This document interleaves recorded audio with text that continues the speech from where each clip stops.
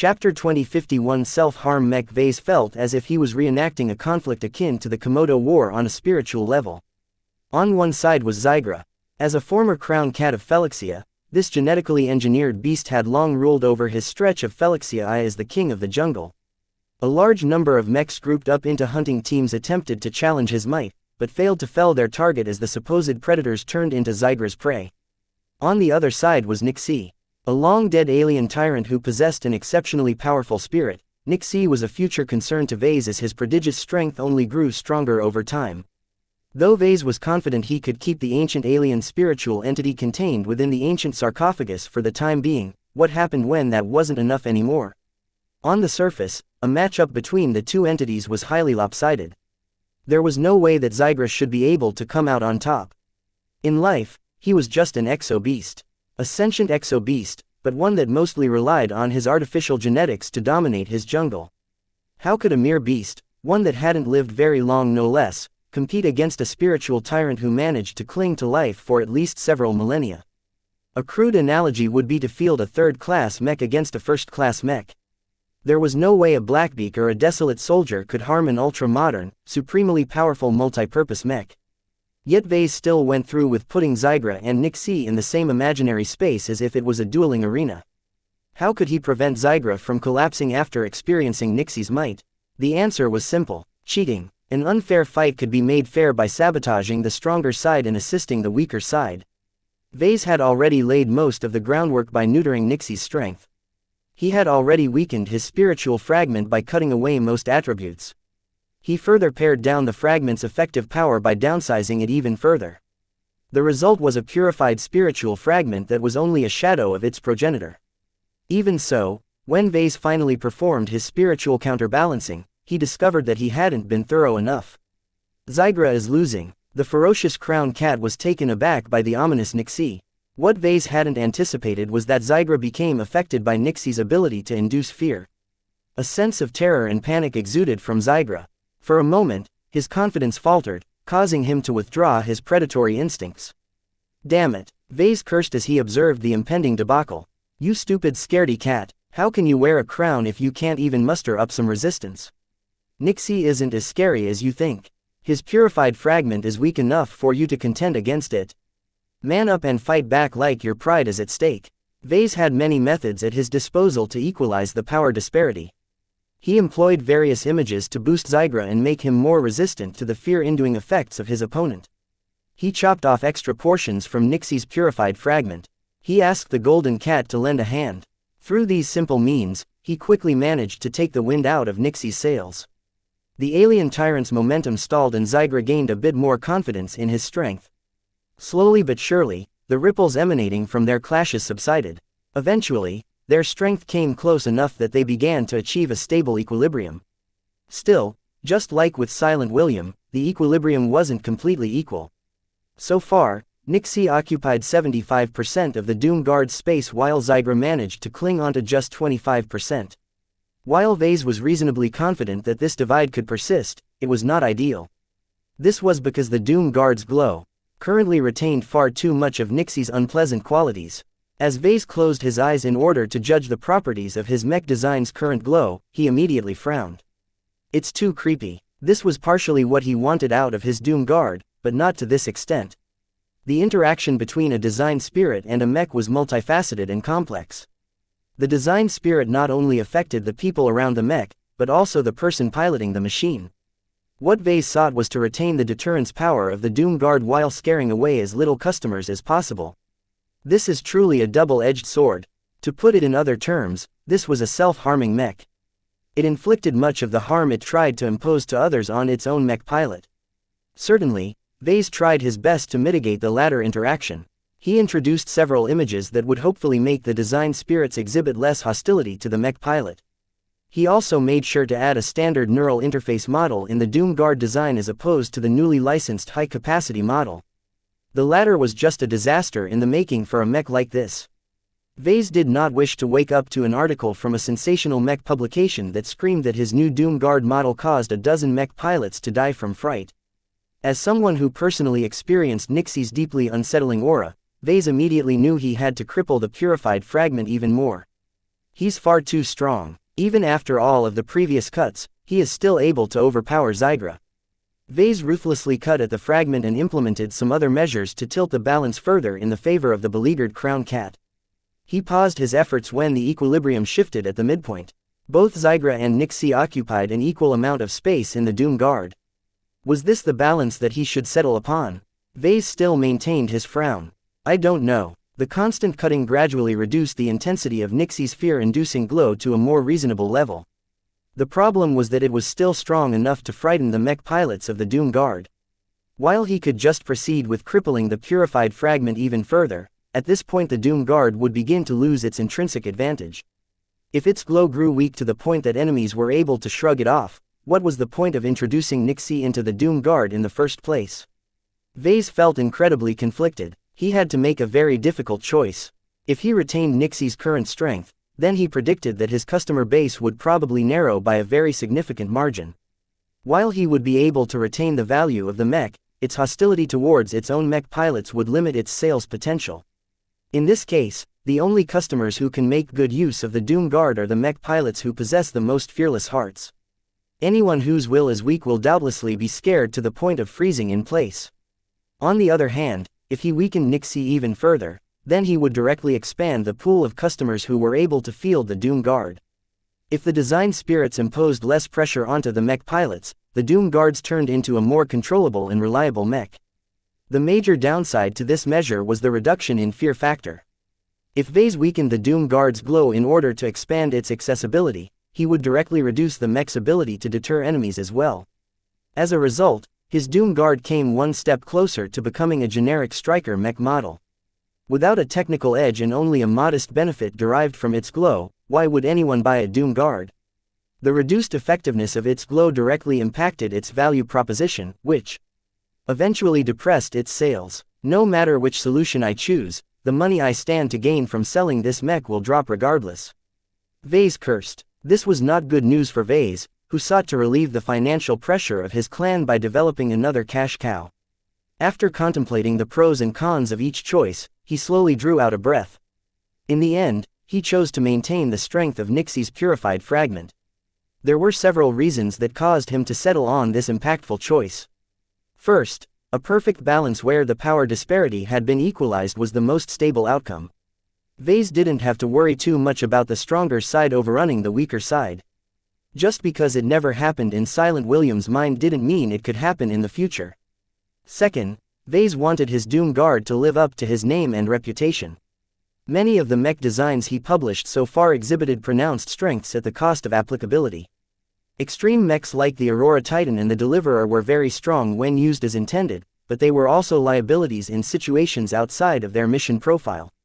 Since his existing customers already knew what to expect of him, he believed the backlash to Doom Guard would not be as bad as he feared. As long as the LMC carefully informed the public of the risks of piloting the mech, the customers who valued the notable strengths of his mech would still buy his product en masse. With a glow this useful, his customers would be fools to pass it off. Anyone who needed to buy a striker mech to round out their mech rosters would definitely take a good look at the LMC's latest offering. A third reason why he opted to take a risk by maintaining Nixie's potency was his belief that his customers would rise up to the occasion. Unlike his Holy Soldier and Deliverer mechs, the design spirits of the Doom Guard weren't strong enough to outright reject a mech pilot. Sure, they could make things uncomfortable, but as long as the mech pilot learned to endure the unpleasantness, the Doom Guard would still be able to unleash its might onto the battlefield. Vase wouldn't make this decision if it wasn't so easy and simple to pilot. Rifleman mechs and melee mechs usually demanded a lot of attention from their mech pilots. A single discordant element could ruin their concentration and mess up their moves. This was because these fast-moving mechs possessed a high amount of skill expression. A striker mech was the polar opposite. It was even simpler to pilot than a knight mech. Its ponderous mass slowed down its movements, which meant the mech pilot didn't have to plan out every move in advance. Its armor provided it with a generous buffer for mistakes. Even if the mech pilot got distracted by Nixie, the Doom Guard would still be able to bull through an unfavorable situation. Its flamethrower in a wide area configuration was one of the easiest weapons to aim. While the mech pilot still had to input the right settings for the situation, its use was extremely simple. The pilot didn't even have to be skilled in marksmanship. All of these factors meant that it was fine if the mech pilot of a Doom Guard got a little scared. As long as the mech commander saw the value in this mech, there would always be place for it on the battlefield. Vase tried his best to put a positive spin on his decision. Only the bravest and most fearless individuals will be able to pilot the Doom Guard. The weak and cowardly need not apply. Once he slowly wrapped up this process, the bestowal process came at an end. The Doom Guard design, long empty, now gained its final component, thereby completing the design in full. As Vase projected the mech design once again, it gained an entirely connotation. Is this what you meant by inducing fear? Gloriana quivered a bit before she stiffened up. She was a Woden and a proud hexer. She was better than this. The proto-gods you put into the design are quite effective. Vase grinned and snapped his fingers, causing the projection to switch off. This is just a depiction of its schematics. Let's wait until we fabricate an actual mech. Chapter 2052 Overlooked function. The Doom Guard design finally reached its final form as far as Vase was concerned. As soon as Vase employed spiritual counterbalancing to formulate an unusual new way to impart a glow to his design, the mech ascended into something different than the competition. Pitting Xigra and Nixie together with the mech design as their dueling arena was very different from what he had done before. In previous mech designs, one design spirit was always the top dog. While Vase had blended multiple influences in a single design before, he mostly just added a small amount of foreign influence in order to change the flavor of the glow. This time was different. By weakening Nixie to the point where his crippled, purified spiritual fragment could only go even with Xigra, a lot of tension took place as the two jostled for dominance. The balance they achieved was deceptively stable. While neither of the two grew weaker, they weren't able to make much progress either. Regardless, the fight never ceased. As Vase carefully studied the spiritual activity taking place inside the Doom Guard, it was as if the two design spirits never knew peace. Like two stones grinding against each other, they constantly bumped and pushed against the entity they regarded as their challenger. While this activity didn't change the balance, it did cause some fluctuations to emerge. The discordant spiritual ripples emanating from the design were very disconcerting, so much so that Vase had to reduce his spiritual sensitivity lest he grew nauseous. What delighted him, however, was that these ripples complemented the effects of Xigra and Nixie's glows. Vase chose to involve Xigra because the former crown cat possessed a very predatory and intimidating character. He chose to add Nixie to the mix because the ancient alien tyrant possessed a very inexplicable ability to induce existential terror. Combining these two effects and piling up the body-sickening ripples generated by the conflict between the two design spirits all added up into a very uncomfortable glow. The eventual outcome was noticeably stronger than he anticipated. He didn't expect the tension arising from the conflict to be this effective. It didn't take long for Gloriana to grow queasy. I don't know, Vase. I think you overdid it a little. She shivered, causing Vase to realize that his resilience was different from hers. Vase was used to facing uncomfortable spiritual sensations. His strong spirituality and his frequent interactions with spiritual entities such as Nixie had not only increased his mental resilience, but also desensitized him to different kinds of spiritual pressure. The same could not be said for Gloriana. She rarely experienced any unusual spiritual phenomena or did much with them. She never confronted the demons that Vase did on a frequent basis. When Vase compared his sensitivity to hers, he judged that the general public would likely exhibit the same reaction as hers, thereby causing most of them to grow very uncomfortable, to say the least. While those effects were all boons to the purpose of their Doom Guard design, the practical difficulties they introduced also made it harder to use them. How could an outfit expect to use a Doom Guard against its opponent when the striker mech already scared their own crew out of their wits? What Vase could figure out, so could his collaborator. Gloriana quickly pointed out a very fatal flaw about their completed design. I have no doubt our Doom Guard can deter a lot of enemies, particularly the less disciplined ones. She started and pointed at the projected design schematic. However, I doubt any outfit wants to keep this mech around in their own mech roster. Since it's a spaceborne mech, it will mostly be stored in carrier vessels. Can you imagine how the Doom Guard will be squeezed into a cramped ship designed to fit as many mechs inside their hulls as possible? His face dropped. Gloriana raised a very good point. While light carriers and combat carriers were fairly large vessels, their internal volume was not as big as most people thought. A lot of space was taken up by ship components and structural elements. Ship designers had to allocate the space inside a vessel as efficiently as possible while still adhering to other priorities such as redundancy and compartmentalization. As a result, there was hardly any redundant space for mechs. When it came to storing them, the mechs were usually placed in several areas. If the machines needed to be deployed in an instant, then they would be put in a crowded hangar bay where a lot of mech technicians and mech pilots congregated. If the mechs didn't need to be deployed at any time, then they were put into very secure mech stables. These were basically mech-sized storage areas which clamped a mech in place so that it wouldn't jostle around or get thrown around in case of accidents. In any case, no matter where a mech was being put on a ship, there were always a lot of other mechs and people around. How would they feel if they had to spend an entire work shift in the vicinity of fearsome Doom Guard?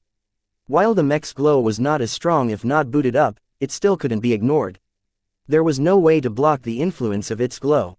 It went right through solid materials so the people working in the decks below and above the location of the Doom Guard would still experience its terror. Who would want to incur all of this trouble if it led to these problems? If the Doom Guard was a landbound mech, then at least the buyer would be able to erect an isolated facility placed away from the main base to store the problematic machines. Yet this was not an option in space. Regardless if they were stored in carrier vessels or space stations, there wasn't as much room to work with, which meant that the mech would constantly be subjecting the people around it with friendly fire. This is indeed a very serious problem. Vase admitted. He was in a serious dilemma. I don't want to weaken its glow any further. The fact that it will likely have a strong effect on the crew of a carrier means it will be even more effective against its opponents. I really don't want to weaken this effect because it will directly decrease its battle effectiveness. As Vase tried to figure out a way to overcome this issue, his girlfriend offered a very simple suggestion. Why not add an off switch? He stopped his thoughts. An off switch, Gloriana reiterated. When a mech isn't needed, we turn it off to conserve its energy and to preserve its lifespan, among other reasons. Why not add the same functionality to its glow? As long as it's possible, the owners of our product can safely store them in their carriers without negatively affecting the people around them. In fact, since our Doom Guard is so disturbing, its mech pilots can save its glow until it is necessary. Why didn't I think of that? Vase gasped. He wanted to bonk his own head for overlooking such a basic but very useful feature. His previous mech designs all contained supportive glows. Vase never really thought about how unwanted they were because his customers wouldn't buy them if they disliked their effects. The Doom Guard broke this paradigm. As his first mech with an unquestionably negative glow, the buyers of this product had to subject their own forces to the same harm as they intended to inflict on their opponents. This self-harm trait of the Doom Guard design was something unprecedented to Vase.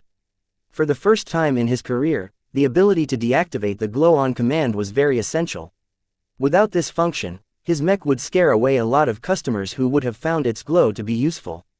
I'll have to patch this function in really quickly, he announced. Gloriana smiled. What are you waiting for, then? Even if we finalized our design, it's not as if we have submitted it to the MTA. We can still add some last-minute tweaks to our design. A minor change like this won't require any testing. She was right. There was no need to ask for approval or file a lengthy submission request because Vase was his own boss. He proceeded to add several ways to activate and deactivate the glow of his Doom Guard design. While he had never made something like this before, it wasn't a very difficult problem. He added a physical button in the interior of the cockpit. This was mainly an emergency measure if the mech pilot somehow couldn't flick the virtual switch in the operating system of the Doom Guard through the neural interface. As an added precaution, Vase also added a multi-step hardware switch just beneath the exterior of Mech. This was a switch intended for rescue parties if the mech ever go down. The last thing Vase wanted to do was to scare an approaching rescue shuttle away when the mech pilot inside the Doom Guard was trapped. In the design schematic, the switches didn't actually connect to any meaningful physical component. They just activated an electrical pulse that seemingly led to nowhere. What really happened was that this electrical pulse triggered a command that Vase had to program into the spiritual foundation of the Doom Guard. Upon detecting this specific pulse, the Doom Guard would prevent its aura and the spiritual ripples from leaking outwards. Just like the Devil Tiger, the mech would instead contain these spiritual overflows into the mech itself, thereby causing it to soak them all in. While Vase never really knew what might result from this process over time, at the very least it wouldn't scare away other people. Though it was highly irresponsible to publish a mech with an unknown long-term side effect, Vase didn't care at this moment. He just wanted to wrap his mech design up and introduce it to the market as quickly as possible. "I think this is fine," he declared as he clapped his hands. "Let's proceed with our fabrication session." Though Gloriana looked a bit uncertain, she still followed suit. Once they emerged back into the mech workshop, Vase gathered every assistant and student in a circle. "What Gloriana and I are about to embark upon is a rare moment for all of us. It will stretch over several days without any rest. Remember, don't look at what we are doing on the surface. Try to feel it instead. Your heart will probably experience a lot of unusual sensations, but don't be startled. You have all contributed to the design of the Doom Guard in some fashion or another. Don't be scared of your own work." The reason why he warned the other mech designers was because Vase intended to fabricate the mech while its glow was unblocked. This was the best way to build a mech that fully conformed to his vision. While this was never a detriment when he fabricated a mech with a supportive glow like the Bright Warrior, it was not so simple when it came to the Doom Guard.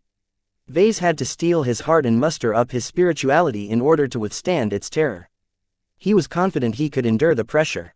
How could he call himself a mech designer when he wasn't even brave enough to confront his own work? However, this decision didn't sit well with Gloriana. Unlike him, she didn't relish spending multiple days around a glow that made her want to flee the mech workshop. Before she could object any further, Vase provided her with a solution. In fact, I have 2 ways to shield you from the glow of our mech." He raised an empty, thick black lockbox. "You can take my bee-stone lockbox and put it over your head. While you won't be able to see out of it, you can use your implant to link up with external sensors to see what you are doing." His girlfriend did not look amused. "I'm not going to put an ugly box over my head, especially when it's heavy. At least build a proper helmet." He coughed and quickly put down the box. "The other choice is to wear the Larkinson mandate on your body." "That sounds much better. You should have started with that first." Vase passed on the thick book to Gloriana, who placed it on the back of her workshop outfit. The anti-grav brace that Vase installed on the heirloom automatically locked onto her clothes, making it seem as if Gloriana was wearing a school backpack of some sorts. "I already feel better," she smiled as the warmth of the golden cat began to spread around her body. The direct contact did wonders in allowing her to benefit from the ancestral spirit's protection. With this solution, both of them were finally to begin fabricating the very first Doom Guard in existence. Chapter 2053 The Birth of Doom. Each time Vase fabricated a copy of a new design, he felt as if he was exploring his own work from a fresh perspective. There was a difference between designing something and building it with your own hands. The latter was distant and impartial.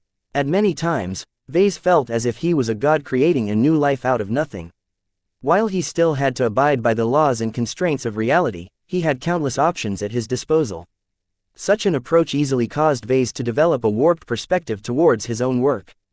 This wasn't necessarily bad, as his design work was often better if he became engaged. His passion and enthusiasm fueled his imagination, causing him to develop all kinds of novel and interesting solutions to the problems at hand. However, Vase didn't truly know his mech design from inside out until he actually built it for real. There was always something missing in his understanding of his own work. No matter how many virtual mechs he simulated, the fakeness of it all prevented him from fully realizing what he actually birthed into reality. Not even crafting scaled-down copies of the design fully did the job. It helped, but Vase still had to rely far too much on his imagination to fill in the blanks. Only when a mech design stopped being something that existed purely in the virtual realm would Vase be able to make a definitive judgment on his efforts. Had he designed a mech that matched his vision, or did he inadvertently create an uncontrollable abomination? Never had this question become relevant until today. While the Devil Tiger featured some self-harm aspects, the Doom Guard practically centered around it. Due to its 2 hostile design spirits, the mech's glow was completely indiscriminate in who it affected. The one person who the mech should harm the least was the mech pilot. Yet Vase envisioned that this individual would likely incur the most pressure. Even with an off switch, Vase still worried a bit whether he had overdone the glow. Fortunately, he could still adjust his design after he evaluated the finished product. Unlike modifying an existing mech, which would require a lot of troublesome recalls if he put it out for sale, modifying its glow was pretty much hassle-free. It was like pushing a software update on the operating system of his products. He didn't even have to convince his customers to download and apply the update to their mechs. He could just directly tweak the design spirits and have the changes take effect on the entire design and all of its copies in an instant. Vase bet that countless programmers and software developers would likely strangle him to death if they found out about this convenience. "Are you ready?" Gloriana asked with a lukewarm smile. Though she was still a bit apprehensive at the decision to fabricate the mech while immersing themselves in its glow, she could at least lean on the golden cat. The Larkinson mandate attached to her back did wonders in shoring up her mental defenses. Vase didn't enjoy this luxury. He had to brave the storm without shelter, but this was exactly what he wanted. The closer he experienced the raw intensity of his mech, the better he would be able to reproduce its glory. Whether a glow was helpful or harmful, much of his specialty revolved around their use, so Vase could not afford to shield himself from them if he wanted to progress his design philosophy. The pair of journeymen finally began the process. Vase had already arranged the shipment of materials while Gloriana had spent a lot of time in setting the mech workshop. They used the same fabrication equipment as before. By now, Vase was well versed in the use of Gloriana's high-quality production machines, so he didn't exhibit the mistakes and lack of fluency he demonstrated the first time laid hands on them. The 3D printer and other advanced devices practically purred under his ministrations. Even if Vase was flummoxed by a small, unknown function, he could rapidly read through the manuals he downloaded into his implant. As long as he didn't interrupt his workflow, he didn't lose any momentum. In the beginning, he entered into a good groove. He produced the components and subcomponents with hardly any issues, and most of them only mattered because Gloriana kicked a fuss whenever she saw that something exceeded her personal tolerance levels. "This is our first Doom Guard. We better make it as perfect as possible." Despite the slight delays, the fabrication session proceeded briskly over 1.5 continuous days. As Vase and Gloriana finished producing and checking over the parts, they began the laborious process of assembling the mech. This was where the situation began to grow a little tricky. When the parts were still by themselves, they didn't really exude a glow on their own. The only sensations Vase and Gloriana had to deal with emerged from the intangible design itself whenever they referred to it.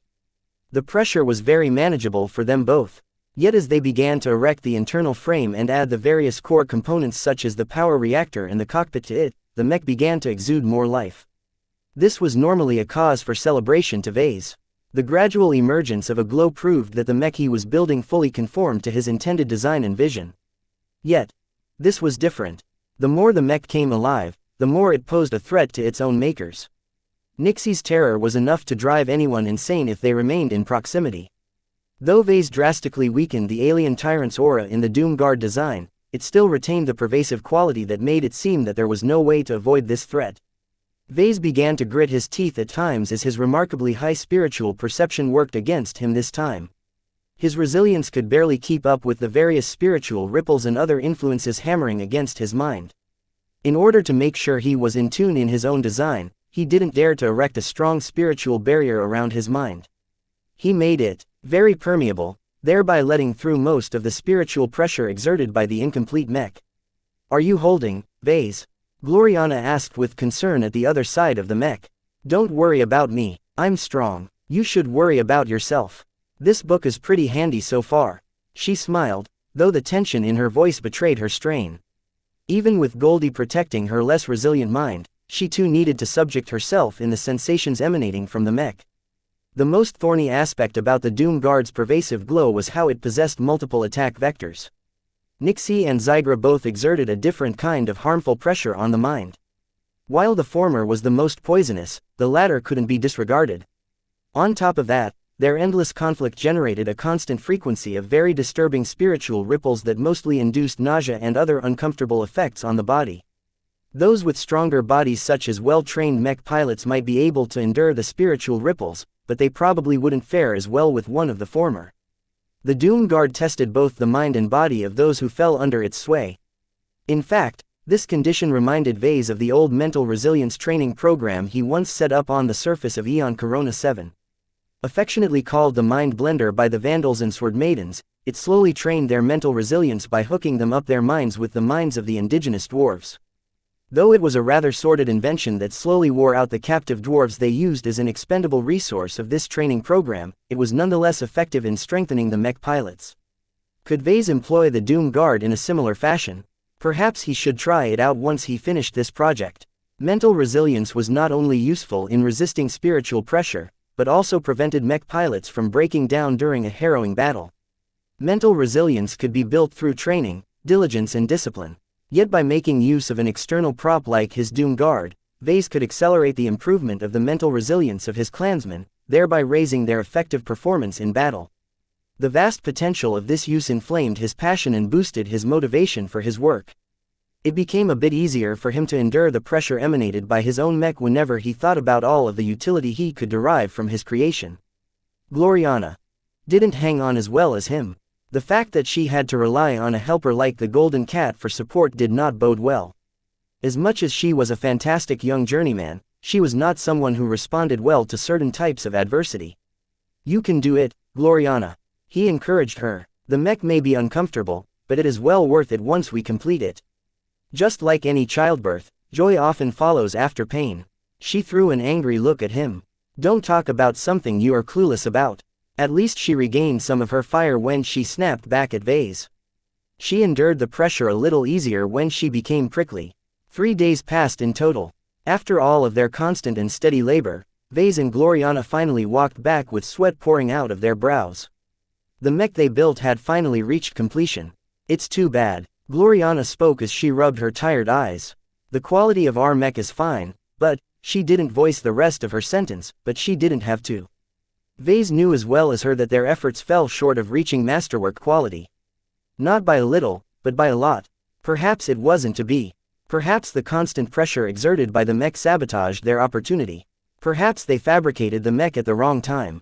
Whatever the reason, they expended this precious opportunity. The next time they fabricated a mech, the chance was still there, but it would be vastly smaller now that it wasn't as meaningful. Vase had already taken the failure into account.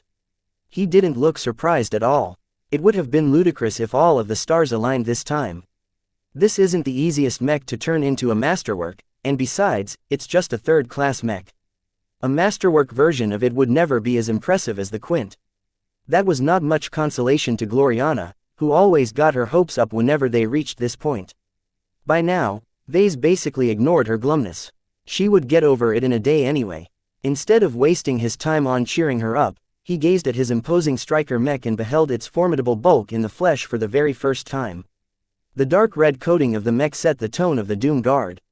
Large and heavily armored, the slightly fat mech was easily able to withstand a barrage of lasers.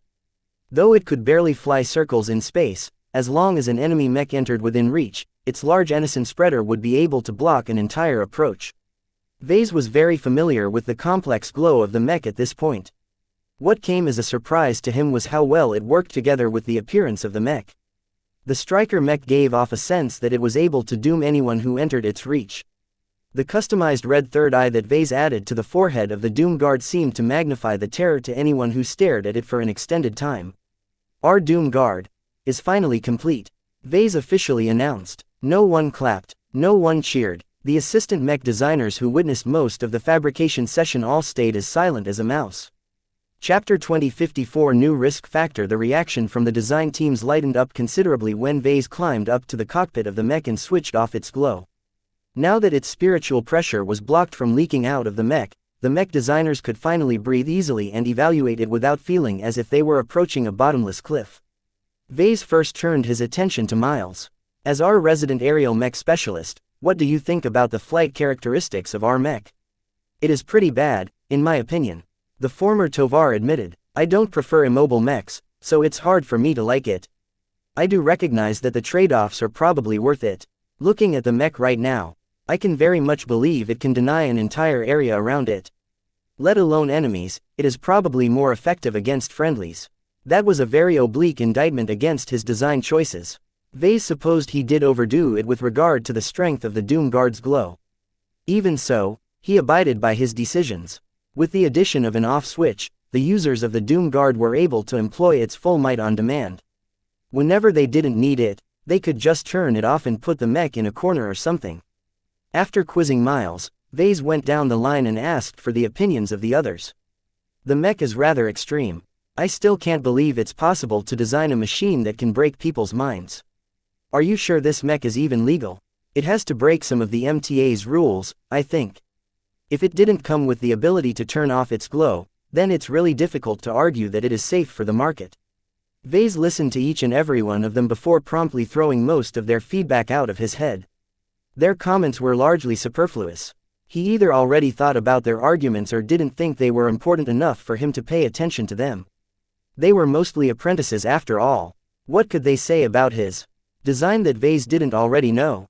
Of course, Vase still had to bear a polite smile on his face and respond with some nice-sounding platitudes. As their superior and mentor, he had to make sure he acted in a way that brought the best out of them. If he pretended to care about their input, they would have the illusion that their voices mattered, thereby raising their motivation for the next design projects. Since it didn't cost Vase much by playing nice, he might as well put some effort into his act. When he came to the two Larkinson seeds, they looked as if they had just watched an entire horror drama. His face faltered a bit. On second thought, perhaps it would have been better to keep them away. Unlike a hopeful and positive mech like the Bright Warrior, the Doom Guard genuinely held the potential to threaten people's sanity. Nonetheless, this was an important test for them as well. Vase wanted to see which one of the adolescents held up better under the pressure. After inspecting them carefully, he judged that Michael was a bit more enthusiastic about the Doom Guard than Xanthar. Vase had already noticed that the former admired him and his work considerably greater than his fellow seed. Of course, that didn't mean Michael was suited to follow in Ves's footsteps. The mech is very effective, Michael commented. I think it will sell very well once people see it in action. I think everyone needs proof before they are willing to invest in this machine. That's a very insightful point. Vase smiled. That has been the case of several of my products. Sure, the reputation my mech company and I have built up has generated a lot of trust, but my products are so weird that the mech community doesn't know what to do with them at first. I'll take this issue into account. Xanthar couldn't fall behind either. I think the usefulness of this mech shouldn't be constrained to operations in space. You could easily design a landbound variant of this mech that is optimized for ground battles and capture an entirely different segment of the market. Both Vase and Gloriana looked at each other and laughed. Why are you laughing, teacher? A landbound mech is not equivalent to a spaceborne mech with its flight systems ripped off. Conversely, a spaceborne mech is very different from a landbound or aerial mech. Atmospheric combat imposes very different demands than space combat. We would have to revise many more systems than you think in order to develop a landbound variant of the Doom Guard. It would still be possible, right? I mean, you already did it before when you derived the peaceful soldier from the desolate soldier.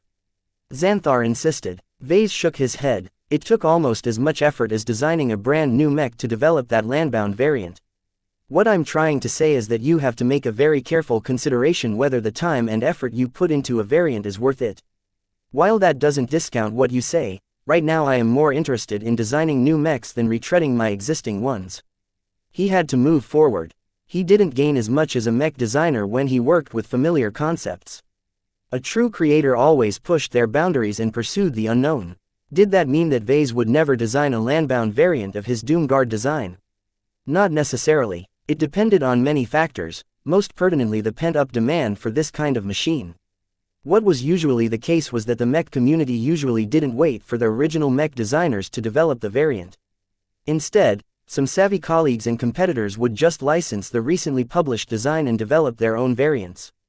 Most of the time, these opportunists consisted of low-ranking mech designers. Why would a high-ranking mech designer borrow someone else's work when they were more than capable enough to innovate something on their own? There was rarely a good reason to license another design and subsequently pass off a considerable chunk of profit to the original mech designer. While the low-ranking mech designers engaged in developing variants fulfilled a very important niche in the mech industry, they often butchered the essence of the base model to varying degrees. Some design philosophies were more resilient to this treatment than others. Normally, the unique strengths of the base model would mostly be retained in a variant as long as the mech designer didn't mess with the portions beyond their understanding. The problem was that this was very difficult to accomplish when a mech designer's specialty encompassed the entire mech. Many Class 1 design philosophies were prone to this when an ignorant mech designer bowled through a design. For various reasons, his own design philosophy was even more sensitive than this. His mech designs were always prone to spiritual pollution imparted by the careless, chaotic thoughts of his competitors. As a result, the entire mech industry soon learned that trying to design a worthwhile variant of his products was an exercise in futility. Certainly, if someone wanted to design a landbound variant of the Doom Guard, they could go ahead as long as they bought the appropriate license. They would just have to accept that whatever they came up with would likely not possess the glows that made them so unique. Certainly, there was a possibility that a high-ranking mech designer with their own specialty could simply compensate by adding their own strengths to the variant, but what was the point?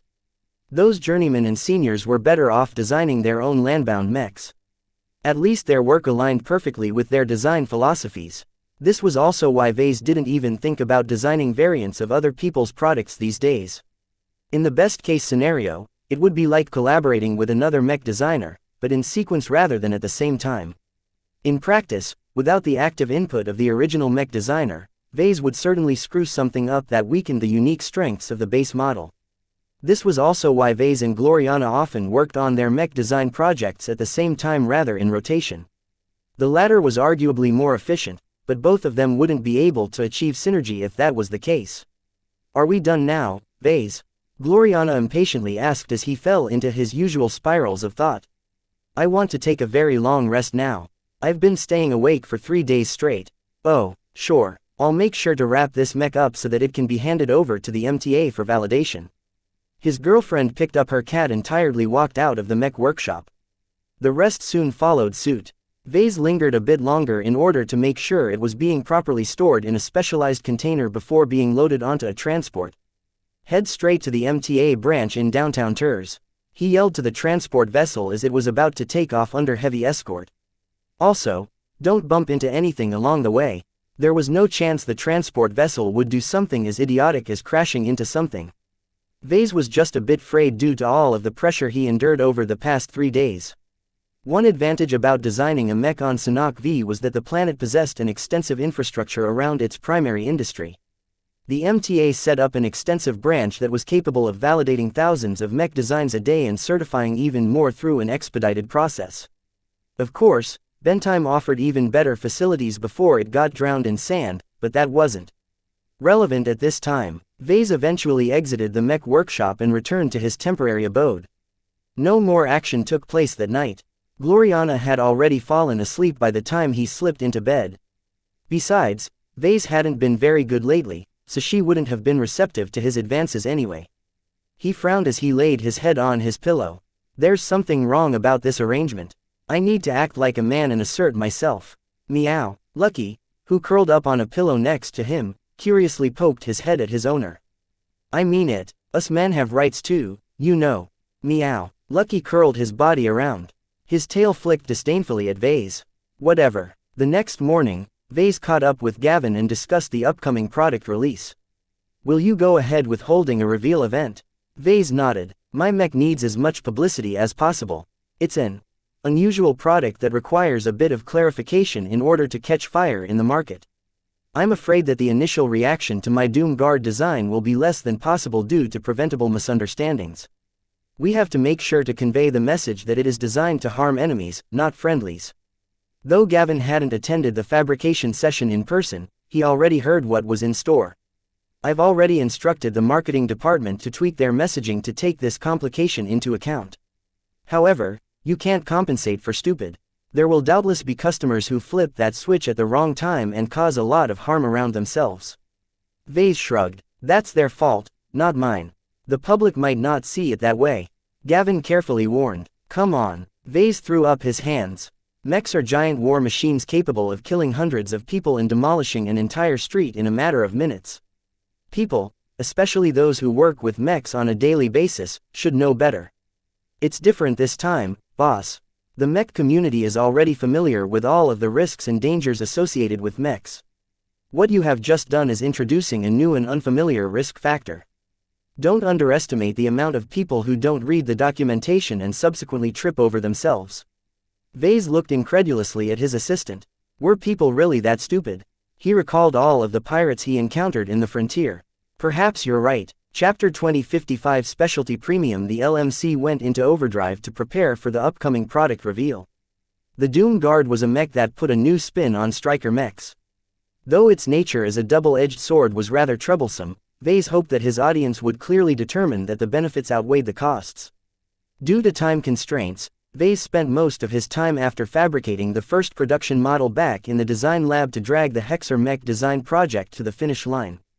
After spending so much time in the Sanok system, Vase felt a little restless.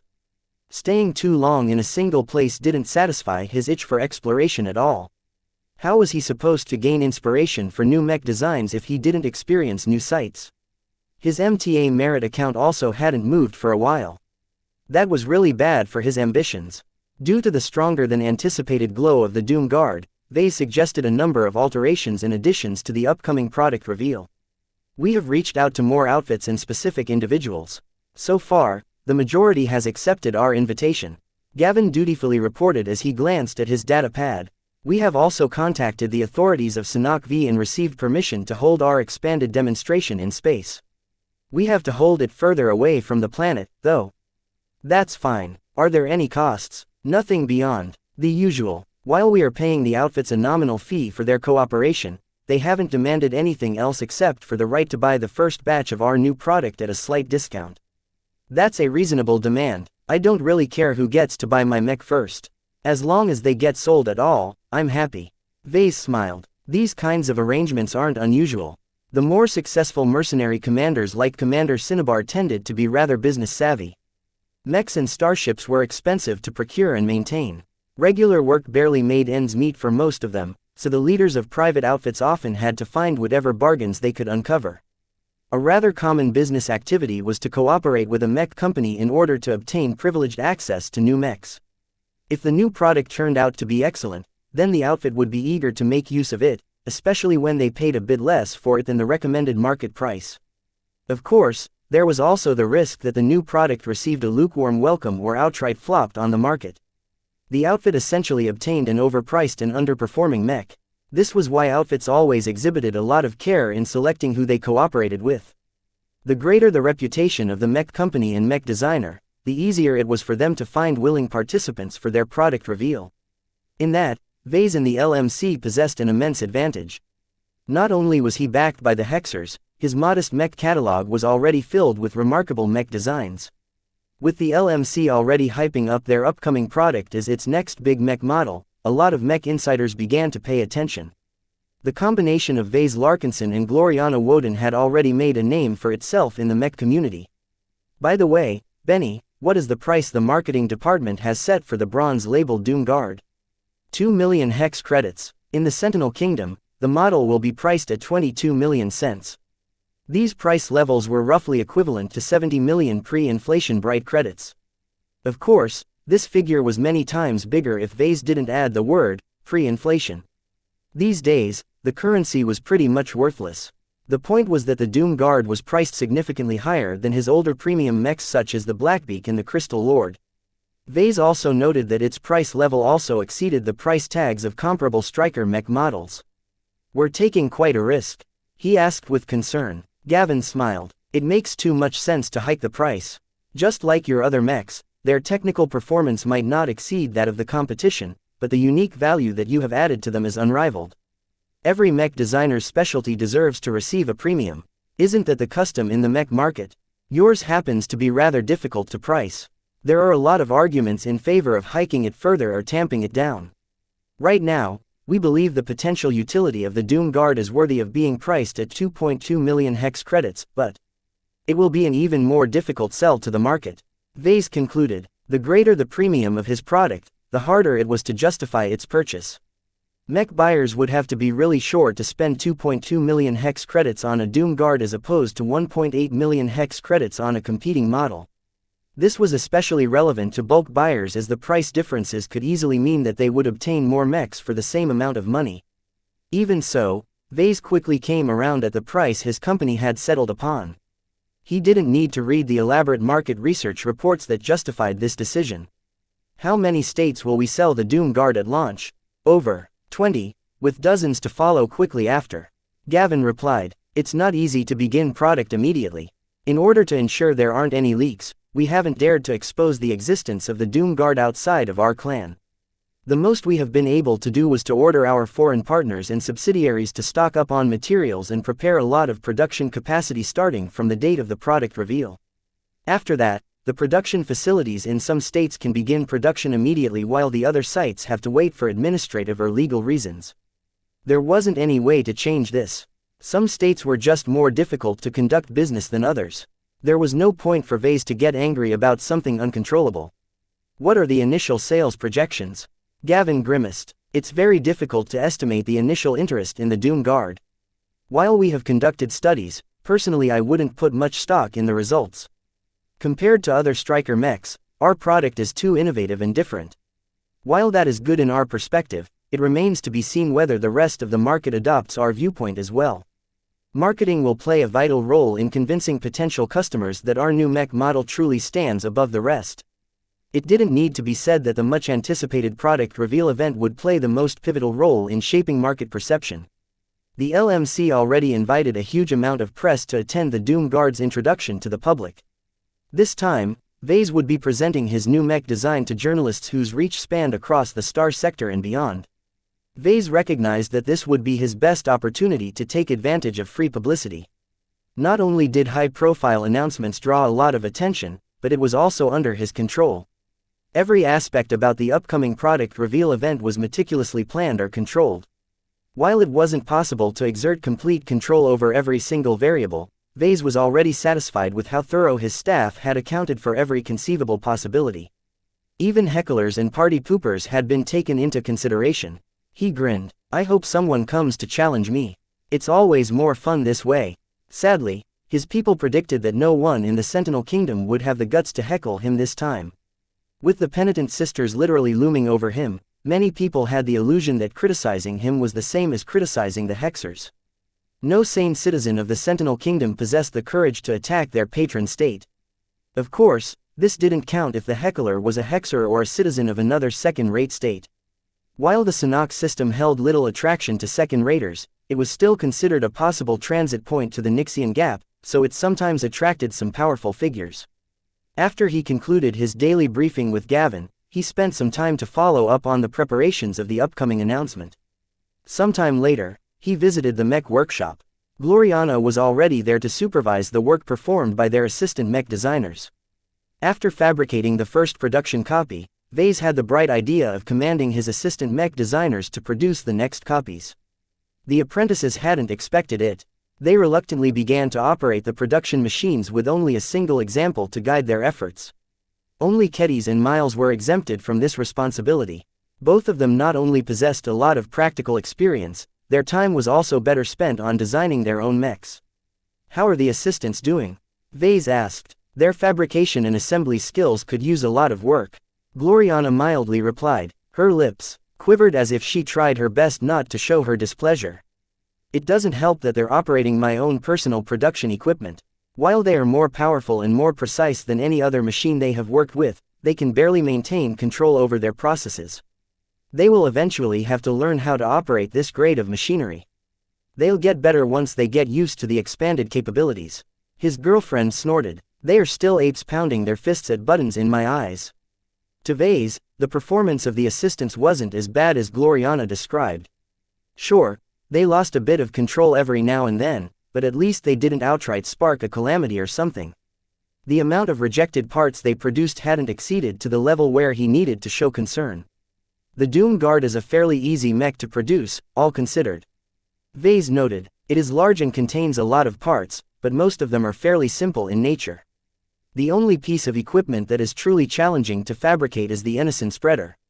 The flamethrower is the most sophisticated aspect of our mech, and it isn't even that bad compared to some of the other components I've added to my mechs. The mech may not be hard to produce, but its glow is proving to be a real challenge to work around with. Just look at how much they are quivering. Gloriana swept her arm at the assistant. Nothing was wrong when the mech designers were just churning out parts. It was the assembly process that proved to be a challenge. The more the mech reached completion, the greater its glow. Even in a dormant state, the mech always exuded a sense of intimidation and terror that was very difficult for anyone to endure. Mech pilots trained to endure stress and the threat of death already exhibited a lot of difficulties with the Doom Guard's glow. Pure civilians such as mech technicians and mech designers fared much worse in comparison. What was even worse was that the off switch didn't work until the assembly of the mech had already reached an advanced stage. I see that the assistants have already found ways to mitigate the damage. Vase noted. Mech designers were not only creators, but also problem solvers. When the design teams discovered that the glow became less intense over a distance, they largely switched to operating the machinery from a very healthy distance. The further, the better. They also increased their reliance on bots and automation as a consequence. On top of that, they also maintained a rotation schedule, ensuring that no one worked on the mechs long enough. While all of these solutions looked reasonable to Vase, he nonetheless disapproved of some of the practices. Every mech deserves to be worked on by humans, he remarked. I dislike relying too much on automation. You can already tell the glow of this copy is weaker than the one we made with our own hands. That's not a bad thing, Vase. I think this level is already adequate for bronze label mechs. That was true. The glow of the first copy was still a bit too intense for most people. Toning it down even further was not necessarily bad. Chapter 2056 Persistent interest. As the date of the upcoming product reveal of the Doom Guard approached, something completely unexpected occurred. One day, the boisterous Sanhok system welcomed another august visitor. If the arrival of Vase Larkinson and his formidable Hexer escort already sent tongues wagging, this time the new arrival attracted attention from the highest level of the Sentinel Kingdom. As Vase was in the middle of an intensive mental design session with Gloriana, an external alarm caused the pair to quickly retract their implants from each other. The quick withdrawal and the abrupt return to normal time caused Vase to suffer a minor headache. He groaned and held his palm against his forehead. Meow. Lucky, who was huddled against Clixie, looked up at him with a curious expression. Something is up. Vase frowned. I just received an emergency notification from Benny. Soon enough, his executive assistant barged into his design lab. He looked so alarmed that Vase was convinced that something serious had happened. Boss, you won't believe what happened. A ship called the Ubiquitous Force just entered the Sanhok system. She's on her way to Sanhok V right now. What? Was there a reason for Vase to take note of the arrival of a random starship? The Sanhok system was one of the Sentinel Kingdom's many trade hubs. Hundreds, if not thousands of ships entered and exited the STARS system every day. The Ubiquitous Force is not an ordinary ship. She's an armed MTA frigate. What? The unscheduled arrival of a genuine warship was truly unusual. As far as he was aware of, the MTA didn't maintain any notable military bases at Sanhok. The large branch on Sanhok V mostly serviced the local mech industry.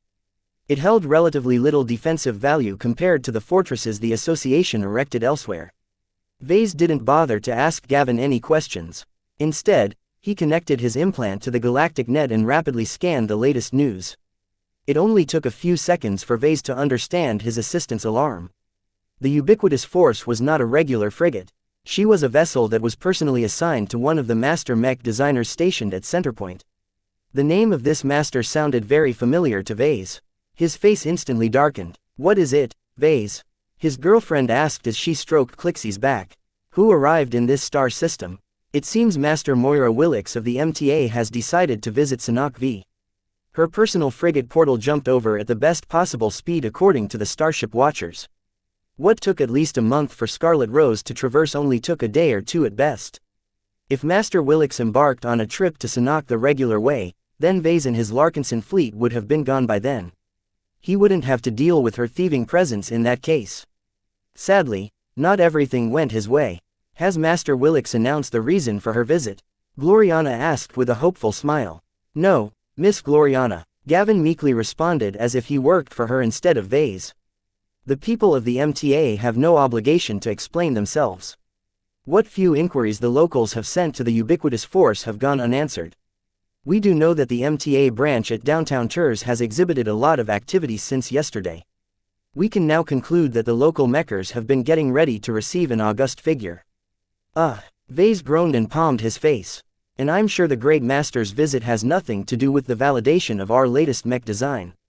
There was no way a revered master mech designer portal jumped straight into the Sanhok system to lay her eyes on the mechs designed by the local mech industry. The only reasonable explanation was that she came to take a peek at the work of a mech designer she had already expressed interest beforehand. What a nightmare. For a moment, Vase darted his eyes at Lucky. He began to contemplate the feasibility of sending off on an impromptu assassination mission. Meow. Yeah, bad idea. He quickly shelved his impulsive thoughts.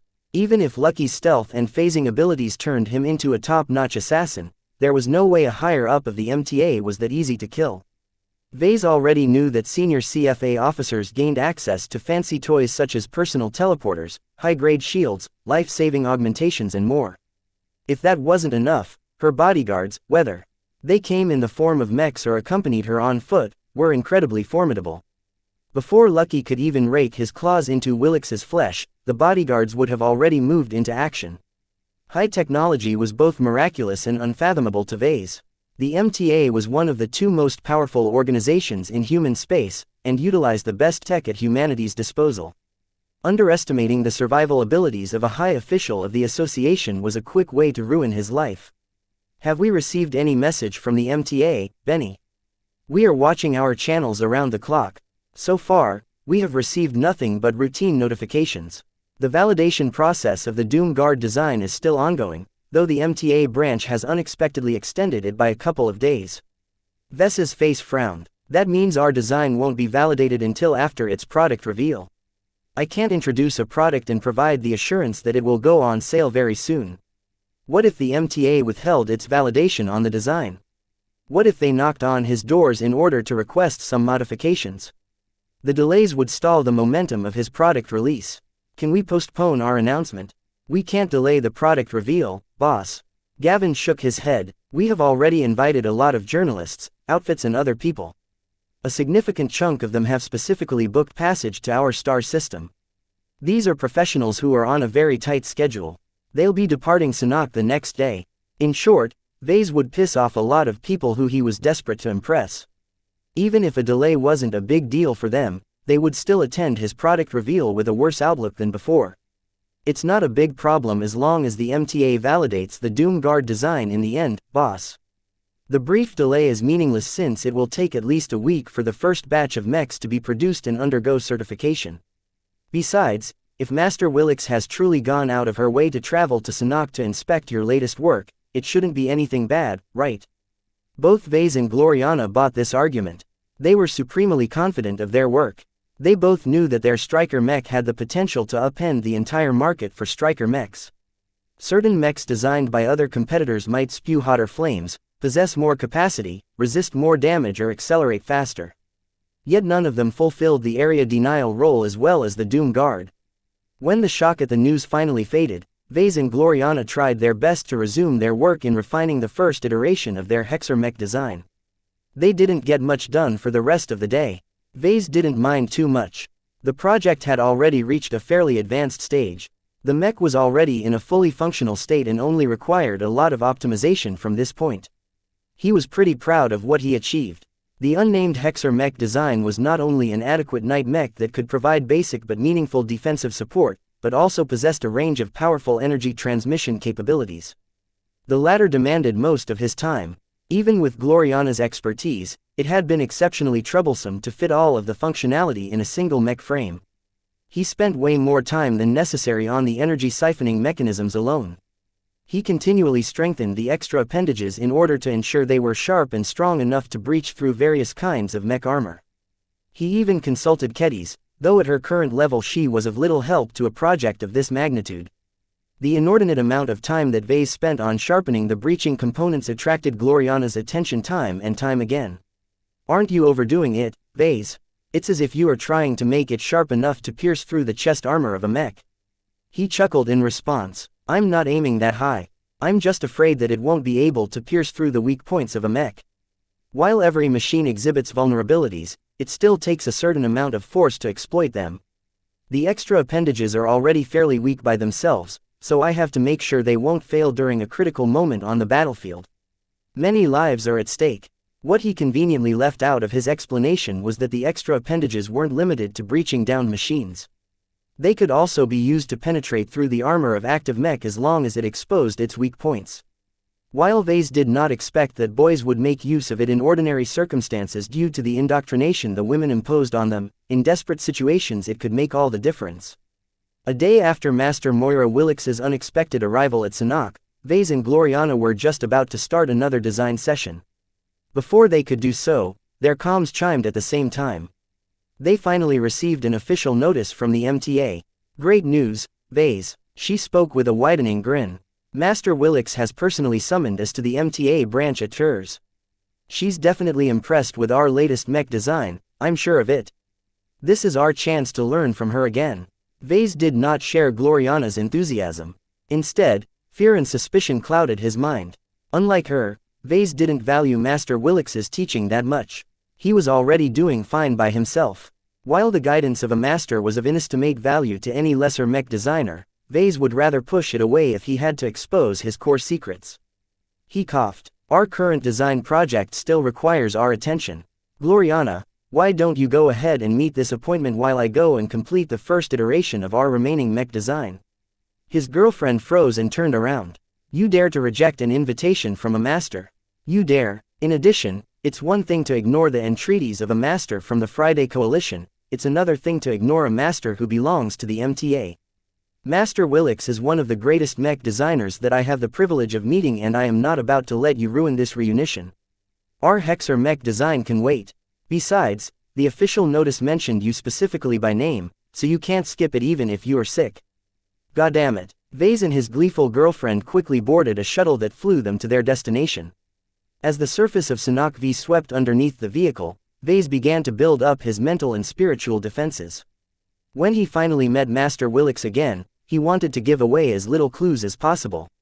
He would be damned if Master Willix succeeded in imitating his design philosophy. During the flight, he missed the company of their cats. The official notice didn't mention them, and Vase thought it was best for their pets to stay as far away from a master as possible. They didn't even bring that many bodyguards, because the MTA would be taking care of all the security arrangements at the premises. Not even Naida was allowed to go any further than the shuttle once they landed at the site. You don't have to be so nervous, Vase. His girlfriend offered a reassuring smile at him. She completely misunderstood his concerns. Master Willix probably didn't come to invalidate our mech design. While our Doom Guard contains a few alarming elements, I'm sure we'll be able to account for ourselves to the Great Master. That's the least of my worries. Chapter 2057 Honored Summons. The MTA branch took up an entire city district in the capital city of Sanok V. Stretching on for several kilometers in each direction, it was a piece of territory that was completely outside of the control of House Evanson. No one objected to this arrangement. While the MTA took over a lot of valuable land, the presence of its branch massively enriched the surrounding territories. Not only did the branch provide a lot of safety, but it also offered a lot of valuable services to the local mech designers and mech companies. Transport vessels arrived and departed from its expansive landing zone every day. The vigorous mech industry of Sanok V sent all of their mechs and mech design to this branch in order to receive the MTA's stamp of approval. Despite the huge crush of mechs passing through the branch, the MTA employed enough advanced technology and experts to keep up with the workload. Vase admired the productivity on display.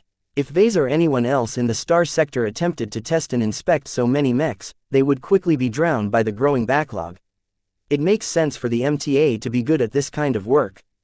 Gloriana commented. At the heart of it, it still holds true to its name. As a trade association for mechs, how could the MTA focus all of its resources on mechs and warships? Unlike the CFA, the MTA actually bothers to participate in society. We're almost there. Let's compose ourselves and make sure we present ourselves at our best.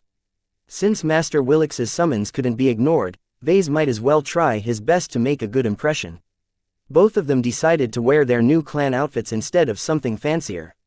They both wore their red and white Larkinson clan uniforms. Though Vase had prudently left the Larkinson mandate behind, the emblem of the golden cat still marked their backs, giving him a bit of reassurance. His uniform was devoid of any frills such as medals or ribbons. Vase purposefully wanted to come across as modest, diligent and dutiful. He wanted to convince Master Willix that he was a man who was burdened with responsibilities. As for Gloriana, she wore her slimmer uniform because she wanted to use this opportunity as an impromptu publicity stunt. Significant portions of the MTA branch was accessible to the public, and she was sure there would be lots of people around to record their appearances. What better way to build up the prestige and legitimacy of the Larkinson clan than to wear its uniform to an upcoming meeting with a great master? The fact that this was not their first, but second meeting with Master Willix should be all the more significant to the public. The amount of attention that others directed towards Sanok V must have reached an explosive height.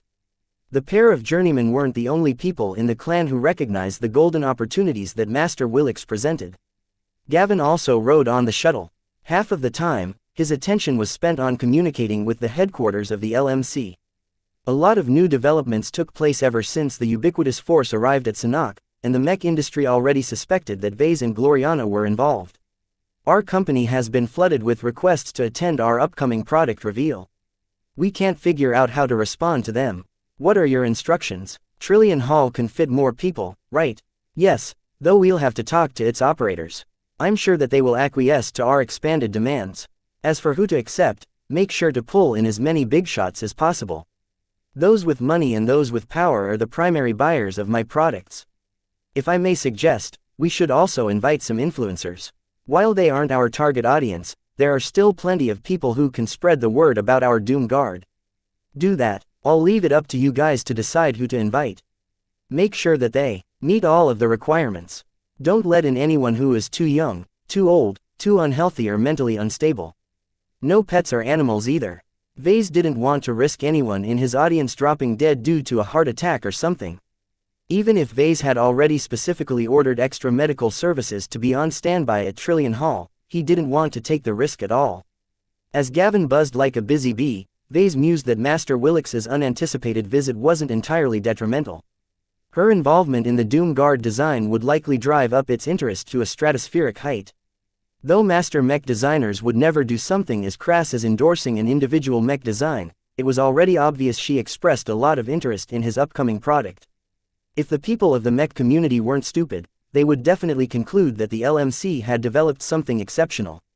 Anything that gained the illusion of attracting interest from the MTA would definitely be a product to watch. Vase didn't need to ask Gavin how much free publicity they stood to gain from these developments. Master Willix possessed a very great reputation in the industry, and by visiting Sanok V in order to inspect his latest work, she was in effect rubbing some of her considerable fame off to the pair of journeymen. To the LMC, this was a dream come true.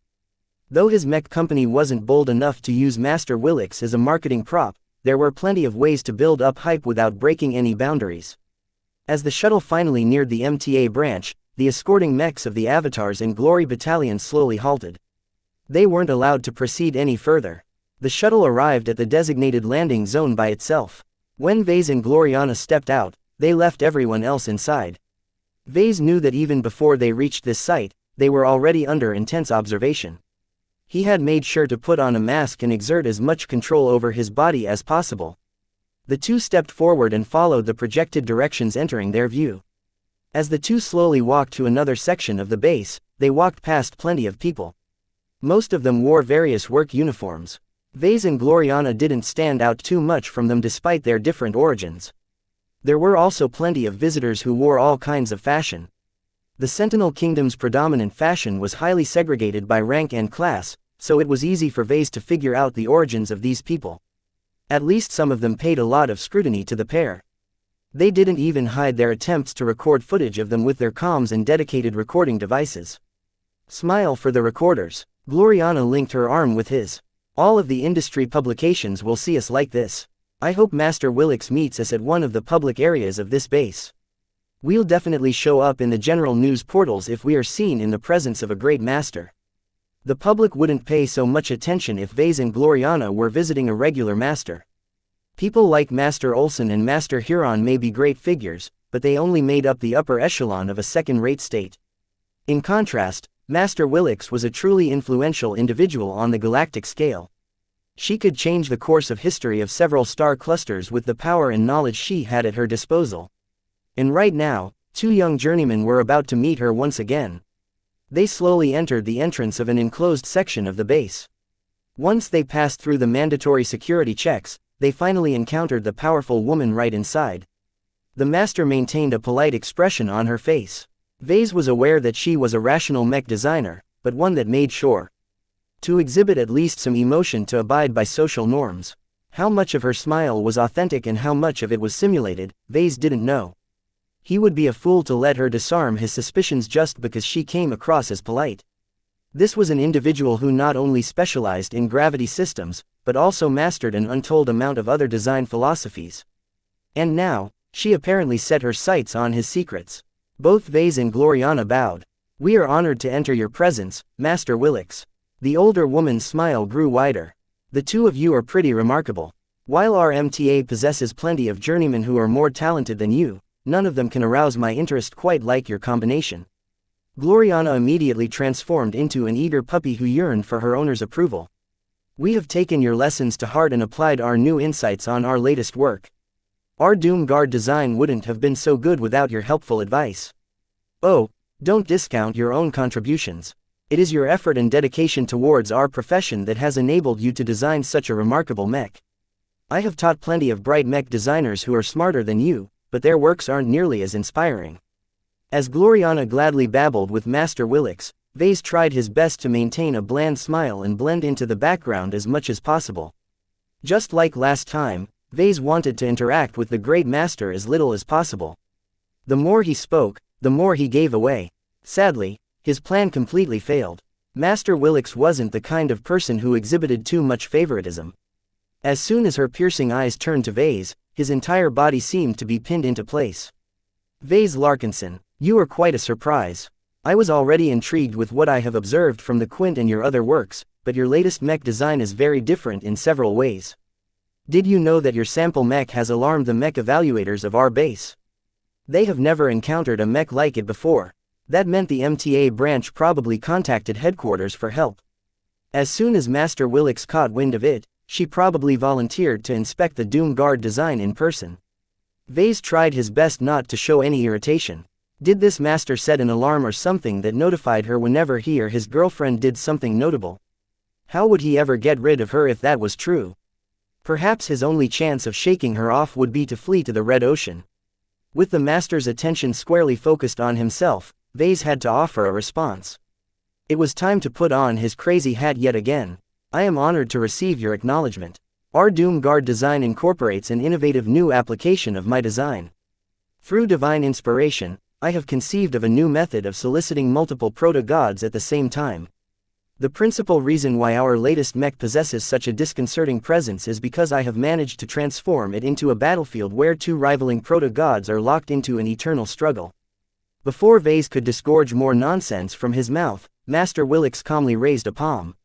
"While I am very interested in the mechanics behind your unique design, let us discuss this further at the testing facility.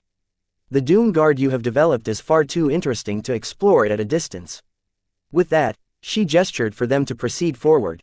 They walked for a time until they reached a large, indoor hall that contained a very lab-like atmosphere. It wasn't long before Vase felt the familiar pressure impacting on his mind. His mech gradually came into view. Outside of his expectation, his mech attracted quite a lot of mechers. Off-duty mech pilots, scores of mech technicians and a host of researchers who had probably been brought by Master Willix all surrounded the Doom Guard at varying distances. Despite the mech's active glow, a considerable amount of people withstood the glow without any sign of fear or discomfort. Naturally, Master Willix was also among them. She steadily strode forward as if the mech's fearsome glow was nothing more than a gentle breeze. This magnitude of spiritual pressure was nothing to a master mech designer. Chapter 2058 Inheriting the Mantle. The MTA branch on Sanok V might not be as impressive as Centerpoint, but it was filled with advanced technology. Wherever Vase turned his corner, he spotted advanced devices that might easily be worth as much as a factory ship. Of course, there was no way Vase would ever think about grabbing them and smuggling them away.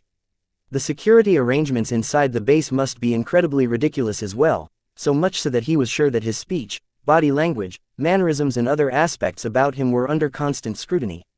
Fortunately for a habitual liar like him, he possessed a trump card that hopefully fooled all of those eyes analyzing all of his micro-expressions. The crazy hat that Vase put on his head was so convincing that it changed his behavior down to the root. Whether it was his facial tics, his posture, the emotion in his voice or his argumentation, he truly did appear to believe in the utter nonsense he spewed whenever prompted. "So let me reiterate your theory." Master Moira Willix gazed up at the Doom Guard mech that rested just a couple of steps away. "You have somehow managed to beseech two proto-gods to enter your mech design and thereby provoke a divine struggle for supremacy. Despite her extremely close proximity to the mech, she showed no hint of discomfort at all. While Vase and Gloriana both experienced a wave of terror that cut straight to bone, the master mech designer acted as if a gentle breeze caressed her skin.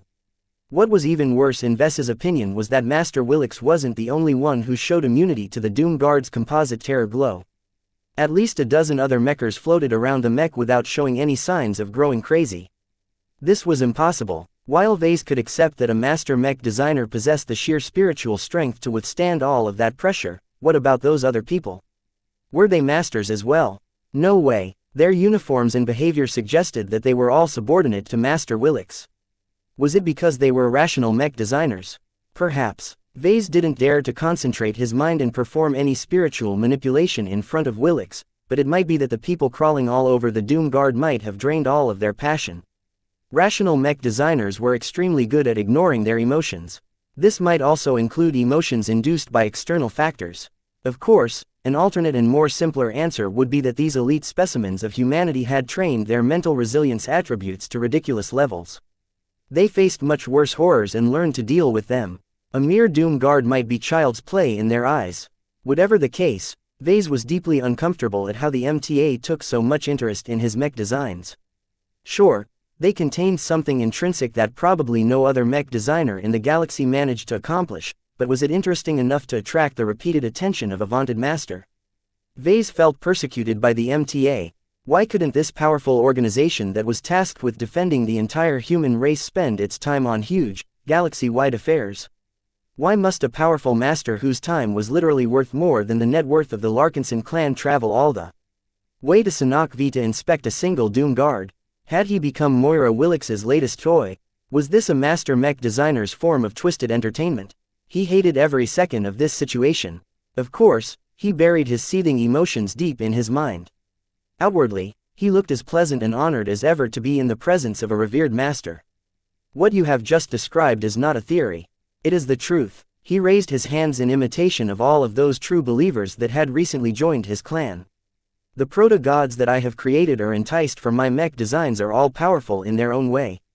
However, even mortals can harness the gods. Within my Doom Guard design, I have enticed a great predator and an unknown enigma to enter, only for them to subsequently get locked in a struggle for supremacy. A mountain can never contain two tigers. The master looked intrigued. That sounds very precarious, Mr. Larkinson. How is it possible that you have managed to fool these unfathomable beings whose powers are reportedly beyond mortal ken? Vase grinned with absolute confidence. Because I only abuse the weakest gods. Do you think I'm crazy enough to challenge the greater gods? Hell no. While my ambition is to turn my mechs into gods, I am far from reaching this point. I can only take a step back and create flawed imitations through earnest prayer and sacrifice, or I lure existing divinities to my mech designs. Regardless of their origins, these beings are hardly invincible, hence why my partner and I refer to them as proto-gods. His girlfriend helpfully concurred with his explanation. Vase is always in control.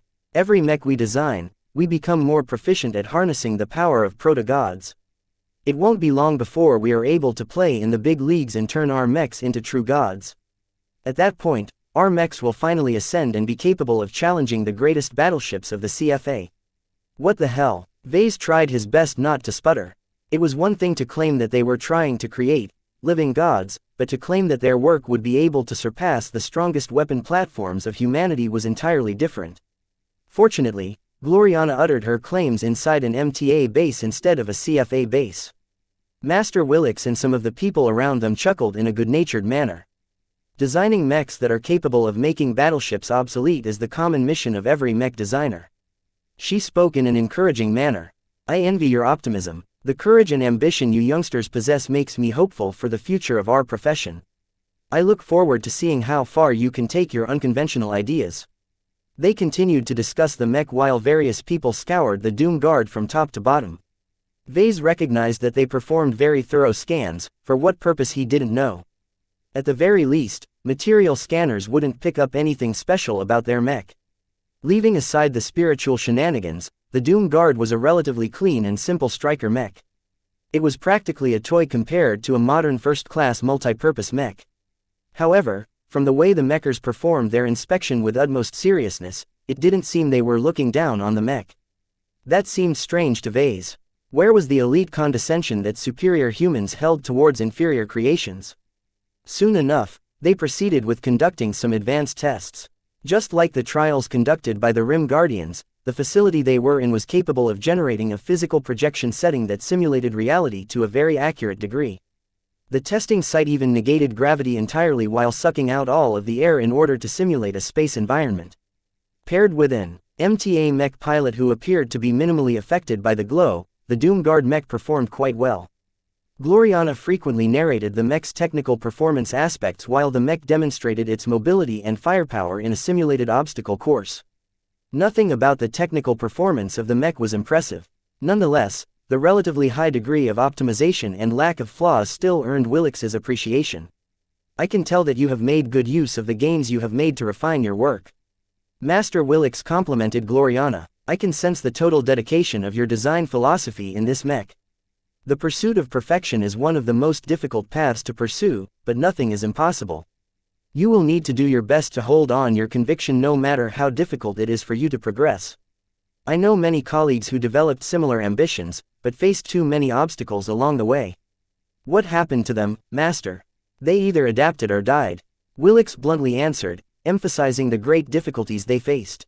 The weaker ones compromised their design philosophies, making them less absolute and contingent on surpassing insurmountable barriers. Once they made this adjustment, a portion of them have managed to advance to master and enjoy long and successful careers. Gloriana frowned. In exchange, they gave up on their original dream. They turned their back on their mission. There are plenty of mech designers who held the same stance as you. They showed true sincerity and dedication in their work. Sadly, I don't believe that any of them has managed to realize their design philosophies and advance to master. They all died sooner than the colleagues they consider cowards. In other words, as long as Gloriana kept advancing, she would eventually bump into a bottleneck and face the same dilemma. If gaining power and living a few centuries longer mattered more to her, then she could always sell out and hollow out her design philosophy with some effort. However, if her goal and ambition as a mech designer was more important than everything else, then she should never doubt herself and keep trying to accomplish the impossible. No matter how many setbacks she suffered, she had to keep struggling even if there was no end in sight. Though Gloriana understood her chances, she still believed that she would be able to succeed where others failed. She proudly raised her chin. Everyone around me advised me to pursue a different specialty, but I was never raised to accept defeat. My mother wanted me to become perfect in as many ways as possible, and I did my best to meet her expectations. When I became a mech designer, I harbored the intention to do the same as my mother, but apply her mission to my work. Designing the perfect vessel for any mech pilot is my way of honoring my mother's love and legacy. The pure passion and emotion radiating from her voice and body left no doubt to the truth of her statement. Even Vase looked surprised as he never really heard her explain her exact motivation for pursuing such a difficult path. We humans are shaped by our parents and predecessors. Master Willix reflected. Each generation passes on their accumulations to the next generation. That has been the rule for humanity and many other alien races. In fact, I can even state that out of all of the races of the galaxy, we humans have become the most successful of them all because of how much we emphasize the passing of knowledge and wisdom to our children. Vase looked confused. How so? Humans aren't the most remarkable race in the galaxy, at least in the earlier ages. Before the advent of widespread genetic modification, before the development of safe and highly capable implants, most of us had to settle with our baseline capabilities. How could our meager strength and intelligence ever match against the 7 apex races? We cheated, we swindled, we betrayed. That is what the history books will tell you, Mr. Larkinson, but the truth is not so simple. Willix shook her head. Regardless of the details, there is one trait that has allowed humans like us to become the dominant race in the galaxy while the 7 apex races have either gone extinct or been driven out of their former empires. And that is, the master smiled wider, our willingness to teach. It takes a certain amount of altruism to stop hoarding knowledge. We humans may be selfish most of the time, but we also hold the capacity to see beyond our individual needs and do what is right for the entire group. Innovation was and still is one of the keys to our ascension to power. The problem is that a single human can exhibit only so much ingenuity. If we truly wish to prosper, then we must be willing to pass on our knowledge to those who can inherit our mantle in the future. Vase supposed that Master Willix's parable must be conveying some profound life lesson. It was too bad he couldn't figure out the underlying message. Chapter 2059 MTA Advisory. The examinations only lasted half a day. Unlike the instance where Master Willix and her subordinates inspected the quint for an entire week, the Doom Guard evidently didn't present as much value. The only noteworthy aspect about the mech was its spiritual properties. The Doom Guard design was the first time Vase employed spiritual counterbalancing to impart a discordant, dynamic glow. How much the MTA picked up and what they exactly saw in his mech design, he had no idea. Deep within his mind, he constantly prayed that Master Willix and her subordinates uncovered as little as possible. Sadly, Master Willix didn't share the gains. She didn't spend much time inspecting the mech in person either. After inspecting it up close for 30 minutes, she eventually withdrew and began to spend the rest of her time chatting with Vase and Gloriana. Sometimes, she queried their theories, some of which hit very close to their core secrets. At other times, she adopted the role of a mentor and taught them all sorts of lessons. She didn't bring up any specific subjects related to mech design. Instead, she mostly spent her time on discussing the more philosophical aspects of mech design. It was as if she was preparing the two young journeymen for something greater in the future. Innovation is one of the greatest strengths of our race, she noted. However, don't underestimate the ingenuity of competing races. The more we push them, the greater their desperation. The greater their desperation, the harder they work towards a solution. Once, we were the underdogs and the 7 apex races ruled the galaxy. Now, humanity has become the dominant power in the Milky Way while the 7 apex races have become the underdogs. Doesn't that sound familiar to you in any way? Are the aliens making a comeback?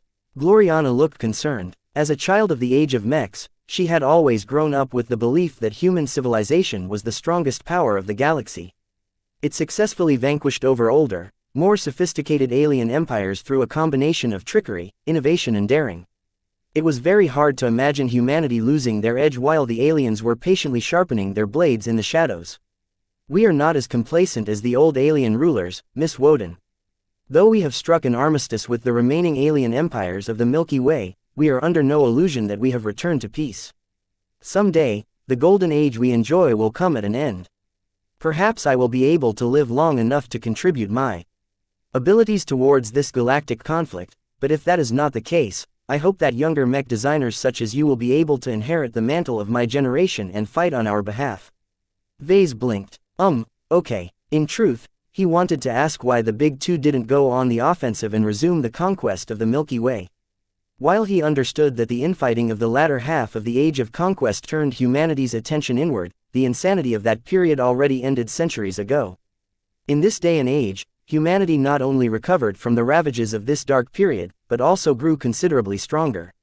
If Vase was in charge of human civilization, he would have commanded everyone to invade the territories that remained out of its grasp. Instead, the Big Two seemingly ignored their hostile neighbors and initiated an expensive extragalactic invasion. Even if the red ocean dwarf galaxy contained a lot of phase water, couldn't the Big Two clean up their backyard first? Humanity risked diluting its strength at this rate. As much as he wanted to pick Master Willix's head, he prudently refrained from voicing his doubts. There was no reason for a small, local journeyman like him to involve himself in galactic affairs. The galactic mech counselors of the MTA and the Grand Admirals of the CFA probably knew exactly what they were doing. At least Vase hoped so.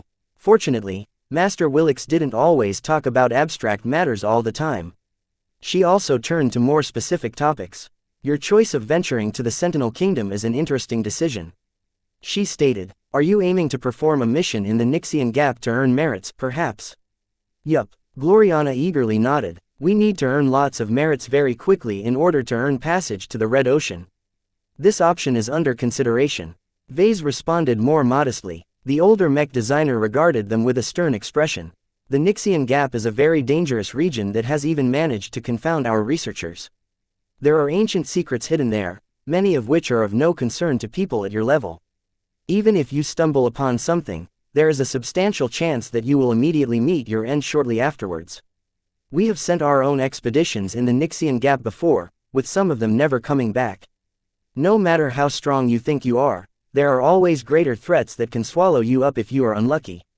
Both Vase and Gloriana gulped. If what she said was true, Then even the MTA suffered substantial losses in the Nixian Gap. How could the two of them do any better?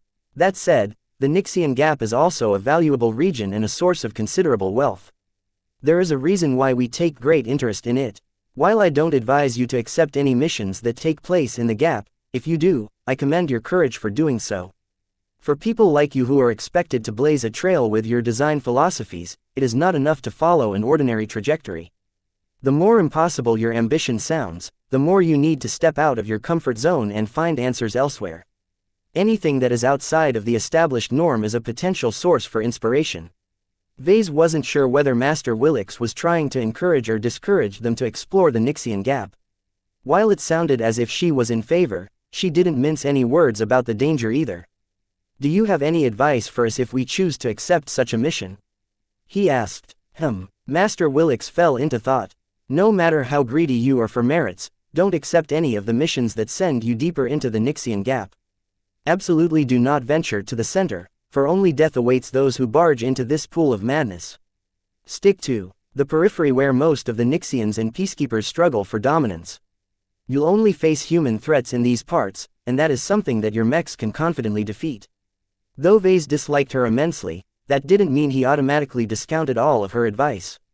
He took her warning very seriously and vowed not to go too deep into the Nixian Gap. It took too much time to get in and out anyway. Vase didn't have the time to muck about in the depths of the gap for so many years. Can you tell us anything more specific? The master shook her head. Don't push your luck. I am bound from telling you anything confidential, and I'm sorry to say that most of what we know about the Nixian Gap must stay within our halls. I see. Sometimes, ignorance is bliss. As long as you remain in the periphery, there is no need to know that much. Time passed. As Vase gained a lot of relevant and less relevant information, the visit finally came to an end. As Vase and Gloriana were about to return to their shuttle, they received one more notice. I have thoroughly studied your Doom Guard and deem it sufficient for public sale, with caveats. Master Willix announced. Unfortunately, I can't validate your mech design right away. The proper steps still need to be followed. The evaluators of this base will likely concur with my recommendation. What are the caveats you've mentioned? Your mech will be allowed to go on sale, but your mech company and any vendor must mention the potential dangers and risks of using this mech to your customers. In addition, we will also publish an advisory that strongly discourages the use of this mech to terrorize the local populace on a massive scale. Your Doom Guard is designed to fight against other mechs, and it should stay that way. Vase looked dismayed. While these conditions sounded reasonable, it was very hard for him to prevent abuse.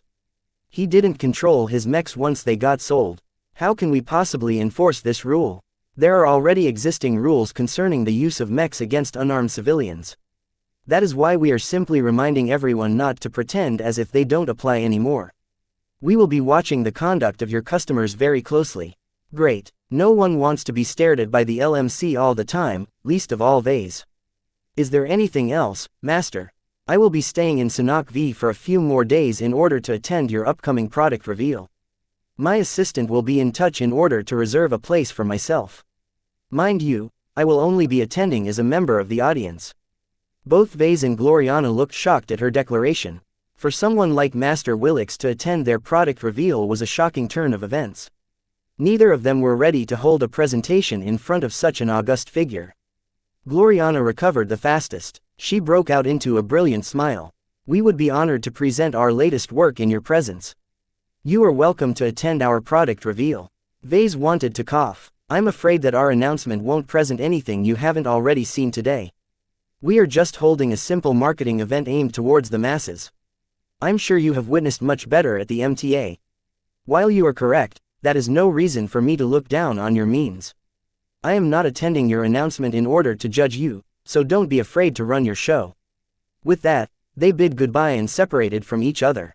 Vase tried his best not to shake as he briskly walked back to the shuttle. He would have sprinted to the vehicle if it wouldn't attract so much attention.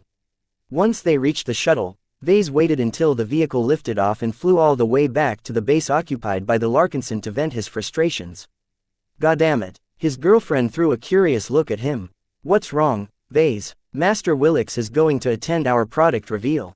Why can't she portal jump back to Centerpoint and return to her research straight away? I think she's interested in our work. That's no reason for her to linger around so long. Gloriana smiled and crossed her arms. Not necessarily, but I think there's more to her actions than you realize, Vase. How do you think the public has reacted to her arrival in this star system? How do you think everyone will respond once they learn that Master Willix will attend our upcoming product reveal? It didn't take long to connect the dots now that Gloriana pointed him in the right direction. His eyes widened. Our work will attract a lot more attention from the public. Our reputation will probably receive a substantial boost. I think this is Master Willix's way of bestowing a favor to us. Gloriana guessed. The MTA prohibits its members from interfering with local affairs or providing assistance to specific individuals without cause. I think she likes us or finds our work promising, though, and wants to give us a hand. This is one of the ways she can help her out without blatantly breaking her own rules. At most, she is merely bending them a little. Vase was very familiar with bending rules. He could easily see Gloriana's point. While Master Willix might have good intentions in mind, she was always a thieving wretch to him. He didn't want to receive her favor at all. If she attended his presentation, then Vase wouldn't be able to employ his spiritual manipulation to drug his audience. Chapter 2060 New Initiative. The news about a special guest attending the LMC's upcoming product reveal soon went public.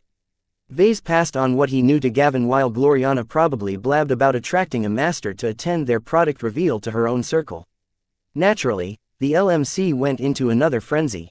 They had to make sure that the venue properly accommodated a high dignitary from the MTA.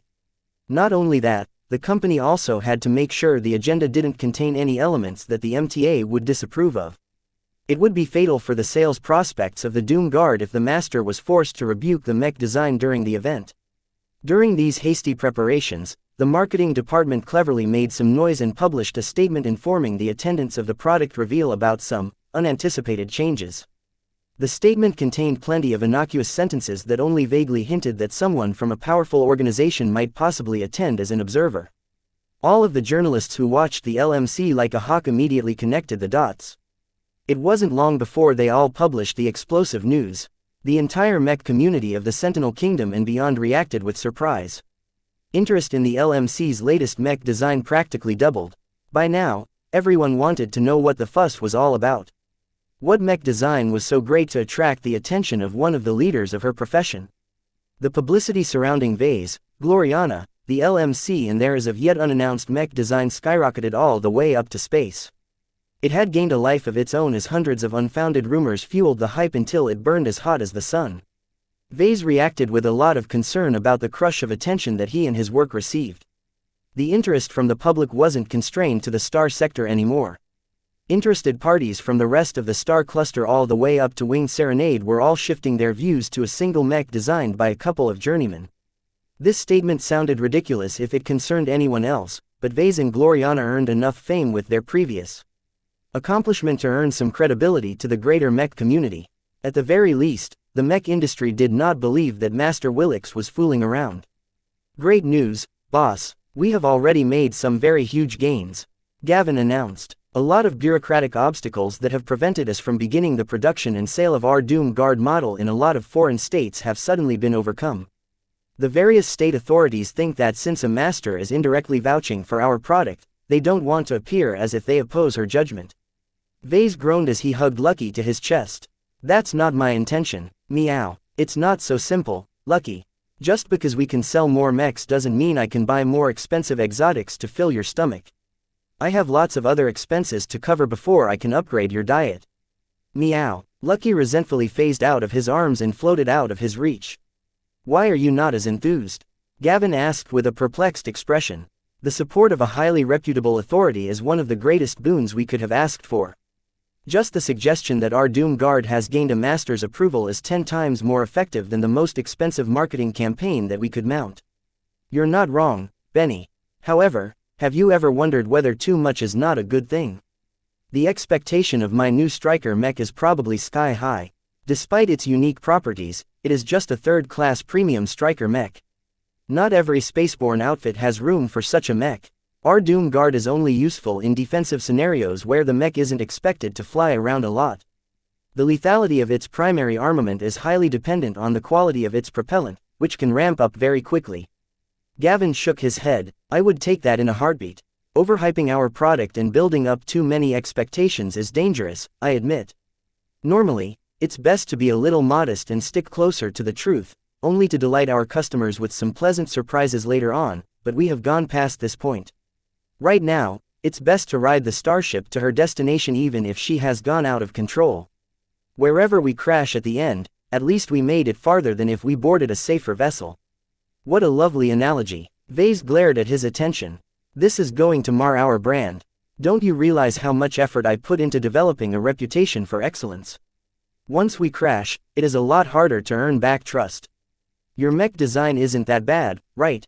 I think you should be more confident in your own product. Sure, a lot of people have begun to make increasingly wilder guesses about our upcoming mech design, but they won't react as bad as you fear when you finally pop their bubbles. As long as our Doom Guard is still a great product, they can easily be convinced to appreciate its value. We just have to do our best to sell the mech design in the upcoming product reveal. In the end, it all came down to the presentation. Vase had to make sure to do his best to turn his scary mech into a desirable addition to his target audience's mech roster. The problem to him was that the stakes were raised to such a height that even a risk-taking bastard like Vase wanted to withdraw.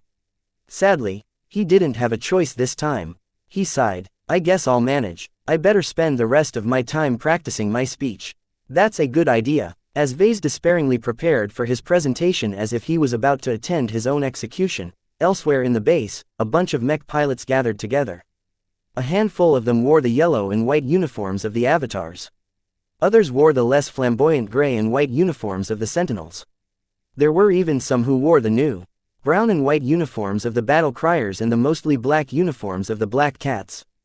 They had all gathered around the most notable new additions to the Larkinson clan. Initially, they were attracted to the eye-catchingly large mech that stood dormant in the open. Is this the Adonis Colossus? Imon Ingvar raised his eyebrow as he experienced the very masculine glow of the custom mech. What was the clan patriarch thinking when he designed this mech? Was he trying to impress his Hexer girlfriend or something? His sister chuckled. I would argue that he may have been rebelling against her instead. Hexers probably aren't used to mechs that are proudly male like this one. Just look at the size and thickness of that belt. Doesn't it look like the mech is hiding something dangerous? While an increasingly larger crowd of off-duty Larkinsons gathered around one of the clan patriarch's rare custom mechs, two figures emerged from the cockpit of the mech. They used an anti-grav rappel to float down to the ground. Both of them were clad in red and white uniforms, which signified that they were general members of the Larkinson clan. This was rather odd. Practically every mech pilot, even the new recruits, had already joined one of the mech forces operating under the clan. Good day, fellow Larkinsons. Vincent Rickelin Larkinson grinned and spread his arms. I see that you are having a great time admiring my Adonis Colossus. Before you ask, he's original. You can practically feel it from this mech. While Vincent basked in the looks of envy and admiration from the crowd, Rayla Larkinson jabbed her elbow against his side and coughed. Vincent and I would like to have your attention. When we initially joined the clan, we wanted to see what mech pilots like us could do. While I am impressed by the amount of fighting forces we can join, I noticed that there was a distinct lack of fun. Don't get me wrong, I'm sure you have plenty to do in the avatars and whatnot, but there are hardly any activities for us to mingle together and enjoy ourselves in a more organized setting. What is it you want to do? A Sentinel mech pilot asked. Vincent grinned wider. Why, that's a good question, brother. After discussing this deplorable lack of entertainment with my babe, we have decided to introduce a brand new initiative. We want to establish an internal competition circuit in our clan. What? Competition circuit? Can we even do this? Most of the mech pilots among the crowds possessed a military or private sector background. They always treated their profession as a serious duty. There were scant few people in the clan who possessed a connection with the entertainment side of the mech piloting profession. Who are you guys, anyway? What makes you think you can set this up from scratch? I am Rayla Larkinson, a Trueblood member of the clan. She listed out her qualifications. In the past, I was a former mech athlete and competed in an amateur mech games circuit. After that, I transitioned to the underground dueling circuit at Bentheim, where I earned my chops and became a champion. After that, I was promoted to the rank of captain in my organization where I led an entire mech company of mech duelists and mech athletes. While I can't say that I have organized a competitive circuit before, I have competed often enough to know how they are run. If anyone disagrees, we can hash it out in a duel. Her bearing exuded the confidence of a mech champion. Rayla not only dueled hundreds of opponents, but also fought in the Sand War in the Bentime system. All of this made it clear that she wasn't a regular member of the clan. Even so, not many believed she could pull off her plan. Captain Casella Ingvar strode forward. I heard about you, Rayla. You used to be with the so-called Blood Claws, did you not? That's true. So what? Our clan isn't anything like your gang in Bentime. Rayla growled. Well, if you don't want to help, then piss off. Imon quickly strode forward and pulled her sister back by the shoulder. What do you need to set up this circuit? Though his sister looked scandalized, Imon didn't care. He was getting rather bored with the months of practice. There was only so much he could maintain his interest while whacking his opponents to death in simulated combat. Recognizing that she managed to hook someone, Rayla grinned. I plan to start with something simple from the start. We'll organize a simple dueling circuit at first. We'll accept applications from any able mech pilot of the clan for a time before we draw up a schedule. We'll start by holding yearly seasons where every participant can earn points by competing against each other in one-against-one duels. After that, the best performing participants will be seeded in the playoff format that will truly determine who will become the champion duelist of the Larkinson clan. Though it sounded rather basic compared to the more elaborate mech game circuits that attracted the most viewership, this was something the Larkinsons could participate in themselves. At least half of the mech pilots in the gathering crowd already looked interested at signing up. Such a competition sounded incredibly interesting.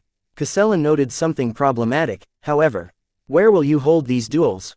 Will these duels take place in a virtual or a real arena? A real one, of course.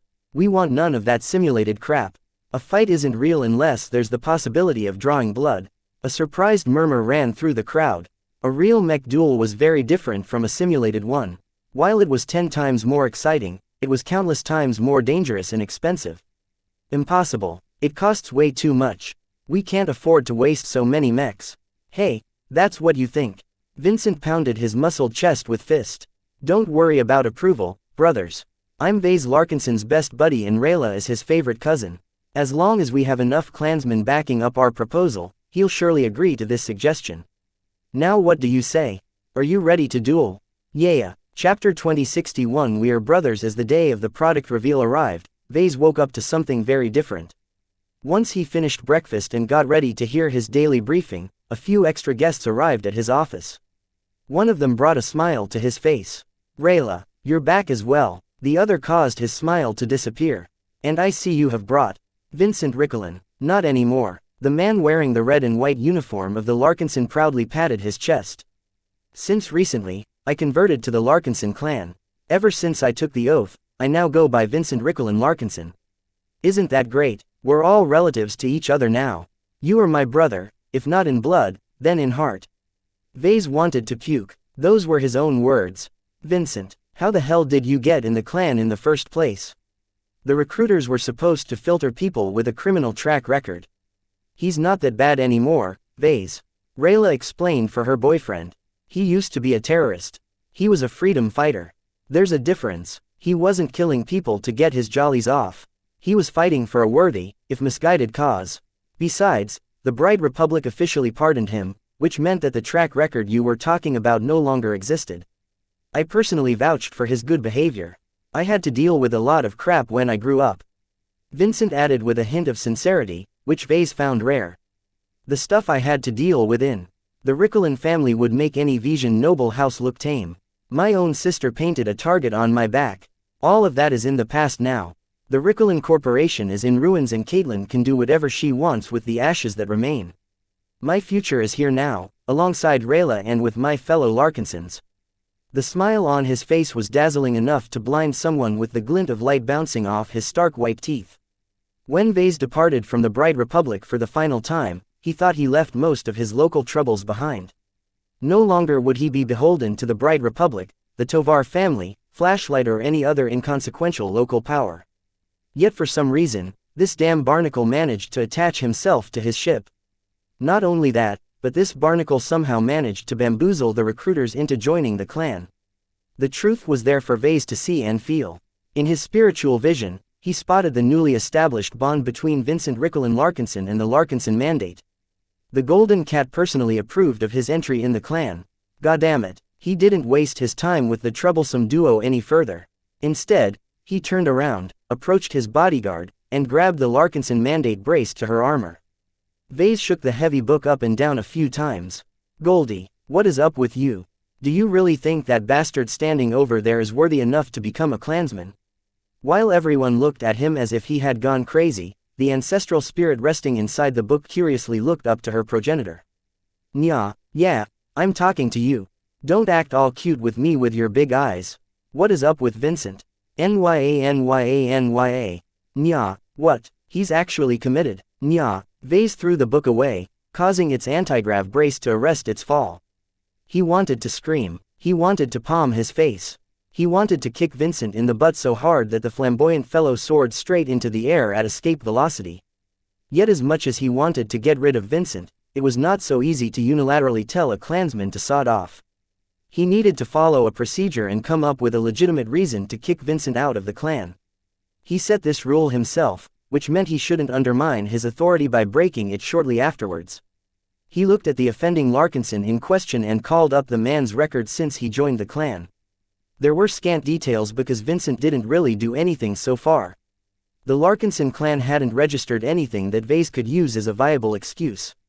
Not only that, but his treacherous ancestral spirit saw nothing wrong with Vincent. According to her, the man was already much closely aligned to the ideals of the Larkinson clan than many other new recruits. If one discounted his past sins, there were several reasons for his high fit. He was a mech pilot, he was a brighter, and he was a veteran of the Sand War. Not only that, but he managed to hook up with Rayla Larkinson for several months and also piloted one of Vess's custom mechs. With so many connections to the Larkinsons, it shouldn't be any wonder that Vincent came to admire the clan and everything it stood for. Vase even guessed that the Larkinsons likely served as the warm and cozy family that Vincent had always yearned for but enjoyed when he used to be a member of the Ricklin family. Whatever. Vase threw up his hands. Go screw around somewhere else. I don't want to see you two anymore. That caused Rayla to jump. Wait a minute, Vase. Before you get rid of us, can you fund the establishment of a dueling circuit within the clan? Hundreds of Larkinson mech pilots have already backed my proposal. Get out. I won't give you a single hex credit. Go beg someone else like Major Verl or the Larkinson Assembly. The two clansmen dejectedly left the office. Gavin, who had been standing at the side, strode to the desk. As much as you would rather like to leave Vincent behind, the venture he is planning to organize with Rayla doesn't sound all that bad. A dueling circuit would do much to keep the mech pilots in our clan from getting bored. It's wasteful, Benny, Vase growled. All of those mechs bashing each other in will need to be repaired, all of which costs time and money. We can go months, if not years, without seeing action. Unless we are participating in a campaign or heading into something dangerous like the Nixian Gap, I think we can afford to let the mech pilots have some fun. Besides, if you are so worried about the cost, let the mech pilots play around with cheaper mechs built specifically for competition. I've already washed my hands off Vincent. Let someone else deal with his nonsense. As the leader of a clan numbering more than 10,000 members and counting, Vase had better things to do than decide upon frivolous matters. Right now, his entire attention shifted back to the upcoming product reveal. The Doom Guard design's unveiling had to go absolutely perfectly, especially because he would be holding his presentation in front of a very important guest. Is everything ready? The preparations are on track. Gavin confirmed and referenced his data pad. Not every outfit we've contracted or invitee that we have reserved a seat for has managed to arrive at Sanok V in time. Fortunately, we've already accounted for that. We have a backup waiting list that stretches across the entire planet. We have already held a highly anticipated lottery to fill the empty seats with some lucky winners. The amount of mech insiders who wanted to take part in the overhyped product reveal was incredible. Vase didn't even bother to glance at all of the messages he received that begged him for a spot at the venue. He had other people to deal with these kinds of errands. Are there any notable people attending the product reveal? Plenty. A lot of nobles and dignitaries from the Sentinel Kingdom will be attending this product reveal in person, so you should make sure you tailor your message to their needs. We expect our Doom Guard model to become a really hot seller in this state due to the persistent pirate threat it faces. I have already taken that into account, though I didn't expect so many nobles to travel all the way to Sanok V on short notice. I guess I shouldn't pressure the audience too much in that case. They proceeded to go over the other aspects of the announcement. They already planned for everything, but they hadn't anticipated the sudden insertion of a master from the MTA. The LMC had been trying to adapt to the changing circumstances ever since. The security of the venue has been beefed up considerably, Gavin told him. In addition to the Avatars, Glory Battalion and the Penitent Sisters, the MTA itself will also be in charge of security. The local branch has already sent their personnel to Trillion Hall in order to upgrade its defenses. The MTA has also promised to dispatch some mechs and armored soldiers to augment our patrols. I have even received a message that the ubiquitous force will be present in the vicinity to provide backup if needed. That formidable frigate alone was enough to scare any potential troublemakers to run as far away as possible. No one wanted to challenge a modern, armed warship whose guns were powerful enough to chew through an entire mech division while flying fast enough to remain out of reach of any effective counterattacks. Well, at least I don't have to worry about any terrorist attacks. Vase ruefully shook his head. He spent the rest of the morning going over his preparations before boarding a shuttle that would take him to orbit. Gavin, Gloriana, Nida, the cats and a couple of other guards and personnel all crammed in the armored shuttle as it ascended into the air and beyond. Lucky and Clixie both crawled over the Larkinson mandate which had been placed on a small table. Meow. With his phasing powers, Lucky eagerly attempted to jump on the golden cat, only to be repelled when he was pushed away by a golden spiritual wave. Nya. The golden cat had enough of Lucky's baths. She was old enough to groom her intangible coat by herself. Meow. Clixie approached and sniffed the dazed-looking gem cat. Sitting further away, Vase ignored their antics. Instead, he was simulating his speech several times inside the confines of his implant. Due to Master Willix's inclusion in the audience, he had to pare back some of his antics and rely on other methods to sell his Doom Guard. Even if he wasn't able to make use of his spiritual manipulation, he still had many other theatrical tricks in store to emphasize his message. This was not going to be one of those boring, generic product announcements where he would read off the list of specifications. In order to emphasize the defining traits of his Doom Guard design, he had to go further. Not all of his intentions sat well with his advisors. Gavin tentatively voiced his concern. I'm not sure the MTA will take it well, he warned. What if you cause the master to speak? Please like and follow the Cultivation Audiobooks channel out against your methods. That will be a huge hit to your credibility. Vase smirked. I'm pretty sure she won't. I'm merely pushing my limits. As long as I don't break them, it'll be fine. Master Willix probably favors us, so she won't do anything to harm our reputation. Gloriana helpfully added. However, that is still contingent on our good behavior. We won't be able to get away with anything that harms the interests of the MTA. That had been a bit of a mystery to Vase. So far, he didn't fully understand why Master Willix took so much interest in their work. Was she paying attention to him as an individual, or was the rest of the MTA expressing an interest in him as well? The former was somewhat tolerable, but the latter was unacceptable.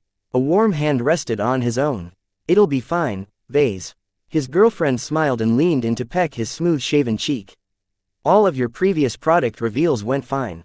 I'm sure you'll be able to succeed again. It's not that simple, Gloriana. A lot more people are paying attention this time, and there are a huge amount of big shots among them. To many, this will be their first intimate encounter with me and my products. You should celebrate that. This is a great accomplishment that you could have never dreamt of a few years ago. For the first time in our lives, we have transcended from our star sector and entered a greater stage. For journeymen like us, that is a supreme honor. Don't fear it, cherish it for what it is worth, and do your best to use your expanded podium to expand our brand. She was right. Chapter 2062 MTA Warning. Cordoba Station was a typical Sentinel trade hub. It orbited high above Sanok V and mostly dealt with passenger transport and material shipments. Much like any space station, its initial size used to be modest, but expanded over time in order to accommodate a greater amount of commerce. These days, her sheer volume surpassed that of a capital ship, though it wasn't nearly as tough and defensible as a warship. A continuous but very orderly stream of trade vessels and passenger vessels constantly approached and departed from one of its extended arms. Many vessels were not allowed to approach under their own power. Instead, they had to shut their engines and lock most of their systems while various tugs slowly towed them to their assigned positions. The only vessels allowed to approach under their own power were authorized shuttles and smaller transports. Most of them belonged to one of the established transit and logistic companies native to Sanok V. Predictably, House Evanson owned or held a large amount of shares in most of these companies. In-system logistics might be one of the most boring business sectors of an economy, but it was an incredibly stable money maker. Even in a recession, goods and people still needed transportation. Though Cordoba Station was often a site of intense activity, the huge amount of traffic that converged upon its coordination exceeded anything Sanok V had seen before. Grand passenger lines, swift corvettes and a generous amount of formidable combat carriers all tried to reach Cordoba Station first. The crush of incoming vessels almost overwhelmed traffic control if not for the impeccable order the vessels abided by. Not a single sentinel noble of foreign business magnate attempted to cut in line. The reason for that was very obvious, and it was not because they respected House Evanson that held sway over Sanok V. Vase peered out of the window and used his implant to amplify his vision until he got a very good look at the only warship in the star system. So that is the ubiquitous force, he uttered. She's beautiful and deadly in a way my Scarlet Rose can never be. How sublime. The formidable warship anchored right above the space station, thereby imposing her presence on anyone who approached. The MTA markings and the handful of first-class multipurpose mechs that patrolled around her made it clear that she was not to be trifled. And if anyone was blind to the threat those visual cues represented, that the visible warship-grade gun turrets were enough to stifle any complaints. Powered or supplied by the internal systems of the entire ship, the power those gun turrets was able to unleash was simply an order of magnitude more powerful than the MTA's very own mechs. Vase wasn't even sure that a first-class expert mech would be able to contend against the ubiquitous force, and she was merely a frigate, one of the lightest ship classes in its war arsenal. Suffice to say, no matter the rank or pedigree of the visitor, everyone behaved as obediently as possible as they arrived at the space station. Once they passed through the numerous thorough security checks, the visitors had to traverse to a specific arm where a large hall-like space structure was docked. This was Trillion Hall, one of the dozens of space-based convention centers. Though it wasn't capable of lifting off into space from the ground like the old Grand Skyward Convention Center at Bentheim, it was still one of the best venues to introduce a new mech to the public. Its capacity was enormous and its construction was sturdy enough to withstand incidental mech fire, and that was before all of the security and defensive upgrades. What Vase valued a lot was the configurable interior. Almost everything could be raised or lowered or moved around at his leisure. He could precisely control the light and sound that propagated through the main hall. This control was essential to a good show. A large number of mechs from various groups including the MTA were already patrolling around it. Not only that, but a large number of mercenary mechs grouped up by corps had already taken up position a large distance away. As the hosts of the upcoming event, Vase and Gloriana as well as their entourage were able to cut the line and head straight to the site without obstruction. They stopped a bit when they reached the large, bold letters that proclaimed the name of the structure. Trillion Hall, Vase mused while he was holding Lucky. Meow. It's supposedly called that way because its owner envisions his hall introducing a trillion different mech models to the public. Meow. Yeah, I think it sounds ridiculous as well, but who knows? Maybe it will last long enough to make this wish come true. The important procession moved backstage where Vase and Gloriana immediately inspected the newly fabricated Doom Guards. Each of them had been switched off so that they didn't frighten the surrounding staffers. A handful of strong-willed veterans of the Sand War had already suited up. They stood in front of Commander Melkor, who wore an identical pilot. Vase gave the privilege of piloting the first production model to the Avatar commander. Though Melkor was probably not the most steel-hearted mech pilot in the clan, Vase trusted that his cousin would be able to handle the pressure. "Are you ready for the big show?" Vase asked. "I have already spent hours acclimatizing to its glow," Melkor said, his visor reflecting the light off its shiny surface.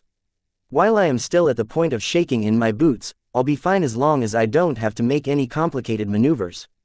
Don't worry, just follow the plan." The avatars that Melkor selected to pilot the other Doom Guards all consisted older and more experienced mech pilots. Not even Joshua was present, but that was mostly because he already had the quint. A few hours passed as the hall gradually filled up. Just like his previous presentations, most of the visitors would be taking their seats along the entire hall in front of the podium. The only difference now was that there was a remarkable large buffer area between the front seats and the podium. No one was allowed to sit too close. One of the most eye-catching anomalies of the main hall was the private box floating above everyone's heads. Though it didn't exhibit any markings, everyone already guessed that it held the mysterious master mech designer of the MTA. With such an incredibly powerful presence looming over everyone's heads like a sword of Damocles, no one dared to speak please, like, and follow the Cultivation Audiobooks channel casually. Even the most pampered nobles of the Sentinel Kingdom meekly retracted their arrogant bearing. Soon enough, every seat was filled. While the hall could accommodate even more people by making use of multi-level seating arrangements, Vase and the LMC had already rejected this option. It wasn't safe. Vase feared what might happen if someone reacted badly at the Doom Guard despite all of the mandatory health inspections they had gone through. By restricting the audience to a certain size, it was a lot easier for the staff to monitor everyone's physical conditions. Due to the Doom Guard's special properties, this was not an ordinary concern that Vase could ignore this time. The chance of someone in the audience suffering a heart attack or something during the show was a very real possibility. You know, didn't the MTA attach a warning advisory to our mech design? Gloriana questioned him. She even told us in no certain terms that our Doom Guard shouldn't be utilized against unarmed civilians. Vase dismissively waved away her concerns. It's okay. Master Willix specifically told us that our mech shouldn't be used to terrorize the population. I'm not planning to terrorize my guests. I'm merely giving them a taste of the potential of our product. How can I possibly sell my Doom Guards to them without demonstrating their power? As long as the master doesn't say anything, it'll be fine. It's your fault if anything goes wrong. Shortly after that, the time of the presentation was about to begin. A handful of makeup bots smoothed out his face, groomed his hair and straightened out his Larkinson clan uniform. He turned to Lucky. You stay in the back with Clixie and Goldie. Meow. He then turned to Gloriana and held out her hand. Let's go. All right, she smiled. They both walked forward and entered the raised podium. The lights of the hall had already turned dark. Only a weak spotlight that generated plenty of shadows descended upon the two figures. Despite the incredible number of important guests in the hall, Vase managed to retain his calm. He had already planned this show extensively and was confident that it would proceed smoothly. There was nothing to worry about as long as everything went according to plan. Welcome, ladies and gentlemen. I am Vase Larkinson, the patriarch of the Larkinson clan and the CEO and lead designer of the Living Mech Corporation. And I am Gloriana Woden, Ves's girlfriend and his fellow lead designer. His partner cheerfully announced. We have invited you here to experience a revolutionary new mech that both of us have recently designed. Vase continued. Its successful development and realization represents both an evolution and a revolution of mech design. While I am sure that a handful of mech designers in the galaxy are able to achieve similar results, none of them are as effective as our upcoming product at its price level. What we have managed to achieve is something that goes beyond technology. Vase had to issue this statement because he had already done his research. In the entire galactic mech industry, there were indeed a subset of mechs that were able to induce fear or form a deterrent against other people. The difference between those machines and the Doom Guard was that the former relied on various technological means such as ultrasonic waves or disorienting gravitic waves. No matter what the alternate mech designs utilized, they either cost a lot or were easily countered.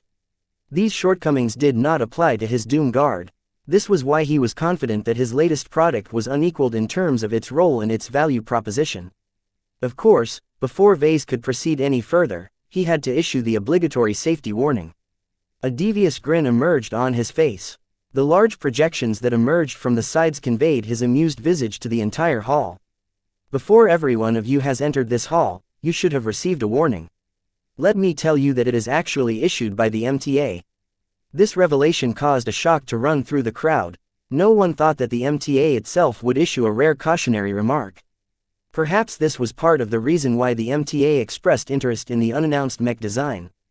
The MTA issues a stern warning to any purchasers or users of our mech its many risks. Vase paraphrased, taking many liberties of its exact phrasing for dramatic effect. Those who are faint of heart, suffer from certain physical ailments or are diagnosed with a range of mental disorders must not approach or pilot it at any costs. The consequences of exposure to my mech can lead to physical illness, psychological distress, the triggering of post-traumatic stress disorder, mental breakdowns and possibly even death. That final word encapsulated the momentum of his message. The people in the audience who expected something more normal were quickly forced to revise their expectations. From what they heard, This new mech might truly be something that matched all of the hype. Vase grinned wider. Each of you have been vetted thoroughly before being allowed inside. Since you have listened to this warning and signed your agreement in writing, you should all be healthy enough to survive this show. Don't say I didn't warn you. If for some reason you deceived our inspectors or have second thoughts, you can still depart this hall in time. The exit is at the back. I will give you a few minutes to contemplate your choice. A bit of unrest and uncertainty ran through the ignorant attendants. Numerous macabre guesses bandied about, fueling the spark of fear in their minds. This was exactly what he wanted to see. The best part of it was that Vase did not employ any spiritual manipulation to prime his audience. Chapter 2063 Imagine a mech. Now, all of you might be asking, why would a single mech design warrant such a serious warning? Vase looked at the darkened area where the invited guests all clung to his words. From the start, he managed to capture their attention. Hardly any of them turned away from him in order to chat with each other. The reason for that is because it is more than a mech. Before I unveil it to you, let me begin with the necessity of such a machine. He steadily began to explain the current condition in the star sector. Here in the Komodo star sector, war and chaos is rife. The explosive conflicts that erupted in recent times has broken the long pattern of peace that has reigned throughout our stars. The Sand War has pushed many states to the brink while annihilating dozens more. The Komodo War that is taking place between the two dominant states of our star sector is constantly threatening to spill over the lesser states. Even here, the Sentinel Kingdom's stability is threatened by the relentless Xianxian pirates. He momentarily closed his eyes. That is just a portion of the conflicts taking place in a single star sector. Other star sectors such as Vicious Mountain and Majestic Teal are no doubt becoming more precarious as well. Wherever there are humans, there are fights.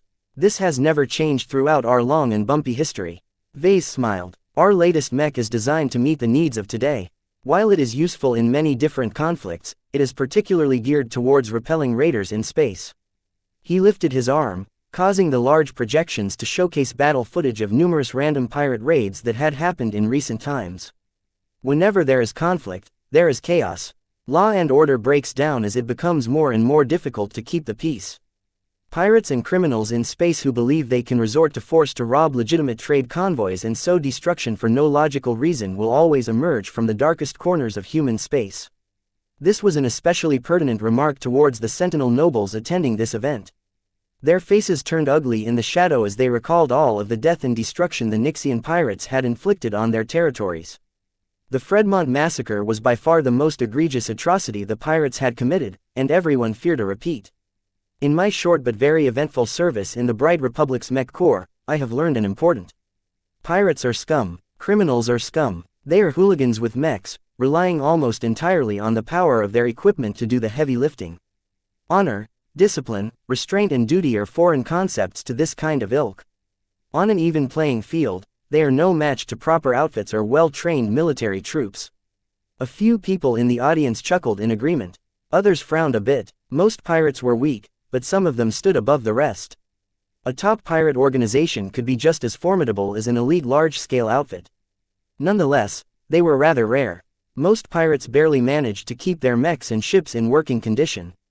Wouldn't it be great if battles were won by the quality of the mech pilot?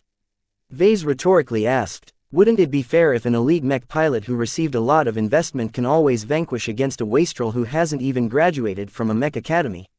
Vase lowered his head. The projections shifted towards depictions of shameful defeats. The mercenary mechs depicted in the footage were all fine machines, but they were overwhelmed by 3 to 10 times the number of mechs.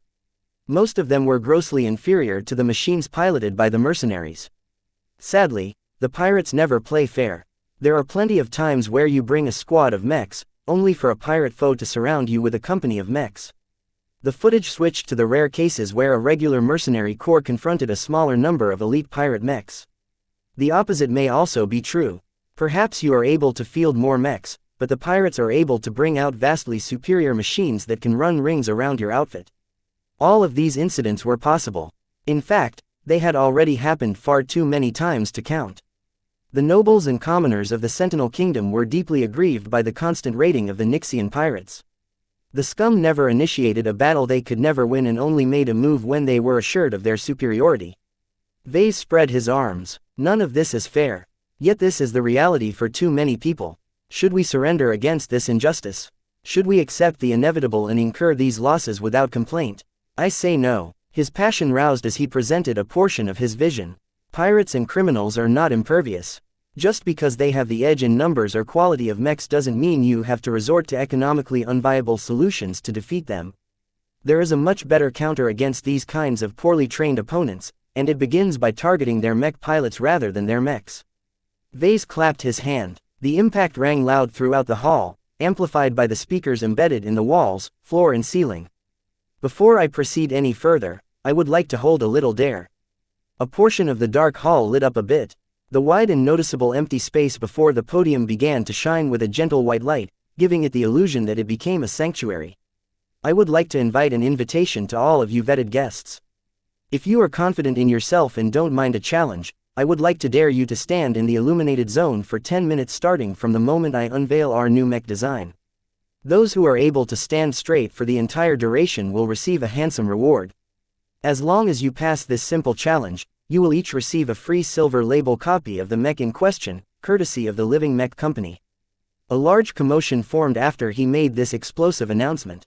While the people who were able to attend this highly anticipated product reveal were no simple people, the reward was incredibly attractive to certain people. The older and more established nobles in the audience all rested confidently in their seats. They had no intention of risking their reputation to take part in this unknown challenge. What if they failed? What if they humiliated themselves? Everyone present knew that this entire announcement was being broadcasted live through the entire Yena star cluster. Anyone who performed shamefully in front of such a huge audience could practically kiss their prestige goodbye. Some of the younger nobles looked intrigued, though, unlike the older generation, they weren't rulers of planets or commanders of legions. They still had to do much to prove themselves, and taking part in this interesting challenge sounded like a good way to stand out from their peers. Even if they failed, it was no big deal. In their circle, regardless of the outcome, it was better to show bravery than cowardice. Before the younger scions rose from their seats, a moderate group was already making their way to the front of the hall. Many of them were uniforms of all kinds. None of them matched the clean and tight aesthetic that was most common to military uniforms, but it was very evident that they were all warriors of sorts. This group mostly consisted of mech commanders and owners of various armed organizations. These individuals were not as wealthy as landed nobles, but valued mechs just as much. Their poorer finances and their higher sensitivity towards bargains made them much more willing to accept this mysterious challenge. Soon enough, a large variety of people entered the lighted zone. Vase mentally kept track of the numbers through the information feed transmitted to his implant. After 15 minutes of discussion and shuffling, almost 600 attendants accepted the challenge. Mech commanders, mech captains, veteran soldiers, ambitious nobles, adventurous businessmen, respected mech designers, foolhardy journalists and more all believed they had what it took or just wanted to obtain a free mech. Even if they weren't mech pilots or didn't have a use of such a machine, they could always sell it and earn a handsome amount of money in the process. All they had to do was to keep standing inside the lightened, rectangular zone. Vase smiled like a shark. He chuckled under his breath for what these gullible people were about to face. Well, I applaud your courage. Any of you who have chosen to stand in this zone will receive a consolation prize if you happen to fail. You can approach the LMC later in order to obtain the right to order the first batches of our new product. That was a small reward in order to mollify any sort of awful feelings that might follow. Just as Vase moved on, he suddenly paused and looked upwards. Everyone else who watched Vase turned their heads up as well, only to discover something shocking. The private box had opened up. Its floating occupant, surrounded by a couple of heavily armed bodyguards, slowly drifted down from the air, all the while approaching the podium. Almost everyone in attendance recognized this famous figure. Her face had been all over the local news these past few days. Master Moira Willix had descended in person. The eminent dignitary of the MTA maintained a neutral expression as she slowly dropped to the very front and center of the lighted zone. The eager daredevils who used to stand on that spot quickly vacated it when they recognized that the master was heading in their direction. A very noticeable circle of people had formed around her position. Master Willix, Vase spoke up with a remarkable amount of restraint. I do not believe a mech designer of your stature would compete over a free mech. The master stared at Vase in the face. There is nothing in the rules that prohibit me from taking part. If the audience wasn't so afraid of attracting the powerful master's ire, everyone would have shouted already. This strange challenge had suddenly become 10 times as interesting. If even a vaunted master participated in it, then there must be definitely something special about it. A couple of hundred more people rose from their seats. Vase patiently maintained a smile on his face as he allowed the latecomers to enter the zone. He did not expect Master Willix to accept this juvenile prank of his. Even Gloriana started to squeeze his hand in worry. "It's okay," he covertly communicated to her through their implant. "You've already seen her standing in front of our Doom Guard without exhibiting any strain. It will be fine, if you say so." Vase, regardless of this unexpected occurrence, the plan was still on track. Once the excitement died down, Vase snapped his fingers. A large timer projected above his head. It already began to count down the 10 minutes of time the challengers needed to remain in the zone. "Image a Mech," he spoke as the podium darkened entirely, causing Vase and Gloriana to disappear in the dark. "It is a hefty mech, but with wings. It can fly in space and withstand a considerable amount of punishment from enemy fire." The main hall began to rumble as a mech gradually strode forward with its immense bulk. The loud footsteps of this giant machine deliberately rippled the floor, causing the challengers to feel the vibration of the approaching mech. A mech emerged from the backstage and stepped onto the huge and spacious podium. No one except for those with high-quality ocular implants were able to see the mech in the dark. To the rest, the unknown mech that took its time to go forward was already making an impression without revealing its true nature. It was then that its glow gradually emerged. Melkor, who piloted the mech in question, stretched out his finger and flicked a special switch. The mech in the dark seemed to come alive. A sense of oppression and discordancy began to emerge from the back of the podium. The people standing within the lighted zone began to shift their weight around. They looked around with uncertainty and tried to question each other whether they weren't the only ones who felt uncomfortable. The audience sitting in their seats further ahead weren't exempted from the glow either. Although the impact of the glow was weaker to those sitting in the back, even they couldn't escape the strange mental influence that gradually gained strength. Thunk! The metal feet of the mech slowly clanked against the surface of the podium as it gradually moved forward. Each step caused the floor to vibrate louder and louder. Even as the mech came closer, its fearsome glow began to gain more weight. Vase grinned in the shadows. "Imagine a mech. That is a monster." Chapter 2064 Sanctuary in the Dark. Product introductions were always so fun to Vase. He loved designing mechs, but he also loved sharing them to an audience. Though mech designers often acquired the stereotype of a science nerd, deep within their hearts, they craved for validation. What was the point of pouring their hearts and souls into developing a great creation, only to stuff it inside a closet? What was the worth of a mech design that was never put to use and never saw the light of day? Such scenarios deeply frightened Vase. If a time ever came when his mech designs no longer received the attention of at least a single person, his heart for his profession would die. This was not an exaggeration. Practically every artist and creator desired praise. Hardly anyone spent hours, days, weeks or even years to create something just so they could admire it in the comfort of their homes. Deriving satisfaction from yourself only stretched so far. In order to make all of the blood, sweat and tears that mech designers like Vase poured into advancing their craft, they needed to find people around them who told them how great they were and how much they appreciated his work.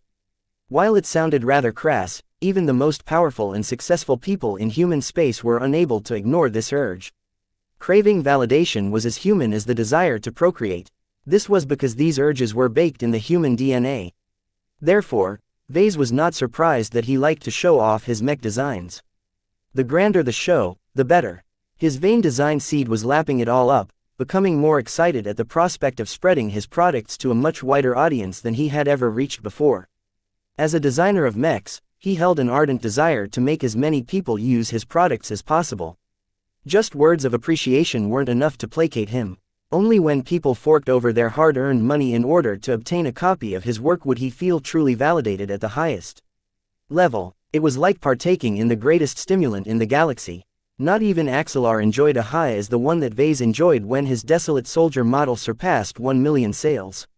Right now, as he held a dramatic presentation in a huge, darkened hall which was only selectively illuminated, Vase gained the confidence that he might exceed his previous high point. Though his Doom Guard came with some very troublesome elements, he believed in its utility. He sincerely believed that countless customers would fare much better once they purchased his products. He just had to do his best to convince his audience to feel the same way. He gazed his eyes towards the unnerved members of the audience that accepted his challenge and stood in the lighted zone in front of the podium. Each of them stood close enough to experience the approaching glow from the Doom Guard. Most of them weren't able to pierce through the darkness and see the striker Mech in full glory. All they could count on was the faint contours of light bouncing off its exterior, the sense of weight emanated by its heavy footsteps and the indescribably uncomfortable sensation radiating from this machine. Sometimes, the unknown was much more frightening than the known. Practically anything could be hiding in the shadows, and the dramatic narration provided by Vase only pushed their imagination deeper. I have always propagated the principle that mechs are alive, he gently said, his deceptively soft voice caressing everyone's ears. Everyone who is familiar with my work knows that I have poured my heart into creating works that earn admiration. From the Aurora Titan to the Desolate Soldier, each of these mechs are living paragons if put in a human society. However, what if the mechs aren't as benevolent? What if a mech has succumbed to evil? The question sounded absurd, but the people in the hall didn't think so. Even the people tuning into a broadcast of the product reveal also felt a sliver of discomfort. No matter the distance, the unknown mech's glow still managed to reach them through the projection. There are monsters in the dark. Vase grinned as he became caught up in his own excitement. Space is vast, limitless but also very dark. The sanctuary of light which humans like us take shelter in is very rare in space.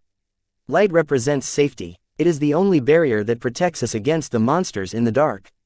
Yet, what if a monster exists that has mastered the use of light? What if the protective sanctuary that you have always taken for granted suddenly becomes a spotlight that signals your vulnerability? A pregnant silence ensued. People gulped. Challengers fidgeted on their feet. Yet nothing happened in the dark hall. Just as the heightened tension started to fade, a sudden sound emerged from the mech in the darkness. Boom! An oval red light suddenly shone in the dark. The third eye of the Doom Guard suddenly shone like an ominous beacon in the dark. Unlike the third eye of his other mechs such as the Bright Warrior and the Deliverer, the Doom Guard's extraocular decoration didn't shine in the pure and reassuring shade of white. The third eye that came to life at this moment looked anything but benevolent. A small stretch of darkness suddenly lit up in ominous red. The pupil of the third eye seemed to have taken on the resemblance of the eye of a devil. The red radiating from the third eye began to fall upon the challengers standing just in front of the podium, eliciting plenty of fright in response. Ah, I give up. Several dozen challengers quickly withdrew. They rapidly pushed through every person in the way and fled desperately to the back of the hall. Their nerves had already started to fray when the Doom Guard's glow first set upon them, but the sudden emergence of this devil eye hovering in front and over their frail human bodies was too much for them to bear. By far, these initial dropouts mostly consisted of civilians who only participated for the fun of it.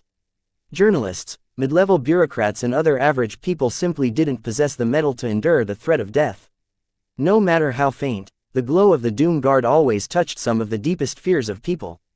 Like a predator in the dark, the mech whose shape hadn't come to light yet was like a predator that regarded them all as snacks. Thunk. As the mech slowly resumed its march, the pressure on the challengers increased.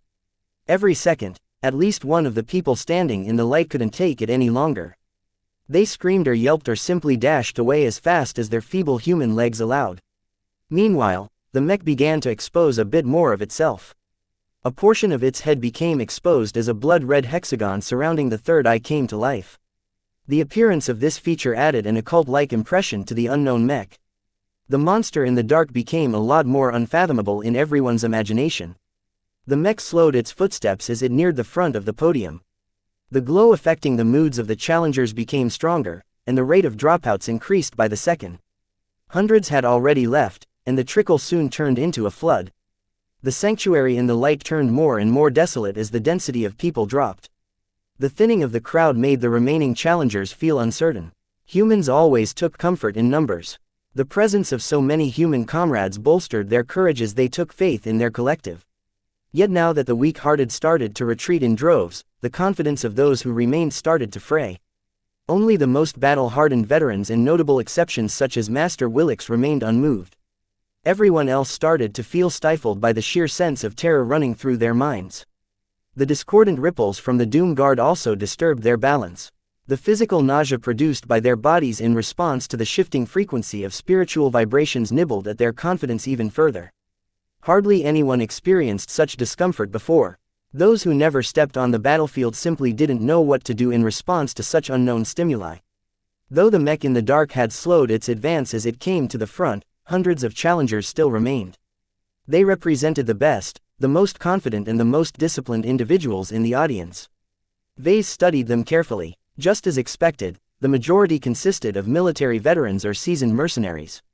Yet that wasn't all. A surprising amount of noble scions managed to put up a brave face under pressure. Vase may have underestimated the mettle of the aristocratic class.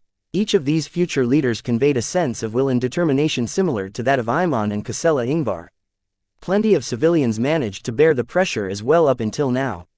Each of them possessed some reason or trait that allowed them to withstand the proximity of the Doom Guard for one reason or another. Though Vase somewhat expected that the Doom Guard's glow wasn't omnipotent, he was disappointed at the amount of challengers who remained. Even if they gritted their teeth or shook on their feet, these brave individuals exhibited the courage that made humanity great. This was not what Vase wanted to see. If he passed so many people, he would have to meet his promise and provide all of them with Doom Guards for free. While Vase may be charitable every now and then, he wasn't in the habit of donating so many machines. Mechs needed to cost something in order to make them valued. He silently sent another signal with his implant, which activated one of his contingencies. As the red third eye and hexagon shone behind and above his head, Vase resumed his speech. Space is dark. Space is endless. It is filled with both wonders and horror. The mech that you are sensing right now is just one of the examples that you can find in space. The floor began to rumble again. Thunk. The impact sounded different from before. Though the footsteps landed almost simultaneously, the most discerning among the audience quickly realized the truth. There were multiple mechs stepping onto the podium. The rumbles grew louder as the darkness began to spawn more terrors. As the distant glows began to overlap with the glow in the front, Vase began to feel the added pressure as well. Aside from the mech pilots, Vase was exposed to the highest concentration of his own creation's glow. Whatever the challengers endured, he had to endure as well. As the others' mechs slowly advanced across the broad podium in a line, the mood in the hall descended even further. The overlapping glows didn't outright magnify the resulting combination in a straightforward fashion, but the pressure on the challengers became undeniably stronger. The monsters in the dark never tend to be alone. Once the additional mechs stopped besides the initial Doom Guard that stepped forward, they no longer took another step. Boom. Instead, they lit up their scarlet eyes and hexagons in unison, causing the entire audience to cry out in shock. They come in a group. A wall of hellfire red flames suddenly came to life. Its brightness momentarily lit up the hall and blinded the audience. An incredible amount of heat washed over their bodies, and the sound akin to the activation of several flamethrowers thrummed through everyone's ears. The sanctuary of light suddenly turned into the most dangerous place in the hall to many challengers. Uncaring of their dignity or determination, they turned around and fled the approaching rush of flames. The huge, billowing wall of flames passed through Ves's lonesome body and slammed into the challengers that somehow remained. Chapter 2065 Courage can be trained. Screams of terror rang from every corner of the hall as the frightened audience lost their nerves. Even those who sat further back had been frightened out of their wits as the huge wall of flames seemed to have enveloped the brave challengers in an instant. Soon enough, the flames disappeared. The wave of heat died down. The crackling of fire faded away. It was all an illusion. Vase emerged from the thick of the projected flame with hardly any injury to his body. He never exhibited any worry. Even if the flames were real, he would have escaped unscathed regardless with the help of his shield generators. The people standing in the illuminated zone didn't know that. The guests sitting in the front seats didn't know that. The flames looked and felt so realistic that they never expected it to be fake. The stupendous reaction from his guests amused Vase to no end. All of it was part of the show from the start. The flames that spewed from the nozzles of the innocent spreaders wielded by the Doom Guard were mostly virtual. Trillion Hall's advanced projectors were very much capable of conjuring such a realistic illusion at such a grand scale. Other auxiliary tools just as a directional heat management system made it appear as if the entire place was about to burn. It was as if the mechs had actually opened fire on the crowd. In truth, the Doom Guards were heavily restricted. The formidable flamethrowers wielded by the mechs that stepped up to the podium didn't contain any propellant at all. Even if they did, the safeties locking their systems prevented them from doing any harm to people. Just because Vase wanted to put on a show didn't mean he wanted to burn his customers. He just wanted to scare them a bit.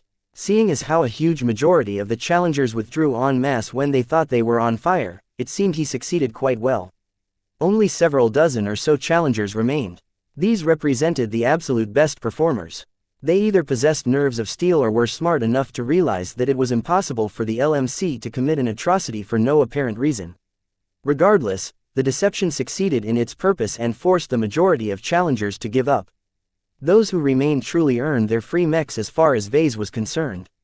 The hall began to brighten and the atmosphere no longer seemed so tense. As the squad of Doom guards standing behind Vase became more visible, the audience no longer felt as threatened. That said, the glows of the mechs still exerted a heavy pressure on their minds. "There's no need to fear the monsters standing behind me." Vase smirked and raised his hand. "Not when they are on our side." The hall brightened up until a warm, orange glow akin to an evening sun illuminated everything. The Doom guards came into view and revealed their huge red frames in full now that the darkness receded. Their glows slowly retracted as their mech pilots all flicked the off switch. The mechs didn't seem so threatening anymore. Instead, their imposing appearances, formidable design and immense bulk drew a lot of admiration from the audience. The temperature in the hall subtly rose by a couple of degrees. This warmth soothed everyone's nerves, giving them an immense feeling of relief and safety just as their eyes fell onto the mechs that used to be the source of terror.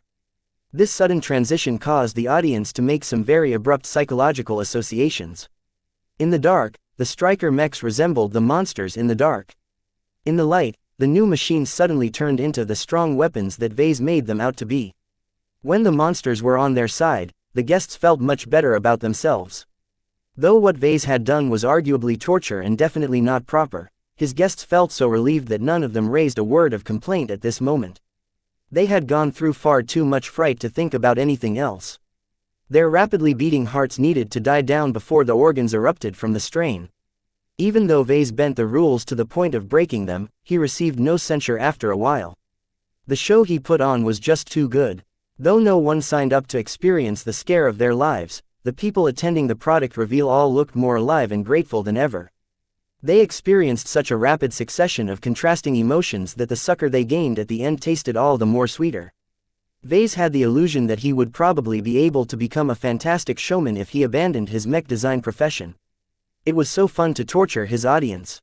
Through the careful planning and use of words, environmental manipulation and various props, he was able to shape the thoughts and emotions of a large number of people in a uniform manner. As long as he managed to hook the imaginations of a group, he could make them feel as scared as hopeful as he liked. This was indoctrination in an entirely different way than he was accustomed to. Though resorting to his devil tongue was a lot more convenient, that didn't mean that Vase was incapable without it. There were so many tools to put up a good show that he would never run out of means to sway a crowd. Now that Vase demonstrated the potency of the Doom Guard's glow to everyone, there was no more need to terrorize his audience any further.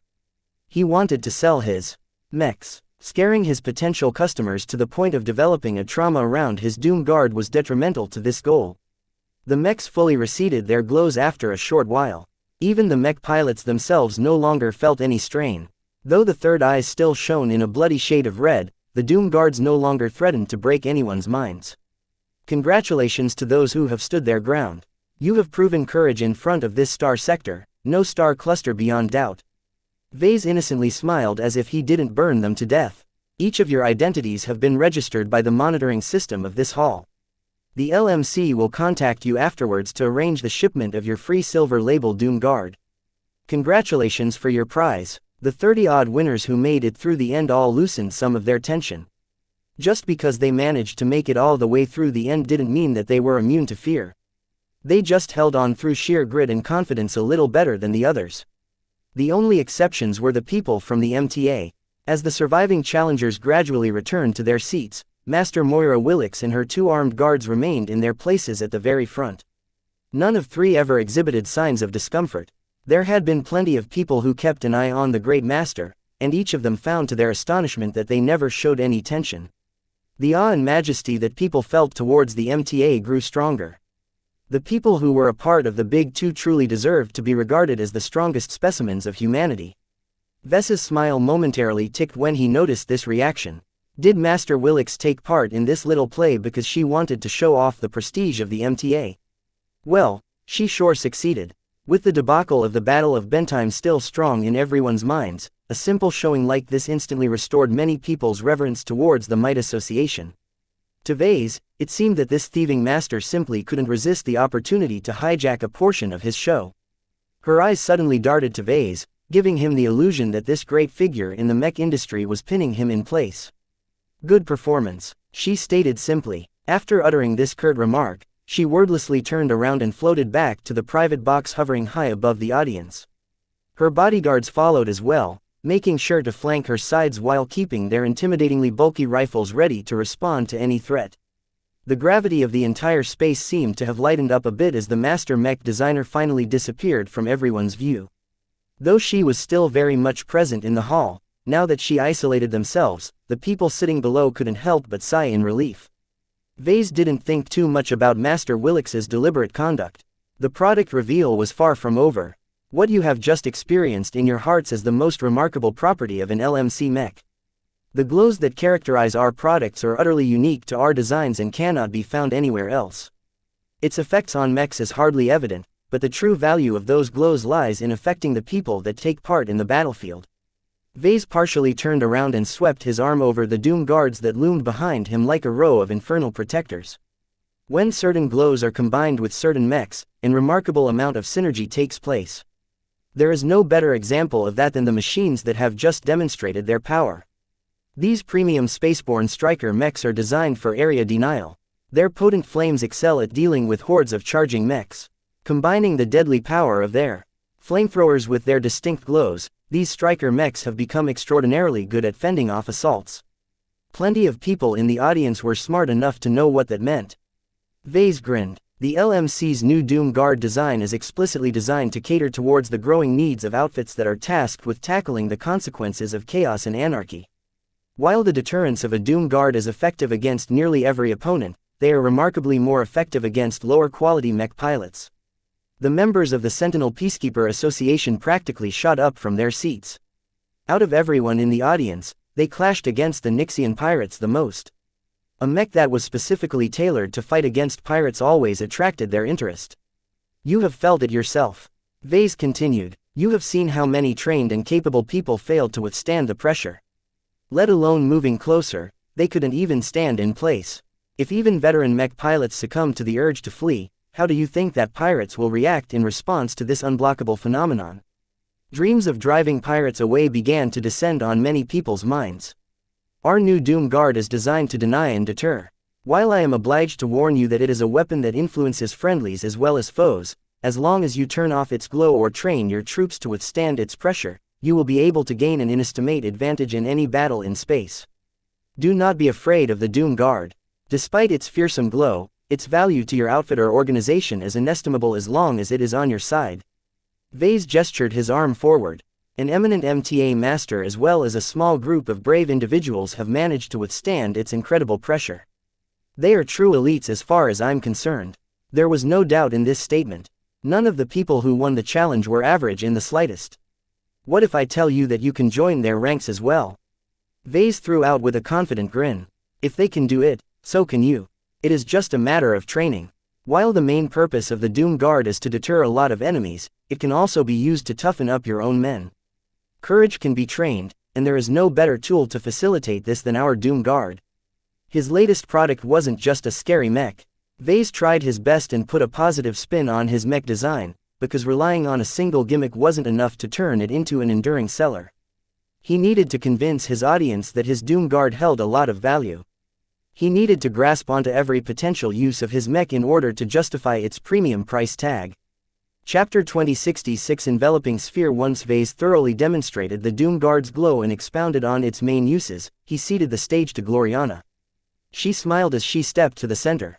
Hello, everyone. I am Gloriana Woden and I am proud to present the specifications of our new Doom Guard design. A projection depicting a simplified schematic of the Doom Guard came into view.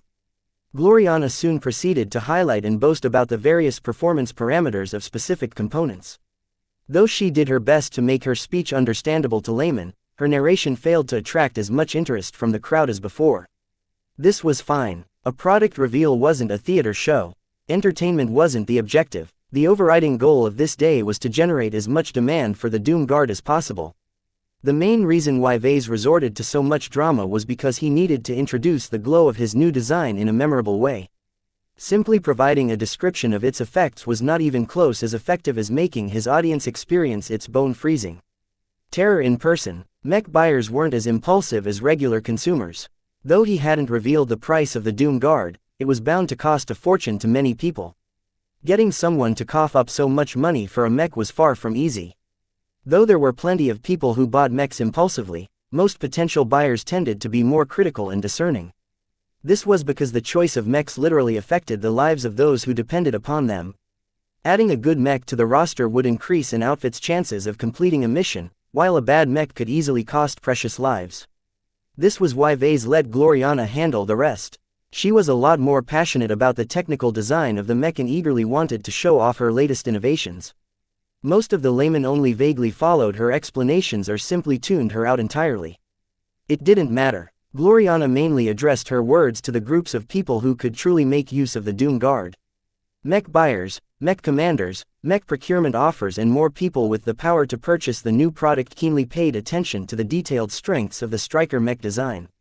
Naturally, Gloriana's pleasant voice did not mention any of the less flattering aspect about their design. Its limited capacity, its relatively ordinary strengths, its lackluster mobility and so on never came up once during her entire spiel. It didn't matter. This was a day of celebration as far as the LMC was concerned. Despite the generous amount of mech designers seated in the hall, none of them was in the mood to heckle this time. A greater mech designer loomed over their heads. Who would possibly have the courage to criticize the work of a pair of mech designers that the master obviously favored? They would just be making fools of themselves. Of course, it also helped that the Doom Guard didn't present a threat to their interests. Striker mechs was one of the less common mech types on the market. The most popular models tended to fall in the budget and mid-range market category. The Doom Guard obviously looked a lot more expensive than the norm, so despite its various features, it was simply too expensive to capture the lion's share of the market. No matter how good a mech performed, price was still a heavy limitation to many wallet-conscious customers. While there were some mech designers who published a premium spaceborne Striker mech design of their own, that was still not a reason to speak. Please like and follow the Cultivation Audiobooks channel out and defend their work. No matter the special features and properties of their work, how could it equal the fantastic glow that Vase demonstrated earlier? From an area denial standpoint, the Doom Guard was truly revolutionary in its design. Its glow clearly disregarded the quantity and quality of mechs, and instead tested the resolve of the mech pilots directly. The demonstration that ensued after Gloriana finished her presentation couldn't make this any clearer. Let us proceed with showing our new product in action. The walls of Trillion Hall turned transparent. The occupants of the hall suddenly gained the illusion that they were sitting in the middle of space. The squad of Doom Guards that had stood on the podium had already withdrawn a moment earlier. Now, they spread their wings and flew into space. The identical Doom Guards formed an echelon formation as they flew out until they stopped at a healthy distance away from the hall. The transparent walls began to project some feeds that allowed every spectator to observe several magnified feeds of the mechs in question. In the distance, a huge number of mechs approached. The surprised attendants began to count the number of mechs that approached the Doom Guards. They soon gave up. There were simply too many mechs for any baseline human to keep track of. There are more than 1,000 mechs in that massive group. It's as if an entire mech regiment is approaching. Someone with an ocular implant yelled. The shock in the crowd grew greater. What kind of demonstration demanded 1,000 mechs? Usually, it was sufficient to utilize half a dozen mechs as sparring partners for the new design.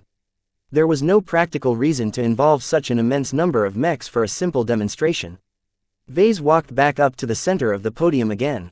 What you are witnessing are the mechs of numerous famed and reputable outfits. Both mercenary corps and security companies have agreed to take part in this exhibition. Just like the previous challenge, each of them have been informed that they are entitled to a progressively greater bonus should they last long enough. The crowd suddenly realized that a good show was about to ensue. After the attendants personally experienced the terror of the Doom Guard, most of them developed an eager anticipation of inflicting this pain on others. Noticing this reaction, Vase grinned wider. Devils weren't feared for their power. Instead, it was their ability to twist people's hearts that truly made them notorious. Numerous potential customers had already started to imagine employing the Doom Guards to terrorize their opponents. Nothing made them feel better than to spread the suffering that had thoroughly shamed them earlier. This was human nature. Vase knew what dwelled inside their hearts, so he prepared something that would allow them to bring it to the surface. Out in space, almost 24 outfits worth of mechs flew to their assigned coordinates. Despite the sheer variety of mech models, it was still possible to distinguish who they belonged to by matching their coding and markings. The Doom Guards didn't stick together. Instead, they all began to separate and spread out in a long line. They finally stopped after several kilometers of distance stood between each mech. The reason for that soon became evident. The huge amount of hired mechs began to envelop the individual Doom Guards. 10 spheres consisting of at least 100 mechs surrounded a Doom Guard from each direction. The spheres slowly contracted. The mechs began to crowd a little closer to each other as the ball of mechs shrank in size.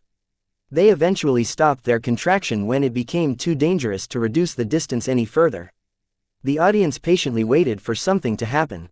Vase spoke up again. As I have stated previously, our Doom Guards excel at fending off assaults and denying an entire area. Due to the special properties of the characteristic glows of our mechs, they are effective no matter how many opponents they affect. This means that no matter how outnumbered you are, the Doom Guard is one of the effective equalizers as long as you make good use of its strengths. Behold what you can do as long as the monsters are on your side. The third eyes of the Doom Guards flickered back to life. Their crimson glows looked extraordinarily compelling between the gaps of all of the mechs. As their recently activated glows ramped up, the spherical formation of mechs already started to exhibit some changes. Despite the orders the mech pilots received, they couldn't help but feel increasingly more unnerved as they remain in formation. Those with frailer nerves and weaker hearts soon began to have second thoughts all of a sudden. Though the Doom Guards they surrounded never lifted their weapons or made any offensive moves, the onset of terror and the threat of death still wormed their way into their minds. What is this? Why is this mech so strange? None of the mercenaries had been informed about the nature of the mech. They had strictly been instructed to close off all communications, so they shouldn't have witnessed the initial demonstration of the Doom Guard. Even if they disobeyed orders and sneakily watched a feed of the product reveal, it didn't matter. The fearsome glow of the Doom Guard worked best against unprepared opponents, but it remained effective regardless if its opponents were aware. When the glow reached its full strength, the spheres visibly shook.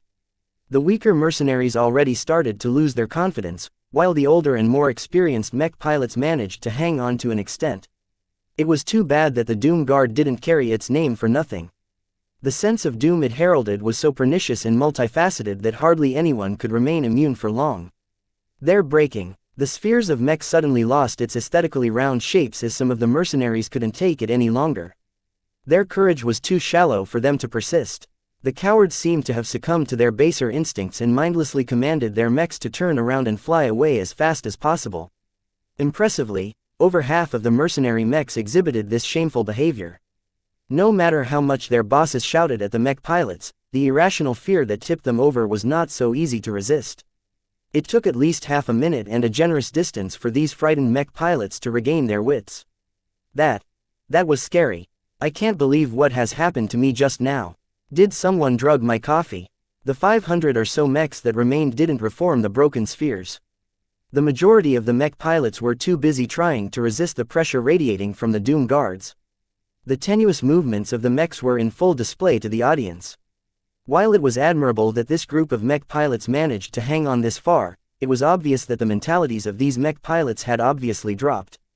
The capability to induce this state of mind was already valuable in itself. Shaking, hesitant mech pilots were much more easy to break than high-spirited mech pilots. Soon enough, the remaining mech pilots received orders to close in and reform the spheres. They reluctantly obeyed this order and tried to fly closer. This was difficult. The mechs hesitantly flew closer to the Doom Guards while doing their best to form more compact spheres. They failed. The closer they came, the more their mech pilots experienced the glows of the mechs. It became drastically more difficult for these regular mech pilots to maintain their nerves. Over 200 mechs dropped out. Just a fifth of the original group of mechs remained. The spheres of mechs that surrounded the Doom Guard seemed so thin and fragile that it looked as if a single punch could break them into pieces. Vase waited for the right moment to pass on his next command to the mech pilots of the Doom Guards. Show them a taste of hell. The 10 striker mechs simultaneously cocked their massive flamethrowers and began to spew a sea of flames all of a sudden. The Doom Guards rapidly spun around its axis in order to spew flames in practically every direction. Though the eruption of omnidirectional hellfire looked frightening up close, they didn't traverse very far. The billowing flames only traversed a modest distance of 50 meters before losing momentum. There was plenty of distance between these flames and the surrounding mechs.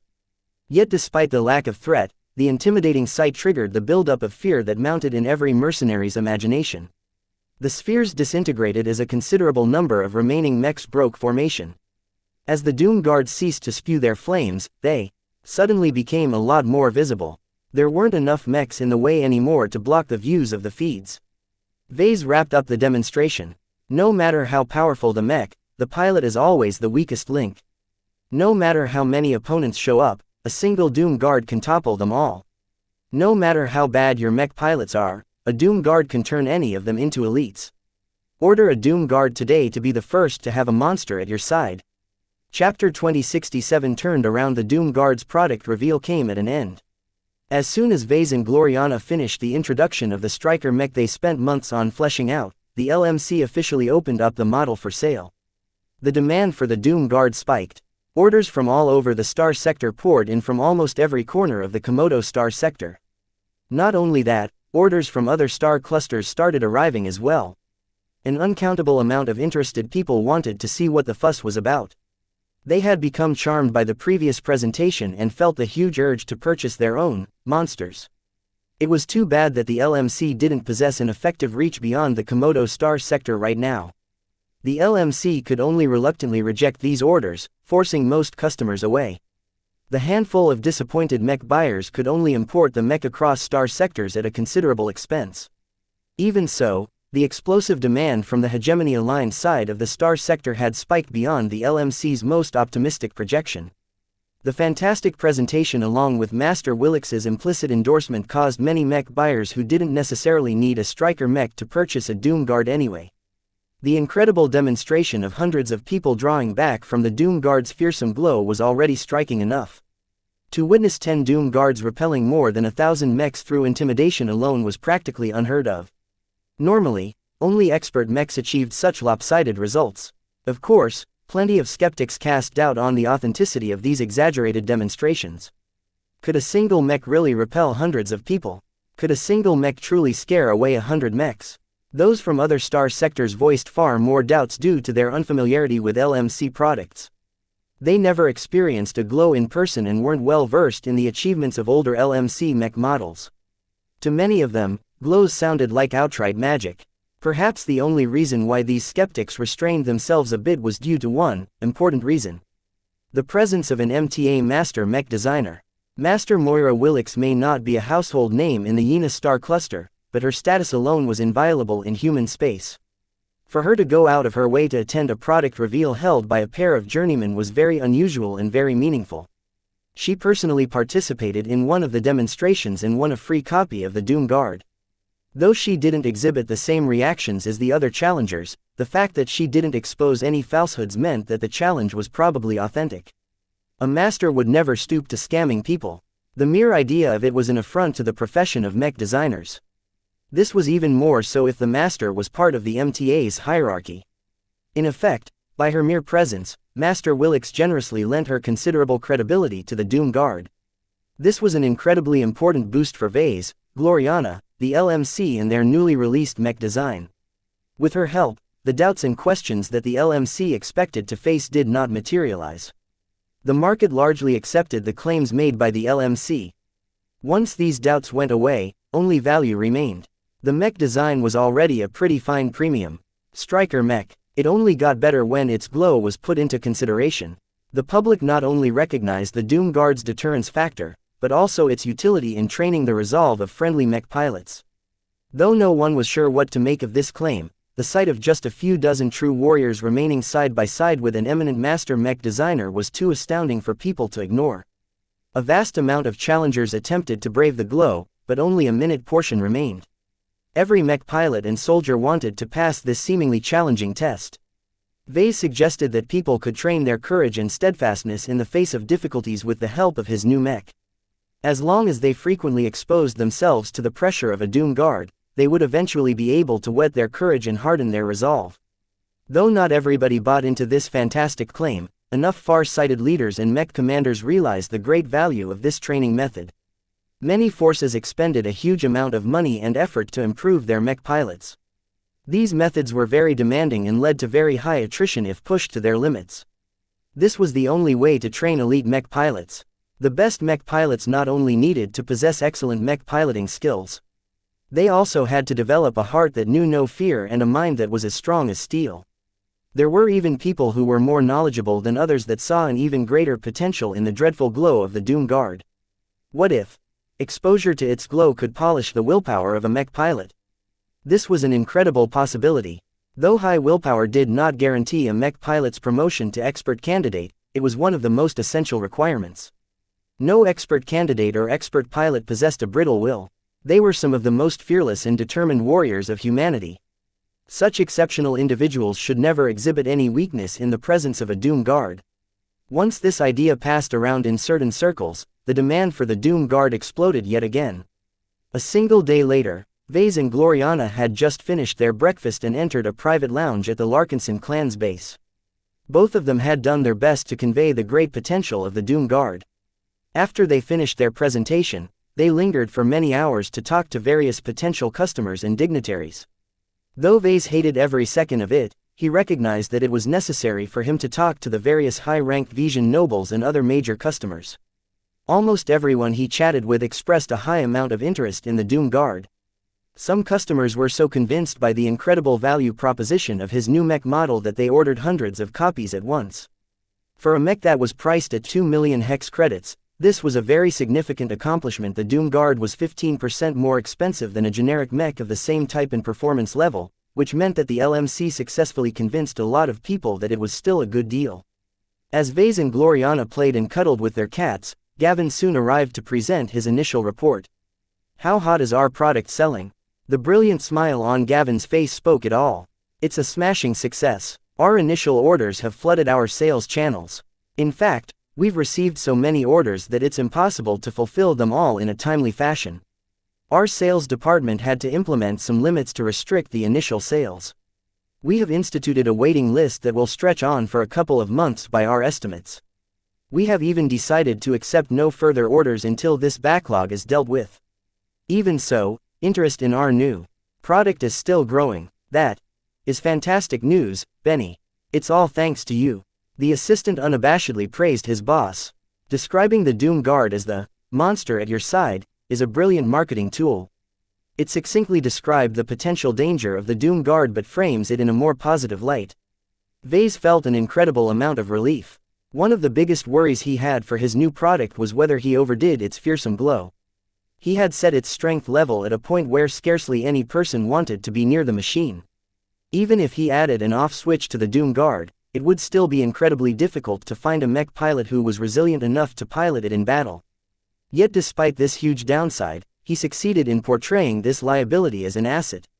While the downside still remained, his customers could derive a lot of value out of them if they made creative use of them. This was one of the most important messages he tried to convey to his audience, and it seemed that the market bought it hook, line and sinker.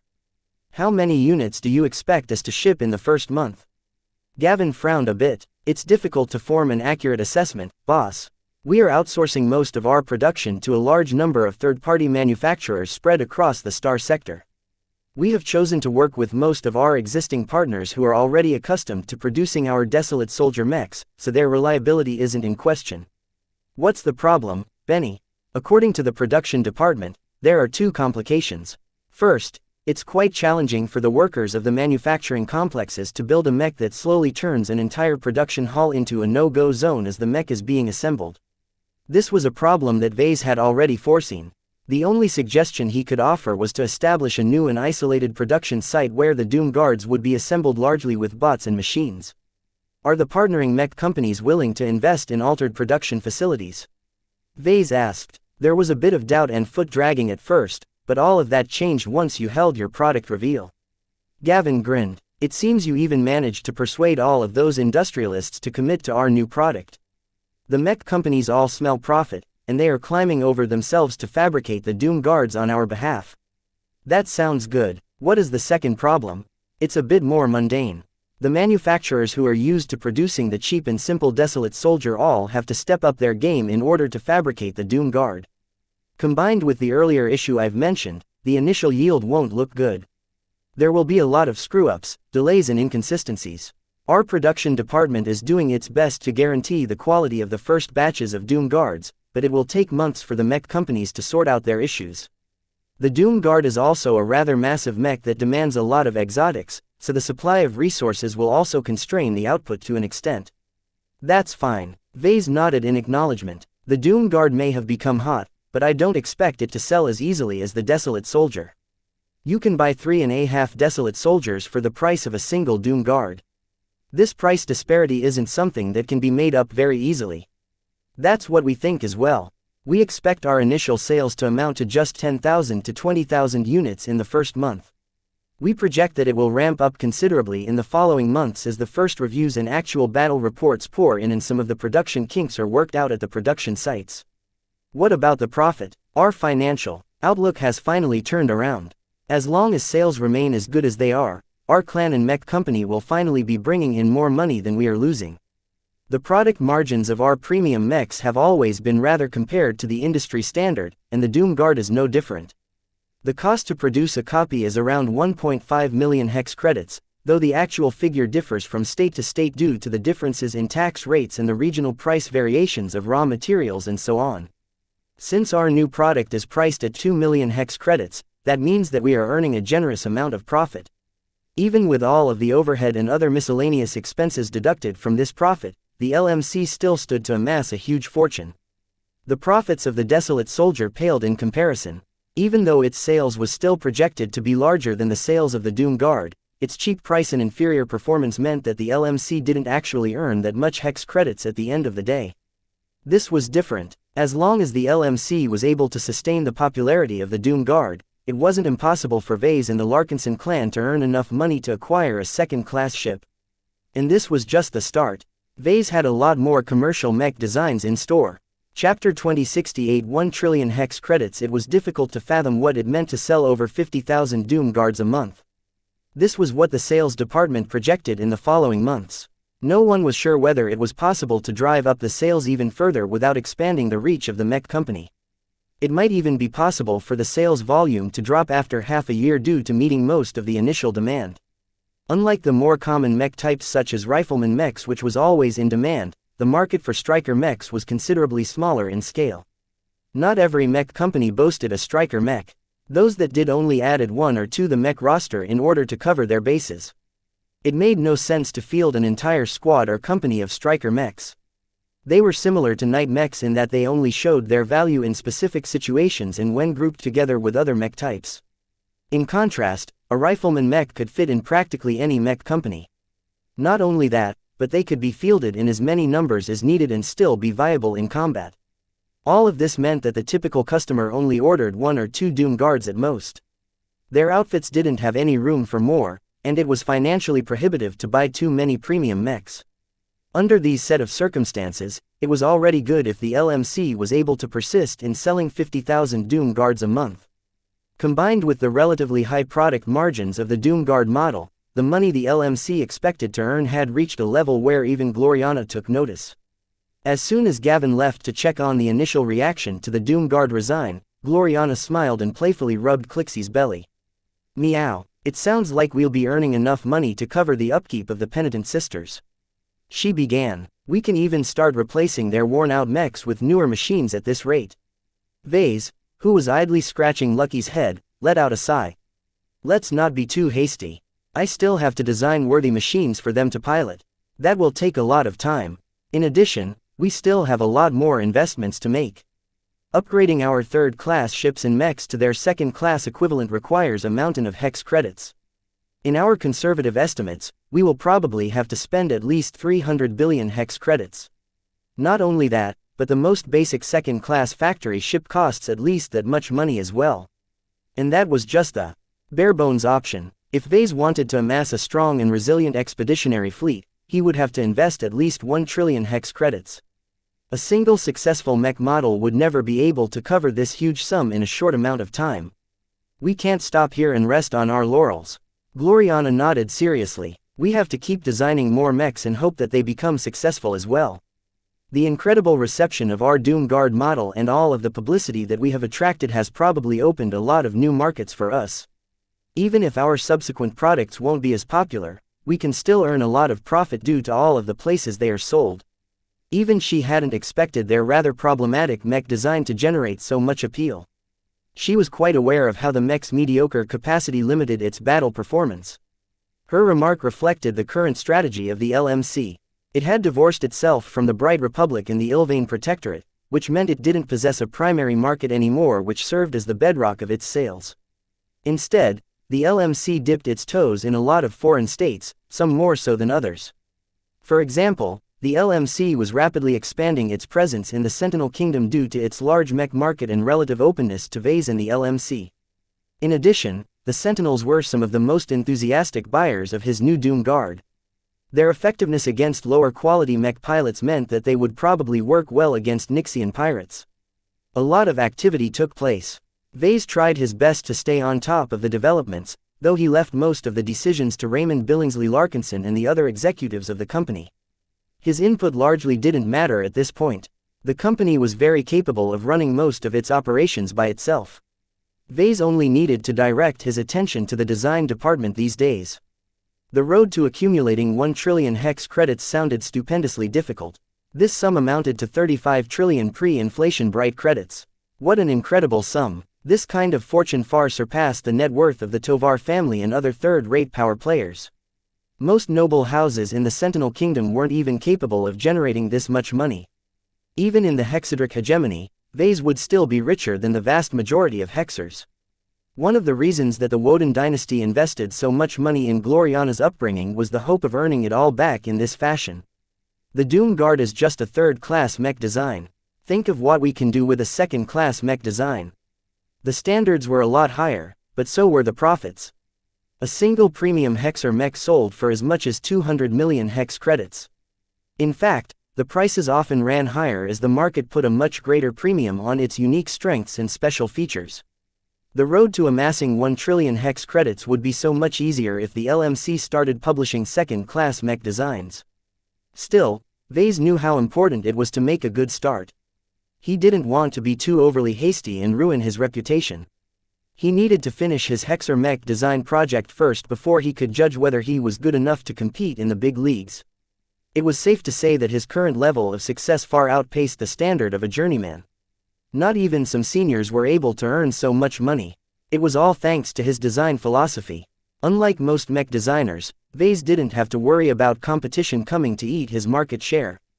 Those who specialized in designing better melee mechs such as Gloriana had to compete against countless other colleagues who specialized in something similar. Someone with a more unusual design philosophy like Gloriana generally didn't face as much direct competition. However, the more unique the design philosophy, the harder it was to realize it.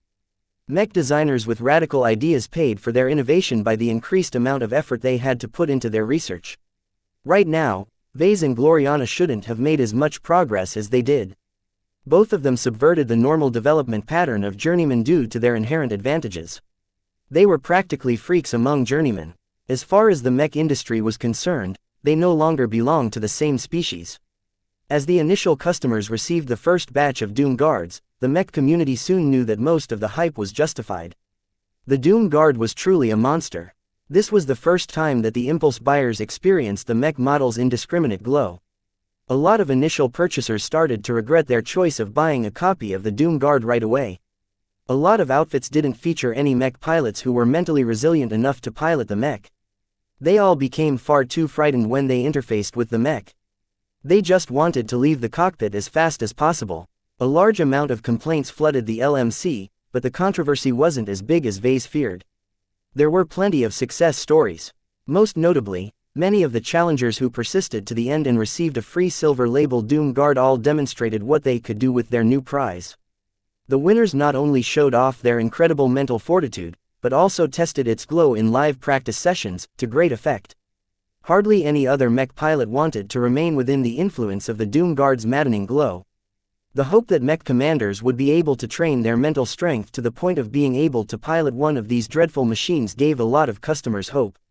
They might not be able to harness the Doom Guard right away, but as long as they used it as a training prop, their mech pilots would eventually reach the necessary standard. The Doom Guard is the monster at your side. As long as you master it, you can harness its power against your enemies. Many mech buyers harbored this hope. A lot of training programs centered around the Doom Guard's glow quickly emerged. Even the Larkinson clan took advantage of this application. Commander Melkor Larkinson stood in front of the entire body of avatars. After several months of expansion, the avatars now numbered 400 proven mech pilots. That wasn't all. In the last 2 months, the avatars picked up a lot of prospective new members. Right now, over 800 avatar candidates were being put through some of the most rigorous training the Larkanon instructors devised. Within the clan, only the Sword Maidens surpassed the avatars in terms of training intensity. Right now, the newly recruited avatars represented a lot of headaches for Commander Melkor. Compared to the small amount of battle-hardened members who fought and lived through the Sand War, most of the new additions didn't live through the same hell. Due to various reasons, the Larkinson clan disproportionately favored recruiting younger people with a lot of talent.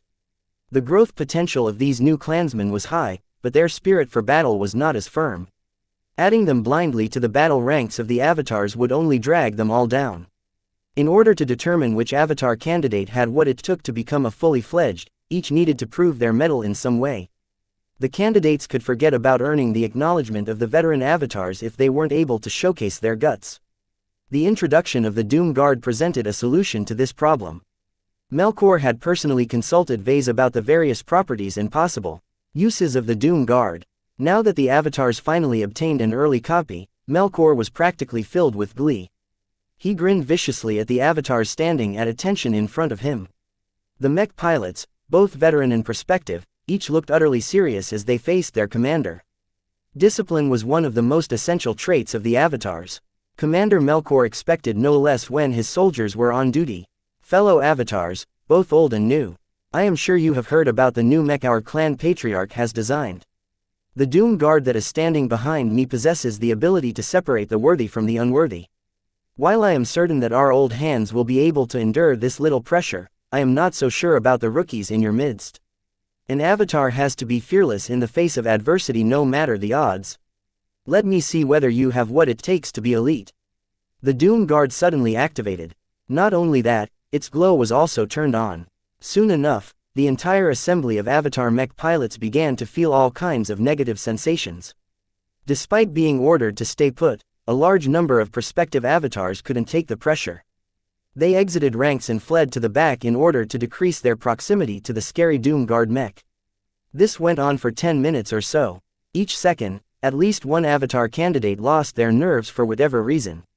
At the end of this impromptu test, only 20% of their group remained. Melkor's cheeks turned red. This was an absolutely shameful result. He thought his recruiters had done a better job at identifying promising mech pilots, but it turned out that it was mostly an illusion. The only consolation was that none of the old guard showed much more than moderate discomfort. He himself managed to bear the pressure despite standing closer to the mech than others. Yet out of every avatar, the reaction of Joshua Larkinson was the most noteworthy of them all. Whereas other people showed some signs of distress towards the Doom Guard, the kid actually seemed as if he couldn't wait to enter its cockpit. Chapter 2069 Pillar of Faith. The Doom Guard became a very hot product after its entry into the regional mech markets. The hype hadn't faded after the product reveal. In fact, much of the early feedback generated even more demand. Those lucky enough to obtain a copy early gleefully showed off their expensive new toy while devising ways to make good use of it. Repulsive glow or not, humans always like to overcome a challenge.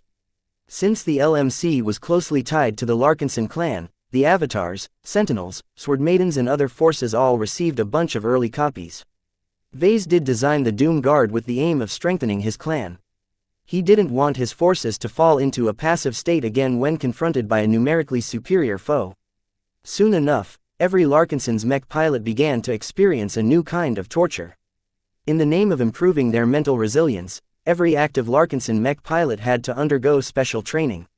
Each of them were tasked with maintaining their composure within varying ranges from an active Doom Guard. The closer they stood, the greater their performance. Different units maintained different standards. The avatars of Myth and the Sword Maidens set the highest bars, while the battle criers and the living sentinels weren't as strict. That didn't mean the mech pilots of the latter two troops were all weak. Outliers and exceptions always existed. Hundreds of living sentinels, particularly the Trueblood Larkinsons, all exhibited resolve that wasn't inferior to the standard of the avatars. Some of the battle criers showed almost no fear at all. Certain kinners valued their loyalty and dedication to their buyers so much that they were willing to go through hell to fulfill their orders. All in all, the introduction of the Doom Guard meant that no one was able to bluster about their courage within the clan.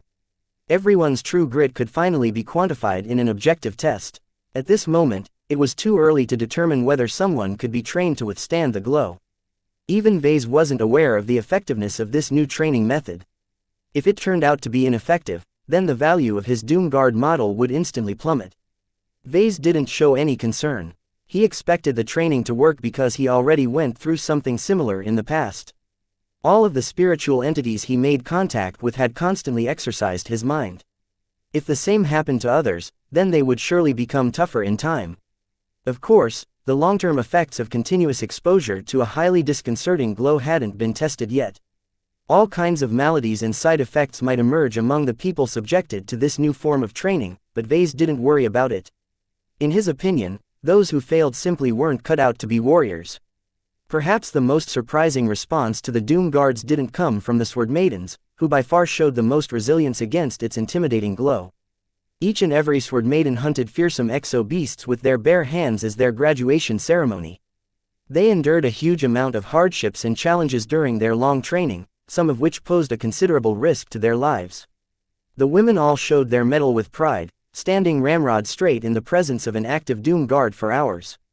Yet their performance was not as eye-catching as that of the true believers. Lately, the former Ilvanans hadn't attracted a lot of attention. They diligently integrated into the Larkinson clan while doing their best to adapt to their altered beliefs. Their creepy custom of praying to statues of Vase notwithstanding, they had become a lot less obnoxious about pushing their beliefs onto other people.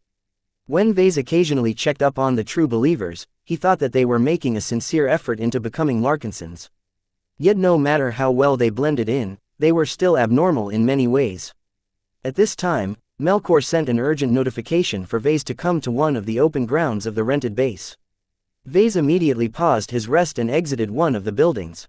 With Lucky floating at his side, he briskly walked across the base until he reached his destination. He walked up to Melkor. "What is the matter?" The visored commander waved his hand to the neat ranks of clansmen sitting calmly in front of an active Doom Guard. "Look at their performance." When Vase studied the crowd, he was shocked at what he saw. Thousands of clansmen from various groups had gathered together to whet their minds and spirits against the Doom Guard. It wasn't only the amount of people that stood out. It was the variety of the color of their uniforms that stood out. Far more than just mech pilots and support personnel resisted the pressure of the Doom Guard. Vase even spotted plenty of civilians wearing the blue and white uniforms of the LMC and the red and white uniforms belonging to ordinary clansmen. As Vase narrowed his eyes, his implant-enhanced vision soon picked out the figure facing the crowd. "James, what is this clone up to now? It appears he is teaching his followers how to withstand the glow of the Doom Guard. Have you noticed how well they are able to resist the glow?" Now that Melkor mentioned it, the former Ilvanans held up remarkably well. While he expected the elite Kronans among them to show at least that much resolve, the huge crowd encompassed more than highly trained mech pilots. As Vase carefully scanned the crowd, he noticed plenty of mothers, grandparents, teenagers and even children. Though the weakest among them had been placed in the rear of the procession, they still exhibited a remarkable degree of resistance. "This? How?" Vase asked in confusion. "I've been studying them for an hour, and I can't really say." Melkor shrugged. "The best I can come up with is that the Ilvanans are depending on their fanaticism to stave off the Doom Guard's glow. I think they are hypnotizing themselves into believing that the Great Prophet or the Bright Martyr will shield them from adversity." The mere mention of the word, Bright Martyr, elicited a cough from Vase. "I have nothing to do with this admittedly impressive spectacle. Regardless, it is very odd that thousands of true believers can collectively perform better than my avatars. There are 7-year-olds in that crowd who are doing better than some of my boys. It doesn't make any sense. Faith never abides by logic." Vase shook his head. He began to grow curious how the true believers were able to fare so well. He activated his spiritual vision and tried to see what happened on a spiritual level. He didn't learn as much as he expected.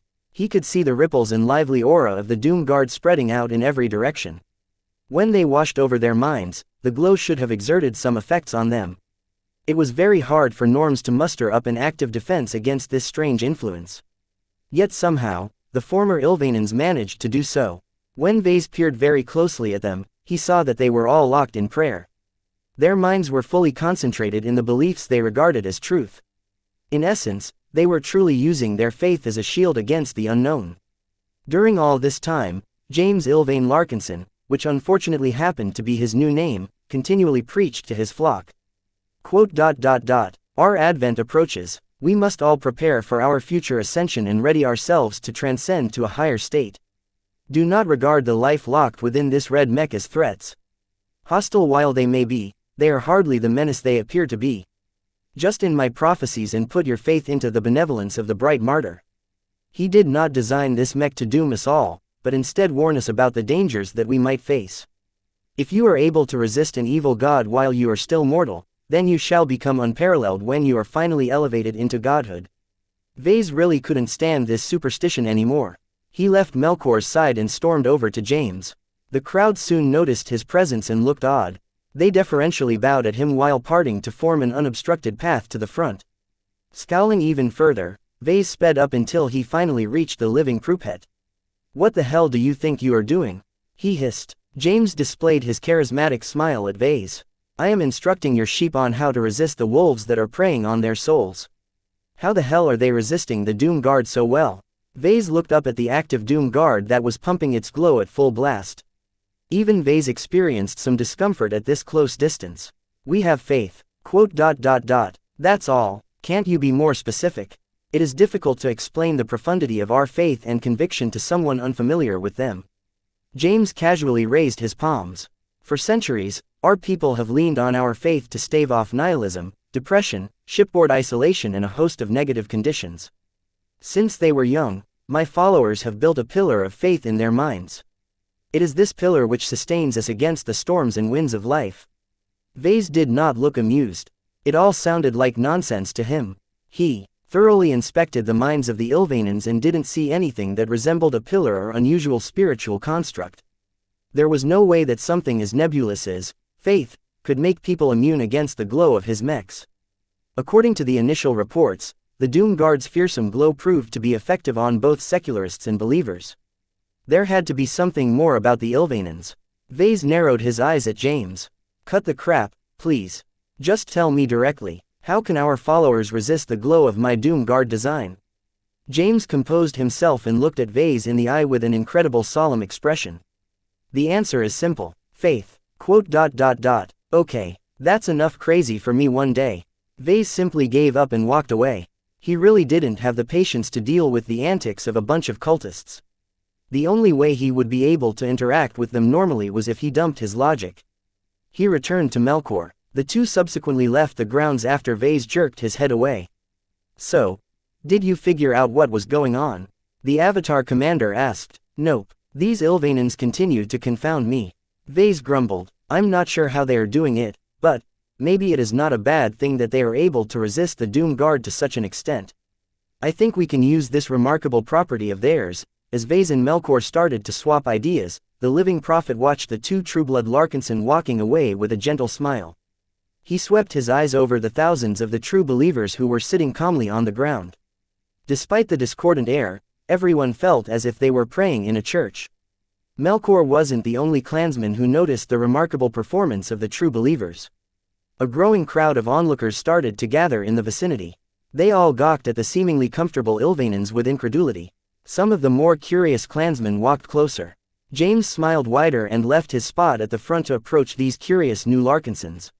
"Hello there, clansmen. What brings you here?" James asked in his smooth and attractive voice. "How come you are all so strong?" One of them asked. "Could you teach us how to withstand the glow?" An off-duty avatar suddenly begged. "The Avatar commander has threatened to kick me out if I can't get close enough to a Doom Guard." The smile on the living prophet's face grew warmer. "Why certainly. We are all Larkinsons. We are all kin to each other.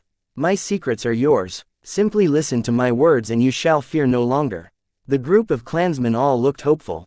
Chapter 2070 Expensive Girl. As the new Doom Guard model rapidly rose to prominence, Master Moira Willix quietly left the Sanhok system. There was nothing at Sanhok that interested her any further. The ubiquitous force simply generated a portal and zipped straight back to Centerpoint without any notification. Vase was extremely glad to see her gone. He had felt a bit constrained ever since she arrived. With the MTA frigate looming over Sanhok V, he felt constrained in many ways. He knew quite well that an advanced MTA warship not only possessed formidable weapons and near-impervious armor, but also amazing scanning and observation capabilities. Sure, anyone could easily detect a powerful active scan that peered straight through kilometers of soil and structures. However, Vase suspected that the MTA developed plenty of ways to spy on people without eliciting their notice. He wasn't sure whether the ubiquitous force possessed such means or if she even activated it while she orbited about Sanhok V. Just to be sure, Vase tried to act as normal as possible. He spent a lot of time discussing regular business topics with Gavin and Raymond.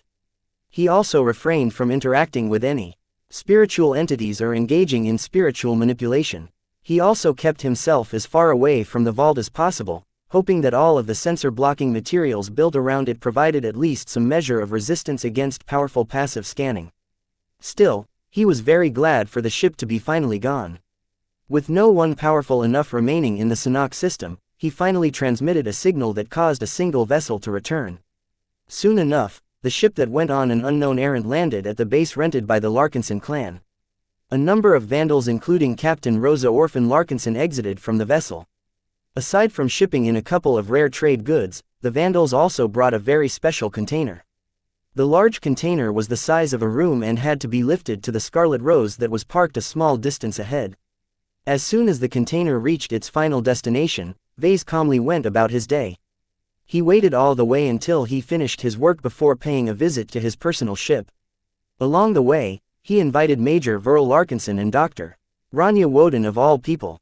They gathered inside an enclosed and isolated chamber within the vessel's mech workshop. It was one of the most secure and bug-free places on the Scarlet Rose other than compartment G13. After passing on a command, Lucky diligently scoured around the compartment and tried to sniff out any errant spy bugs and microscopic observation equipment that had made its way inside. Meanwhile, Vase calmly received the Larkinson mandate from Nida. The book thrummed with warmth, bringing a smile to his face. He turned to Major Verl, who stood right next to the container.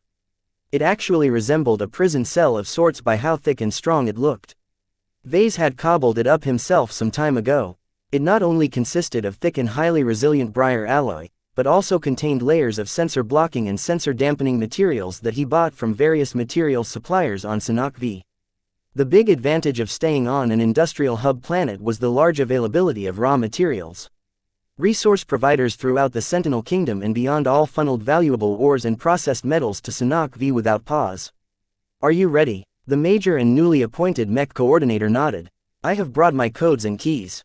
When Rosa retrieved the package, she reported no signs of intrusions or tampering. No one should have touched it while it remained hidden.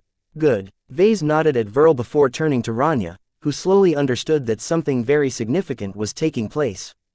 Doctor, I've invited you here for a reason. I have recently come into the possession of something of incredible value. What is it? She asked. I can't tell you exactly.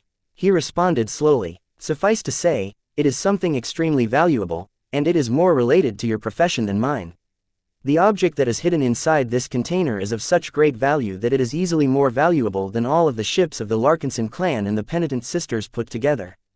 Rania widened her eyes. Though she used to believe in the absolute superiority of Hexers, now that she was perennially begging for money, she no longer dismissed the worth of Vase and the Larkinsons any longer.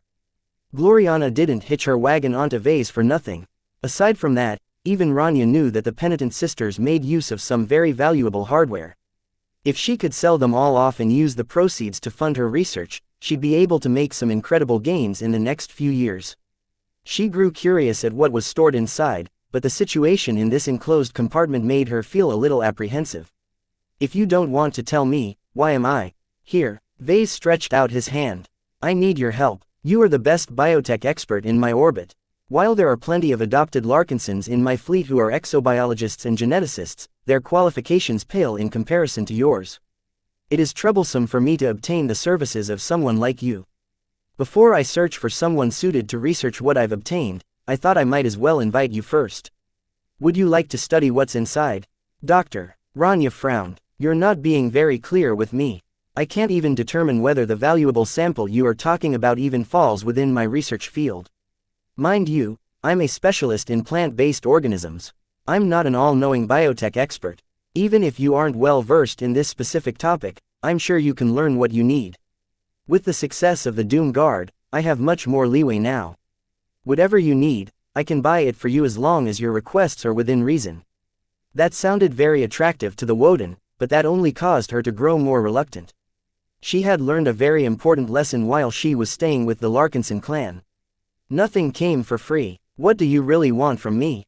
She crossed her arms. Gloriana told me that you offer favors to someone without getting something in return. I also don't believe you would let me access something that is purportedly more valuable than all of your tangible assets put together.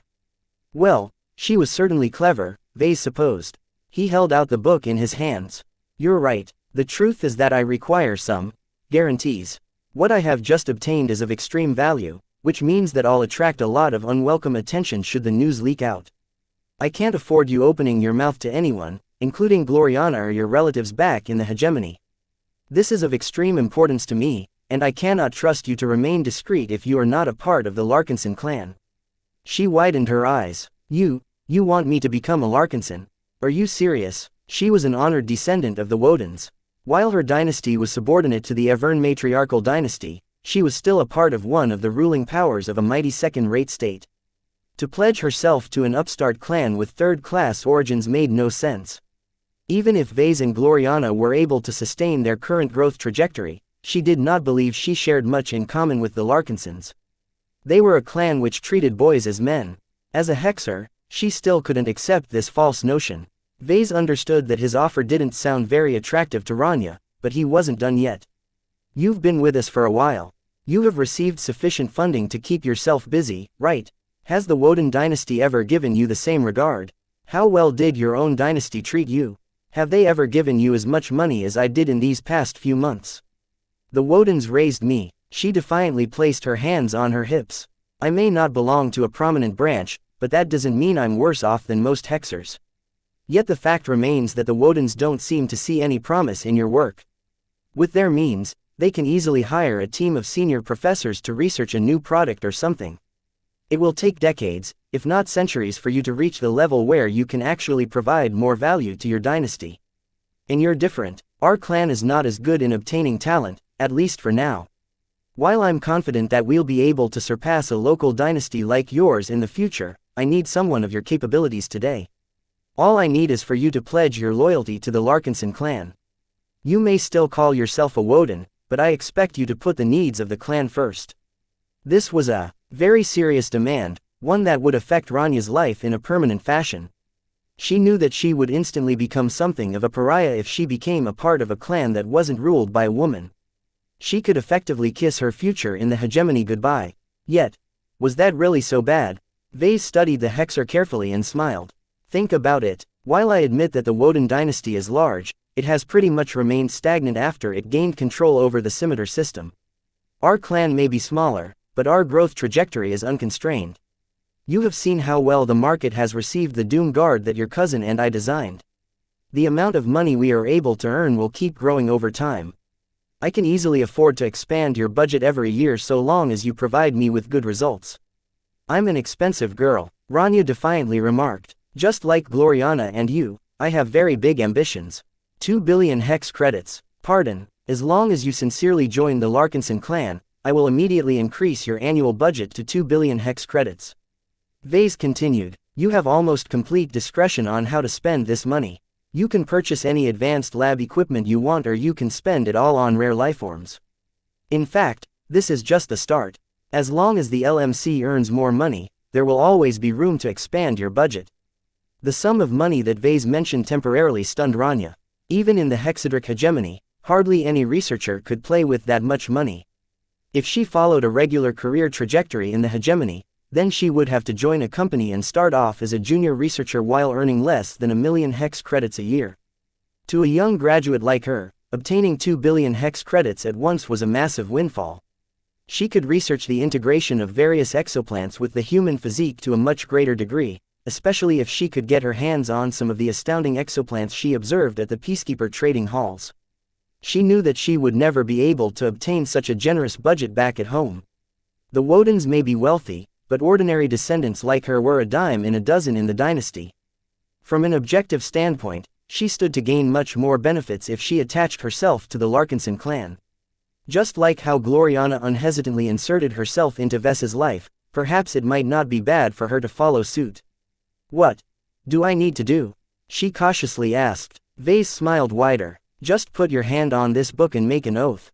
Once you commit, you'll become family to me. I have great plans in store for my clan, and your role is indispensable to some of them. A magnificent future awaits." Rania placed her palm on the cover of the book and felt a sensation that warmed her heart like nothing else. Chapter 2071 Swirling Substance. Rania Woden's induction into the clan did not proceed smoothly. Her pride as a hexer and a member of the Woden dynasty caused her to be very reluctant to push those identities to the side. While she would still be both, the Larkinson clan demanded primacy. A clansman was not allowed to put the interests of another state or organization above the interests of the clan. This was one of the primary rules that Vase had inserted in the pages of the Larkinson Mandate from the very start. Vase abhorred double loyalties, especially when someone's loyalty to an enemy or rival power exceeded the loyalty to himself and the clan. He explicitly created and empowered the Larkinson Mandate to stifle the activities of any hostile spies, informants, traitors and saboteurs. While the Woden dynasty wasn't hostile to the Larkinson clan, it was its own separate entity that primarily looked out for its own interests. As long as their relationship remained this way, there was no way Vase could trust a Woden like Rania to an intimate degree. The initial reluctance that Rania displayed showed that it was difficult for her to shift her mentality. The oath failed to take effect as the golden cat inside the Larkinson Mandate sensed that the Woden was still unwilling. "Is it done?" Vase shook his head. "No, just saying the words is not enough. You need to mean it. I advise you to not hold any duplicitous thoughts. Whatever intentions you harbor, as long as they disadvantage our clan in any way, you can forget about becoming a part of us. When you become a Larkinson, you need to surrender to us in heart and mind. My book can tell if you are not sincere." Though Rania was rather skeptical of his claim, she did observe a lot of weird behavior from the clansmen for some time. Each of them, both trueblood and adopted, exhibited a remarkable high degree of cohesion. If she didn't know any better, she would have thought that Vase managed to drug or brainwash them somehow. Perhaps the only reason she didn't freak out was because she extensively checked the health of many Larkinsons throughout the past months. None of the clansmen exhibited any traces of illicit handling. Even if the Larkinson clan did employ those means, Rania was confident she could defeat them all. Aside from the standard anti-brainwashing augmentations she received as a Woden, she also upgraded her body further with her own self-developed flora-based augmentations. Her green, leafy hair wasn't the only weird part about her altered physique. "Let me try again," she composed herself. "Open your heart, let down your guard, embrace the Larkinson clan." Once Rania relaxed, she successfully managed to become a Larkinson. Vase saw with his spiritual vision that the golden cat finally approved of her. The ancestral spirit generated a new spiritual bond with the hexer with some difficulty. It seemed that Rania still harbored some other thoughts, but Vase didn't worry about that very much. Once her mind hooked up to the Larkinson network, she experienced a faint sensation that she gained access to something profound. Her eyes widened as her insufficiently spiritual mind tried and largely failed to parse the magnificence of a spiritual network filled with Larkinsons. Not only that, but the warmth emanating from the golden cat felt a lot warmer and more significant to her. Once she considered herself a Larkinson, she experienced a kind of affection that she rarely felt in the cold and competitive confines of the Woden dynasty. The Larkinsons prided themselves on their focus on family and fellowship. Within the clan, no Larkinson felt alone. Even if they were by themselves, they could always a hint of the collective they were a part of through their connection to the Larkinson network. Vase smiled as he felt an unusual sense of intimacy towards the hexer. This was one of the many changes the new connection brought. Through all of these subtle mental and spiritual influences, Rania would slowly come to appreciate the Larkinson clan even more. Vase predicted that she would gradually grow cooler towards her previous affiliations. Being a part of a group with a spiritual network was vastly different from one that lacked such a magical benefit. Do you feel it? Vase asked. Can you sense the bond you share with your fellow kin? This is impossible. How can a mere oath induce such drastic effects? She gasped. She stared wide-eyed at Vase, Lucky, Nida and Major Verl. Each of them were part of the Larkinson network as well. This caused her to feel the urge to treat them with a much closer degree of closeness than before. It was as if they were akin to some of the closer Woden relatives back in the hegemony. And that wasn't all. When she laid her eyes on the book she just withdrew her hand from, it somehow seemed to radiate a sense of belonging and worship that she had never experienced before. As an exobiologist, she was a bit more aware that such strange emotional reactions was anything but normal. This book, The Larkinson Mandate, is the ancestral heirloom of the Larkinson clan. Vase stated with pride. It is the heart of our clan. As long as this book exists, our clan will never be extinguished. It took some time for her to regain her composure. Though she was still in shock, this was not the time to explore these inexplicable new sensations. I guess I'm a Larkinson now, she said in a helpless tone. Rania Woden Larkinson. Vase recited her new name. As a member of our clan, you are now qualified to get in touch with some of our closest secrets. However, that doesn't mean you can pass on what you know to any random clansman. Please keep what we are about to unveil to yourself. Don't tell anyone about this, not even my girlfriend, understood? I understand. Rania nodded seriously. Her curiosity towards the mysterious object inside the armored container had grown. For Vase to go through all of this effort to rope her into the clan meant that it must truly be remarkable. Once Vase obtained the necessary guarantees, he turned to the armed container and began to unlock it. As a cage built by himself, he implemented all kinds of advanced locking mechanisms. It took a fair amount of time to disengage all of the locks. The armored container basically consisted of more than a dozen different layers, each with their separate locks. By the time he passed through all of the barriers, he entered a very cramped compartment where a single box rested in the middle. It was held in place by a lot of cushioning and buffer materials. It took several minutes to disentangle the head-sized metal box from all of those bonds. Once Vase finally pulled it away, he brought it out of the container before placing it on a table that had been brought into the enclosed compartment. You're up, Verl. As the Major began to utilize his codes and keys to disengage the locks of the box, Vase activated his signal jammer and checked to make sure it was working properly. Rania in the meantime observed all of the precautions with an increasing sense of foreboding. It's done, the Major said. Are you ready, Vase? Open it, Vase commanded. I never did manage to catch a glimpse of it when your men initially retrieved it from the Starlight Megalodon. After a small pause, Major Verl finally lifted open the lid. Inside the protective confines rested a single vial. Vase held his breath as his gaze landed on the high-quality transparent vial. He failed to identify the material, but whatever it was made of could probably resist the direct attack from a mech. He soon peered through the surface material and observed the liquid substance contained within. It was like an ocean in a bottle. The liquid within was luminescent. It radiated a teal light that added a grand sense of mystique to the substance. Not only that, but it also swirled and moved as if it never rested. This, Rania practically shouted, this can't be. How can you possibly obtain a dose life-prolonging treatment serum? In this light, this is not an entry-level serum. Correct. Vase grinned as his eyes lovingly studied the precious vial. This serum is the key requirement to the third round of life-prolonging treatments. I didn't like when I said this vial is of incredible worth. Rania was truly shocked. Such a vial should never fall into the hands of someone like Vase. It was simply impossible for him to be rich and powerful enough to redeem one from the MTA. Where did you get it? What's its providence? Vase looked at Major Verl, who briefly explained the Eon Corona mission. You looted it from a derelict CFA battleship. It's more than 300 years old. Though Verl skipped a lot of details, what little he revealed already blew Rania's mind. The story he recited sounded straight out of an action drama. She grew incredibly serious all of a sudden. When she understood that the serum came from the CFA, she became less sure that it was some sort of counterfeit. Selling, smuggled, life-prolonging treatment serums was one of the oldest scams in the galaxy. As the key to extending their material existences, an incredible amount of elder people were willing to sacrifice everything they owned in order to stave off their deaths for another century. When people became this desperate, they became very susceptible to ill-intentioned scammers looking to rip them off. Yet the extreme quality of the vial alone along with the unique activity exhibited by its contents were both signs that the serum might be authentic. She didn't know how to respond if that was the case. "What do you require of me?" she asked in a shivering voice. Hardly any of her pride as a hexer remained intact at this moment. "While I am confident of my research abilities, a serum of this grade is so ridiculously beyond my competences that I am afraid I might ruin its efficacy." Vase frowned a bit. "I want you to study it as carefully as possible. I want you to confirm it is exactly what we think.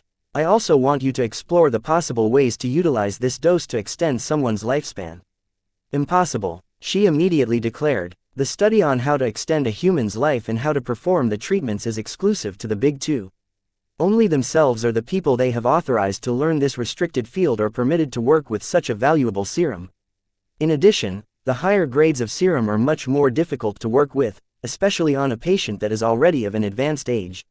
You need true specialists to make proper use of such a valuable substance." In other words, it simply wasn't possible for Rania to be able to perform such a complex, high-level treatment on someone. Vase looked disappointed. Did he rope her into the Larkinson clan for nothing? "Can you at least study the contents of the vial and tell me if it's the real deal?" "I don't know," she frowned. "If you would allow me to obtain a minute sample and perform some field research, I can tell you more." This was a heavy request, but not an unacceptable one. After Vase weighed the pros and cons, he decided to extend some of his trust to the latest member of the Larkinson clan. The vial came with a high-tech stopper that was able to extract a precise quantity of substances.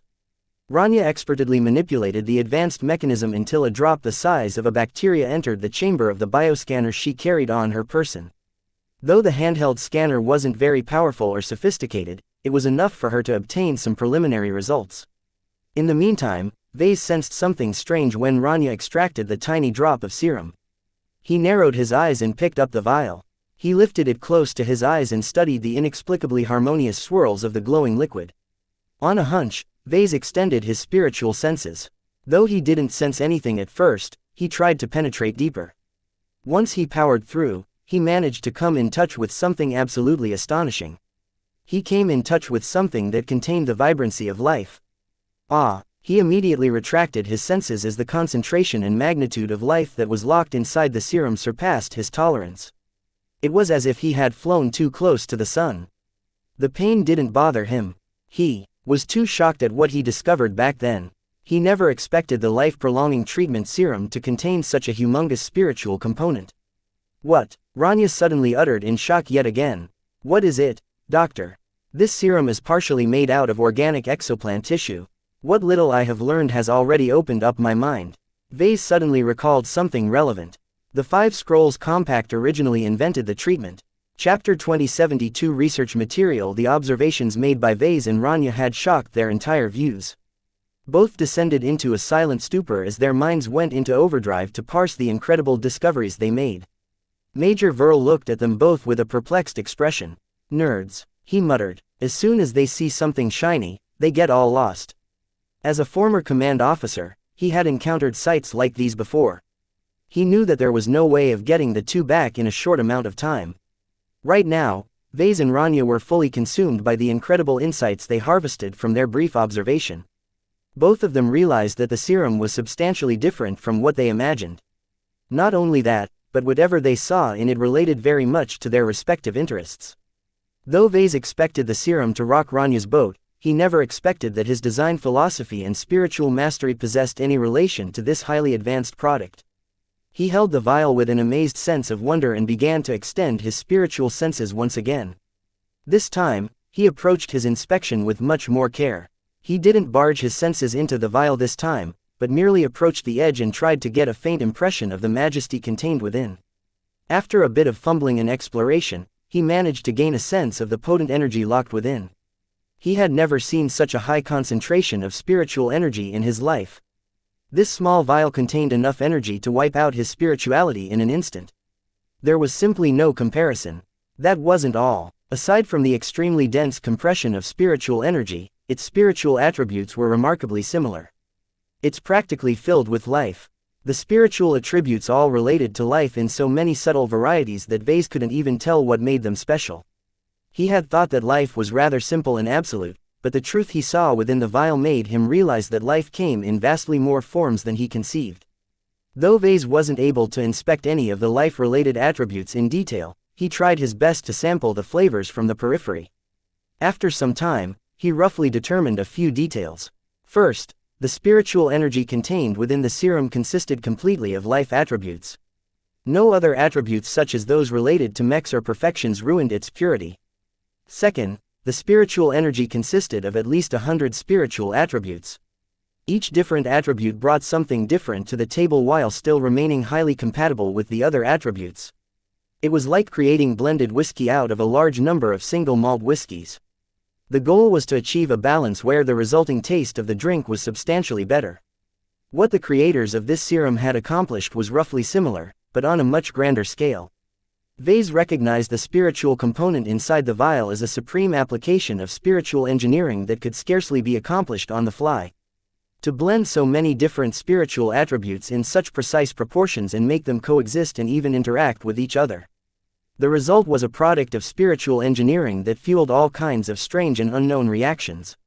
As he continued to study the mysterious patterns of spiritual energy, he made a couple of guesses. Perhaps the attributes kept the energy level of the serum constant. Perhaps the attributes kept the spiritual energy compressed. Above all, Vase was certain that they were essential to the mysterious processes that enabled a human to prolong their lives. Vase made a very daring hypothesis. To extend someone's lifespan, it wasn't enough to upgrade their bodies. They also needed to upgrade their spirits. Why else would life-prolonging treatment serum contain such a high concentration of spiritual energy? In a galaxy that was largely devoid of it, there was no way the MTA and CFA was able to generate it as easily as conventional energy. Vase realized that he had come into contact with an unimaginably sensitive secret. The life-prolonging treatment serum that originated from the CFA possessed an undeniable connection to the Five Scrolls Compact. As the masters of biotechnology and spirituality in human space, the enormous cult had supposedly invented the treatments in the first place. The nature of the vial strongly hinted that this claim was true. He never expected the serum to be a product of spiritual engineering as well as pharmaceutical engineering. He always assumed that it was just a simple application of high technology. Even if the Big Two stole the technology from the compact, they must have surely innovated it further until they incorporated their own methods. Maybe a lot has changed over the past 3 centuries. He whispered. It had to be said that this serum was technically an outdated product. 3 centuries was enough time for the best biotech researchers of the Big Two to make huge strides in developing better serums. Perhaps the third-round serum offered by the Rim Guardians in exchange for an astronomical amount of merits shared no resemblance to the older version that Vase held in the palm of his hands. However, the fact that these serums seemed to depend so much on such an extreme concentration of life-attributed spiritual energy said otherwise. The people who created these serums wouldn't add something so incredible if it wasn't needed. The ultimate conclusion that Vase could make from this observation was something he could hardly wrap his mind around. The serum was alive, yes, though the extreme concentration of spiritual energy didn't resemble anything that Vase had seen before. He made enough contact with it to realize that it wasn't as inert as regular spiritual energy. In a spiritual sense, Vase could quite confidently state that the serum was alive. Not only that, but the vitality it bore was of such a high strength that it handedly overpowered the life he infused in every single mech designed to date. This substance is alive. What? Vase turned to Dr. Rania. What did you say? Her astonished eyes looked up the projected readout of her handheld scanner. It's unlike anything I've seen before. This serum is not an ordinary medicine. It's organic. And alive, in a sense. It contains at least some of the characteristics that are ascribed to life. Such as, there are signs pointing to the presence of growth, reproduction, homeostasis, metabolism and more. This serum is made up of a large amount of tiny organic and inorganic particles, all of which temporarily combine into greater structures that act akin to cells and even organs. What does that all mean? Vase frowned. Does that mean you can cultivate more of it out of this sample? She immediately shook her head. Perhaps it's possible, and perhaps that is how this serum was originally made, but it is far from simple. At the very least, it's impossible for us to obtain all of the high-grade ingredients needed to produce more. It was a futile notion anyway. There was no way a substance as rare and precious as this could be reproduced in some kind of cheap lab. Did you learn anything else from your scans? She nodded obsessively. I have detected the traces of many interesting organic compounds, most if not all of them come from plants. Even if I'll never be able to unlock the secrets to reproducing this serum, I can still derive a huge amount of insights by studying the nature and interaction of these organic compounds. What use would that be? If you can't make more serum, then what is the point? You don't know anything, she huffed in a similar manner as Gloriana. There are too many applications to count. If I can decipher the operation of even one of the sublime organic processes that take place within the serum, I can develop all kinds of flora-based augmentations. Don't forget that life-prolonging treatment serum is not something that is meant to exist by itself. The life contained within that vial is designed to blend with a human body. That statement was far more literal than Rania realized. The serum was literally infused with the energies of life. As Vase considered what he learned, he began to feel a bit troubled. He intuitively guessed that studying the serum on a spiritual level would allow him to make substantial gains in his understanding of spiritual engineering. While he wasn't delusional enough to think he'd be able to reproduce such a valuable substance, he believed he was in the same situation as the Woden doctor. As long as he managed to figure out one of the many complex operations of this living concentration of spiritual energy, he could apply what he learned in all kinds of ways. To the both of them, the vial contained the secrets of life. If the serum was a book, most of its contents were incomprehensible to them. However, as long as they studied it extensively enough, they might be able to decipher some portions of a single page. Though Vase realized the incredible gains that he could make, he forcefully drew himself back. He was a mech designer. Only someone like Dr. Jutland would feel passionate about studying the intricacies of the serum. As for Vase, his passion always lay in mechs. His design philosophy reflected this undeniable truth. His design seed wasn't only based around the attributes of life, but also the attributes of mechs. Though the processes surrounding the life-prolonging treatment serum held an undeniable attraction to him, he severely doubted whether any of the insights he could gain was relevant to his profession. If it didn't improve his ability to design mechs, why should he waste his time on studying so arcane? Researching this vial might even distort his design philosophy and lead him astray. This was what Vase feared the most. Right now, he believed in his design philosophy, and was determined to carry it forth. He slowly and reverently placed the vial back into the box.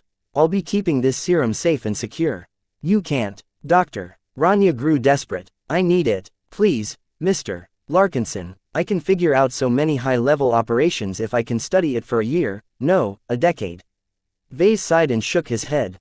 Didn't you extract a tiny sample? You can study it in your free time as long as you make sure you keep it confidential. In fact, hand over that scanner to me. I'll keep it with me until we build a secure biolab on this ship. No, that's too onerous. Vase did not budge on this matter. The Scarlet Rose was currently the most secure location to study the serum. Not even Rania's own starship was as secure. Who knew how many backdoors the Woden dynasty built into the frozen leaf? No matter how much Rania pleaded, the power dynamic between them had reversed. She was no longer a superior hexer imposing her will on a boy from a lesser state. Vase had become the patriarch of a rapidly growing clan, while Rania was merely a newly adopted member of the same organization. Aside from that, Vase had already gained far too much prominence to be considered inferior by someone of her stature. All of this meant that all of the female supremacy instilled by her upbringing in the hegemony had no effect anymore. I'll tell Gloriana, she finally huffed. You agreed to keep the serum a secret. Vase shot back. I told you that you are not allowed to pass it on to my girlfriend. Will you break your oath? As soon as the thought came to mind, Rania suddenly grew uncomfortable. A sense of threat and guilt suffused her mind. The strange part of it all was that the threat she sensed didn't come from the clan patriarch. Instead, she felt as if it came from the book he held. I understand. My apologies. I will guard this secret. The sense of threat subsided as soon as she said those words. Good. He nodded and peered at her carefully. It isn't enough to keep your mouth shut. Don't act sloppy and write any notes that others can easily hack into or something. The entire point of building a new biolab here is because we have to ensure that every single tool you use to study this serum won't act as a source of propagation to unknown parties. Now give me that bioscanner so that I can secure the sample and feed the device to Lucky. Meow. Chapter 2073 Interconnected Industries Conflict was eternal in the galaxy. Space was vast and covered such stupendous distances that hardly any authority possessed the ability to exert absolute order in their territories. In general, only well-developed star systems with populations surpassing 1 billion residents featured decent patrols. The less populous star systems and the ones devoid of any people featured much worse security conditions. As a result, the starships traversing the stars constantly faced the risk of attacks. In the current age, trading companies saturated the logistics industry. Hardly any planet or star system were self-sufficient these days. It was too difficult to cover every possible need when there were specialized trading partners who could cover the same need better at a substantially cheaper price. Rural planets provided food and raw materials. Industrial planets converted raw materials into finished products. Highly populated planets consumed goods en masse. Though the actual roles of planets were considerably more complicated and mixed than described, this simple classification was sufficient to describe the majority of trade that took place in a given region of space. In the current day and age, trade was the glue that held billions of populated star systems together. If trade across the entirety of human space collapsed one day, it was not an exaggeration to say that humanity might go extinct shortly afterwards. At the very least, the prosperity and development of the human race as a whole would definitely degenerate to levels not seen in many millennia. Trade was as essential to human civilization as blood in the human body. Where there was money, crime quickly followed. Though trade was ubiquitous, it was largely a slow and steady way of earning money. The profit margin was never very exciting. Instead of earning a small profit from conducting a lot of trades, why not just steal the cargo and sell it at a much higher margin?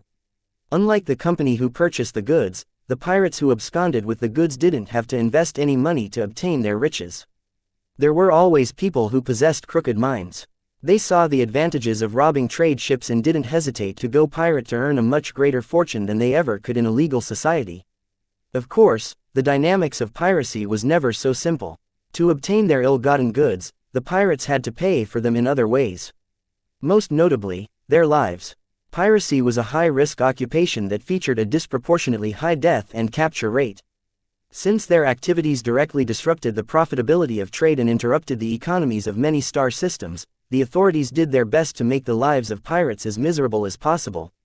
Only when the cost of doing business in the piracy industry remained high would the number of entrepreneurs remain low. This was not as easy to accomplish. Since the profit margin of transportation was so low, it was not very viable to provide escorts to every single ship that plied the stars. Mechs were expensive, and so were the carriers that moved them around. The transportation and logistics industry often needed to make a detailed cost-benefit analysis to determine how to protect their trade ships in the most efficient manner possible.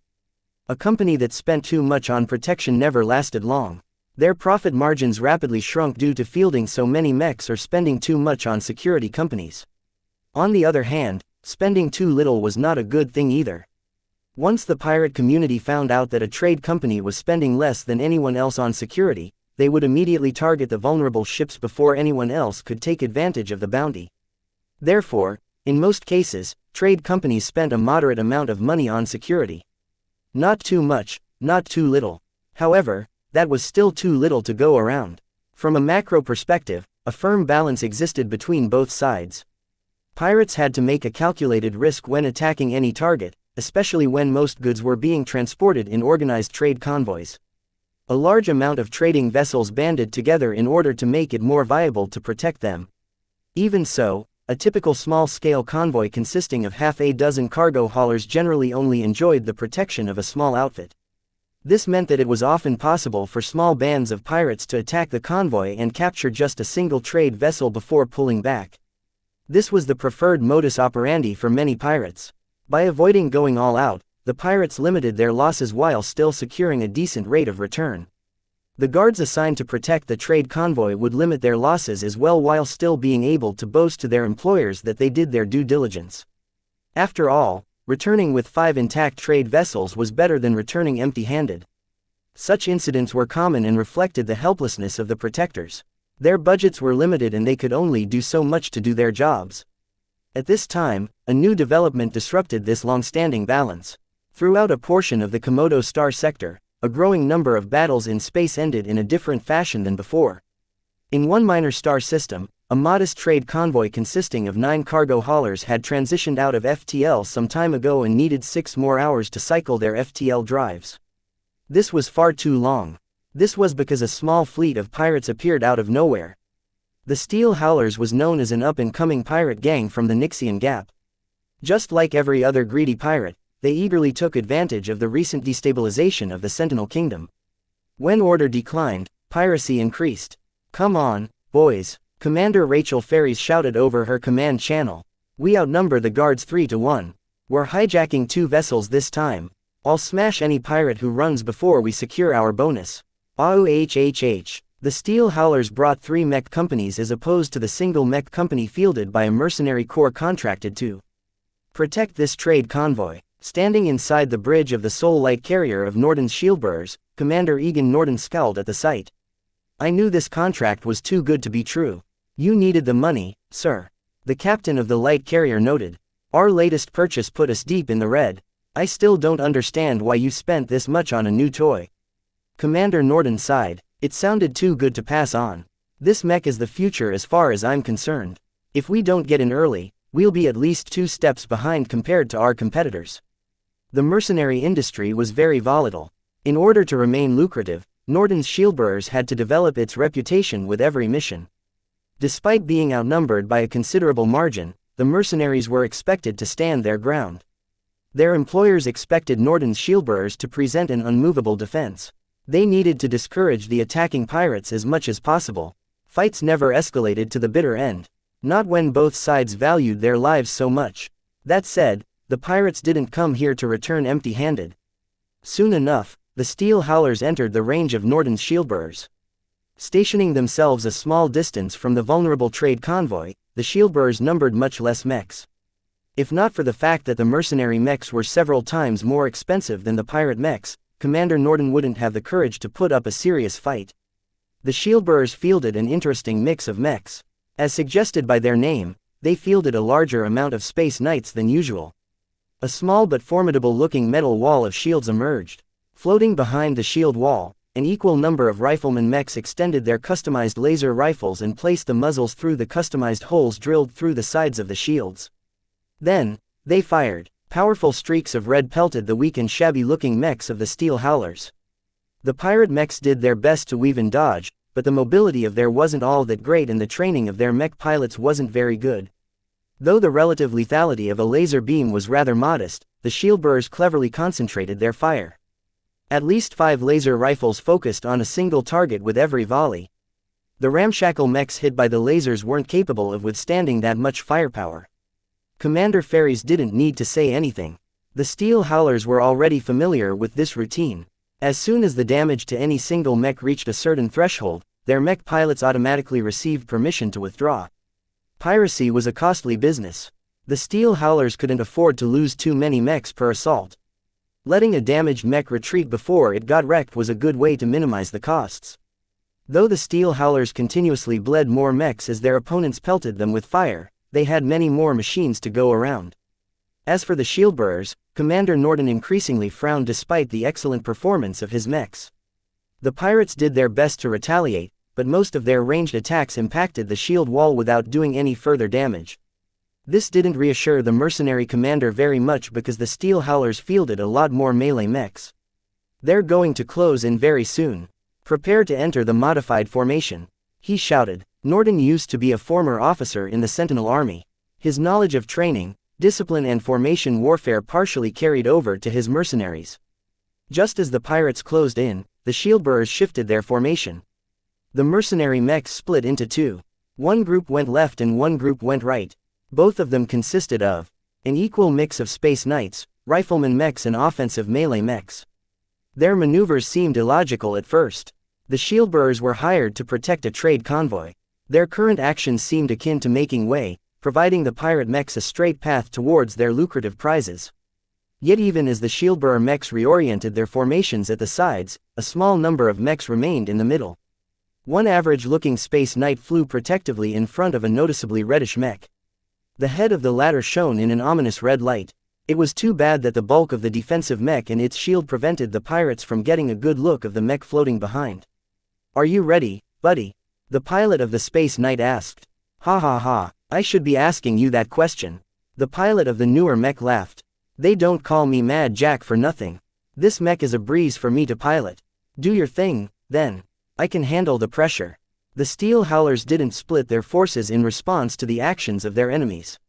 All they cared about was reaching the trade convoy and hijacking as many of them as possible. If the mercenaries didn't want to put up a fight against a numerically superior foe, then that was even better. Ha ha ha, fairies exultingly cried, looks like the shieldbearers have already given up. They even made way for us. Go run over those stubborn 2 mechs and grab our loot. Ahoo, ahoo. The steel howlers didn't take the 2 shieldbearer mechs in the middle seriously. Every outfit featured a number of stubborn, honor-bound fools who thought that retreat was unacceptable. They usually didn't last very long in the mercenary business. As a number of eager howler mechs flew forward in order to batter the shieldbearer mechs to pieces, the mech pilot of the brand new Doom Guard flicked a switch. A field of doom came into existence. As the wild pirate mech pilots haphazardly barged into this field, they began to experience a sudden palpitation in their hearts. What is this? It's so dark. I can't go further. The massive charge rapidly faltered as the howler mechs no longer accelerated forward. In fact, some mechs even started to turn around to fly backwards. When Commander Fairies entered the range of the Doom Guard's glow, she quickly experienced the same sensations as the other steel howlers. Her eyes almost popped out of her sockets. Unlike her subordinates, she kept herself together. She experienced far more stressful situations during her rise to her current height. Pipe down, howlers. This is a trick. Get yourselves together and push through. I bet that as long as we destroy those 2 mechs, this effect will end. Her guess was right. Though half of the steel howlers lost their marbles, enough of them were left to continue the assault. However, just as Commander Fairies and her strongest subordinates came into the range, the Doom Guard finally unleashed its hellfire. A huge, scarlet plume of flames bellowed from its ensign spreader. A wide zone of hellish fire blocked the entire approach of the pirate mechs. Combined with the increased potency of the Doom Guard's glow at closer ranges, almost every steel howlers aborted their assault. Cowards. Even as she said so, Commander Fairies quickly turned her mech around before her mech embraced the inferno. What is that new mech? Chapter 2074 Gullible Suckers. The skirmish between Norden's shieldbearers and the steel howlers was the first recorded case of a Doom Guard in action. Not only did a single striker mech manage to repel the frontal assault of at least 2 mech companies, the disarray it evoked yielded an even greater result. Commander Norden cleverly developed a plan that made maximum use of the Doom Guards. Deterrence effect. As a veteran of the Sentinel Army, he understood keenly that an enemy that aborted a charge in an abrupt and unplanned fashion was very vulnerable to follow-up attacks. Just as Commander Fairies and her steel howlers turned around and tried to put themselves back together, the shieldbearer mechs that positioned themselves at the sides suddenly pounced, sandwiching the pirate mechs from 2 sides. Casualties rapidly mounted among the beleaguered howlers as the pirate mech pilots still suffered from the lingering trauma of their exposure to the Doom Guard's aura. With the striker mech still blocking the way forward, none of the howlers dared to proceed any further. Eventually, Commander Fairies realized that there was no profit to be made anymore. In fact, already suffered a lot of losses due to the shieldbearers pressing her unorganized ranks of pirates from multiple directions. Retreat. In the end, the ferocious steel howlers tucked their tails between their legs and fled without anything to show for their efforts. Meanwhile, the shieldbearers earned big. They not only secured a decent amount of salvage and redeemed a number of bounties on the heads of the pirates they captured, but also received a generous combat and victory bonus from their contract. On top of that, their amazing victory propelled their reputation to new heights, allowing them to accept much more lucrative missions. And it was all thanks to a single new mech. As soon as this incident was made public, the demand of the mech in question rapidly soared. More and more incidents where the new mech was put to use emerged onto the galactic net. Journalists who knew exactly what their audience wanted to know eagerly highlighted any battle where the Doom Guard was put to work. Though a number of blunders and unavoidable defeats took place, most of the stories circulating in the mech publications backed up the promises made by the LMC. It turned out that the Doom Guard's glow indeed worked remarkably well on pirates. The exaggerated demonstrations at the product reveal had a basis in truth after all. Orders for the Doom Guard rapidly increased, though the months-long backlog meant that most customers wouldn't receive their copy for a fairly long time. The LMC was already trying its best to partner up with more third-party manufacturers to meet the spiking demand, but the challenges relating to its production continued to pose a hindrance. Regardless, money kept rolling in like no tomorrow. To be honest, Vase was astounded by the amount of gains he made.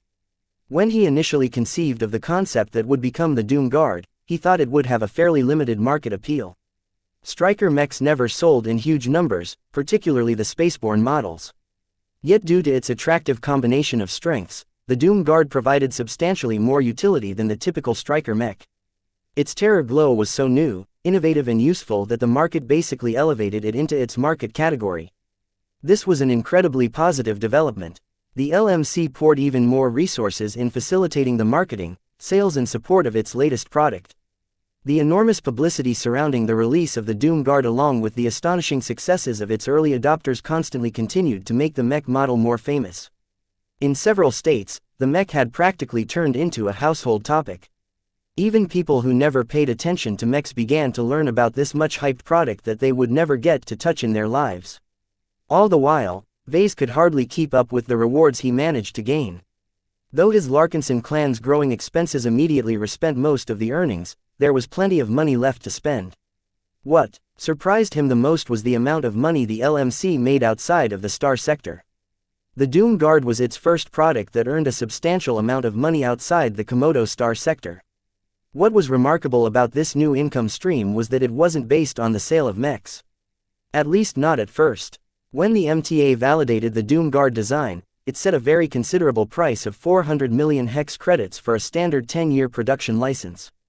Any mech designer or mech company that wanted to play around with the unique design had to cough up a considerable amount of money up front. Though the mech industry of the Komodo star sector already learned the hard way that there was hardly any profit to be made out of developing variants of LMC products, the other star sectors weren't as informed. A decent number of foreign mech designers with only a passing familiarity with the LMC refused to consider that they would suffer the same fate as the Hicks from the frontier star sector. These thoughts didn't just proliferate in the mech industry of just one star sector. A huge number of mech designers operated in the entire Yena star cluster. Even if just a fraction of them were adventurous enough to invest in a product license, collectively they made for a considerable amount of people. For this reason, the LMC suddenly earned a considerable windfall just from licensing the Doom Guard design. Naturally, Vase strongly suspected that there were even more mech designers who simply pirated his design and experimented with it in private, but he couldn't do anything about it anyway. What mattered was that there were enough upright and hopeful mech designers who wanted to develop their own commercially viable variants of his Doom Guard design. Just look at these suckers. Gavin exulted during a daily briefing. We managed to scam over 100 mech designers throughout the star cluster. That is the easiest 40 billion hex credits that we have earned in a week. It's too bad the cluster-wide mech industry will quickly learn its lesson. Raymond noted. Due to the importance of this meeting, he decided to take some time off his very busy schedule to attend this meeting. With so much business activity, his leadership was needed more than ever. There are still plenty of mech designers who studied the disastrous track records of those who tried before. Mech designers are all smart and educated. Vase said. Those with the capability of throwing 400 million hex credits on a single mech production license haven't made it this far by being incompetent. While that's true, success is often paired with arrogance. Raymond succinctly noted. Vase took a look at the list of the people and companies who licensed his Doom Guard design.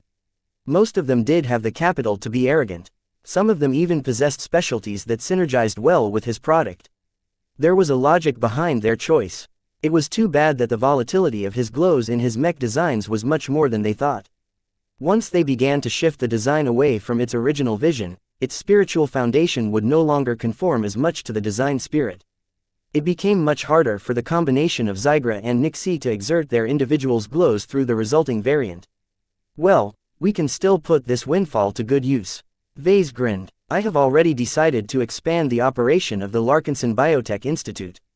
We need to accommodate and provide a lot of medical facilities to Dr. Rania and our newly hired exobiologists, geneticists and medical specialists. You've invested 10 billion hex credits already. Gavin complained. We could have put that money to many other uses. Augmentations are vital if we want to remain competitive at a greater stage. Merely relying on Rania alone won't meet the needs of our growing clan. We need to build a dedicated arm within our clan that specializes in all of our medical, biological and augmentation needs. The Larkinson Biotech Institute was the new incarnation of the Larkinson Exobiology Institute. The name change reflected the expanded scope of the institute. Vase had admittedly neglected it after its previous leader turned traitor. The worsening financial outlook of the clan left Vase very reluctant to invest in its development. Yet now that his Doom Guard design generated vastly more money than he had ever dreamt of, Vase could finally allocate money on some neglected priorities. "He's right, Gavin," Raymond gently said. "The waiting list for augmentation procedures is too long. Too many Larkinsons are requesting upgrades and we can't make them wait too long. So far, we've been able to take advantage of the clinics on Sanok V, but we won't always enjoy access to them. It's better if we meet this need in-house." Vase smiled. "I'm glad you understand. The 10 billion hex credits that we are investing in the Larkinson Biotech Institute will pay off in spades when it is finally capable of augmenting our clansmen with high-quality second-class implants." This was why it was important for him to secure the loyalty and services of Rania. She possessed a much better grasp on these kinds of implants than the third-raters that made up the rest of the institute. There was another reason why he invested such a huge sum of money in the institute at once. Part of the money was supposed to be spent on constructing a small but highly secure biolab aboard the Scarlet Rose.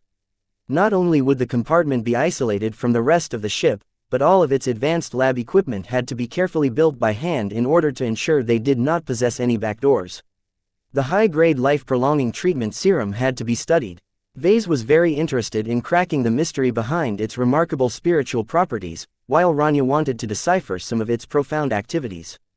Right now, Vase had locked the serum within the B-stone lockbox in the most secure section of the Scarlet Rose's vault.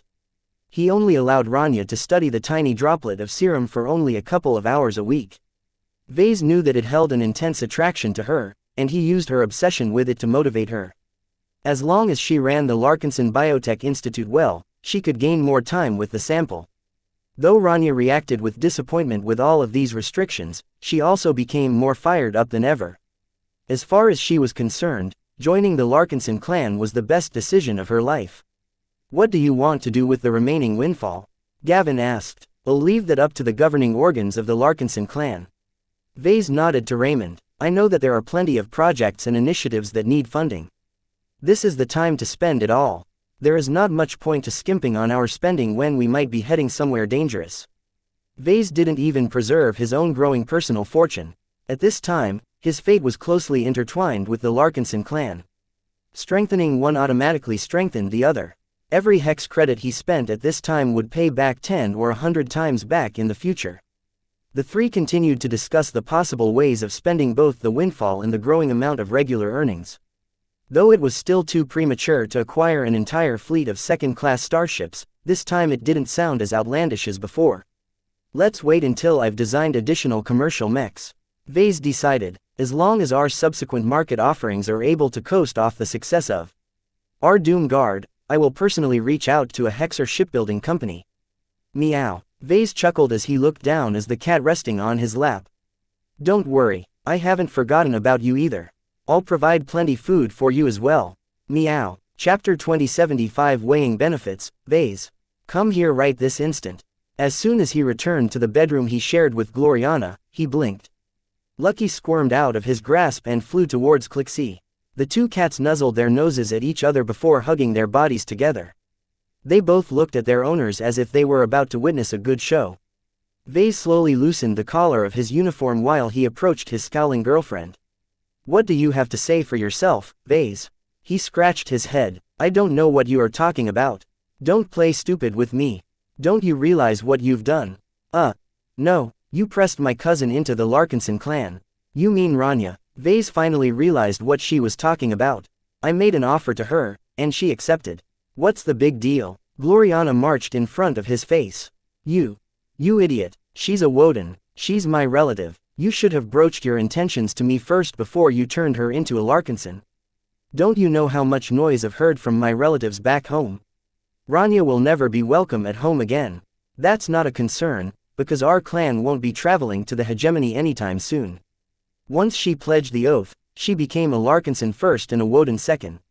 That is the rule. I know that, Gloriana hissed. What I am trying to say is that you could have gotten what you wanted in a much less controversial manner if you solicited my input first. Besides, Rania is my cousin, and I should have been the one to raise this topic with her, not you. I still can't believe you went behind my back. Vase frowned and crossed his arms. I am in charge of the Larkinson clan. I make the decisions here. While I agree that I should have consulted you first, the agreement that we've made in the end only concerns Rania, myself and the clan. Your involvement isn't needed. I'm a part of the clan as well. I have a say as well. He shook his head. Officially, you are a lead designer of the LMC. That is your title in the clan.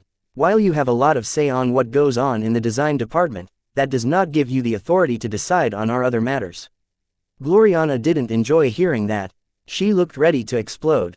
Eventually, she turned around and huffed. Fine, whatever. Just don't do it again, Vase. Don't worry, it's not like I'm able to recruit Brutus. With your devil tongue, who knows? Though Gloriana still remained pissed throughout the night, at least she didn't pursue the matter further. She still remained catty for the next couple of days. The tension between them hindered them from focusing on their Hexer mech design project.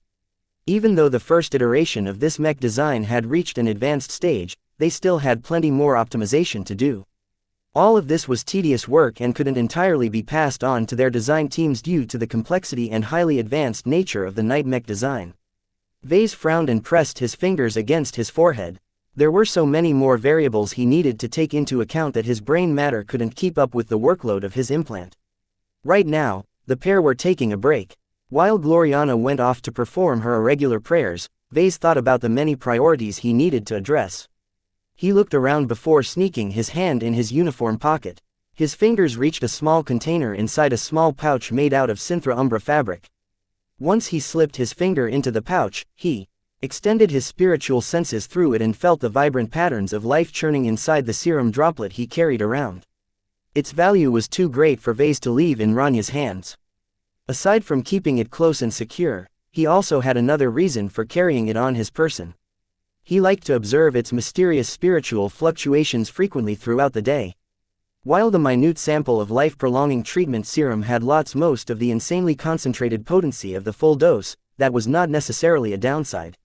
Sure, the sample only contained a fraction of the majesty of the entire vial, but its spiritual activity no longer burned his spiritual senses like a sun.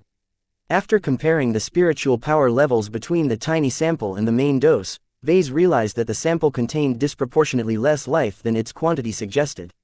Most of the life was locked in the main body. When Vase extracted the sample out of the vial, the droplet evidently became detached from the collective. Its vastly reduced complexity and power level allowed Vase to study it without suffering a backlash. So far, Vase learned nothing useful. He had no idea what went on inside the serum. His foundation in spiritual engineering was incredibly shallow, so much so that he wasn't even aware of the basic ground rules behind the spiritual activity of the sample. Vase might as well be a caveman looking at the propulsion system of a shuttle. The knowledge gap was simply too wide for him to gain a solid understanding of what he was looking at. Let alone figuring out its basic principles, Vase the caveman wouldn't even be able to take it apart in order to use one of the exhaust pipes as an improvised club. Regardless, the serum was filled with the energies of life, and that fascinated him a lot. He spent hours staring at it.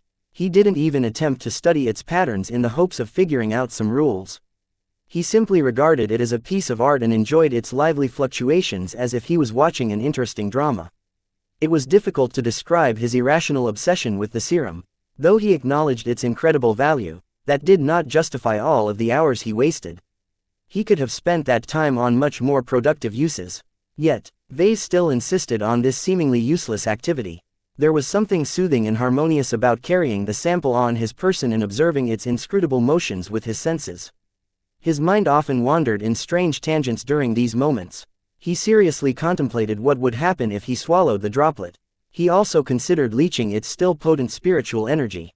With so much life-attributed spiritual energy locked in a very intricate balance, Vase wanted to try and merge it with his design seed or infuse it in some sort of mech or mech design. What would it be like to empower a mech with some of the most vibrant energies of life in the galaxy? Was this the ultimate key to realizing his ambition of making mechs alive? The possibilities were endless, but so were the dangers. At best, he would merely waste something of enormous value. At worst, his reckless experimentation might result in his death. The truth of the matter was that he knew too little about the nature, properties and underlying rules behind the serum. Though his intuition didn't know what to make of it, Vase had a hunch that he could derive a lot of gains if he experimented with it in various ways. When Vase met with Rania at the Scarlet Rose's new restricted biolab, the new Woden Larkinson voiced a similar desire. In my field, there is so much I can accomplish through passive observation, she stated to Vase as she paid close attention to the readouts of the current scanning operation. While I'm very grateful for the opportunity to observe the sample, I can gain much more if I can manipulate it. If I can just extract some of its particles and use them up in various experiments, the insights that I can gain are immeasurable. The more you give me, the greater the amount of value I can give in return. She looked carefully at Vase amidst the newly installed lab machines. Only a handful of lab equipment had been carried over from the frozen leaf so far. They had already ordered a whole set of advanced biotech equipment from the hegemony, but it would take some time for them to be shipped to the Sanok system. Vase knew why Rania was being careful around this topic. A complete dose of life-prolonging treatment serum was of inestimate value to everyone, including himself. Who didn't want to live forever? While the serum that fell into his possession was only able to add an extra 100 years to the life of a 300-year-old, this was still an amazing benefit that cost a huge amount of merits to redeem from the MTA. With such an amazing effect at his disposal, the very thought of using a portion of it in destructive experiments was blasphemous. Any other person would have blown up at the mere suggestion. Yet, Vase didn't show any sign of dismissal. Instead, he looked thoughtful. The truth was that Vase was in the same boat as Rania. He recognized the value of the serum, both as a means to extend his lifespan and a priceless trade good that he could exchange for countless different benefits. Yet, those obvious options weren't as straightforward as they appeared. He was still in his early 30s. Even without any life-prolonging serum, all of the gene optimizations he received had already extended his lifespan to an estimated 180 years. This meant that pursuing life-prolonging treatments wouldn't be a priority to him for a very long time. Even if it became relevant, he would have to be at least 3 centuries old before this specific serum became relevant. 300 years was a lot of time. To the less talented mech designers, it was far from enough, but Vase was different. He was a lot more confident in his abilities. With all of the advantages he enjoyed, he refused to believe that he would fail to advance to master within the first 2 centuries of his life. In short, the primary use of the serum wasn't very relevant to him. By the time he became this old, he would probably be in a position to earn the serum through his own efforts. The same applied to Gloriana. Therefore, the only other uses of the serum was to extend the life of someone else or to trade it for a host of valuable concessions. Vase already ruled out using it on others. The gains from extending the life of someone who wasn't in the position to earn it themselves was not a profitable transaction. As for exchanging it for something else of value, Vase wasn't too hopeful about it. The biggest problem about the serum was twofold. First, it was stolen goods. Once the CFA got wind of its existence, Vase bet that he would immediately receive another visit from Lieutenant Stimmons. Second, its value was so high that there was a high risk that his trading partner would renege on the deal. It was too painful to sacrifice so many valuables to obtain the serum. It was a much better deal to bring a lot of mechs and rob the serum from his hands.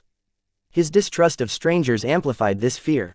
If Vase was in their position, he wouldn't hesitate to do the same. He eventually grunted. It's way too early to consider such a contentious matter. For now, just make do with passive observations, and try your best to figure out any potential uses of making active use of the serum. I won't say I will approve of them if they sound good, but it would be nice to explore this option. Dr. Rania looked hopeful. I'll do my best to develop a concrete use of a sample. It is not unreasonable to assume that this serum has many more uses than extending the life of a geezer. The question was, would the potential benefits of experimenting on it outweigh the benefits of the other options? Vase didn't know. This decision was fraught with uncertainty, and the risk of suffering was considerable. Yet, compared to the more conventional options, he somehow yearned to experiment with it. Even if the gains he made was less than extending his life by a century in the future, the timing was incredibly relevant. Giving up a substantial benefit in the future for a smaller benefit in the present was not his style. In many of his previous decisions, he preferred to invest for the future and lay the groundwork of long-term success and profit.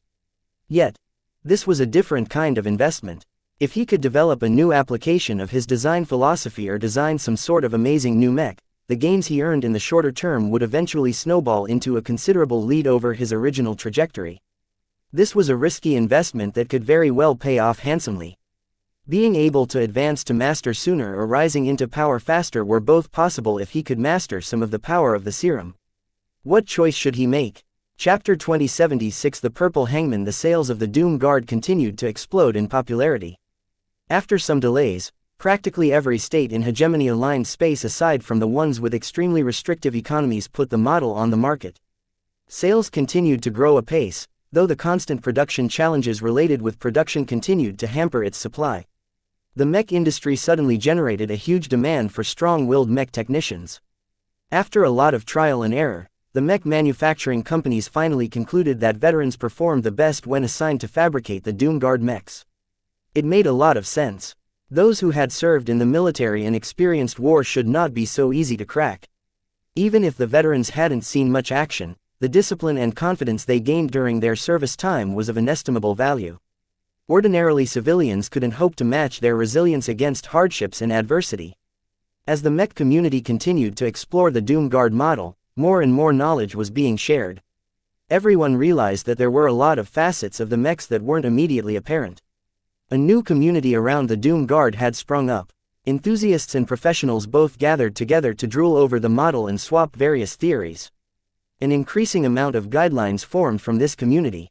They described what kind of traits a mech pilot needed to have in order to pilot the Doom Guard at its best. They outlined what kind of methods should be used to repair or service the mech. They suggested various battle tactics and deployment strategies to make the best use of the Doom Guard in battle. They also elaborated on the distances that people should stay from an active Doom Guard in order to train their minds without the risk of suffering breakdowns. More importantly, the community also started to describe possible counters to the Doom Guard. The most obvious counter to the Doom Guard was focusing on it with an abundance of ranged fire. Though the Doom Guard was, technically, a ranged mech, it effectively posed no threat to a mech that floated a kilometer away. The Enison spreader at its tightest concentration simply couldn't reach that far ahead. The Doom Guard fit the striker mech archetype too well. It inherited all of the strengths as well as the weaknesses of this mech type. However, though its vulnerabilities were obvious to everyone, that didn't mean that the enemy could exploit it so easily. Those who bought the Doom Guard never let this precious mech fend off the enemy alone. Oftentimes, the outfits who fielded this mech carefully covered it with a host of ranged mechs. Additionally, in order to protect it from ranged fire, the mech commanders also deployed at least one Space Knight piloted by a strong-willed mech pilot to serve as its shield. Such fortress formations soon began to proliferate among the buyers of the Doom Guard. The tactics they utilized rapidly began to frustrate the pirates beyond belief. Vase Larkinson deserves to be killed. I lost half my boys and mechs due to his damnable new mech. I'm putting a bounty on his head. Oh, he already has one. Well, I'll add some more, then. I can't stand the sight of another Doom Guard. In a state close to the Sentinel Kingdom, a medium-sized asteroid mining base came under assault. The base had been built into the structure of a large asteroid floating in a large belt. The mining company put the base in operation for over 10 years now, expanding its fleet of mining vehicles on a steady basis. Prospectors had long discovered the presence of various junk exotics and low-grade exotics in the asteroid belt. The only problem was that their concentration and incidence was rather low. The prospectors at the mining base had to scan and inspect new asteroids every day in order to find a rock with a meaningful quantity of valuable materials. Even though the efficiency and scale of mining operations was rather low, the base still generated a tidy profit for the mining company. However, due to the relatively low value of the minerals being mined, the company never invested too much in its security. It merely contracted a local security company to garrison the base and man its handful of turrets. Since the establishment of the base, it had never suffered an attack. Until now. Why are the pirates attacking us of all people? We're just mining bulk exotics, for heaven's sake. They must have heard our warehouses are almost full. The company was supposed to dispatch a convoy to us in less than a week. The pirate gang called the Purple Hangman came prepared. Commander Brian Zex was not an average criminal who worked his way up the ranks, but used to serve in a mech army before deserting. Over the years, Commander Zex managed to build a decent gang of pirates that employed a bit more tactics than was common among their ilk. Combined with the ferocity that was typical to their kind, the hangmen made a name for themselves with their iconic purple mechs. "Boss, you were right. The outdated guard mechs are no match against our new lasers. Haha, our inside man has come true. One of the turrets has just blown up and another is malfunctioning." Commander Zex flicked his long silver hair and grinned as his Axeman mech hung back. Two companies of melee mechs closed in. Though the makeshift shields they carried slowed down their advance, the firepower of the guard mechs weren't sufficient to repel the advance, especially since their turrets were rapidly being taken out through a combination of sabotage and focused fire. While the defenders still fielded a lot of ranged mechs, the mining company had skimped on them and instead relied on a large number of stationary turrets to make up for the shortfall. Now, that decision came to haunt the decision-makers. Commander Zex never initiated a blind assault. Owing to his officer training, he always researched his targets carefully and tried his best to stack the deck in his favor long before he launched his attack. His favored tactic was to bribe a man on the inside to sabotage the defenses prior to an assault. The deserter knew quite well that a typical security technician or security guard didn't earn that well. They worked long, monotonous jobs in isolated regions without any cities of settlements within reach. There wasn't much they could do in their off time since they were pretty much stuck in the middle of nowhere.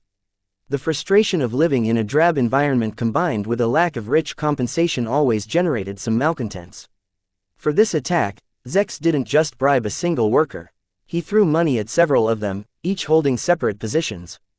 The money he spent on converting these greedy idiots was enough to add 2 or 3 cheap mechs to his lineup. Yet the pirate commander knew very well that the benefit from adding a couple more mechs to his battle lineup paled in comparison to paying those bribes. Even as the assault continued, the effects of the sabotage became more and more evident. More and more turrets inexplicably lost power as some critical components malfunctioned. A number of defending mechs faltered in their counterattacks as some of their rifles fizzled. Though these disruptions weren't widespread, the fear and worry they caused in the ranks of the security personnel eroded their battle will. As a former military officer, Commander Zex recognized what that meant. A battle was not just about a contest of mechs. It was also a contest of will and determination. The signs of weakness within the ranks of defenders not only depressed their morale, but also boosted the morale of the attacking pirates. His boys all smelled blood. Pirates all loved easy prey, and the declining trend of the defenders made it all the more easier to harvest a fortune. Yet just as the melee mechs of the purple hangman reached the defensive line in 2 prongs, a pair of mechs suddenly emerged from the ranks of security mechs. The mining company had recently shipped the mechs to the base. Doom guards. The ranks of pirate mechs shuddered a bit. By now, the notorious LMC mech model had already built up a dreadful reputation among the pirate community. Yet to the surprise of the defenders, the pirates didn't let up on their assault. "Continue the assault," Commander Zex hollered over the command channel. "We planned for this. We knew they would show up. Trust in my plan." "Yes, boss." The men on the inside already passed on word to Zex that the base recently acquired a pair of Doom guards. When he heard the news, he almost aborted this raid. Yet if he did so, he would waste months of preparations as well as the money he invested in bribes. In the end, he could bring himself to give up this long-anticipated attack. In his military days, he learned the importance of intelligence and preparation. As long as he knew the mining base would field the Doom guards, he could plan around this move. After researching the Doom guards extensively and trawling through all of the theories circulating on the galactic net, Commander Zex decided to try out an interesting suggestion. He grinned as his melee mechs closed in. As was typical in battles between pirates and security forces, the purple hangmen possessed an advantage in numbers, but their mechs were substantially weaker on average. This didn't concern Commander Zex too much because the disparity in numbers was often decisive in close-ranged battles. It was hard for a premium mech to defend against attacks from the front and back. Just as the purple hangman mechs neared the range of the Doom Guard, they decelerated. The Doom Guards attacked anyway. Their large flamethrowers spewed hellish red flames in an expanding cone from their position, blanketing the surrounding space with persistent heat. At the same time, the glow of the strikers already started to press on the minds of the pirates. Their high morale faltered a bit as they came under the impression that some awesome terror was looking into their souls. If this continued, the purple hangman might withdraw. Yet before the situation reached this point, Commander Zex issued a long-awaited command. "Bring forth the soldier mechs." 2 mechs lingering behind his 2 mech companies suddenly moved forward. The mechs looked secondhand and some of them bore marks of previous battles against the Sandmen. The fresh purple coating applied to their exterior wouldn't be able to protect them much against the flames released by the Doom Guards. However, the Desolate Soldier and Prideful Soldier weren't there to push through the wall of flames. Commander Zex merely acquired them in order to use their glows to counteract the glows of the Doom Guards. To fight monsters, we bought monsters of our own. He viciously grinned. One Desolate Soldier approached a Doom Guard while a Prideful Soldier approached the other Doom Guard. Two different effects emerged. The Desolate Soldier drawing closer to the enemy striker mech exhibited much less trouble. It seemed as if its mech pilot was much more capable of resisting the Doom Guard. Unfortunately, the Purple Hangman quickly found out that the Desolate Soldier's immunity only applied to itself. The mech pilot reported that the mech seemed to help with stiffening him up, but not much more. The situation was a bit different with the Prideful Soldier. As soon as the mech approached the Doom Guard, the glow of both mechs started to change. For some reason, the Prideful Soldier seemed to become a little more excited, while the glow of the Doom Guard gradually shifted in character. The nauseous sensation along with the inexplicable sense of terror decreased. However, the Doom Guard soon began to grow more menacing, as if a slumbering exo-beast had woken up in the depths of the striker mech. It was too bad that the effect of this intimidating aura was less potent than the original glow of the Doom Guard. Commander Zex knew that this was the best he could get. Push through. The Doom Guards are neutered. The pirate mechs all accelerated forward even as their mech pilots came under the effect of a number of glows. The positive glow of the Desolate Soldier seemed to pale in the presence of the Doom Guard. Though weak and feeble, the effect it had on the pirates was nonetheless useful as they became a little less prone to reaching their breaking points. As for the Prideful Soldier, its glow had a very strange effect on the Doom Guard. Despite the latter's apparent weakness, it was still a very formidable mech. The flames it spewed seemed to have gained some life of their own. The Doom Guards were still capable of functioning as regular striker mechs, and vigorously spread as many flames as possible. The battle quickly grew chaotic and casualties rapidly mounted on both sides. In the confusion of all of the glows, every mech pilot fought different than usual. Chapter 2077 Glow Interactions. The raid conducted by the Purple Hangman quickly spread to the galactic net.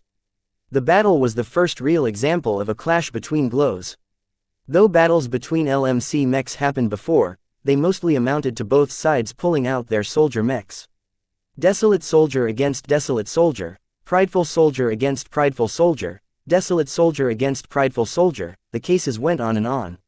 The LMC continued to proliferate both mech throughout the Komodo Star sector even after the end of the Sand War. Most of these battles turned out to be rather tame and underwhelming. Both were ranged mechs that weren't very suited for battle against mechs. They were fragile and needed to enter medium range in order for their Sandbreaker rifles to land reliable hits.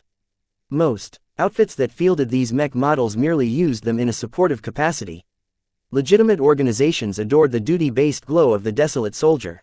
The presence of these mechs in a squad of mech companies stiffened the sense of obligation of the career mech pilots, which meant that they were much less likely to slack off or put up a half-hearted fight. In contrast, irregular and underground forces took a much greater fancy to the Prideful Soldier. The Desolate Soldier's glow was a bit too upright for their tastes. The Prideful Soldier was not only cheaper, but also more ferocious, which was exactly what Scum relied on to win their battles. As a result, a battle between a mercenary corps and a pirate gang usually devolved into a contest between defense and offense. The glows rarely came into range with each other, and even if they did, they largely focused on strengthening friendlies rather than weakening hostiles. The Doom Guard was the first LMC mech with a negative glow. The mech was the first product designed by Vase and Gloriana that was meant to harm rather than help. This meant that its interactions with the other mechs sold by the LMC became rather interesting. Depending on whether the different LMC mechs were being piloted by friendly or hostile mech pilots, the subsequent clashes between the glows produced some remarkable outcomes. The Doom Guard's glow isn't omnipotent, Gavin stated with excitement, but not of the good kind. The mech community is already experimenting. Some of the early adopters have already found ways to alter or suppress the Doom Guard's signature ability by fielding some of our older products. Vase blinked. To be honest, he never thought that something like this should happen.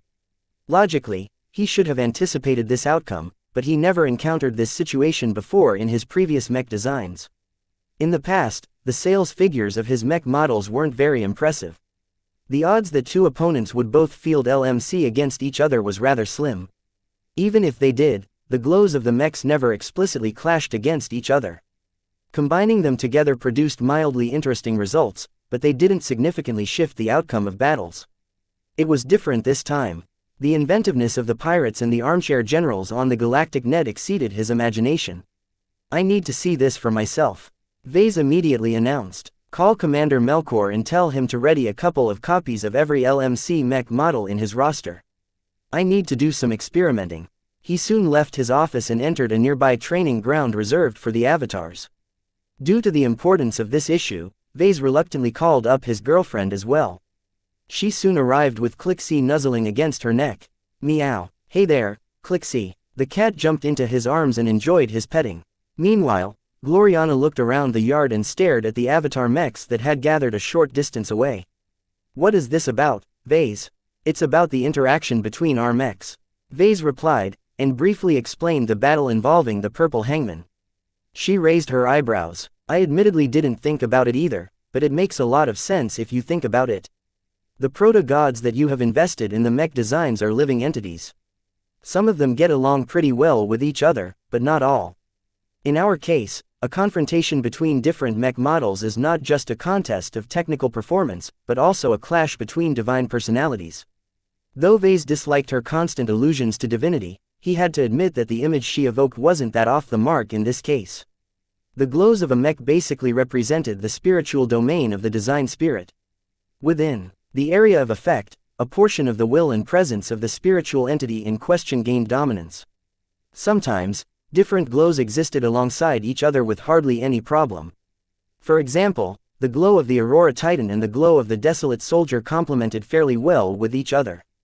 One focused on protection and the other on duty. While the mech pilots that came under the influence of both didn't suddenly become twice as courageous, they still derived a bit more strength than usual. In order to investigate these interactions even further, Vase wanted to conduct an immediate field test. He turned to Commander Melkor, who approached with an eclectic group of mech pilots in tow. Our mechs are ready to be deployed. He spoke. Most of our mechs are spaceborne units, so they won't fight well on land. Vase dismissively waved his hand. I don't need them to fight. I need to test every possible interaction between different glows. The Avatar commander frowned. This is your specialty. How can you not know? It wasn't relevant before. It's different now. Vase shrugged. This time, Commander Melkor pulled out all the stops. He wanted to show off the strength of the avatars. For this reason, he summoned some interesting mech pilots to pilot the LMC mechs. He suited up in order to pilot a Doom Guard in person.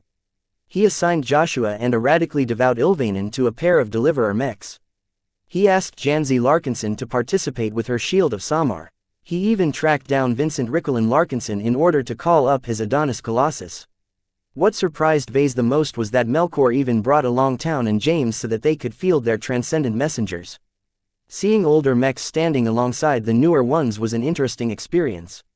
They stood close enough together for their glows to blend in with each other in interesting ways. Vase turned to the familiar faces who had all joined the Larkinson clan. He nodded in a friendly manner towards Janzi and Joshua before turning his attention to the resident baboon of his clan. Melkor, when I told you to call up every LMC mech, I meant that you should bring every mech in your mech roster. As far as I know, the Adonis Colossus is not a part of the avatars. If someone as vain and ignorant as Vincent was able to qualify for the avatars, Vase might as well kill himself right away. Hey, bro, don't be like that. Vincent complained. My mech is a bona fide LMC mech. It's one of a kind. Vase grimaced. Don't call me, bro. While we Larkinsons aren't too big on formality, it is unbecoming of you to resort to slang. Oh come on, we're brothers. Calling you bro is a compliment. Whatever. He turned to the Ilvanens. Town Melon stood a half step behind James as if he was an attendant. Bright martyr. Town Melon Larkinson greeted him. It is an honor to be called up to service. Vase hadn't really paid attention to the former Ilvanen.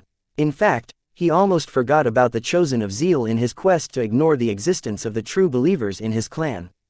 It didn't help that the Larkinson clan recently shifted its focus towards spaceborne operations. The landbound contingents received much less attention in recent months.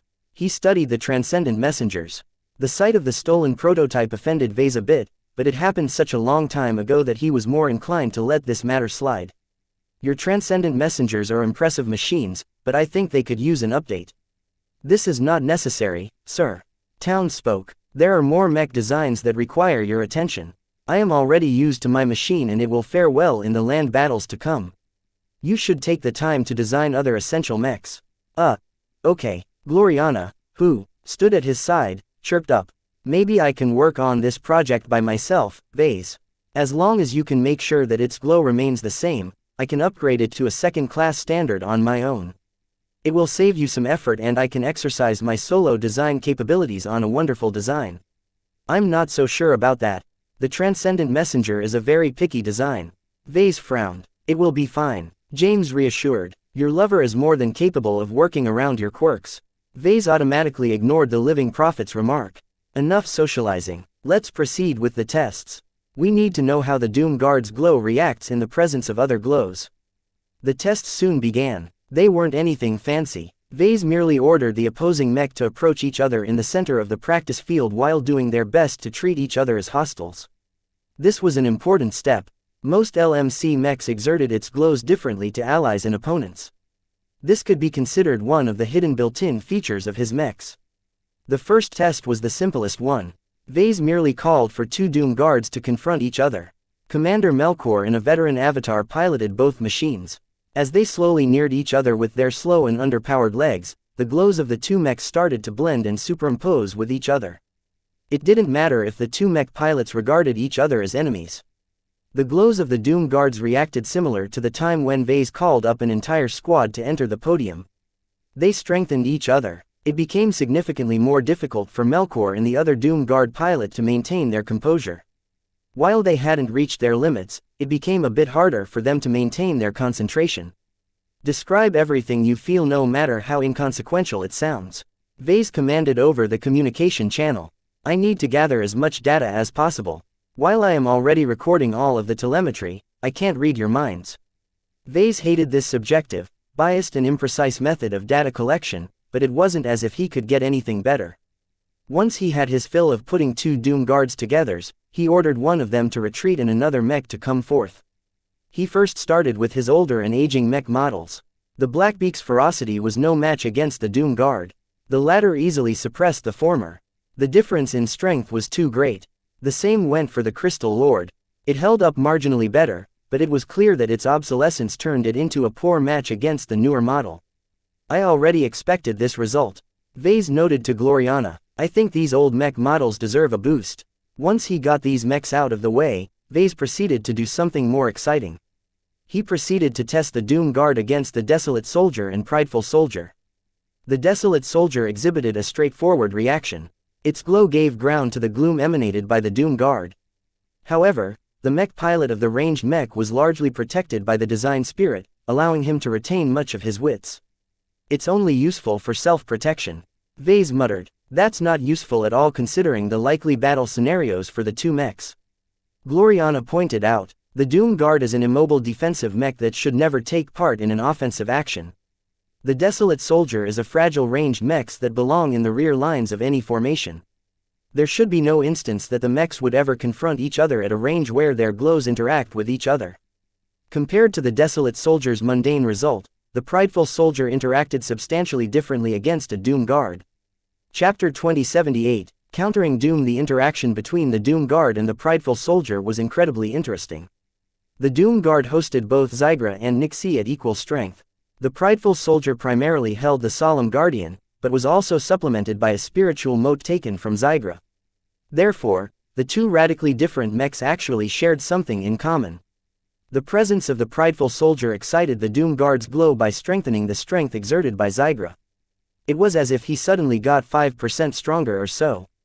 While that didn't sound like much, the perfect balance of the Doom Guard suddenly experienced a disruption. Xigra gained the upper hand and pressed Nixie back. When the latter gave ground, his strong and pervasive ability to inspire terror directly dropped. In exchange, the Doom Guard in question became a bit more aligned with Xigra. This meant that the mech resembled more of a predator instead of an eldritch horror. It was too bad that Xigra and Nixie weren't even in strength at their full forms. The former was just the remnant spirituality of an experimental exo-beast. How could he ever match the strength of an ancient alien tyrant? The end result was that the prideful soldier not only skewed the glow of the Doom Guard, but also weakened it in absolute terms. While the weakening effect wasn't all that strong, it still mattered to an extent as the deterrence factor of the Doom Guard decreased. Giving more power to Xigra was a net loss. What Vase found remarkable was that the effect of putting two prideful soldiers in the range of the Doom Guard weakened the latter even further. How many prideful soldiers will it take to drop the Doom Guard's glow to its lowest point? Gloriana wondered. Vase rubbed his smooth-shaven chin. The prideful soldiers can't negate the Doom Guard's glow entirely. At most, their presence will simply turn the Doom Guard mech into a machine that is exclusively dominated by Xigra. In other words, it would effectively possess the same glow as Devil Tiger. It could also be considered the original incarnation of the Doom Guard before Vase deemed it too weak. Let's proceed with the next test. They subjected the Doom Guard to a variety of Ilvanen mechs. The Holy Soldier, Deliverer and Transcendent Messenger all hosted Ilvane's influence at varying degrees. The Holy Soldier was by far the weakest since the mech mostly leaned on the Solemn Guardian. Its performance against the Doom Guard didn't fundamentally differ from that of the Desolate Soldier. It was when Vase put forth the Deliverer and Transcendent Messenger that the results became rather interesting. Just like the crowd of Ilvanens who prayed in front of an active Dom Guard, the mechs that contained a strong presence of the Great Prophet appeared to be resistant against the Striker mech's terror. Every Ilvanen mech exhibited hardly any hindrance even as they marched right up to a fearsome Doom Guard. The only difference Vase noted was the telemetry transmitted by the cockpits. The weaker mech pilots exhibited significantly more stress, which meant that they had to put a lot more effort into keeping their cool. The worst performer was Joshua in the Deliverer mech. While he had gained its design spirit's acceptance, they weren't exactly best buddies. Joshua had to focus on too many priorities while piloting this mech. Faith didn't come easy to the former brighter. In contrast, the performance of Town Melon Larkinson and James Ilvane Larkinson exemplified their ardent faith. When Vase observed the feeds of the two Ilvanens in their cockpits, he noted that they derived their strength from different sources. The expression on Tayan's face suggested that he was relying on his zeal to power himself through. No monster in the dark could ever affect his conviction. James on the other hand maintained an easy smile and a confident expression. His fit with his stolen Transcendent Messenger was incredibly high. He was the mech and the mech was him. It didn't seem as if James resisted the Doom Guard's glow at all. Instead, he was letting his own mech resist the external influence. When Gloriana asked how James managed to perform so well, the living prophet spun his usual line of nonsense. Faith can be a shield. Your beliefs have power. As long as you realize that you are not alone, you will never have to endure any burdens by yourself. Think about it, Miss Woden. Vase immediately switched off the communication channel. Ignore everything he said. I don't know, Vase. His advice sounds rather interesting, he's merely spouting superstition. They soon moved on. Once the Ilvanen mechs withdrew, Vase tested two more mechs. He first brought forth a bright warrior. The one that approached was in its swordsman mech configuration, but Vase didn't expect any meaningful differences. The glows of every configuration were identical. From a technical standpoint, the bright warrior could easily crush the Doom Guard. Glow or not, the performance disparity was too great. The bright warrior's exterior comprised almost entirely of briar alloy. This incredibly tough and resilient material could cook in the Doom Guard's flames for an eternity before showing any signs of damage. Just because Cassandra's escape pod melted inside the chamber of the forging machine aboard the Scarlet Rose didn't mean the bright warrior was weak against thermal damage. The mech was clad with a much thicker layer of briar alloy, and its armor system also incorporated several other means of mitigating heat. Aside from that, flamethrower weapons weren't comparable at all compared to industrial machines. The only common aspect they shared was that they both applied heat to metal. Every other variable was different. Therefore, as long as the mech pilot of the Bright Warrior wasn't a total coward, the bridge mech could easily crush the third-class striker mech. Yet when it came to their glows, the roles were reversed. The performance of the Bright Warrior's glow disappointed Vase. The Golden Cat's influence tried to resist the influence of Xigra and Nixie as best as possible, but the little cat simply couldn't contend against the two mature existences, especially in combination. Goldie needs time to ramp up. Vase shook his head. Her strength is highly correlated to the state of the Larkinson clan. Right now, we are just tens of thousands of clansmen. That is already rather big, but that isn't nearly enough to elevate her to the height of someone as formidable as Nixie. It might take a decade or a century, but Vase was sure that the Golden Cat would be able to reach an astounding height someday. That day was not today, though, and the bright warrior simply looked a bit sorry as it came closer to the Doom Guard. At the very least, the mech pilot of the bright warrior is faring such as well as the mech pilot of the desolate soldier. Vase concluded. It's better than nothing. Gloriana nodded. We should just deploy the bright warriors in their rifleman mech configuration and blast the Doom Guard from a distance. That will take some time. The illuminating warrior features the weakest offense of the 4 configurations. Then a single shining warrior will do. When the Lancer mech configuration charges a Doom Guard, the mech pilot of the former won't even have the time to experience the glow of the latter. By the time his mind has caught up, the striker mech should have already been pierced. That's a viable point. Vase lit up a bit. I think you don't even need to rely on a bright warrior. Any Lancer mech model will do. The Doom Guard simply didn't possess the mobility to dodge an incoming charge from a decent Lancer mech. A Lancer mech was a natural counter to a striker mech. Even Knight mechs fared better because they could at least blunt some of the charging power by lifting their shields. It was a bit fortunate that the pirates hadn't tried out this tactic yet. Lancer mechs tended to start at a relatively high price due to the need to make them sturdy enough to withstand the forces generated upon impact. In addition, Lancer mech pilots were considerably more difficult to find and raise. They needed to possess unmatched courage as well as excellent skill. It was too easy for them to kill themselves by botching their charges. We've seen enough. Start the final test. An Aurora Titan stepped forth. This mech was rare even in the ranks of the Larkinson clan. They were simply too limited in their application due to their abysmally low mobility. In private, Vase also considered the mech to be rather outdated. It was a third-class Space Knight that forcefully tried to make use of a second-class gimmick. The polarizing module that took up so much space in the Aurora Titan could have easily come in a miniaturized form in a proper second-class defensive mech. At least the Aurora Titan was fairly affordable as a result, but that was only relatively speaking. Vase hadn't called up the Shield of Samar yet. He wanted to see how a regular copy fared against a Doom Guard. He began to sense a lot of spiritual activity as the 2 diametrically opposite mechs entered each other's influence. The Aurora Titan began to come alive, and put more energy in its protective glow. The mech pilot of the space pilot showed no strain. Even when the distance between the 2 mechs shrunk until they were practically touching each other, the Aurora Titan and its mech pilot exhibited no discomfort at all. They were just like the Transcendent Messenger and James. This is promising. Gloriana lit up as she observed the stress levels of the mech pilot. There was hardly any bump at all. Unlike the Transcendent Messenger model, which is only a private commission, the Aurora Titan is a commercial design. This is something that our customers can readily use to repel the glow of the Doom Guard. Both of them immediately saw the benefits. The LMC would easily be able to increase its earnings by boosting the sales of a seemingly forgotten but incredibly profitable high-margin mech model. Vase began to develop a suspicion. Let me try something out. He ordered the Blackbeaks, Crystal Lords, Desolate Soldiers and Bright Warriors to approach the Aurora Titan. When the miscellaneous mech stood behind the Space Knight, Vase widened his eyes. The Aurora Titan is protecting the other mechs with its glow. It's strong enough to cover all of them in an umbrella. Qilanzhou's strength bloomed in splendor in this test. Her spirit was roused and she keenly felt the threat from the Doom Guard. Nixie especially caused her hackles to rise. With her formidable strength as a centuries-old indigenous god when she was alive, Qilanzhou's protective powers readily extended into the spiritual dimension. This is amazing, Gloriana gushed. If we let the public know, they'll surely take a second look at this mech. My Aurora Titan design never achieved widespread popularity. Vase recalled the numbers. It only sold in the low 10,000s if I recall, and that was mostly because my customers bought my other products and came to like my brand. It's not even on sale anymore in many states. Gloriana smiled. It should be different now. The Aurora Titan looks as if you practically made it to resist the likes of the Doom Guard.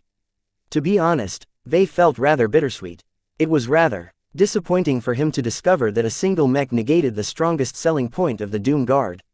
On the other hand, he recognized the benefit to this situation.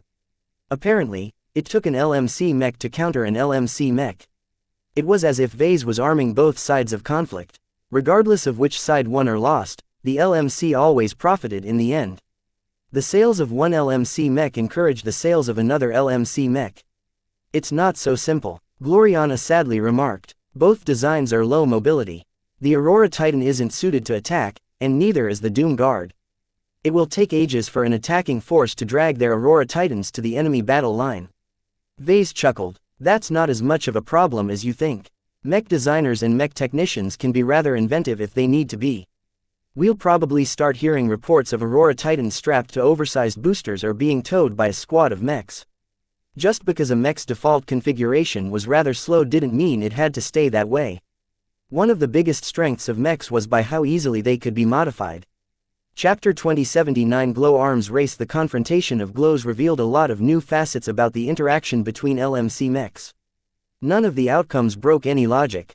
Though Vase hadn't expected the Aurora Titan to be such a great defender against hostile glows, even that abided by some logic.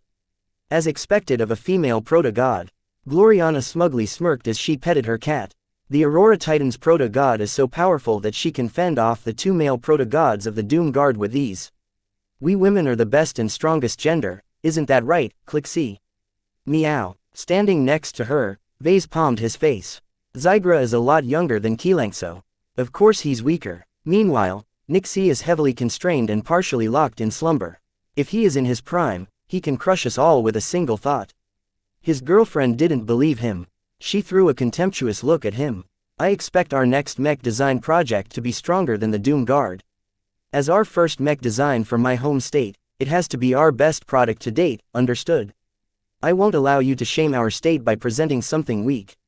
That is a tall order.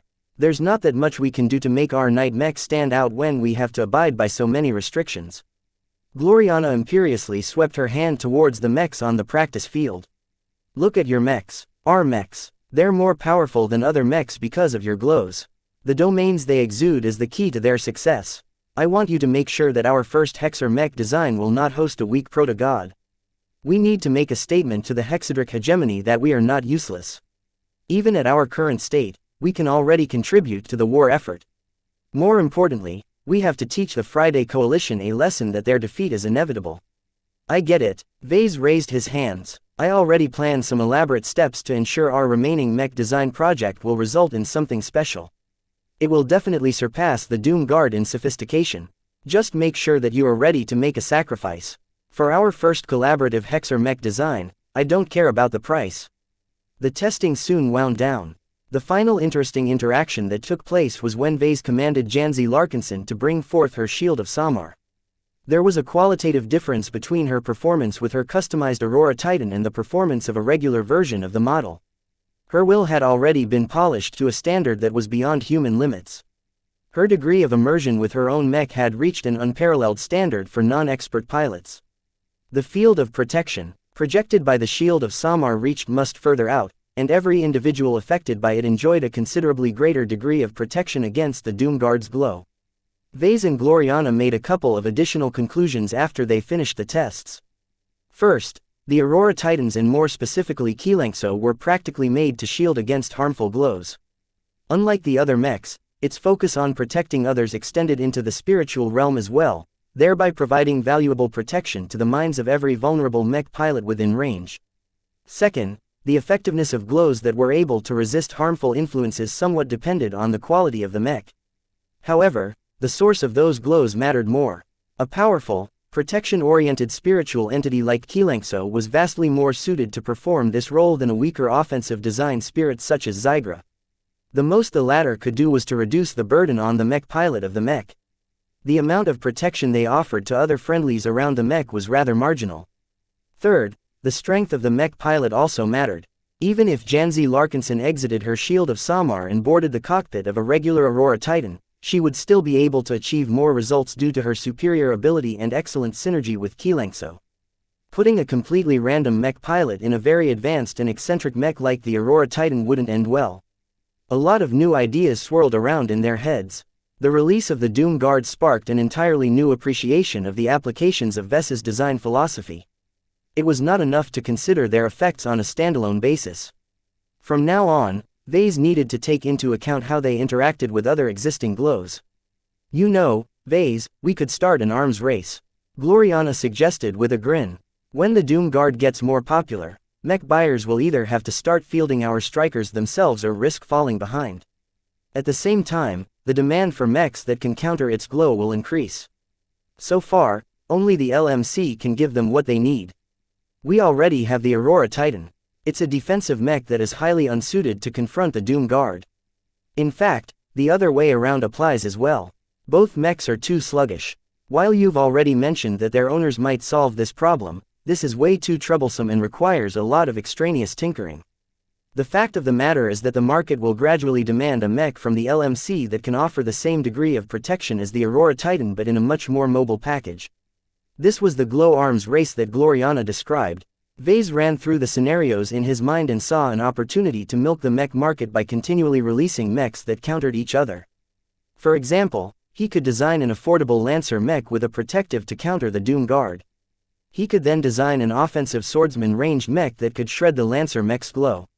After that, he might design a rifleman mech that neutralized the swordsman mech's offensive glow. Vase could wait a couple of years between these critical product releases in order to make sure the latest mech models provided maximum value to their customers. The longer they dominated, the more the market accumulated pent-up demand for effective counters.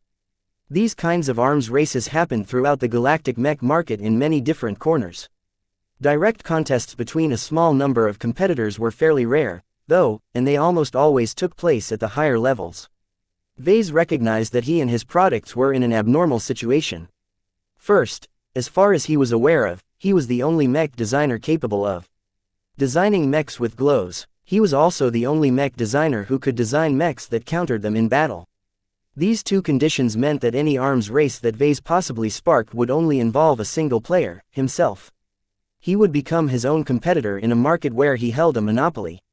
If his fellow mech designers figured out these conditions, they would probably grow green with envy. That was because anyone in Ves's position could abuse them in a way that allowed them to constantly rip off their customers. Right now, the product margin for the Doom Guard was 25%. For every 2 million hex credits the LMC received per sale, the company roughly profited by 0.5 million hex credits. This was already decently high in the mech industry for a journeyman-level offering. This was just the start. If Vase designed a cheap, mobile and effective counter against the Doom Guard, then he could make it cost just 1 million credits, but sell it for as much as 2.5 million hex credits. As long as the LMC made sure the Doom Guards proliferated everywhere, the demand for a Lancer mech that was perfectly set up to counter the fearsome Striker mechs would be a product that many customers would pay a fortune to obtain. If Vase and the LMC were shameless enough to take advantage of their monopoly status, then selling such a cheap product at extortionary prices was viable. Even if their customers complained and hurled insults at them, they would still fork over the money to buy the overpriced mechs, because they needed their capabilities. This product development cycle could go on and on. Any customers who wanted to stay on top of the glow arms race were destined to become the LMC repeat customers so long as Vase maintained his monopoly. Just thinking about how much his custom could jack up the margins made him wild. Making 60% or even 100% profit on his products would rapidly build up his fortune as long as he made sure the sales volumes remained high. However, there was more to it than earning eye-popping profits. It's not so simple. Vase soon regained his calm. Reputation is more important as well. If we truly spark off an unscrupulous glow arms race, the market will come to know us, but hate us as well. There will doubtlessly be a lot of people who will start to resent us. Soon enough, they'll figure out that the most effective way of beating this arms race is by assassinating me. Without my support, there will be no new mechs with glows, thereby saving all of my customers a lot of money. Oh, Gloriana blinked. I don't know. Assassinations aren't exactly common in the mech industry, and we're already growing stronger every day. I don't want to attract too much hatred. Vase shook his head. In addition, there is morality to consider. I designed the Doom Guard explicitly to counter pirates and other irregular forces. Their penchant for fielding large quantities of cheap mechs is something that a defensive striker mech with a terror glow is perfectly suited to fend off. However, our Doom Guard is not very suited to go on the offensive, which is a deliberate design choice we've made to make sure it will largely be used by legitimate customers. The point suddenly dawned upon Gloriana. You don't want to empower the pirates. Yes, there is something special about my design philosophy. The effectiveness of my glows is unrelated to the cost of a mech design. I can attach a glow that counters the Doom Guard to an incredibly affordable mech that costs just 150,000 hex credits. A mech that is 10 times cheaper than a mech that a lot of defensive forces will begin to yield is perfect for pirates and all sorts of people who prefer to perform offensive missions. It will be easy to spread such a mech around and achieve a huge sales volume, but it's not necessarily the right thing to do. If such a product becomes associated with pirates, Gloriana trailed off. There was no need for her to finish the sentence. It wasn't as if Vase had any objections to doing business with pirates and scum. If there was a lot of profit to be made, he was very willing to pounce on the opportunities. The problem was that it only benefited him in the short term. As long as Vase continued to do business in such an ugly fashion, his reputation would sour to the point where he couldn't resist the inevitable backlash from the market. Besides, despite the huge potential windfalls that pirates often earned, they were actually pretty poor on the whole. Their lack of market access and their many inefficiencies meant that they truly didn't have much to spend. Even if they wanted something, they were much more inclined to steal what they wanted rather than pay for them honestly. The same rationale also applies to the reason why I haven't designed a new version of the Desolate Soldier. Vase reminded his girlfriend, it was a necessary product for the Sand War, but now that this crisis has passed, I don't want it to spread too much. The potential for abuse by authorities is enormous and it doesn't help that the model is so cheap. Your glows should have a price, she stated. Correct. I need to train the market to appreciate the premium bestowed by my glows. Even if I can attach it to cheap and disposable mech design, I will likely not release such a product. The cheaper the mech, the greater it devalues my glows. Such a mech will also easily fall within the budgets of various pirate forces, which are customers we should satisfy as little as possible. In the end, Vase and Gloriana put away their fantasies. Sparking a glow arms race and exploiting it to its maximum potential sounded great, but neither of them could bear the ultimate cost of implementing it in an unscrupulous fashion. Don't get me wrong, a glow arms race still sounds like something we should do. Vase softly spoke, we just have to be careful and rein ourselves in. We can't allow our greed for immediate profits to harm our long-term development. Money lasts until the moment you spend it. An excellent brand is something that can deliver lasting profits as long as we keep it intact. Another reason to rein in the glow arms race was the threat of competition.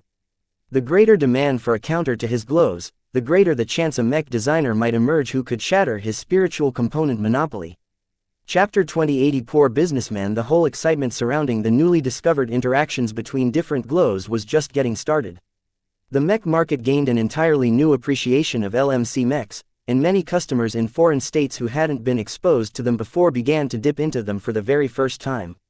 The LMC's market reach expanded every day as the demand for the Doom Guard and other products skyrocketed. The Aurora Titan model, which had long been accumulating dust in the LMC's mech catalog, suddenly turned into a hot commodity. The LMC quickly published a statement that described it as its most effective counter to the Doom Guard's glow. Plenty of early adopters of the LMC's latest product felt pissed. Their seemingly undefeatable striker mechs turned out to be easily countered by an old, existing product. Soon enough, their complaints died down once they realized how unsuited the Aurora Titan was for offensive operations. Only the defending side could make effective use of the Doom Guard and the Aurora Titan. As long as the enemy had to come to them, the relatively immobile mechs could employ their strengths to maximum effect. In that sense, the Aurora Titan was far more useful to the customers who already bought a Doom Guard. The former mech could shield a lot of friendlies from the indiscriminate glow of the latter. The addition of such a useful mech vastly increased the tactical flexibility of the outfit in question. It became easier to deploy more mechs around the Doom Guards in order to cover the striker mechs. By cleverly positioning the Aurora Titans in relation to the Doom Guards, it was possible to form a solid line of mechs that hovered right behind the Doom Guards. The only caveat was that a single Aurora Titan already cost a fortune. What the hell? This overengineered piece of crap that is as slow costs 3 million hex credits to purchase. That's a ripoff. I could buy 3 Doom Guards for the cost of 2 Aurora Titans. Who cares about this polarizing module gimmick? Why doesn't the LMC release a cheaper version that skips this useless feature? The Glow Arms race had already started. The LMC slightly jacked up the price of the Aurora Titan, but not too much considering its margin had already started off high to begin with. This was standard practice for a low-volume, high-margin niche product. In fact, the LMC had actually dropped its price before when the new mech generation settled in. Now, The Mech company reversed its decision as the orders for the product multiplied by a factor of 10,000. That low volume description might not apply to the outdated Mech model anymore, but the LMC was insistent on retaining its high-margin nature. In fact, Gavin even suggested that the LMC could still afford to pump up the price of the Aurora Titan to 4 million hex credits. Vase immediately shot it down. Unacceptable. The current price bump can still be excused with reasonable arguments. Jacking it up by another million hex credits will just appear as naked profiteering. No one in the market will be stupid enough to realize that the LMC is just treating them as cash cows. I don't want my Mech company to develop so much animosity from our customer base. His assistant frowned. I don't understand your obsession with reputation. Many Mech companies in your position would have long taken advantage of our unique situation. So what if we exploit our monopoly? There is no right and wrong in business. There is only supply and demand. We offer something that is in huge demand, so it is only proper for us to raise our prices. Even if the buyers hurl insults at us, they will still value our products. It will be 10 times harder to build up the high esteem we've accumulated after we have torn it down. The market won't forget our transgressions so easily. Frankly, boss, I disagree. Your products will only become more useful over time as you develop your design philosophy further. The LMC's growing success already proves that your Mech designs are desirable to a wide portion of the market. We could earn 5 to 10 times as much profit if we actually do something useful with our monopoly. As a businessman, Vase agreed with Gavin. As a Mech designer, Vase did not agree with Gavin. Throughout his career, Vase always considered himself to be a Mech designer first. His progression and his desire to realize his ambition surpassed his desire to maximize his money-making potential. You don't understand, Benny, but you are not required to. I'm calling the shots here. The price of the Aurora Titan must not exceed the current price barring market-specific complications such as tariffs or surcharges. Gavin looked disappointed, but Vase took no notice of it at all. This was the perk of being his own boss. As the Larkinson clan and the customers of the LMC avidly explored the myriad of interactions between different glows, Vase turned his attention back to his current priorities. Right now, Vase wanted to finish the Hexer Mech design project as quickly as possible. It had already suffered some delays due to all of the excitement surrounding the new Doomguard design. However, when Vase returned to the design lab, something else emerged that demanded his attention. The recruiters have finished sorting the Mech designers who want to work for us. Vase uttered with surprise. Gloriana nodded. I've already taken a brief look at them. They're all pretty good. Most notably, the applicants are all young, educated and vetted. Their personalities are neither too timid nor too arrogant.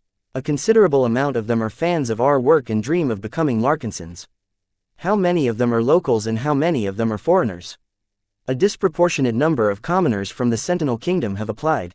She explained. In fact, we even received some applications from some promising nobles, but we rejected them out of hand due to their strong loyalties to their current houses. Despite this, almost a third of the foreigners make up the current list.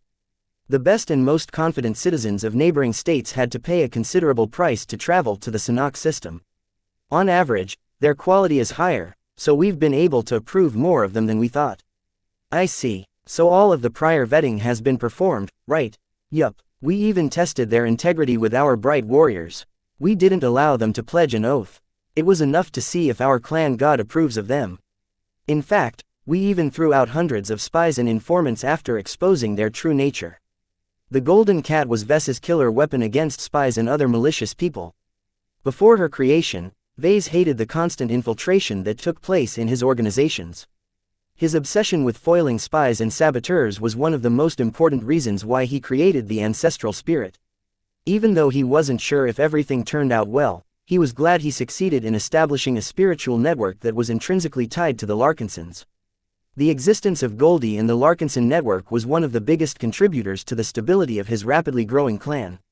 Even if the number of adopted Larkinsons surpassed 20,000, there was little sign the newcomers were overwhelming the true bloods. Of course, good vetting and thorough selection already weeded out a huge amount of unsuitable applicants. When will the final selection begin? We can start tomorrow if that is what you want.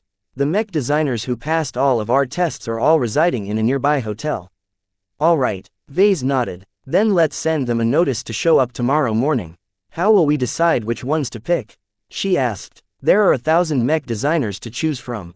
Each of them are desirable in their own way. What will be our criteria?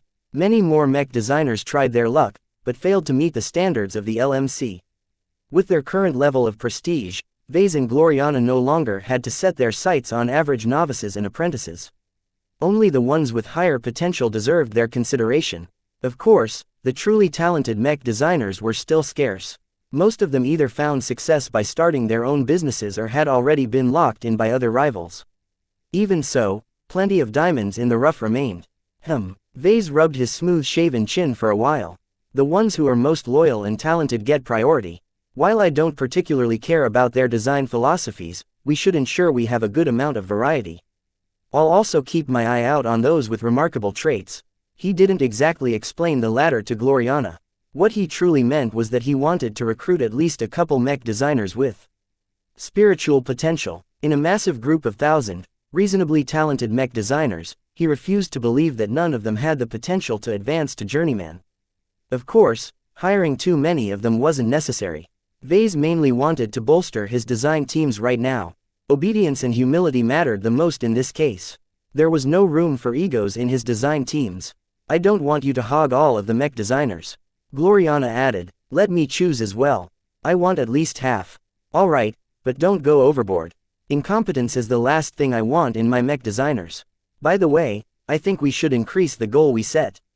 Adding 4 more design teams sounds rather conservative. I think we can handle double this amount. What, you want to recruit 8 design teams at once? Our design department will become a madhouse if we bring in so many mech designers at once. Are you doubting our leadership ability? Gloriana frowned and crossed her arms. Our status is incomparable to theirs. Our authority is absolute. What you fear won't come true, especially considering the quality of the remaining applicants. I'm not thinking about that. I'm more concerned with the added burden of managing them all. Mech designers can't be led like other professionals. It is already a burden for me to manage the 2 design teams we have at the moment. Gloriana shook her head. That is why you should delegate, silly. Isn't that your favored solution to many of your problems within your company and your clan? Just hand over some authority to Kedis, Miles and anyone else you trust. He already thought about that. Vase had a lot of doubts about this solution because none of his subordinate mech designers stood out in their management ability. The best out of the bunch was Miles, who already ran his own mech business for a time. As for someone like Kedis, all she knew was hacking her problems with her greatsword. Trust in your people, Vase. They aren't as incapable as you think and they don't need to be coddled. Give them a challenge, and they will rise to the occasion. While her words sounded wishy-washy, Vase was inclined to agree with her. He had treated his subordinate mech designers like children too much. While their professional capabilities weren't as good as his, they were still adults who worked hard to get to this point. I'll consider it, he eventually decided. Hiring enough mech designers to fill up 8 design teams is a rather huge change for us. With the size that we have adopted for our teams, that amounts to 48 mech designers. We might as well round it up to 50 in that case. Yeah, the thought of adding 50 new mech designers to the LMC's design department filled him with both dread and anticipation. As long as he managed to keep them under control, they could contribute immensely to his design efforts. Let's see what tomorrow will bring. Mech designs were vital to mech companies. The LMC had long been constrained by the limited output of mech designs from its undersized design department. Now that they were about to rectify this situation, Vase and Gloriana almost couldn't wait. Chapter 2081 Eccentric Selection Process. The big day had come. To many young mech designers in their 20s and 30s, the opportunity to work and learn from the most prominent journeymen of the Star Cluster had arrived. Pretty much every mech designer who resided in the hotel rented out by the Larkinson clan knew what was at stake. The men and women who had made it through the extensive selection process watched each other with varying amounts of friendliness and wariness. Those who made it this far all possessed enough strength to earn each other's respect. A lot of candidates had forged new friendships as they waited for the time of the final selection. The concentration of more than 1,000 young but promising mech designers of similar status meant that many of them had already made a lot of gains up to this point. Even if they washed out and returned home, the networking they accomplished would definitely pay off in the future. Of course, the applicants didn't forget that they were competitors as well. Though no one was sure how many mech designers the LMC planned to hire, the amount would certainly not be in the hundreds. This meant that the friendly mech designer from the Reynald Republic that they bantered with might enjoy the opportunity while they themselves returned empty-handed. All of this led to a strange dynamic where the mech designers treated each other in a complex fashion. Those who were more socially adept had gained a lot of advantages during this period. A number of passenger shuttles soon arrived in front of the hotel. The large shuttles were shaped like buses and could accommodate 100 passengers while providing excellent comfort. Additionally, the living sentinels dispatched a company of aerial mechs. Each of them looked formidable and could protect the convoy of passenger shuttles from all kinds of threats. The wealth and power of the Larkinson clan was on immediate display. As the mech designers entered the vehicles, their determination to join the LMC only burned hotter. After a brief trip, the mech designers arrived at the expansive base the Larkinson clan had rented. As the shuttles landed at the designated zones, they immediately felt different as a number of different glows affected their minds. During their stay on Sanok V, every mech designer had the privilege of experiencing the glows of LMC mechs in person. To many of them, the effect they had on their moods had been eye-opening. Please don't mind all of the glows. One of the clansmen in charge of corralling them instructed. When you are accepted into the clan, you will quickly grow used to them. Many of you will even appreciate their comforting presence. The Larkinson clan and the LMC are inseparable from the clan patriarch's glows. If their influence somehow frightens or offends you, then you can always head back into a shuttle. We are offering free return trips. A few of the mech designers chuckled, but none of them turned around. Those who believed in the conspiracy theories that the glows were designed to brainwash people or something never applied in the first place. Everyone who made it this far were all fans of the mysterious glows. Very well, now follow me and behave yourself. The two lead designers of the LMC will be examining you in person. I've heard that they have prepared some unusual tests, so be ready to do anything, no matter how ludicrous it sounds. The group of mech designers slowly walked across the base, encountering many impressive LMC mechs along the way. A pair of Blackbeaks along with some Crystal Lords moved across their path. A freshly fabricated Aurora Titan was heading towards the section occupied by the avatars of myth. A trio of ferocious Doom guards were slowly moving to one of the ships of the battle criers. Each of these mechs featured the standardized coding of the various mech forces under the control of the Larkinson clan. Each of the mech designers were aware that the Larkinson clan was more than just a group ruling over a lucrative mech company. It used to belong to a family of honorable soldiers. This storied history generated a lot of admiration among the candidates. Eventually, they reached a large hall that had been specially prepared to conduct the final selection. A handful of mechs of different models already stood at various places. A number of guards were stationed throughout the hall in order to maintain order and prevent any outsiders from interfering with the selection process. Vase and Gloriana both showed up in their clan uniforms. They looked fairly indistinguishable from the other clansmen if not for their confident demeanors. The success they enjoyed and the power they accumulated amplified their stature and turned them into individuals who would always stand out in a crowd. Their cats obediently sat next to their feet. The two felines stared vigilantly at the candidates while flicking their tails. If they detected any problems, they would surely warn their owners. Vase rapidly counted the number of heads with his implant and determined that 1053 candidates had arrived today. That was a little less than was on the list. He didn't ask why a couple of them hadn't showed up. It didn't matter anyway. Welcome, fellow mech designers. He greeted the neatly assembled mech designers in a warm and friendly tone. My name is Vase Larkinson, and this is Gloriana Woden. Both of you should already know who we are. In addition, you should also be aware of the reason why you are here. Each of you have been tested and deemed worthy to receive our personal consideration. That does not mean your entry into the LMC is guaranteed. Far from it, only 50 of you will receive an offer from us. That means that 1,003 of you will be sent back home. Gloriana crossed her arms. We only demand the best. If we decline to hire you, that means you fail. You can blame us all you want, but the truth of the matter is that we went for someone who is better. If you don't want that to happen to you, then be sure to perform at your best. We are not inclined to give any second chances. We don't care if you are a genius or if you have won some prestigious prize. If you can't show up when we ask for it, then that's your fault. Consistency and reliability are some of the core traits we value in the LMC. Remember that this is an opportunity of a lifetime for some of you. The LMC is a mech company that doesn't possess a fixed headquarters. Vase reminded them all. This means that our headquarters is actually moving with the Larkinson clan. Due to this reason and more, everyone who joins the LMC will also have to be adopted into the Larkinson clan. This is an irreversible decision, but one that can transform your lives. None of the candidates showed any doubts. The ones who weren't willing to abandon their old families and affiliations had already been filtered out. After making their points clear, Vase moved on and explained the rules. My partner and I have decided to conduct separate tests on all of you. We are both selecting according to different criteria. This means if one of us has passed you over, you still have a chance.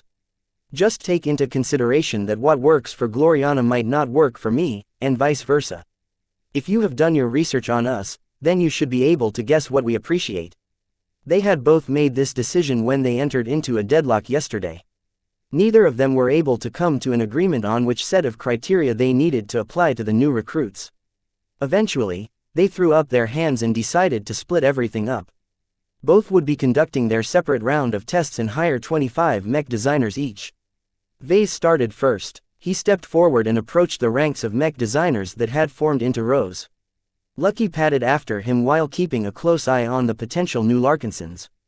He approached one of the corners of the row and peered into the eyes of the mech designer standing in front of him with a scrutinizing gaze.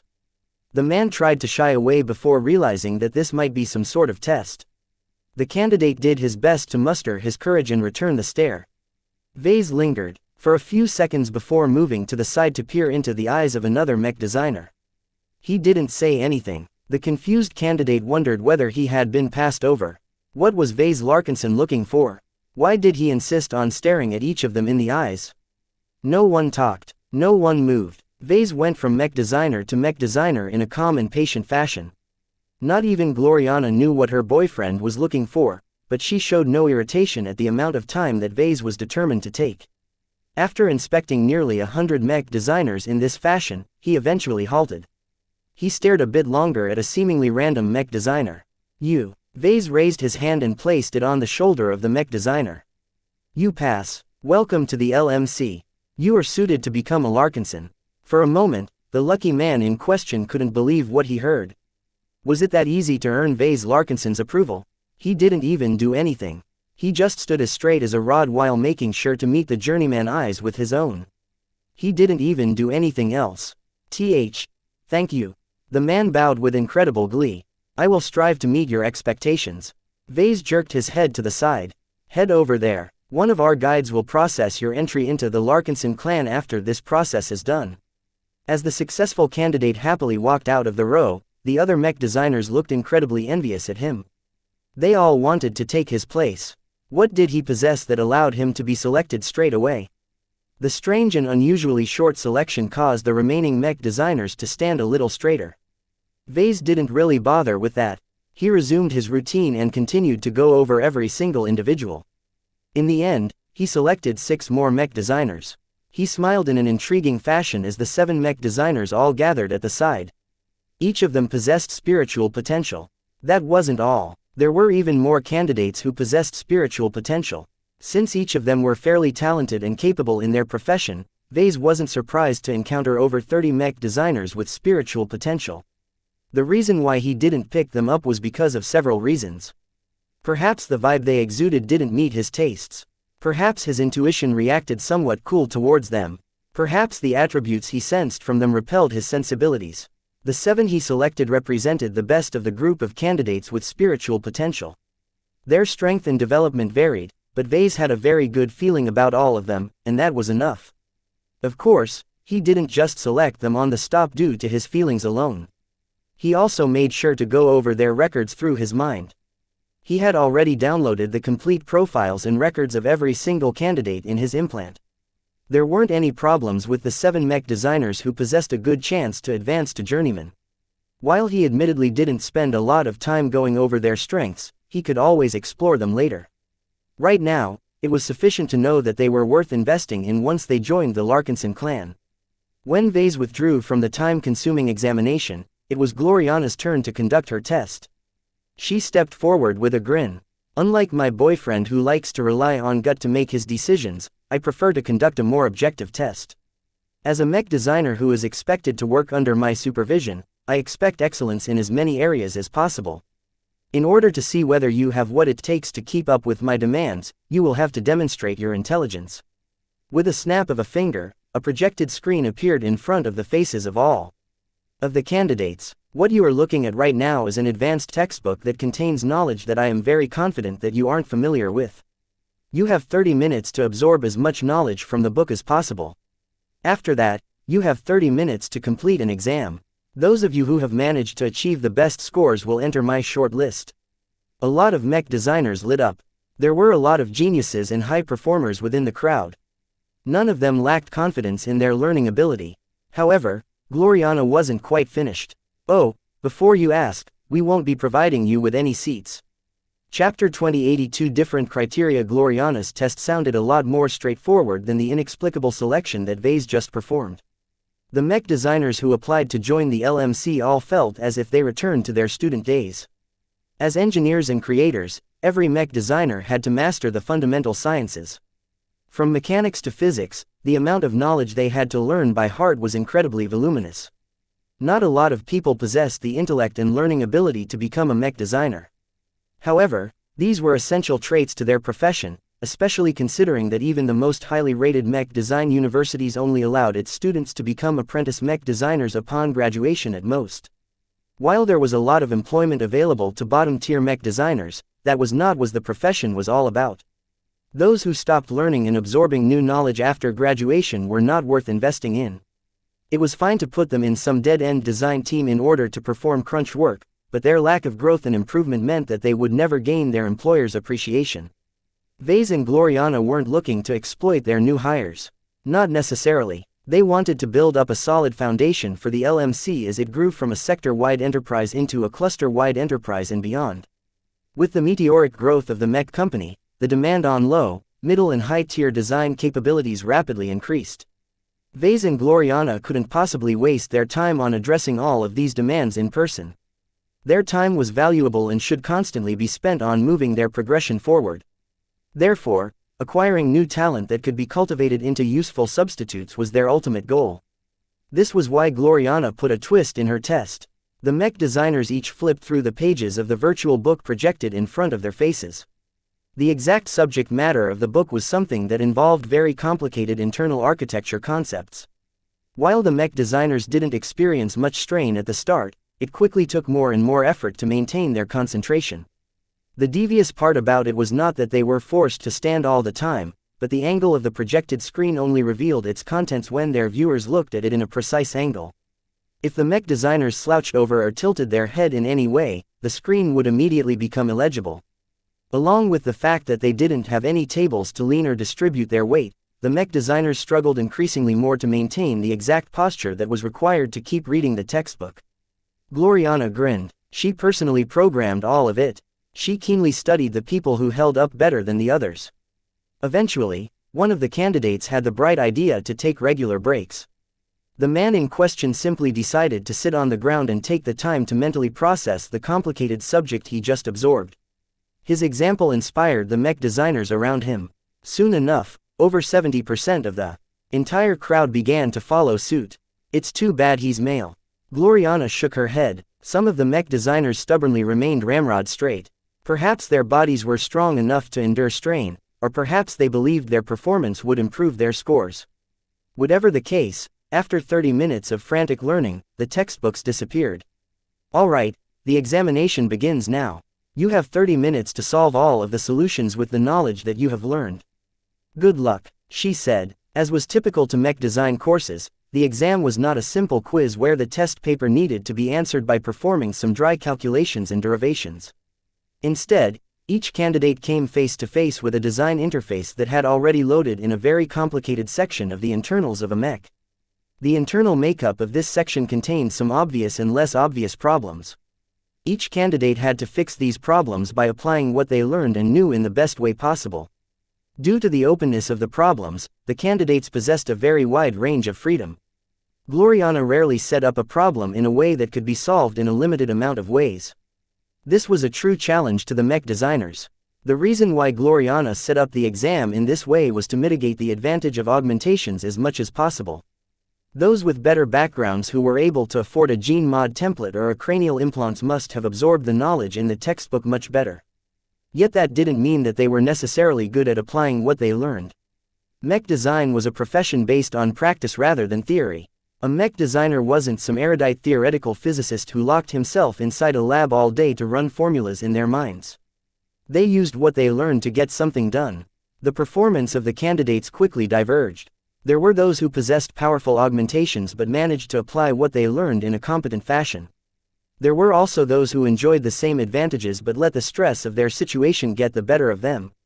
They failed to match the performance in the previous tests conducted by the recruiters. On the other hand, there were plenty of mech designers from poorer backgrounds who managed to tough it out and bear the burden without substantially affecting their normal performance. Mech design can be stressful at some times. Gloriana softly whispered, "When the stakes are high and the time is short, I expect my assistants to withstand the pressure and perform up to my expectations." Vase agreed with her. He knew that she wasn't looking at the absolute best performers, but rather those who were able to match the performance of their earlier tests as closely as possible. When the 30 minutes finally passed, the projected design interfaces finally disappeared. No matter how many problems the mech designers had to solve, they no longer had the opportunity to do so. What they managed to accomplish in this brief interval of time was their only chance to prove themselves in this manner. "All right, I have taken note of your results and scored them accordingly," Gloriana sternly notified. "Those who have performed well have attracted my attention. Please make sure you maintain your performance in the subsequent tests." She didn't say that those who did poorly were still in her consideration. That caused some of the deep thinkers in the crowd to frown. Unlike Vase, Gloriana wasn't ready to make her choice until she conducted all of the tests she had in store. What she sought were well-rounded mech designers who excelled in every criteria she set. Though it was unlikely for any of the candidates to approach her level of perfection, she didn't want to get stuck with assistants who might fail her at a critical moment. Anyway, now that Gloriana's turn had finished, it was time for Vase to conduct his next test. He stepped forward and gestured at one of the mechs looming quietly at the side. "Do you see that Doom Guard?" he asked with a smile. Though the mech was inactive, its fearsome red coating and ominous scarlet third eye already intimidated some of the candidates. While everyone stood at a healthy distance from the mech, the truth was that they were already within its range. Vase calmly approached the Doom Guard until he roughly reached halfway between the striker mech and the crowd of candidates. He loudly tapped his foot against the floor. "My next test is simple. When the Doom Guard standing behind me becomes active and turns on its glow, your task is to approach me. The first 5 mech designers who reach my side will pass and be guaranteed entry into the LMC." A lot of mech designers lit up in that condition. Compared to Gloriana's selection process, which appeared to be a marathon, the tests given by Vase were much more direct. As long as they performed well in some way, they received an immediate entry in the job of their dreams without needing to undergo any further tests. A lot of the candidates wanted to join the group of 7 mech designers that Vase picked out before. Right now, those lucky bastards were gleefully watching the proceedings as if they already belonged to a superior class. However, the mech designers who applied to join the LMC all heard about the Doom Guards. They were very well aware that it wasn't simple to approach the mech at all. If not for the fact that Vase set the finish line a good distance away from the Doom Guard, perhaps no one would be able to pass this test. Just to be sure, Vase added an additional condition. "If none of you manage to reach my position, don't worry. I will just select the 5 who are in the leading positions. Don't give up and push yourselves to your limits and beyond." Though the majority of candidates already dreaded this test, a significant portion of them looked fired up. Vase keenly noticed the burning passion and ambition fueling their determination to push through as far as possible. This was what Vase wanted to see. For this test, he was looking to pick up the mech designers who exhibited the most determination. Upon his command, the mech pilot of the Doom Guard slowly booted it up. After several minutes, the pilot flicked the switch, causing its glow to ramp up within a minute. The growing pressure immediately affected the moods of the candidates despite standing further away. Even Vase experienced some strain, but he maintained his easy smile as best as possible. Start. The mech designers moved. Surprisingly, over 300 of them immediately moved away from the Doom Guard. Vase wanted to rub his eyes. Had they given up already? He was profoundly disappointed at their decision. From a logical standpoint, It made sense for those who weren't used to enduring this kind of pressure to withdraw. While that meant they wouldn't have any chance of getting selected this round, the prudent candidates possessed enough self-knowledge to understand they would never be among the top 5. Why waste their energy and pile up their stress if they wouldn't gain anything for their efforts? In fact, this entire test was a bit perplexing to begin with. Unlike mech pilots, mech designers weren't frontline soldiers. While Vase understood this rationale, it didn't conform with his principles or the principles of the Larkinson clan. In his opinion, even if there wasn't a chance that they would make it very far, at least they needed to show some courage. If mech designers constantly avoided challenges they never believed they could overcome, then they wouldn't make it very far. The whole point about progressing to master mech designer was to accomplish the impossible. Those who only took the path of least resistance didn't possess the heart of a high-ranking mech designer. Every single mech designer who managed to advance to journeyman not only possessed spiritual potential, but also the willingness to swim upstream. Those who managed to advance to master and realize their design philosophies were even more extreme. They defied common sense so much that they even managed to swim up a waterfall. Mech designers who were capable of reaching these extremes were worth their weight in phase water in his opinion. Even if they didn't possess any spiritual potential, he wanted to snap them up anyway. Several minutes into the test, the crowd of mech designers quickly split apart. A couple of hundred more mech designers joined the ranks of those who gave up at the start. They overestimated their ability to withstand the terror emanating from the Doom Guard and learned their lesson the hard way. Less than 200 candidates managed to keep moving forward, but even this group quickly stretched out. The majority of them slowed their pace and looked like they were walking into blizzard. Only a couple dozen managed to maintain a brisk pace. Just as Vase expected, most of them consisted of the passionate, strong-willed or determined candidates of the bunch. There were plenty of outliers as well. Those who came from a military background or received a harsh upbringing all possessed minds of steel. No matter how much the Doom Guard tried to break their will, they held themselves together and kept approaching Vase as if he was their only savior. Chapter 2083 Catherine and Moulter. My future is there. I can't falter now. This is my only chance to escape my debt. I won't settle for anything less than first. How can this be? You filthy commoners can't possibly surpass my courage. I am the scion of a noble house. I have undergone unimaginable training to get where I am. I refuse to be your lessers. The candidates tried their best to reach Vase while fighting back against the Doom Guard's ominous glow. As far as Vase was aware of, the intensity of the glow of a mech roughly scaled according to the inverse square law. Light, gravity, electrical fields and more all operated along the same lines. This effectively meant that as the candidates moved closer, the difficulty of taking the next step rapidly increased. This meant that all of them quickly slowed down. It was no longer possible for them to jog. They had to take it one step at a time. The difficulty of the test was unimaginable at this stage. Vase could already tell that practically none of the candidates had entered a battlefield. They were still too soft in his perspective. Sure, there were those who grew up in military families. Just like the Larkinson family, these people received at least some form of training that prepared them for these kinds of challenges a lot better than those who had never been exposed to pressure of this nature. However, even if a couple of the mech designers possessed more discipline than others, it didn't change the fact that they were ultimately pursuing a backline profession in the end. Without experiencing the kind of fighting that the Bright Republic regularly forced its own younger generations of mech designers to endure, how could they be ready to face true pressure? While Vase hated to acknowledge it, he approved of the Bright Republic's old measure to toughen up its mech designers. There were way too many useless professionals that would never step up when the situation called for it. The state might as well filter them all out by throwing them to the front lines of a war. As the candidates all began to scream and pour their hearts out, Vase casually raised his hand and rubbed his smooth-shaven chin in thought. Should he take a page out of the book of his former state and enact something similar? Nah. While it was easy for someone at the top to appreciate the advantages of this controversial policy, those at the bottom hated it with a vengeance. Vase himself grew quite resentful at the government of his former home state even as he rose to the occasion and became stronger. Just because he turned into a better mech designer didn't mean he liked risking his life all the time. The amount of dangers he personally endured would have long killed off any other mech designer in his position. Therefore, Vase needed to find some different way to toughen his mech designers up. Resorting to a prop like the Doom Guard was an excellent way to accomplish this objective without going overboard. No matter how deeply a Doom Guard frightened them out of their wits, at least they wouldn't actually die. The most they acquired was some unspeakable trauma that would haunt them for the rest of their lives. As the differences between willpower, determination and mental fortitude became more and more stark, Vase noted with keen interest that the people with spiritual potential didn't actually differ in performance.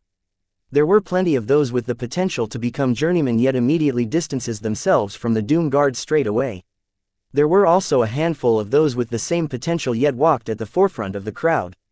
Their overall distribution matched that of the rest of the candidates, which suggested to Vase that spiritual potential didn't necessarily convey any advantages in mindset. It was merely a sign of a possible bright future. The individuals in question still needed to work hard to realize their great potential. Gloriana commented through their private comm channel. I initially opposed this test because I didn't believe it had anything to do with mech design. Why do mech designers need to match the mental fortitude of combat personnel? It's only now that I see the difference. A portion of their true nature is revealed. How much pain and fear were the candidates able to endure? How much was the opportunity to join the LMC and work under Vase and Gloriana worth? Were the mech designers truly willing to give it all in order to achieve the best result? All of these questions and more were revealed in the starkest way possible. Unlike his earlier test where Vase inexplicably picked up a couple of mech designers with promising spiritual potential, this time the test was very transparent. Those who did poorly or lacked the spine to face this challenge were practically shamed in the presence of everybody. The candidates who strode forward despite the mounting pressure all received looks of envy, jealousy and admiration. Every candidate knew where they stood in relation to their other competitors. Those trailing behind the frontrunners mustered more and more energy in order to increase their pace. Those at the front gained confidence in their early success and tried to maintain their advantage as best as possible. As for the increasingly large collection of mech designers who slowed down, they had to make a difficult choice.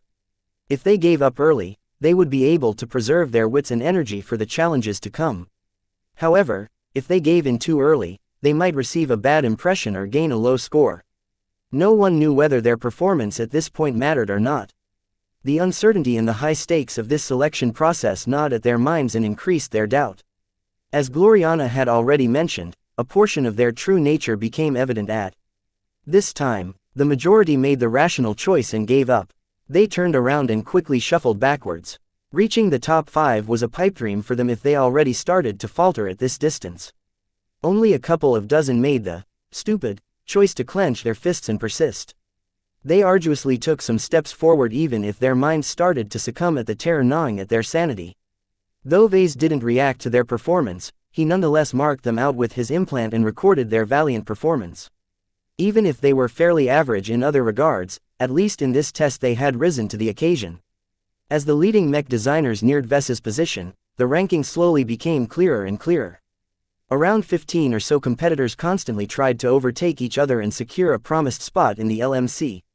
With the Doom Guard becoming an increasingly more mysterious and dreadful presence in their minds, their steps never ceased.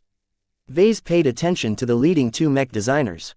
Both of them had already distanced themselves even further than the remainder of the group. Neither of them maintained the lead position for very long.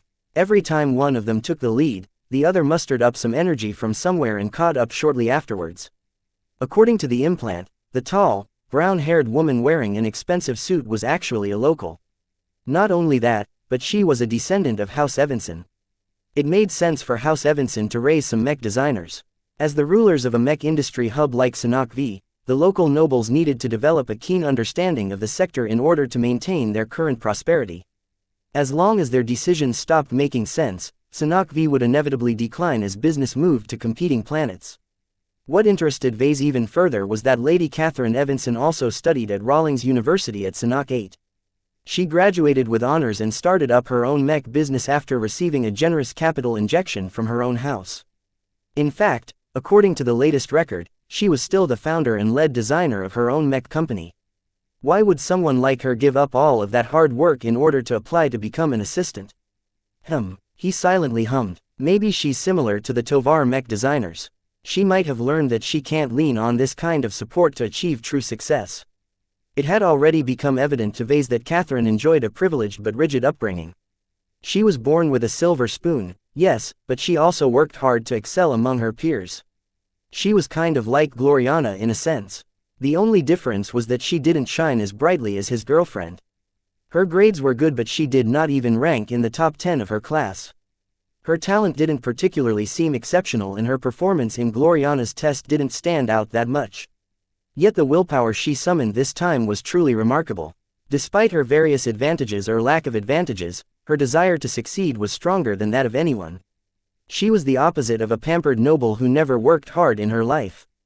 Though the aristocracy of the Sentinel Kingdom raised plenty of useless idiots, they never gained actual power. Only the accomplished inherited the mantle of their houses. This was how the aristocracy managed to retain their power over the centuries. The noble houses which tolerated incompetence had already died out over the years. Generations of accumulation had all gone to waste when just a single incompetent descendant tore it all down. Someone as promising as Catherine should have received a lot of attention from House Evanson. That made it even more inexplicable why she was here of all places. Perhaps the only disappointing factor about her was that she didn't possess spiritual potential. As she was 33 years old, Vase wasn't sure if she had already wasted her chance. "Ah, I won't settle for second place," the man who overtook her roared. "My future is here. I will shake off my debts no matter the price." Her closest competitor, on the other hand, possessed a much poorer background. He turned out to be a Rienaldan who studied at some average mech design university and managed to start his own mech company as well. Whereas Catherine Evanson received a lot of capital from her noble house right away, Molter Ringer had to attract investment the hard way. Somehow, he managed to persuade some investors to invest in his startup and borrow the remainder of what he needed from a bank. Though his mech business didn't do all that well, at least it managed to keep its head above the water. That was until the Sand War broke out. Vase recalled that roughly half of the Rienald Republic succumbed to the Sandman incursion before the spread of the Desolate Soldier and some other measures managed to stabilize the defensive line. Molter Ringer happened to have founded his mech company at one of the many industrial star systems that had been scoured by sand. Properly speaking, Molter and his mech company should have been bankrupted. However, due to shady Rienaldan bankruptcy laws, Molter wasn't allowed to start a clean slate. He still needed to pay back a portion of the huge debts he accrued.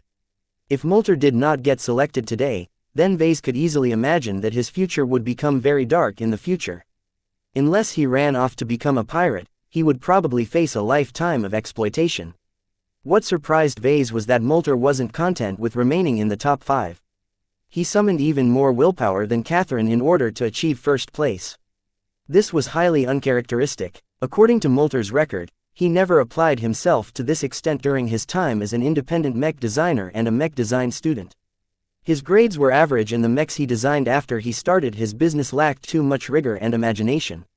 Where did all of this willpower come from? Was Molter similar to Vase in that he performed at his best when the stakes were raised? Vase almost couldn't believe he could witness this performance from a Rienaldan of all people. In the end, Molter fell short. Just as he maintained the lead, Catherine somehow exploded the remainder of her strength and reached the finish line a half-second earlier. No, yes. Chapter 2084. Don't worry. Vase found it interesting to observe the eruption of emotions from the candidates. Those who made it in the top 5 largely exhibited a huge amount of exuberance and relief. They knew that they had gained the chance of a lifetime. Working under a pair of promising mech designers like Vase and Gloriana was one of the biggest prizes they could win under the circumstances. Certainly, they wouldn't say no to working for a prestigious senior and master, but those opportunities were largely out of reach for them. Only the most exceptional prodigies attracted their attention. In that sense, applying to work for the LMC was the next best option. In fact, some clever mech designers even guessed that working for the two was even better than attracting the attention of a master. It was no surprise that a lot of mech designers applied to join the LMC. The 1,000 that managed to take part in this final selection process had come closer than the majority of the competition. Yet the LMC only had places for 50 of them. Vase had just absorbed 13 of them, which meant that the odds for the rest dwindled with each passing test. The top 5 all realized what a great fortune it was to be rid of all of this pressure.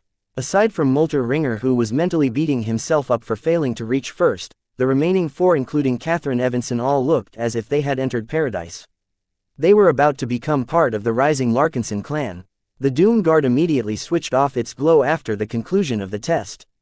No matter how far the remaining mech designers reached, their chance had come and gone. Congratulations. You 5 can join the rest at the side. Vase spoke to the 5 winners.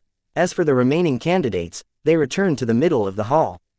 Everyone looked depressed, regretful or disappointed for failing to win this test. In fact, the ones who showcased a middling performance didn't look all that bad. As far as they were concerned, they tried their best but failed. It was the ones who made it in the top 20 and the people who gave up right at the start who had been impacted the most. The former all recognized that they could have been among the lucky 5 if they just mustered up some more strength. To realize that they came so close yet brutally failed to reach the cutoff mark was agonizing. As for the people who decided to run in the opposite direction in order to get out of the range of the Doom Guard's glow, their shame constantly gnawed at their confidence. It wasn't that big of a deal to make the most logical decision considering their slim chances of winning. Yet to see several mech designers performing to a Herculean degree and putting their all into reaching the finish line first was very humbling. How would they have been able to perform if they attempted this challenge? A large number of them began to doubt whether they inadvertently failed some invisible test. They weren't wrong. Both Vase and Gloriana had noted the group of people who gave up early. Neither of them were inclined to favor them when their courage only amounted to this much. When all of the excitement died down and the remaining mech designers reformed their ranks, Gloriana took the lead again. Alright, I'm sure that all of you are rather frayed right now. However, that is no excuse for me to spare you. A mech designer must always be ready to work even if the galaxy collapses around you. Our love for our profession must exceed every other desire. Her words only depressed the remaining candidates even further. She quickly moved on. For my next test, I would like you to test your perception and ability to discern flaws. Much of your work upon joining our design department will consist of a lot of optimization and debugging work. It takes a lot of effort to polish a mech design once its design choices have been set. Your efficiency and effectiveness in this type of work is essential for your future positions. Don't think that you won't need to be so thorough anymore when you are allowed to design your own mechs. Maximizing the potential of your mech designs is an essential requirement to achieve greatness. Vase quietly coughed. While he agreed with Gloriana's sentiment, her standards were way too strict. She could spend years on optimizing a single mech design if not for external factors forcing her to cut her ultra-long cycle short. When Gloriana waved her hand, a handful of LMC mechs strode forward from the side. Mercifully, the Doom Guard remained inactive, saving the mech designers from confronting the source of their recent trauma once again. I have personally selected all of these mechs for their distinct flaws and shortcomings. Each of them may look fine to mech pilots and other laymen, but mech designers recognize a flaw no matter how obscure they appear. The Blackbeak, Crystal Lord, Aurora Titan, Desolate Soldier, Deliverer and Bright Warrior all stopped a short distance away. From the crowd, their glows blended into each other and washed over the mech designers, thereby giving them a lot of reprieve from the depression that had clouded their minds. All of you must choose one of these mechs to examine for flaws. Each of them exhibit numerous flaws. Most of them are production flaws arising from sloppy fabrication and assembly work, but every design also contains a decent number of design flaws. Your job is to record every possible flaw you can spot within a single hour. The more obscure the flaw, the higher your points. However, if you happen to record something that isn't a flaw, we will deduct your points depending on the magnitude of your error. This caused the mech designers to look troubled. This was a rather unusual test that only someone like Gloriana could come up with. It was clear that she wanted to test their judgment. Many flaws were obvious, yet a lot of other quirks might not necessarily be wrong. Whether something was actually a flaw or just a well-intentioned but awful-looking implementation was a subjective question. Nonetheless, Gloriana still went through with this test. To these subjective matters, she decided to abide by a simple standard. If she thought it was wrong, then it must truly be a flaw. Vase looked rather sour as the test commenced. You could have used some other mechs as props, you know. Your mech designs, even the ones I have been involved in, are never perfect. You need to get it through your head how unsatisfying they really are to me. Gloriana admonished him. Besides, every time I see these eyesores being used by the Larkinson clan, I have to resist the urge to tear my hair out. The LMC's production department has slipped. Quality control has declined and more mechs are rolling out of the production line with dozens of egregious production flaws. Though he hated to admit it, she was right. Vase had noticed the same problem to a lesser degree. The LMC has undergone a lot of turmoil in the past couple of months. Back when we still had the Mech nursery back at Cloudy Curtain, we developed a mature and solid production chain in-house. Now, we either have to fabricate our mechs in some of our cramped ships with light production capabilities, or rely on external manufacturers to do the job. Ever since we established the Larkinson clan, we have recruited a lot of new mech pilots. Each of them require mechs in order to be put to use, and that has forced us to rely a lot on third-party manufacturers. Gloriana looked displeased. I won't mention anything about providing mechs of this standard to the market. However, I expect better if the mechs are meant to serve ourselves. You better set the LMC's production department straight or I'll come and do it myself. I get it. I'll fix the situation right away after this is over. While the two of them discussed the LMC's shortcomings, the candidates all swarmed around the mechs laid bare to them. They were not only able to examine the mechs up close, but also received access to some limited design schematics that revealed some of their internal makeup. Any mech designer should be able to spot plenty of flaws of every mech in design. However, once they finished picking all of the low-hanging fruit, they needed to look much closer in order to spot another flaw. This was where the difference between mech designers became apparent.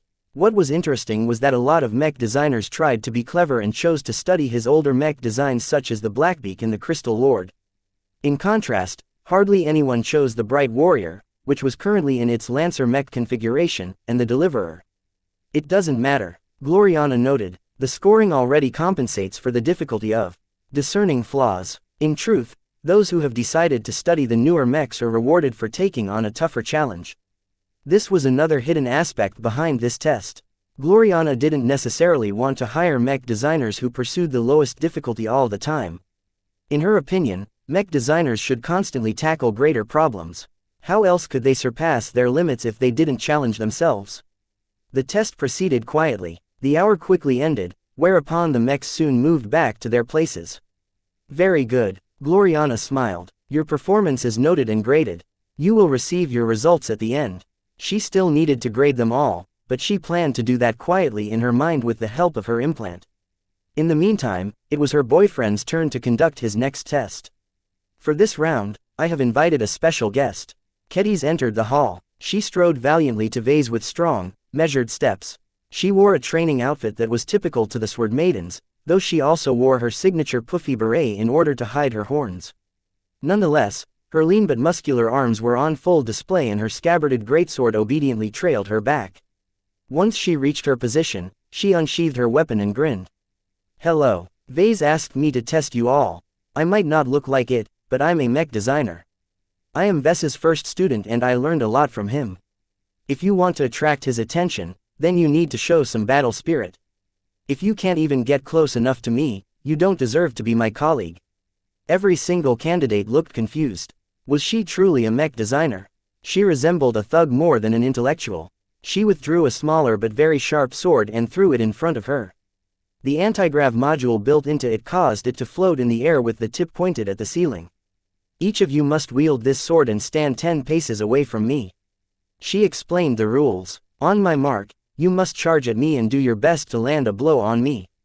I will be doing my best to block your attack. I might even push a bit back. You only need to launch a single attack. A lot of mech designers looked scandalized. Are those weapons real? They look sharp. Yup. Kedis enthusiastically nodded. What's the fun in conducting this test when we are just swinging some practice weapons at each other? There are no protective measures in place. Only our skill will determine whether we can avoid harming each other. A lot of mech designers already started to back off. This test was too insane. If someone made the wrong move, they could easily harm or kill each other.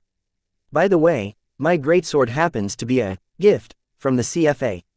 Don't believe me? Then let me demonstrate. A lifter bot entered the hall and deposited a sheet of thin armor plating in front of her position. This plate consists of briar alloy. She stated, it's the same material that clad the Bright Warrior. Even though this plate has been slimmed, it is still strong enough to withstand small arms fire for several hours. Now watch what I can do. Kedis enthusiastically lifted her greatsword and chopped it down in a single, vigorous move. She made for a magnificent sight as she chopped down her sword with force. The greatsword, which possessed unparalleled sharpness, activated a couple of inbuilt modules that enhanced its sharpness even further. The blade parted straight through the middle of the plate without any sign of obstruction. In fact, when the tip of the sword finally reached the floor, it continued to cut through the solid metal material until the blade had sunk a third of the way through the surface. A lot of mech designers gasped. "Don't worry," Kedis cheekily smiled. "I will only use the flat of my blade." Chapter 2085. Oops, the sword wielded by Kedis differed substantially from the weapons owned by the rest of the sword maidens. Just like Vase, Kedis gained an unimaginable amount of benefits from the Aeon Corona mission. The sword issued to her by the AI systems of the Starlight Megalodon was suited for a CFA officer. Though its design and material composition was outdated by as much as 3 centuries, it was still a first-class sword that incorporated numerous applications of high technology. It might not be an exaggeration to state that the worth of this sword actually surpassed the total value of the Penitent's sister fleet. Fortunately, for all of its ostentatious value, it wasn't immediately apparent that the sword belonged to the CFA. Kedis had also decorated the sword in a way that made it seem as if it emerged from the frontier rather than a CFA battleship. None of the 1,000 or so mech designers who had made it through the final selection process figured out the true might of the greatsword. Nevertheless, the fact that Kedis was able to cut through an admittedly thin but very solid plate of briar alloy proved that it should not be underestimated. If the edge passed through their skull, their heads would instantly part in half without presenting even a smidgen of resistance. Is she even a mech designer? She's built like a mech. We're mech designers, not infantry soldiers. What does swordplay have to do with mech design? Vase Larkinson is crazy. I regret taking part in this test. Nothing happened for a few minutes. Vase let the mech designers banter among themselves. The more they speculated about Kedis and her sword, the more their fears started to spread. Considering the previous tests conducted by Vase, this one shouldn't be simple. There were a lot of smart minds among the crowd of mech designers. It was a pity that they were all non-combatants who never expected to be confronted with violence up close in their lives. Even if a few of them enjoyed some combat training, it was usually in the lines of attending mandatory self-defense courses or engaging in recreational hunting. Almost none of them engaged in something as archaic and barbaric as hacking swords against each other. When Vase thought they had stewed long enough, he clapped. "What are you waiting for? Get to it. There is no order this time. Anyone who wants a try can step forward and grab the floating sword. You are only required to launch a single attack on Kedis. She will do her best to block and fend off your attack." "Sir, what if someone gets injured?" Someone asked a very smart question. Vase grinned and pointed his thumb behind his back. "Emergency services are already on standby. No matter how injured you are, unless your head gets hit, you'll make it through." A large number of specialized medical bots along with some doctors entered the hall and stood at the side. The presence of so many doctors in white coats and medical bots specialized to treat all kinds of trauma didn't reassure the mech designers. In fact, their presence only intimidated the candidates even further. After a bit of hesitation, one young man stepped out. He looked confident and gripped the floating sword with a firm grip. Both Kedis and Vase immediately narrowed their eyes. From the practiced stance the mech designer immediately adopted, it became clear that he knew a thing or two about swords. The competitive streak within Kedis instantly fired up. "Come." Instead of charging forward, the first challenger shuffled forward while carefully scanning his opponent's stance for the best way to overcome her defense. He even began to circle around Kedis.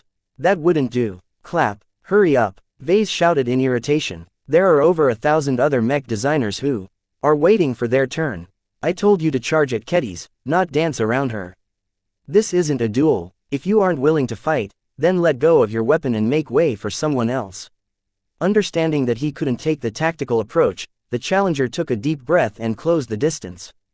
Though his steps were still rather slow, the distance between him and Kedis was only 10 paces, so the two quickly exchanged blows. After attempting a feint, the man quickly shifted his grip and attempted a tricky stab at the very last second. Unfortunately for him, Kedis reacted faster and with much greater force than he expected. Her augmented body moved in unison. Not only did she manage to lift her enormous sword and parry the stab with ease, she also managed to redirect her weapon so that the flat of its blade whacked her opponent's side. She did not hold back too much. The trained challenger cried out in pain as his body hurled a short distance to the side. It was as if he had been clubbed away by a caveman. As the first challenger laid on the floor in a pathetic heap while crying out in pain, Vase continued to pay close attention for a few more seconds before he minutely shook his head. Next, Though the forceful hit took the breath out of the man, Kedis had been merciful enough to spare his ribs. He slowly picked himself up off the ground and limped back. The brutal exchange intimidated even more mech designers. Hundreds of them already took a step backwards, making it clear that they absolutely did not wish to be a part of this sadistic game. It didn't matter. There were enough people who wanted to try. The second challenger was a younger man. When he took hold of the floating sword, his two-handed grip was firm. Nonetheless, even Vase could tell he wasn't a trained swordsman. The stance the fellow took actually reminded Vase of some kind of sport. The man didn't waste much time. He approached at a steady pace, swung his sword to the side before launching a powerful horizontal sweep. From the bottom of his feet to the rotation of his hips, the second challenger generated as much force as possible. It was a pity that Kedis read the man's attack like a book. She yawned and blocked the forceful attack with ease. As the baseball player lost his balance due to getting hit by the recoil of his all-out attack, Kedis rapidly thrust the pommel of her sword forward until she bashed her opponent in the chest. The man let go of his sword as he fell onto the floor. All in all, it was a respectable performance. It was too bad that Vase hadn't seen anything worth his time while he watched the fellow carefully. Next, the third challenger happened to be a woman. Unlike the previous two challengers, she didn't possess a single athletic bone in her body. Nonetheless, what she lacked in physical conditioning, she made up for it with courage. She did not pause after she grasped the floating sword. She simply raised the sword above her head and charged Kedis without any hesitation. The moment she chopped her sword down, Kedis simply raised her own weapon with just a single arm and bounced away the attack with ease. As the third challenger wobbled backwards, she suddenly received a hefty kick that pushed her body backwards by more than 10 paces. Next, the fourth challenger was another woman. She was taller and stronger than the last one, though her untrained sword stance almost completely negated this advance. When she bravely strode forward and attempted to put her entire momentum into a stab, Kedis once again blocked the attack with ease. However, in the process of doing so, she also chopped off the wrists of her attacker. The greatsword sliced clean through the flesh and bone without any hindrance. The woman dropped to her knees while staring agonizingly at her amputated arms. Her two hands flopped lifelessly on the floor while 4 sprays of blood rapidly turned the sight red. "Medics!" Vase shouted. The bots already moved into action as soon as Kedis parted the female mech designer's skin. As soon as they flew at the wounded mech designer, they rapidly sprayed some foam around the clean cuts, preventing them from bleeding out. A few more bots arrived to rapidly take the injured mech designer and her detached limbs away to a treatment center. Practically every mech designer on site widened their eyes or screamed at the gruesome sight.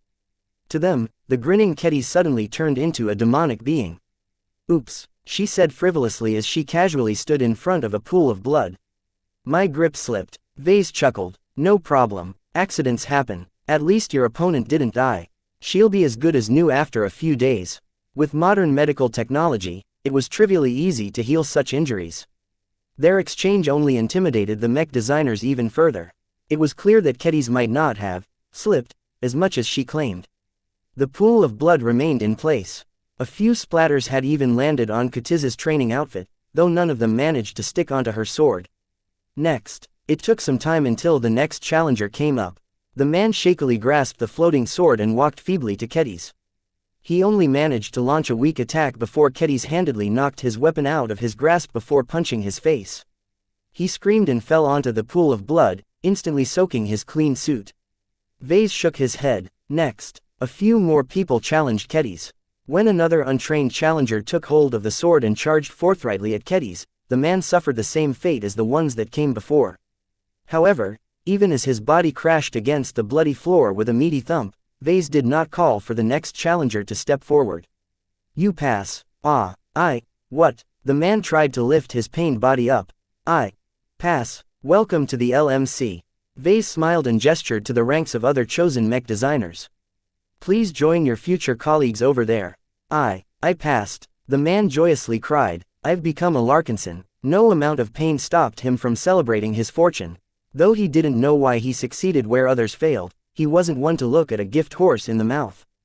The inexplicable success fueled the enthusiasm of the other mech designers. They pushed each other in order to grasp the sword. The drying pool of blood no longer intimidated them so much. Not when there was such a huge prize in sight. Kedis easily blocked and parried the next couple of challengers. Just as a tall man futilely tried to slash at her, a greatsword suddenly bashed the attack aside before cutting straight through the man's arm. Ah! The man's entire arm had been lopped off at the shoulder. Another huge spray of blood splattered onto the already dirty floor. Sorry, I used too much force. I didn't think you were so weak. Medics. Next. The enthusiasm of the crowd quickly doused. The next couple of challengers were still too enthralled by their fears to launch any forceful attacks. Kedis yawned again and again as she fended off the basic attacks with ease. She didn't forget to give them all a good whack afterwards. Her body seemed to acquire a formidable aura. The more mech designers she beat down, the greater her stature to the remaining mech designers. It became increasingly harder to challenge her up front, especially when she occasionally slipped, every now and then. Kedis stabbed the tip of her sword straight through the upper leg of a woman. Oh gosh, I didn't mean to do that. Kedis whirled her greatsword like a tornado, inflicting a deep cut in the chest of a cowardly man. Whoops, I didn't practice this move. Kedis chopped her greatsword straight down, cutting off both an arm and a leg at once. Ahahaha, I'm sorry, I'll make it up to you. Kedis stabbed straight forward, managing to sink the tip of her greatsword half a finger deep into the flesh of her latest challenger. Oops, I did it again. The stinking, coppery smell of blood spread through the hall. The pore underneath Kedis's feet kept growing larger. Almost no one believed that Kedis was a mech designer now. She seemed more like an asura who crawled straight out of hell due to all of the blood dripping from her training outfit. Vase didn't care. He endured the ugly sight and smell as best as possible while observing each and every challenger with utmost care.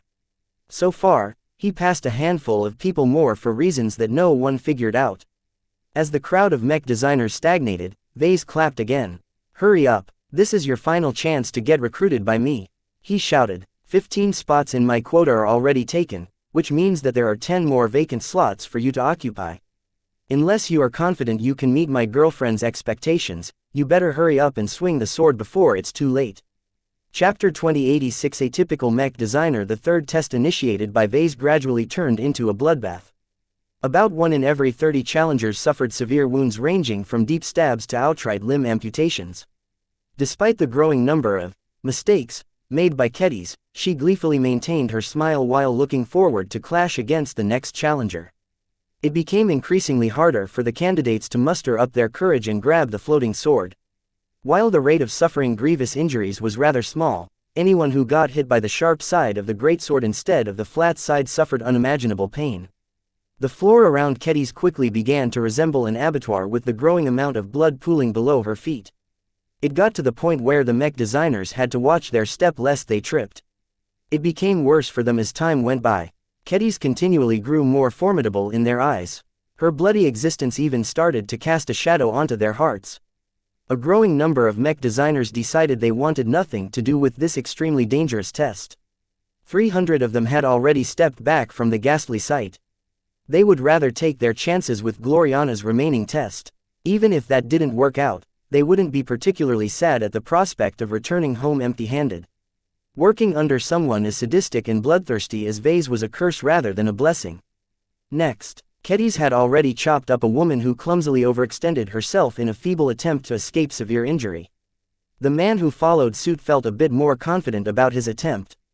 So far, Kedis never subsequently chopped off the limbs of the challenger who came after her previous victim. He happened to be one of the mech designers with a cranial implant. He keenly observed Kedis's body language and micro-expressions. He also performed a very thorough statistical analysis on the injuries suffered by the challengers who came before. With a sample size of over 200, the man was 86% confident that Kedis would not leave him with more than a bruise.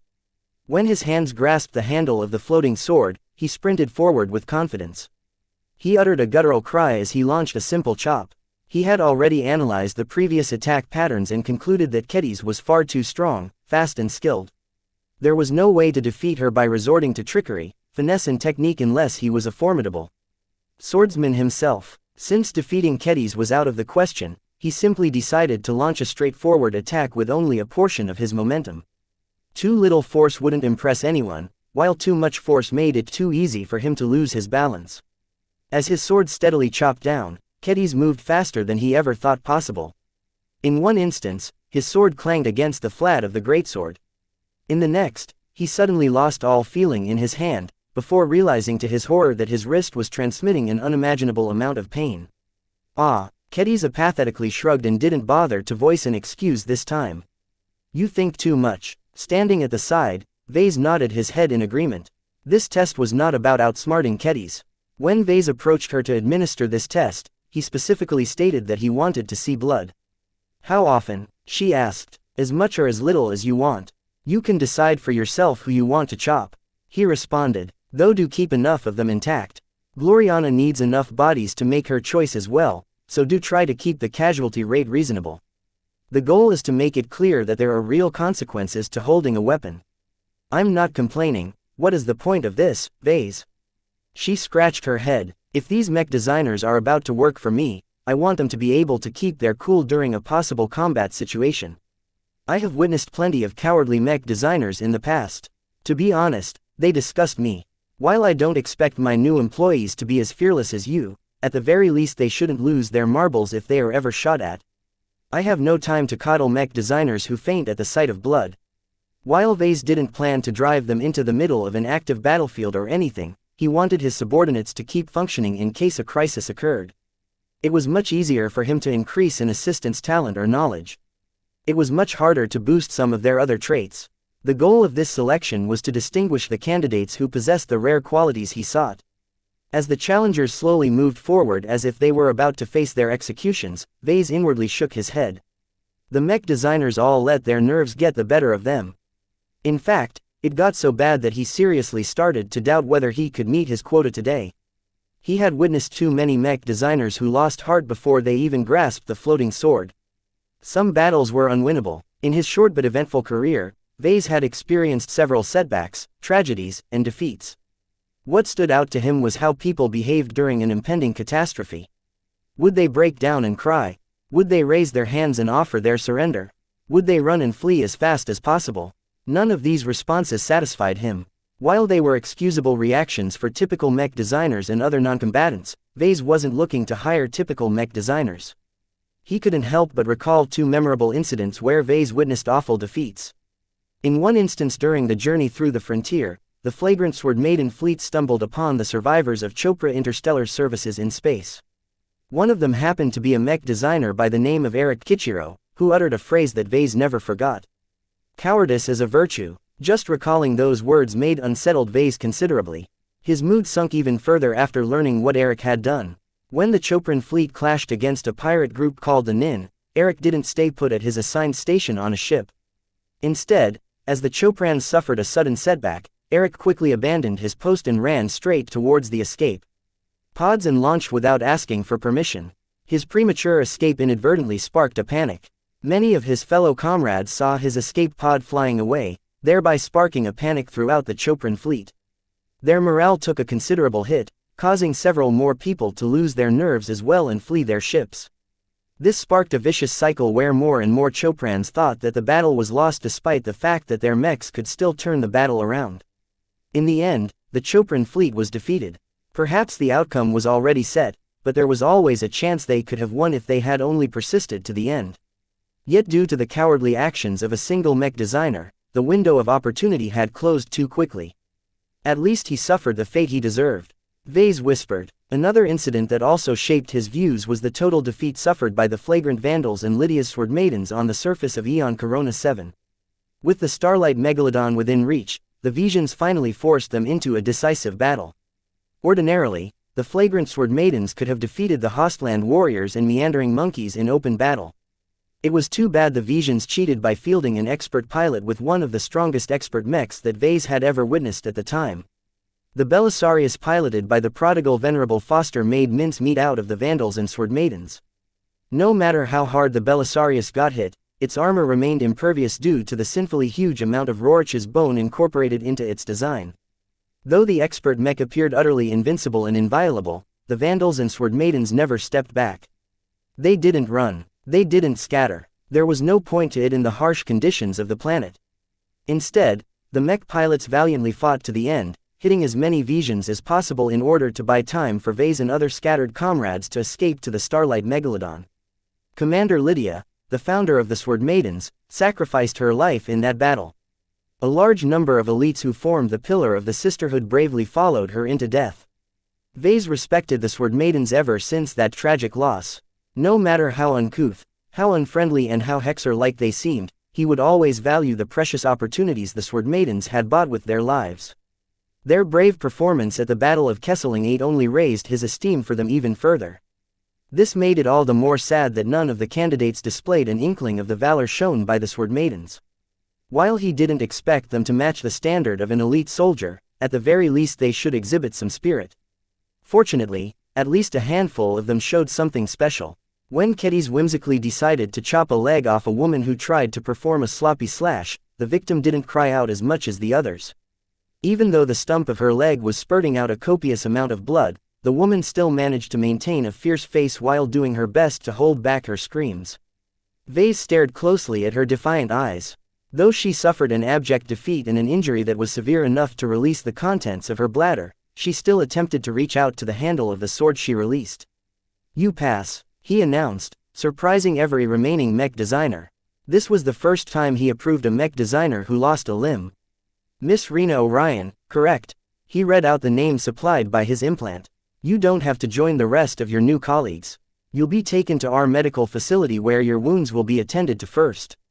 Are you still willing to join the LMC and the Larkinson clan?" I do," she uttered between her gasps of pain. "I won't let anyone take this opportunity away from me. I will suffer this pain 100 times if that is what it takes to gain your approval." "That's not necessary." Vase quickly spoke before the medic bots finally sedated her and moved her away. A brave-looking man quickly stepped up after that. He grabbed hold of the floating sword with confidence and immediately charged towards Kedis with an overhand strike. Different from anyone else, the man didn't attempt to defend himself or try to mitigate any possible blows. In fact, he continued to throw his body forward, causing Kedis to use considerably more force than she intended as she cut off half of the man's upper limbs. Though the man quickly fell as copious amounts of blood poured out of the wounds, he tried his best to put up a brave face and tried his best to look defiant. "Medics," Vase simply shouted, "take him away, next." What? I'm not done yet, I can still fight." Vase shook his head at the man whose clothes had turned into a mess due to all of the blood soaking through it. "Don't pretend. This isn't an acting test." That quickly doused the enthusiasm of the rest of the mech designers. Though the available slots gradually diminished, it became harder and harder for the remaining challengers to step forward. Over 500 mech designers had already given up on challenging Kedis and her lethally sharp greatsword. It had become so bad that Vase estimated that he would likely run out of challengers before he reached his quota. It took a lot more courage to confront Kedis later on after she cut through dozens of random mech designers. The complete uncertainty of whether they would lose their limbs or not froze them into place. None of them wanted to get disabled at this point and miss the last test administered by Gloriana. With the available bodies quickly running out, Vase finally sighed and decided to loosen his standards. Anyone who stepped up and grabbed hold of the floating sword at this point should already possess a sufficient amount of courage. Pass. When the success rate abruptly increased, the remaining daredevils among the crowd finally showed some enthusiasm and fought over the next turns.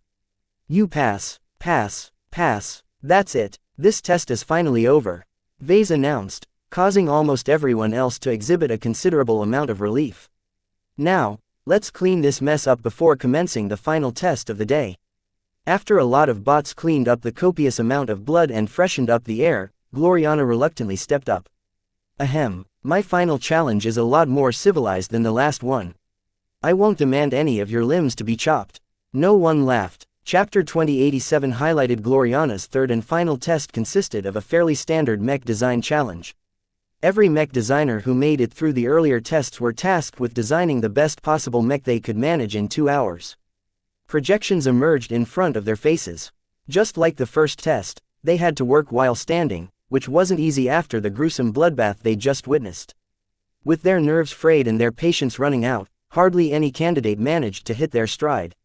They haltingly manipulated the design interface with shaky fingers and uneven breaths. Even though the pervasive smell of blood had long disappeared, many of them still had the illusion that they were under threat. This hall wasn't safe. The journeymen they dreamed of working under were completely mad. With all of these psychological hits, it became considerably harder for them to perform this common task. Just like similar examinations of this nature, Gloriana had already picked out an extensive library of outdated components and modular parts for them to put together their mech. There wasn't much they could do in 2 hours anyway. Every mech designer had to race against time to cobble up a mech design that was functional enough to fight. 2 hours ought to be enough for you to design a complete mech, Gloriana sternly announced as the mech designers frantically sorted through the catalog of parts.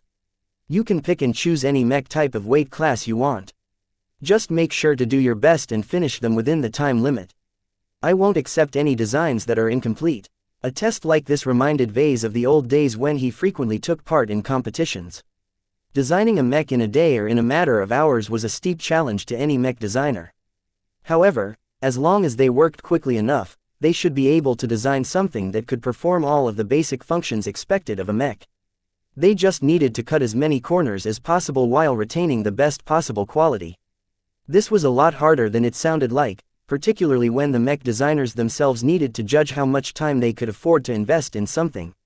All in all, around 900 candidates who mercifully avoided getting chopped frantically worked to deliver the best mech they could design under the circumstances. Gloriana stood silently while she constantly observed the ongoing design processes with the help of her implant. No one knew which candidate's work she was observing at any time.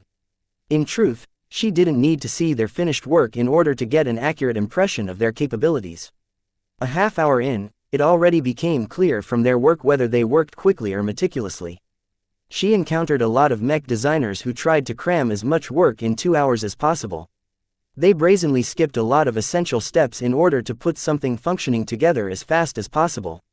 There were also those who took the opposite approach. They did not display a sufficient amount of expedience.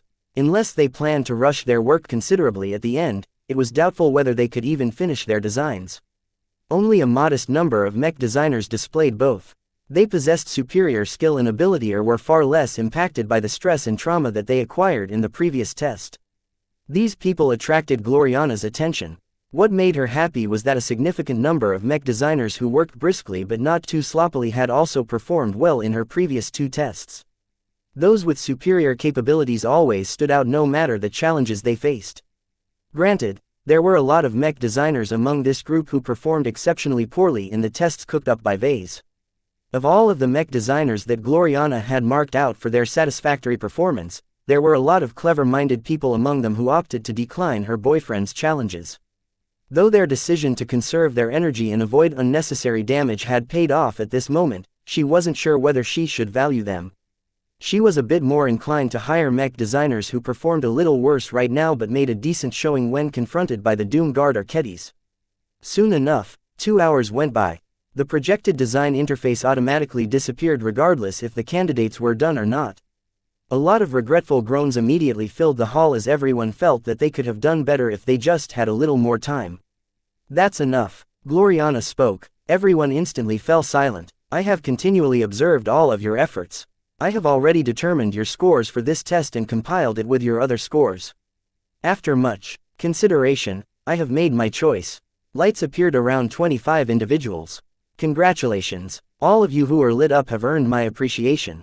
Please confirm your decision to join the LMC and work under me by stepping to the side. If for any reason you wish to withdraw, then say so now so that you won't be wasting my time any further. Though a handful of selected candidates showed some reluctance, in the end they didn't decline this hard-fought opportunity. Now that Vase and Gloriana filled up their respective quotas, the final selection process finally came to an end. A lot of regret and remorse appeared on the faces of the candidates who remained. They lost their opportunity to join a very promising mech company and work under a pair of mech designers who might very well advance to master in the future. The ones who strategically withdrew from the challenges posed by Vase looked especially sour. Many of them thought they performed well enough to earn Gloriana's appreciation, but it turned out that there were 25 other mech designers who performed better. Perhaps they could have gotten into the Larkinson clan if they exerted themselves in the tests conducted by Vase. Losing a limb or getting frightened out of their wits didn't sound so bad at this time. Vase and Gloriana along with their cat stood together at this time. They observed the mix of emotions on the faces of the crowd with interest. Ladies and gentlemen, this selection process has come to an end. Vase announced. My partner and I set out to recruit 50 mech designers for the LMC's design department, and we are happy that we have managed to do so. As much as we are tempted to expand our quotas, we have decided to stick to our plan. There are no more chances for you to join our design team. A lot of candidates looked crushed. Hardly any of them believed they were inferior to the 50 mech designers who passed. Before their depression could sink in, 200 of them suddenly discovered that they were being lit up as well. Gloriana suddenly smiled. That is not all, though. After a brief discussion with my boyfriend, we decided to provide some of you with a different opportunity. While none of you managed to measure up against the 50 who met our expectations, some have come close. We would like to extend an offer to 200 of you to join the Larkinson clan in a different capacity. Our Larkinson clan currently requires a lot of technical expertise in areas outside of our design lab. Vase explained. For example, the LMC's production department requires higher-level technical supervision and quality control that only a qualified mech designer can provide. The maintenance departments of our various military troops such as the Avatars of Myth and the Living Sentinels also require the assistance of those who can perform work beyond a typical mech designer. Think of individually modifying a particular mech or restoring a wreck to a completely functional state. A lot of mech designers suddenly looked hopeful, though there were also those who looked disdainful at these positions.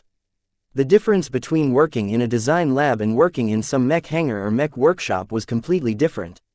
Gloriana addressed those concerns. We are aware that these employment offers do not match your qualifications. However, before you decline, please be aware that you will become fully fledged members of the Larkinson clan if you accept. In addition, as long as you perform well and keep improving your skills, there might come a day when you are invited into our design department whenever there are vacancies. A lot of mech designers, particularly the common-born sentinels, reacted very positively to this announcement. To them, becoming a Larkinson was pretty much the same as becoming a noble, so that was already enough to win them over. This is also a reminder to the 50 of you who will soon be joining us in our design lab. Vase turned to the group of chosen candidates. You must make sure to work diligently and follow our orders. We don't tolerate any deadweight in our design teams. As long as you slack off and take your position for granted, we won't hesitate to kick you out and put a more deserving mech designer in your place. The chosen candidates barring the missing Rena Orion all looked concerned. Just because they passed these arduous tests didn't mean they were allowed to relax. It gradually dawned upon them that their hard work had just begun. Though the work offers didn't sound impressive, the incentive of joining the Larkinson clan and enjoying the many benefits it brought had attracted a lot of candidates. Around 170 of them decided to bite the bullet and accept the offer. The remainder declined, which was well within Vase and Gloriana's expectations. They didn't extend any offers again. As far as the pair was concerned, it was already generous of them to add more than 100 of them to the Larkinson clan. The process finally ended for real. A lot of disappointed mech designers left the hall and walked back to their transit shuttles. A number of clansmen showed up to process the 170 mech designers who were slated to take up lower-ranked positions. Kedis meanwhile personally led the chosen candidates to another part of the base in order to process them separately. Due to their importance, Vase personally wanted to induct them into the clan with the help of the Larkinson mandate. When the hall emptied out, Gloriana turned to Vase and placed her hands on her hips. I really didn't believe you went through your barbaric tests. How could you allow your student to chop so many mech designers up? While I understand that you wanted to see how they performed in a crisis, there are much safer and less egregious methods to perform this examination. You wouldn't understand. Simulations and other crap just aren't real enough. Vase definitely crossed his arms. While I admit I could have refined my tests, what I have arranged today is already sufficient. As I have already stated yesterday, I don't believe in all-rounders. I want specialized mech designers who excel in certain areas. He selected 5 mech designers at the start because of their amazing potential.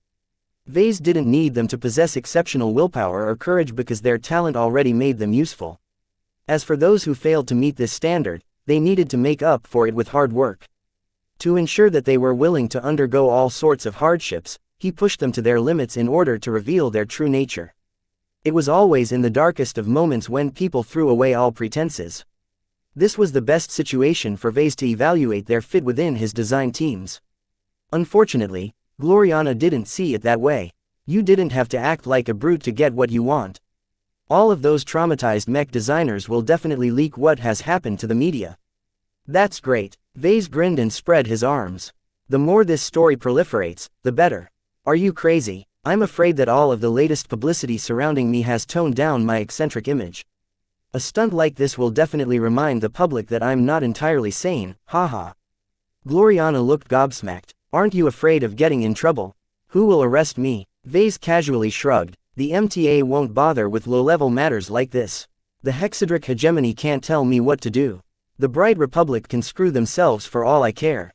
As for the Sentinel Kingdom, they're too scared to act. As far as the local authorities are concerned, we are essentially above the law. With his Hexer backing and the 602nd class mechs of the Penitent Sisters under his command, Vase could probably shoot a random person on the street and get away scot-free. This was the privilege of power. Besides, it's not as if I inflicted any permanent damage. All of the cuts made by Keddies can easily be remedied. Vase added, what about their mental trauma? Vase shrugged again. As far as I'm concerned, they have learned an incredibly useful life lesson. You're sleeping on the couch tonight. Chapter 2088. The new design department. The LMC's design lab quickly turned boisterous after the addition of so many mech designers. Previously, it was just Vase, Gloriana, and 12 assistant mech designers.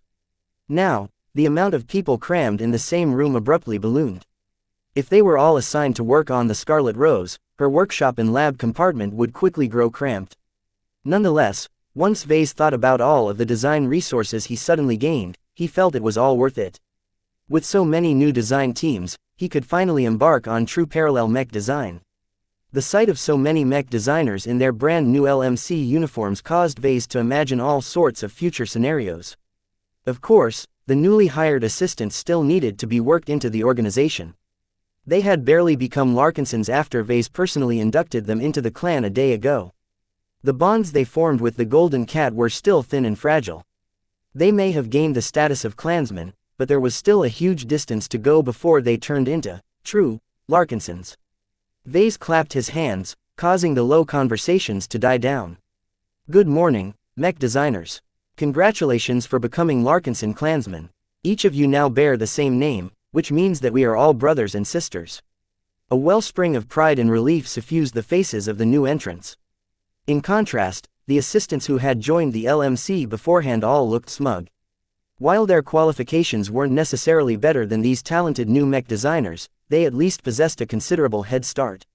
Of course, the Tovars and Ilvanins also looked worried. To be honest, their talent and track records were fairly average. If they didn't work hard and study as much as possible in their free time, they might get overtaken by the newcomers. In the case of someone as young and junior as Mayor Tordo, it was inevitable that he would have to bend his head. He had already studied the records of his new colleagues and realized that the LMC hired mech designers in the cusp of their prime this time. Due to the high number of applicants, the LMC had the luxury of choice. Almost every mech designer who recently joined was a force to be reckoned with. At least half of them were fully capable of starting a successful independent mech company. Naturally, the proud new hires not only had to compete against the legacy assistants. They already started to eye each other. Not much kinship and brotherhood sparkled in their eyes. Only competitiveness bred in their hearts. Each of them were already aiming for a promotion. They wanted to stand out from the crowd and earn the appreciation of their bosses. Once Vase or Gloriana favored them, they would definitely receive his favor and enjoy special treatment. As someone who always suspected his underlings, how could Vase not be aware of these dynamics? He didn't need to resort to his spiritual vision to see the plots and schemes brooding in their hearts. After all, if he was in their position, he would probably do the same. While Vase believed that harboring an ambition was good for productivity, he did not relish the thought of playing nanny to all of them. This was why he was already eyeing Keddies and Miles to manage the eager new mech designers. Though Keddies showed up in a regular blue and white LMC uniform today, she still brought along her floating greatsword as always. Even in its sheathed form, its mere appearance sent shudders through the bodies of the new hires. They made sure to remain at a healthy distance from this demonic mech designer. Vase inwardly grinned. Though the test conducted by Keddies was unnecessarily barbaric, it at least raised her stature among the new clansmen to a meteoric height. This was something he intentionally pursued. He knew that Keddies didn't possess much management experience. She might not be able to gain the respect of the other mech designers due to her lack of completed mech designs. Many of the people in the crowd had designed and published more than 5 mech designs in their short careers. If Kedis wouldn't be able to gain their respect, then at the very least she should be able to inspire their fear. He gestured his hand towards his assigned deputies. Please take note of Kedis Larkinson and Miles Tovar Larkinson. They are currently the highest-ranking mech designers in the design department after myself and my partner. If you require any assistance or have any requests, take it up with them first. Kedis will take charge of the mech designers that have been selected by me, while Miles will supervise the design teams that consist of individuals selected by Gloriana. Half of the faces of the crowd fell while the other half looked joyous. Compared to a scary beast like Kedis, they would rather receive instructions from the guy who looked normal. Kedis didn't take offense at the negative reaction she received. Instead, she thrived on it. She already began to crack her knuckles. You better do what I say. If you have a problem with that, you can meet me in the dueling ring. I will gladly hand over my post to you if you can beat me in a fair fight. No one took her up on her offer. They were mech designers, not soldiers. This challenge didn't even make sense in the context of their profession. If anything, mech designers should be dueling with their designs, not their fists. Vase smiled indulgently at Kedis. He indirectly conveyed his approval of her methods. While he believed her potential as a mech designer was no less promising than any of the new hires, it was still helpful to reinforce her authority among the upstarts. Ahem, fighting isn't mandatory in our organization. Gloriana coughed. Never forget what is truly important. As mech designers, our design skills are paramount. Those of you who wish to seek more should focus all of your efforts on improving yourselves. Very soon, we will begin to design more second-class mechs. While we will still design plenty of third-class mechs, those of you who are aiming to hire must be capable of assisting us in the development of more advanced machines. Everyone looked incredibly eager at the prospect of working on a second-class mech. None of them came from a second-class state, so designing a superior mech had always been out of reach to them. One of the biggest reasons why they wanted to apply to a promising mech company like the LMC was because it was clearly about to tackle a higher class of mechs. The presence of a Hexer mech designer guaranteed this transition. Before you can learn how to run, you need to learn how to walk. Before you can learn how to walk, you need to learn how to crawl. Vase reminded the crowd, each of you will need to get up to speed on how the design department is run. My partner and I have recently revised and expanded the rules and regulations governing our workplace, so each of you will need to become familiar with them. In addition, you also need to gain a thorough understanding of the Larkinson clan. Only when you gain an inside perspective of the various facets of our clan will you be ready to work on our behalf. Gloriana stepped up. To that end, we have organized a lengthy welcoming program to familiarize you with everything you need to know. Kedis and Miles will take each of you on a tour to the various divisions of the clan while also informing you of the merit-based system we have recently instituted to reward you for your contributions. This was something that Vase came up with on his own recently. Inspired by the way the MTA, the Rim Guardians and the Clifford Society offered a fair and regimented means of rewarding those who worked on their behalf, Vase implemented a rudimentary version of a merit system. This allowed the design department to systematically manage, motivate and reward his growing number of assistants. In fact, Vase thought it was such a good idea that he already contemplated whether he should push such a system to the rest of his clan. Each of you can earn a small but steady amount of merit merely by showing up for work and doing what is expected. Vase elaborated. However, as long as you perform above expectation, you can earn considerably more. Excellence will always be rewarded by us. Possessing a good work ethic is essential to your success within this department. He waved his hand, causing all sorts of projections to appear in everyone's views. One projection displayed the library of printed books that Vase stole from Lady Aisling Curver. Another projection showcased the high-tech fabrication equipment of the Scarlet Rose. A third projection presented the interior of a well-stocked materials warehouse. The last projection featured some cranial implant models. Your individual development is important to us. While we expect you to work hard for us during your working hours, what you do in your free time is up to you. Most of you will likely be attracted to our internal library. We offer a wide selection of textbooks, many of which are normally exclusive to prestigious second-class universities.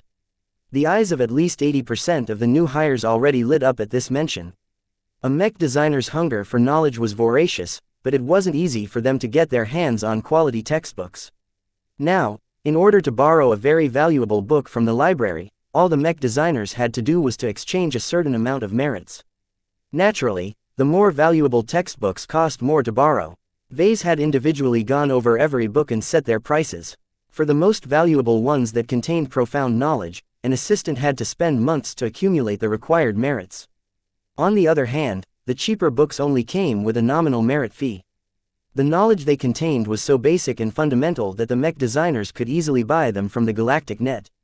There was no point in charging more, and Vase wanted every mech designer to know at least this much in order to be of use in the LMC. Gloriana smiled. That's not all. Aside from accessing the library, you can also spend your merits on various other services. As mech designers, it's important to design and fabricate your own mechs, so we have generously decided to put some of our facilities at your disposal in exchange for merits. In addition, if you ever need personal guidance or tutoring, you can redeem your merits in exchange for our complete and undivided attention. Lastly, you can redeem some other valuable goods and services such as gene mod templates and cranial implants to boost your cognitive functions. That last sentence excited a considerable amount of mech designers. A lot of the mech designers in the crowd were still baseline humans. Though they were all brilliant for making it this far with their plain human capabilities, as long as they received a couple of augmentations, they would definitely be able to reach greater heights. A small group remained calm. Those who enjoyed a more privileged background such as Catherine Evanson already enjoyed some augmentations. Until the Larkinson Biotech Institute caught up, second-class upgrades were still off the table. In the lower portions of society, augmentations practically didn't exist. Anyone who possessed one was regarded as a freak. However, at their current level, every mech designer who joined the LMC knew that augmentations were essential to climbing up the ladder. If they didn't improve themselves, their colleagues definitely wouldn't pass up on the offer. Vase could already see the burning intent in their eyes. Each of them were already planning to work harder than ever in order to earn as many merits as possible. He grinned. This was exactly what he wanted to see. For the first time in his life, Vase comprehended what a huge advantage he possessed by becoming the person who presided at the top of a merit system.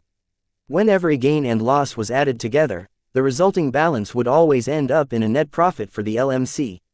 Work hard, my slaves. Vase inwardly exulted. No matter how much you benefit, my gains will always be more. Chapter 2089. Scarier than a Doom Guard. The welcoming program for the new mech designers was fairly extensive. It not only served to introduce them to the rules and regulations of their new positions, but also sought to instill them with the principles and values that the Larkinson clan embodied. One of the more interesting parts of the program was the time they would spend with the mech forces of the clan. Every mech designer had to spend a week among the avatars of myth, the living sentinels, the battle criers and the flagrant vandals. After their week with one group had passed, they rotated to another group, and so on. This not only allowed every mech designer to gain a thorough understanding of the various mech forces operating on behalf of the clan, but also provided them with a lot of hands-on practice with every LMC mech. This was very important for Vase. He needed his mech designers to understand his design philosophy so that their efforts wouldn't clash with his own. As far as he was concerned, other than revealing his core secrets, the best way to get them up to speed was to expose them to a large amount of LMC mechs. Overall, the month-long welcoming program was designed to kill multiple birds with a single stone. It's essentially an intensive indoctrination program, he muttered with a smirk.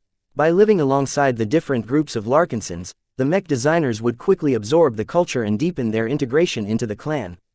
By the time they returned to the design department, Vase expected them to be truly ready to contribute to his mech design projects. The design lab quickly turned empty as every other assistant mech designer had been tasked with guiding and supervising the new hires. It didn't matter. Right now, Vase and Gloriana only worked on one remaining mech design project. The Hexer mech design they stewed over for so long was almost complete, but much of the work still had to be done by the pair themselves. They couldn't help it. Second-class mech designs were simply too complicated. A third-class mech designer could easily ruin a huge portion of the design with a single, careless mistake. Our first iteration is almost ready, Vase remarked as he finished another mental design session with his girlfriend. I'm not quite sure it is up to par, though. Gloriana frowned and crossed her arms. I feel the same way. It's a lot harder to refine this mech design than I thought. The technical challenges posed by this design are exacerbated by all of the military technology and components we are required to incorporate. It's very tough to stick to those standards. While their landbound night mech was commissioned by Diva, the Mech utilized a lot of mid-tier specifications from the Hex army. Every Mech serving under its banner had to abide by a host of exacting specifications. As a large organization that only fielded a limited amount of approved Mech designs, the Hex army always pursued efficiency in production and logistical support. This meant that in order to minimize as many inefficiencies as possible, a lot of their Mechs used the same parts and standards. Cross-compatibility was a very high priority to the Hexers. For example, a single given power reactor could be put into dozens of different Mech models without requiring any custom adjustments. Once this applied to many other instances, the gains in efficiency built up to a very scary degree. The variety of parts and materials stocked by a typical Hexer Mech regiment was probably just a third of that of a Fredaman Mech regiment. All of this came at a cost, however. What the Hexers gained in efficiency, they lost in versatility. Every Hexer Mech design was very optimized, but also fairly rigid. If Vase had to describe it briefly, he would say that they all fit into the same boxes. This was because the Mech designs were all built around the same set of components. These components all served to constrain a Mech design within a narrow band. It was too difficult to design anything truly new if their Mech designers all drew from the same pool of parts. Both Vase and Gloriana faced plenty of difficulties for this reason. Sometimes, they wanted to incorporate something that was outside of the scope of the parts they added into the design, but that was impossible. Up until this point, Vase still had several complaints about the current state of his Hexer Mech design. The Knight Mech's shield and armor was a bit too light for its role. Its energy storage capacity wasn't large enough. The extra appendages designed to siphon energy from a fallen edge were a bit too weak. Fortunately, the combination of all of these traits still resulted in a serviceable Mech design. The Mech might not excel at any single criteria, but it possessed enough strengths to turn it into a viable new addition to the lineup of the Hex army. Vase just wished he had more leeway in the design. While Gloriana didn't have much of a problem with the circumstances, Vase chafed at the restrictions. I really wish you Hexers would provide more options for your male-gendered Mech designs. He grumbled. His girlfriend leaned into his body and pecked his cheek. It's okay. As long as we prove we can contribute to the Hex army, we might earn another opportunity. Once we receive a commission for a female Mech design, we will have a lot more options at our disposal. Women always enjoy the best in our state. Vase still couldn't get used to the arbitrary discrimination the Hexers practiced on a daily basis. Their attempts to impose gender differences in Mech design was completely baseless to any normal person. That reminded him of something. I plan to hold a very elaborate ritual when we are ready to finalize our Mech design. He slowly spoke. This is my first true second-class Mech design, and I think I can turn it into something special. I have a lot of plans in store, but I am afraid that they might raise a considerable commotion. What are you up to now? Gloriana asked in suspicion. I can't tell you right now. I still have to make a lot of arrangements and I'm not sure if they will all go through. Suffice to say, it is going to make our Mech design truly special. Does this have to do with the birth of your next proto-god? He nodded. Partially. Well, mostly. Do you remember the founding of the Larkinson clan? I plan to conduct a larger and more elaborate ceremony in order to create an even stronger spiritual product. Vase learned a lot of new insights when he created the Golden Cat. He learned even more when he witnessed the ancestral spirit's growth and evolution. He couldn't wait to put his new theories to use in his next attempt. Aren't you afraid of attracting Master Willix again? Gloriana instantly brought out one of his greatest fears. She already portal jumped straight to our star system when we published the Doom Guard. Do you think that our upcoming Hexer Mech design will be interesting enough to attract her attention yet again? Vase widened his eyes. He would rather endure the Doom Guard's glow for a week than spend a minute in Master Willix's company. At least the former never aimed at his design philosophy. No matter how fearsome the Doom Guard became, it would never surpass his fear of the MTA stealing his trade secrets. He coughed. Hopefully, the stench I've gained will repel her from making a repeat visit. She has already inspected our work just a week ago. I don't believe a busy master enjoys so much free time. What happened during the recent final selection process leaked out to all of the news publications. There were hundreds of aggrieved Mech designers who wanted to take revenge on Vase and the LMC for passing them over or imparting them with severe mental trauma. However, outside of his expectations, the outrage on the galactic net was very muted. Part of it was because none of the candidates had been allowed to take any recordings, so they could only describe what happened with their own words or with the help of simulated reconstructions. The blood wasn't real. The descriptions didn't do justice to that day.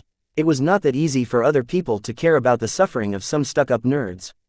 Compared to the immensely tragic Sand War or the incredibly sickening Fredmont massacre, who cared about the fact that some crazy madwoman chopped off the limbs of a bunch of mech designers? The LMC reattached those limbs immediately afterwards, so no one suffered any permanent harm. There was no reason for the public to care what had taken place. Besides, Vase was such a prominent mech designer that it wasn't strange to think he could get away with these kinds of stunts. Vase could only chuckle at this surprisingly feeble response. Perhaps the only serious damage he suffered was that the mech industry didn't think so well of him anymore. Plenty of mech designers admonished his barbaric decisions, accusing him of besmirching the image of their noble profession. This was enough for Vase. He wanted to raise his reputation with his customer base while simultaneously earning some contempt from his own kind.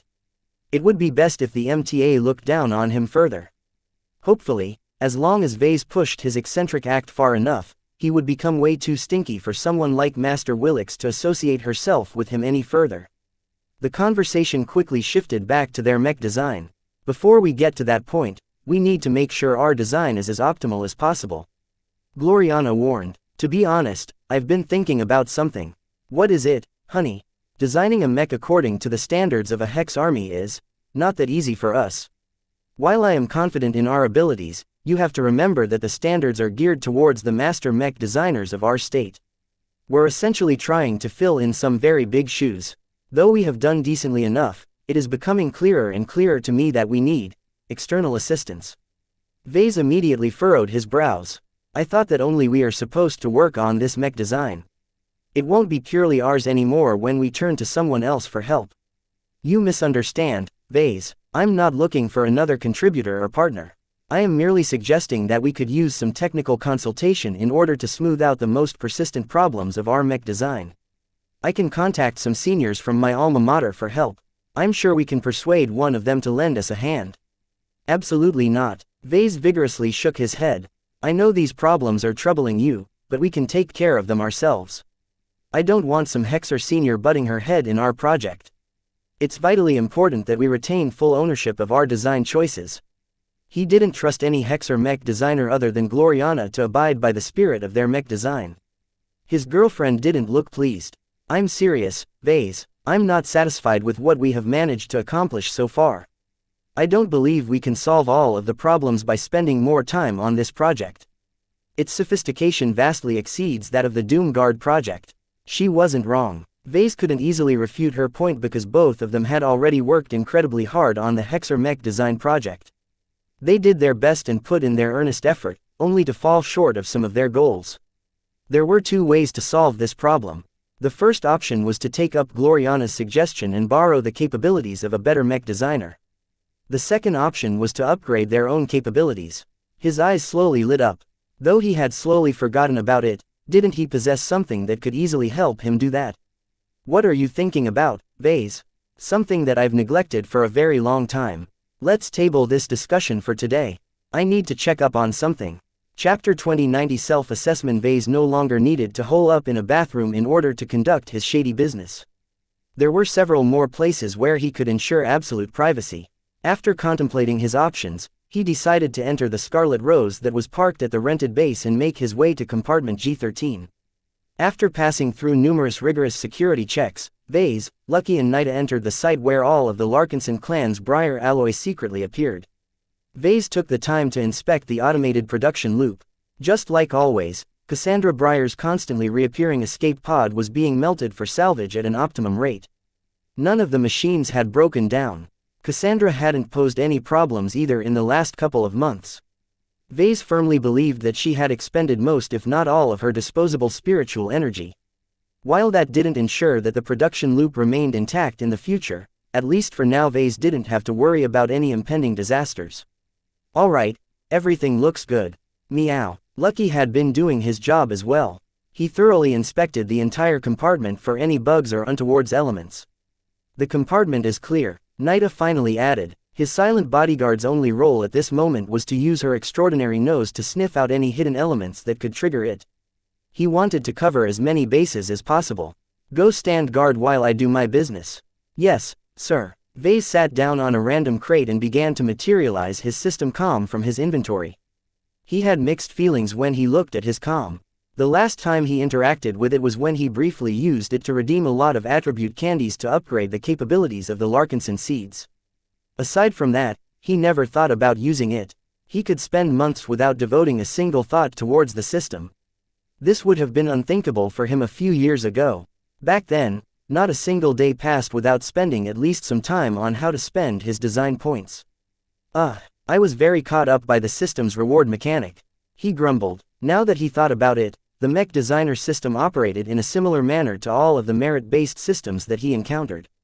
Each time, their purpose was clear.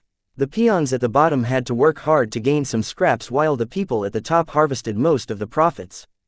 That had changed somewhat since the system abruptly ended its newbie program. Now that Vase no longer earned any DP from selling his mechs, it became a lot harder to earn them.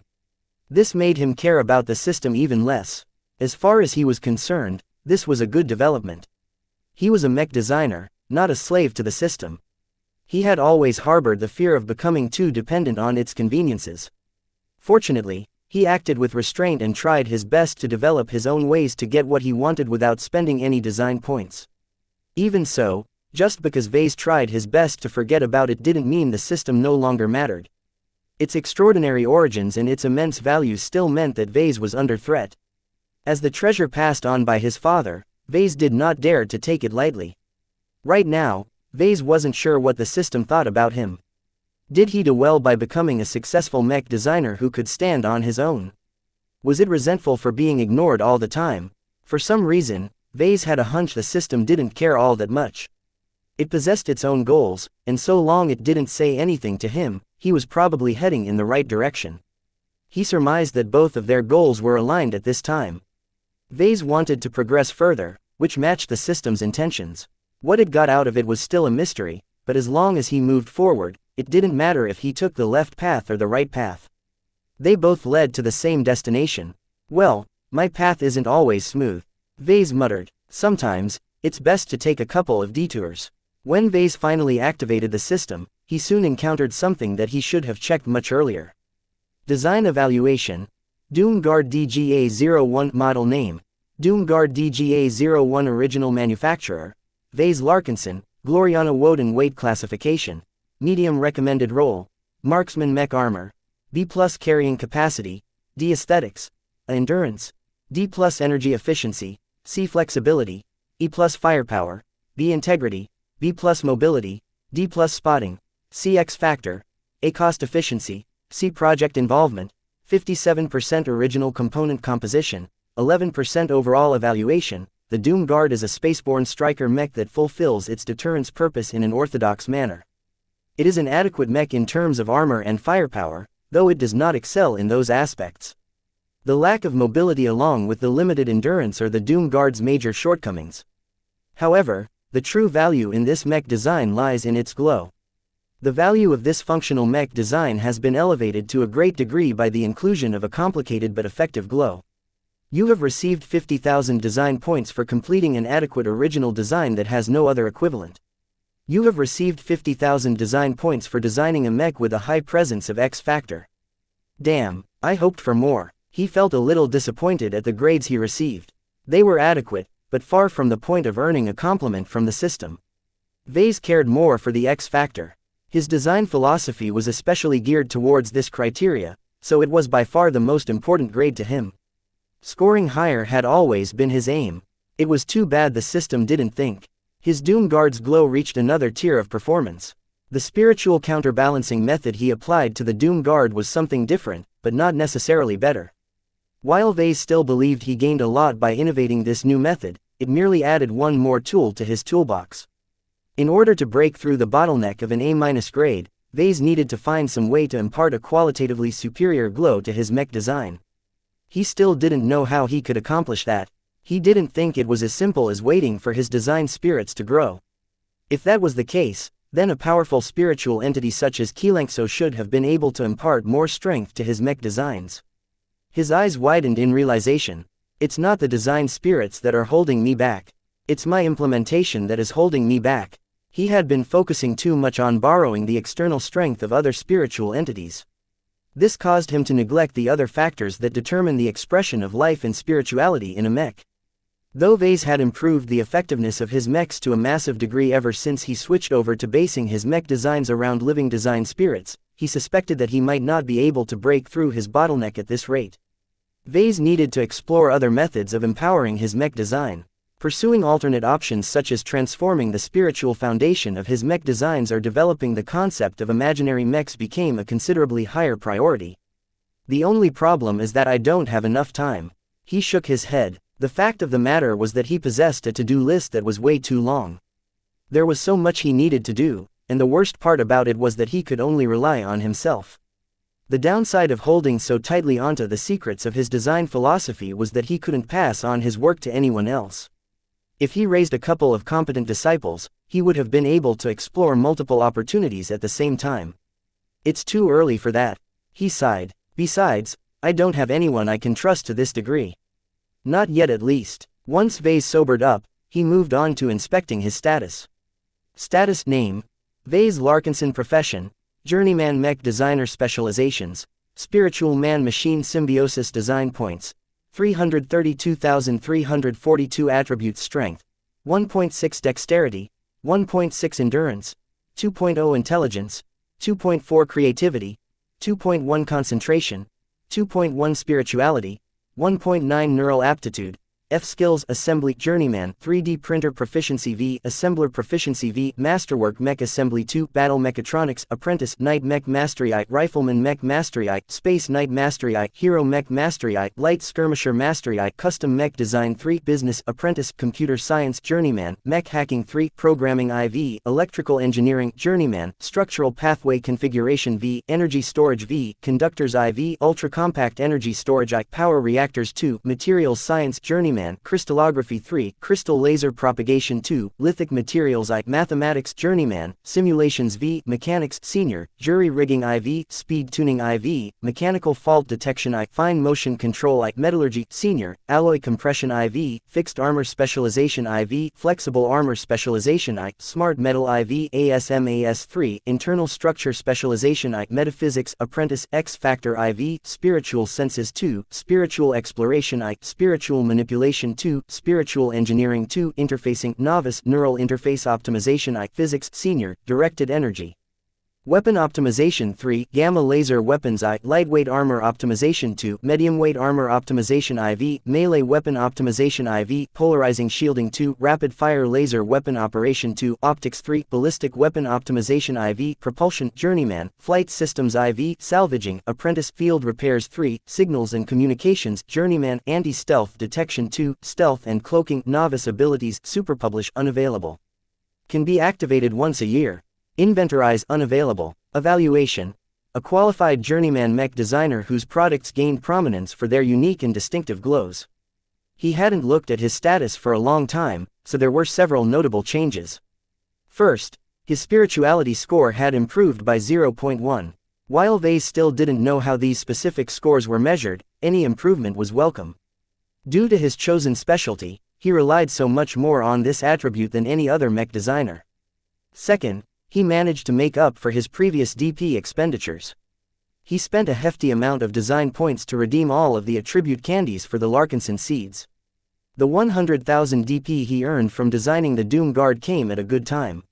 I could have earned more if I didn't superpublish the Bright Warrior. Vase believed it was necessary at the time, but it caused him to miss out on a good chunk of DP. The system also denied him a Radiant Lottery ticket after he created his second masterwork. He didn't deserve it. Simple as that. The only benefit the system couldn't deny was the boost to his affinity for mechs.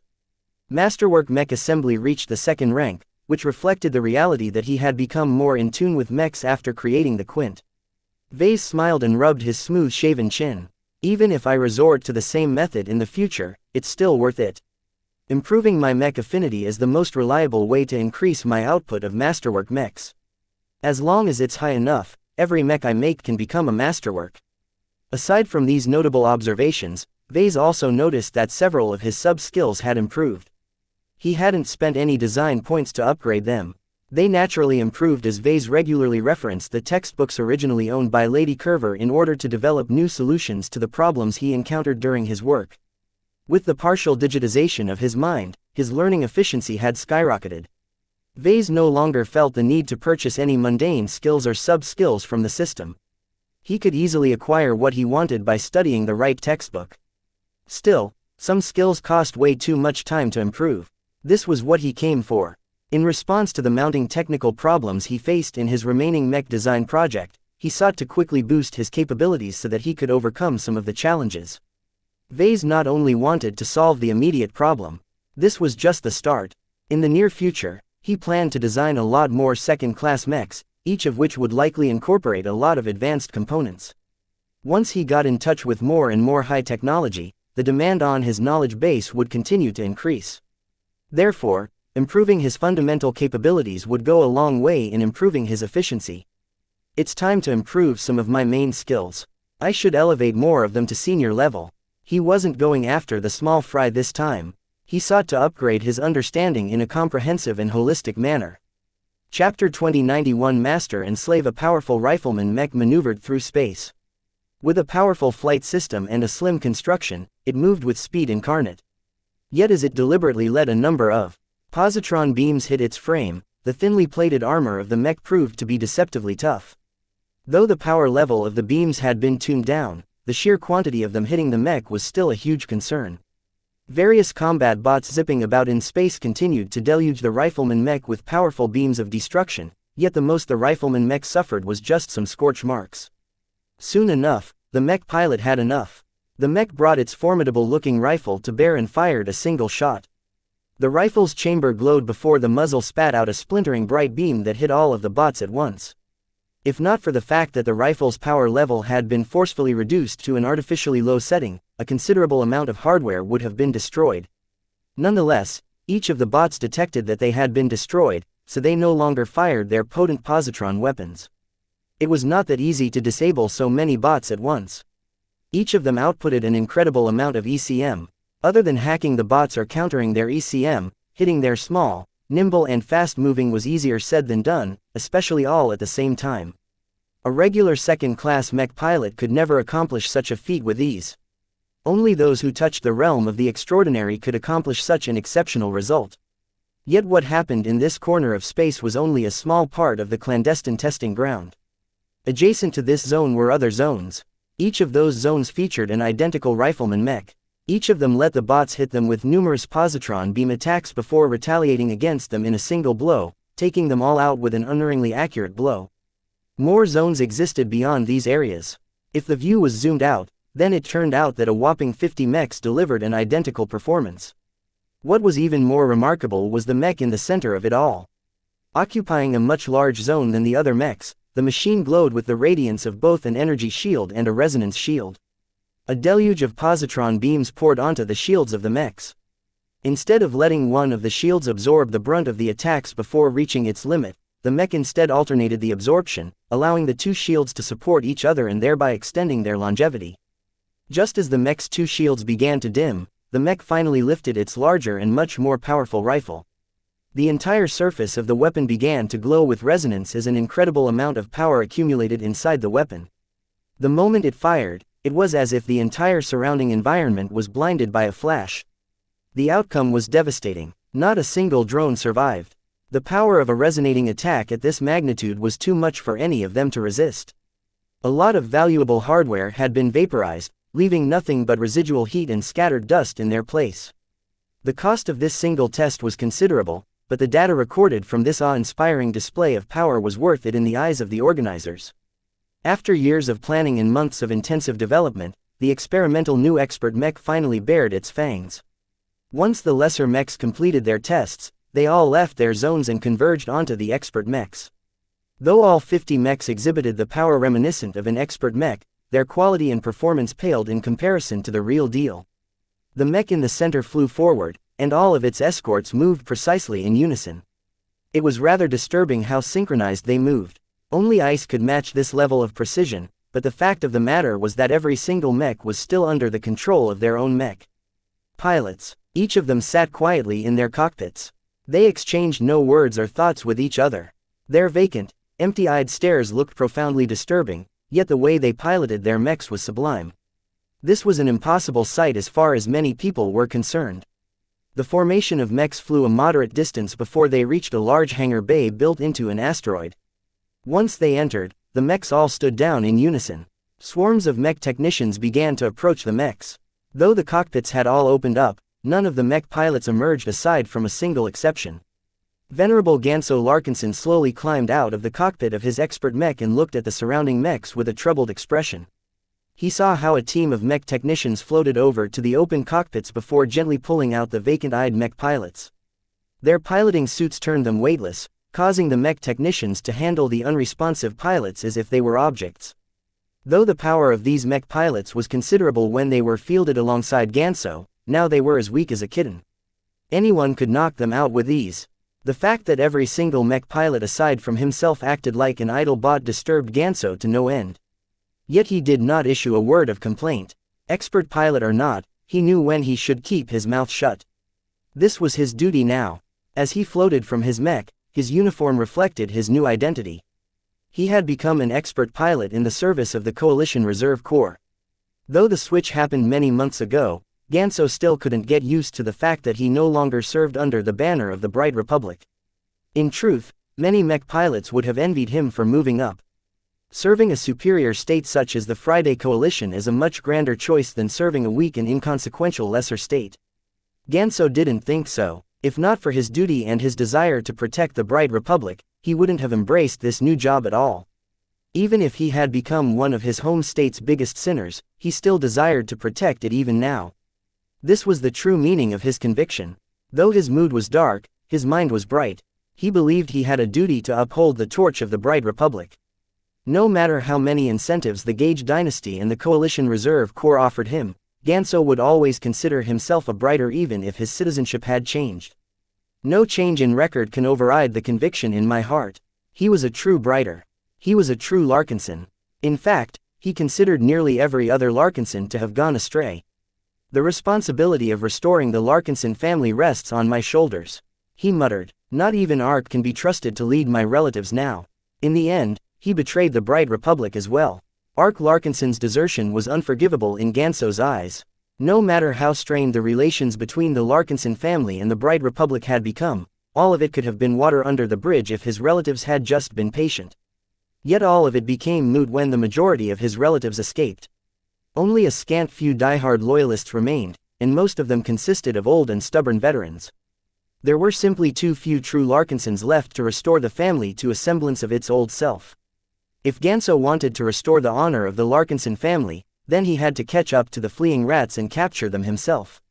Right now, the only way to do that was to borrow the power of the Friday Coalition.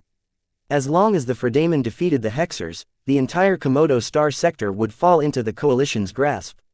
At that time, it would be as easy as pie for Ganso to round all of the scattered Larkinsons up if they hadn't left the Star sector. Without a state backing you up, let me see if you can withstand power, Ark. The existence of the Larkinson family's most powerful expert pilot of the generation before his own loomed very large in his mind. For as long as he lived, Venerable Ark had become the childhood hero of every Larkinson that grew up under the former mech colonel's shadow. Now that the hero had become a villain in Ganso's eyes, it took a considerable amount of courage for him to even think about challenging the family's most famous war hero. Yet Ganso dared to do so because he had a powerful state backing him up. The mech he had just test piloted was just a taste of what would come. After flying through some corridors, he eventually reached a debriefing room. He sat down on a comfortable chair while facing the young woman seated on the opposite side of the desk. An extensive grid of screens and projections floated before her. Lady Aisling Curver studied them for a moment longer before facing the former Brighter. This was a good test. She enthusiastically smiled. Every single slave in the neural network exhibited a nearly identical degree of performance. We have managed to smooth out most of the unstable elements and fixed all of the critical bugs. Not a single slave has shown signs of incompatibility. You are truly one of the most remarkable masters that we have ever had the pleasure of working with. Your great merit is noted. Ganso frowned. Milady, I already told you that I don't prefer to hear that term.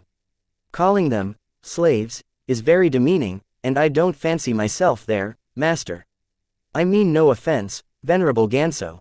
Lady Curver showed no sign of reproach. These terms are common in the programming and computer engineering disciplines. The only way to stop these terms from being used is if you can persuade Master Huron to change his mind. That was a non-starter. Ganso had only met the esteemed master a few times, but every time he did, he felt as if he was looked down by an inscrutable existence.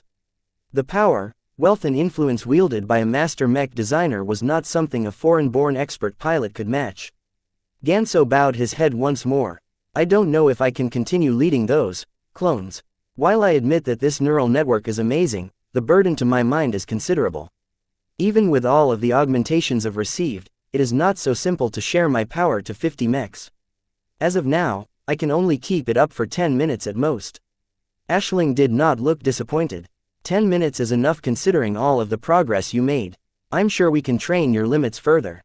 As long as you can manage to hold on for 20 minutes, Unit L will finally be ready to debut on the battlefields of the Komodo War. With the first neural network centered around an expert pilot, we will all become famous. Unit L was one of the latest brainchilds of Master Huron. Instead of forming a neural network among a group of regular mech pilots in an equal fashion, the Master instead formed an unequal neural network around a single expert mech. Ganso had gradually found out that this project had long been stalled due to Huron's inability to solicit a Fredaman expert pilot for this radical new innovation. It was only when he came along that Master Huron could finally embark on this research project. There had been plenty of bumps along the way, the most troubling of which was the sheer amount of clones that had been tested. Thousands of them had shown up in the previous months, but only 50 made it through the end. Ganso didn't ask where these clones came from. Ganso didn't ask how a few of them were able to arouse a measure of resonance after syncing up to his mind. Ganso didn't ask what was being done to the clones when they turned out to be defective. He preferred to steer his thoughts towards safer subjects, such as the state of his expert mech. The prototype has performed better than last time, he remarked. I can't wait to pilot the completed version of the Charlemagne. In terms of firepower and mobility, I can't say enough good things about it. In fact, I'm still getting used to the power level of a mech of this caliber. Don't take too long. While the front lines are relatively stable now, the Hexers might launch a surprise on us at any moment. We need Unit L to be battle-ready as fast as possible. A single expert mech might not make much of a difference, but an expert mech acting in sync with 50 quasi-expert mechs can be a real game-changer in a critical battle. It wouldn't be long before Venerable Ganso Larkinson fought his first battle on behalf of his new masters. Chapter 2092 Pay to Win. Vase had come a long way since he initially got his hands on the mech designer system. Just glancing at the sheer amount of skills and sub-skills on his status page was enough to make any other journeyman jealous. Nonetheless, Vase did not feel particularly proud. He knew that there were plenty of prodigies who could have accomplished the same without resorting to such a powerful aid. Their natural intellect combined with a few modest implants and genetic tampering was enough to propel them to the top of their generation. In comparison, the original Vase did not even have the qualifications to become an independent mech designer. Even now, Gloriana showed little signs of falling behind. Vase genuinely admired his girlfriend for being able to improve every day without the ability to spend DP on acquiring a vast amount of knowledge in an instant. She worked much harder than him when it came to expanding their knowledge base. That did not mean that Vase necessarily wanted to follow in her footsteps. While he knew that it was worth it for him to spend at least some time on immersing himself in academic literature, that was mostly because he needed to learn something specific in order to solve a difficult problem.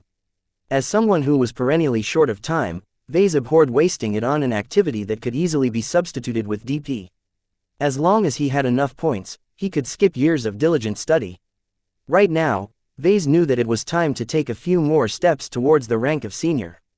While it was unrealistic to believe he would be able to advance within 5 or 10 years, all of those senior-level skills still provided a lot of benefits to a journeyman. At the very least, he would be able to design his mechs faster and with much more technical refinement than before. It's not a waste to spend 100,000 DP to upgrade a main skill. I can easily earn them all back once I embark on parallel mech design. As long as Vase made a good effort, he could earn 100,000 DP per completed mech design. That didn't sound like much when it took 3 or 4 months to design a mech. Yet with the addition of 50 new mech designers, it was no longer out of the question to engage in 5 mech design projects at the same time. This effectively meant that Vase would be able to earn 500,000 design points in a couple of months. Though he previously intended to retain a few 100,000 DP for emergencies, he was no longer as adamant about it. His life hadn't been threatened in months, and with the Glory Battalion and the Penitent Sisters hanging around, no one was stupid enough to try anything against him and his clan. Instead, Vase felt an increasing urge to spend his points. Designing a second-class mech was not easy at all, and as someone who had just been a third-class mech designer until recently, he still lacked the depth of accumulation of someone like Gloriana. He was still not a match compared to genuine second-class mech designers, and that had always bothered him when he designed his Hexer mech. Though the system did not explicitly delineate its skills and sub-skills by class, upgrading some of his skills to senior would definitely go a long way. Now, Vase had to make a choice. Which skills should he upgrade? Assembly will probably help me operate advanced production equipment even better, but that is only relevant after a mech design has been finalized. Upgrading it would probably increase his odds of fabricating a masterwork mech, but that was not a critical priority at the moment. My battle mechatronics skill is still at apprentice level. That is pretty bad. To be fair, this skill was not comparable to the other ones in terms of fundamentals. It was very interdisciplinary and was inexorably tied to other fields of science and engineering.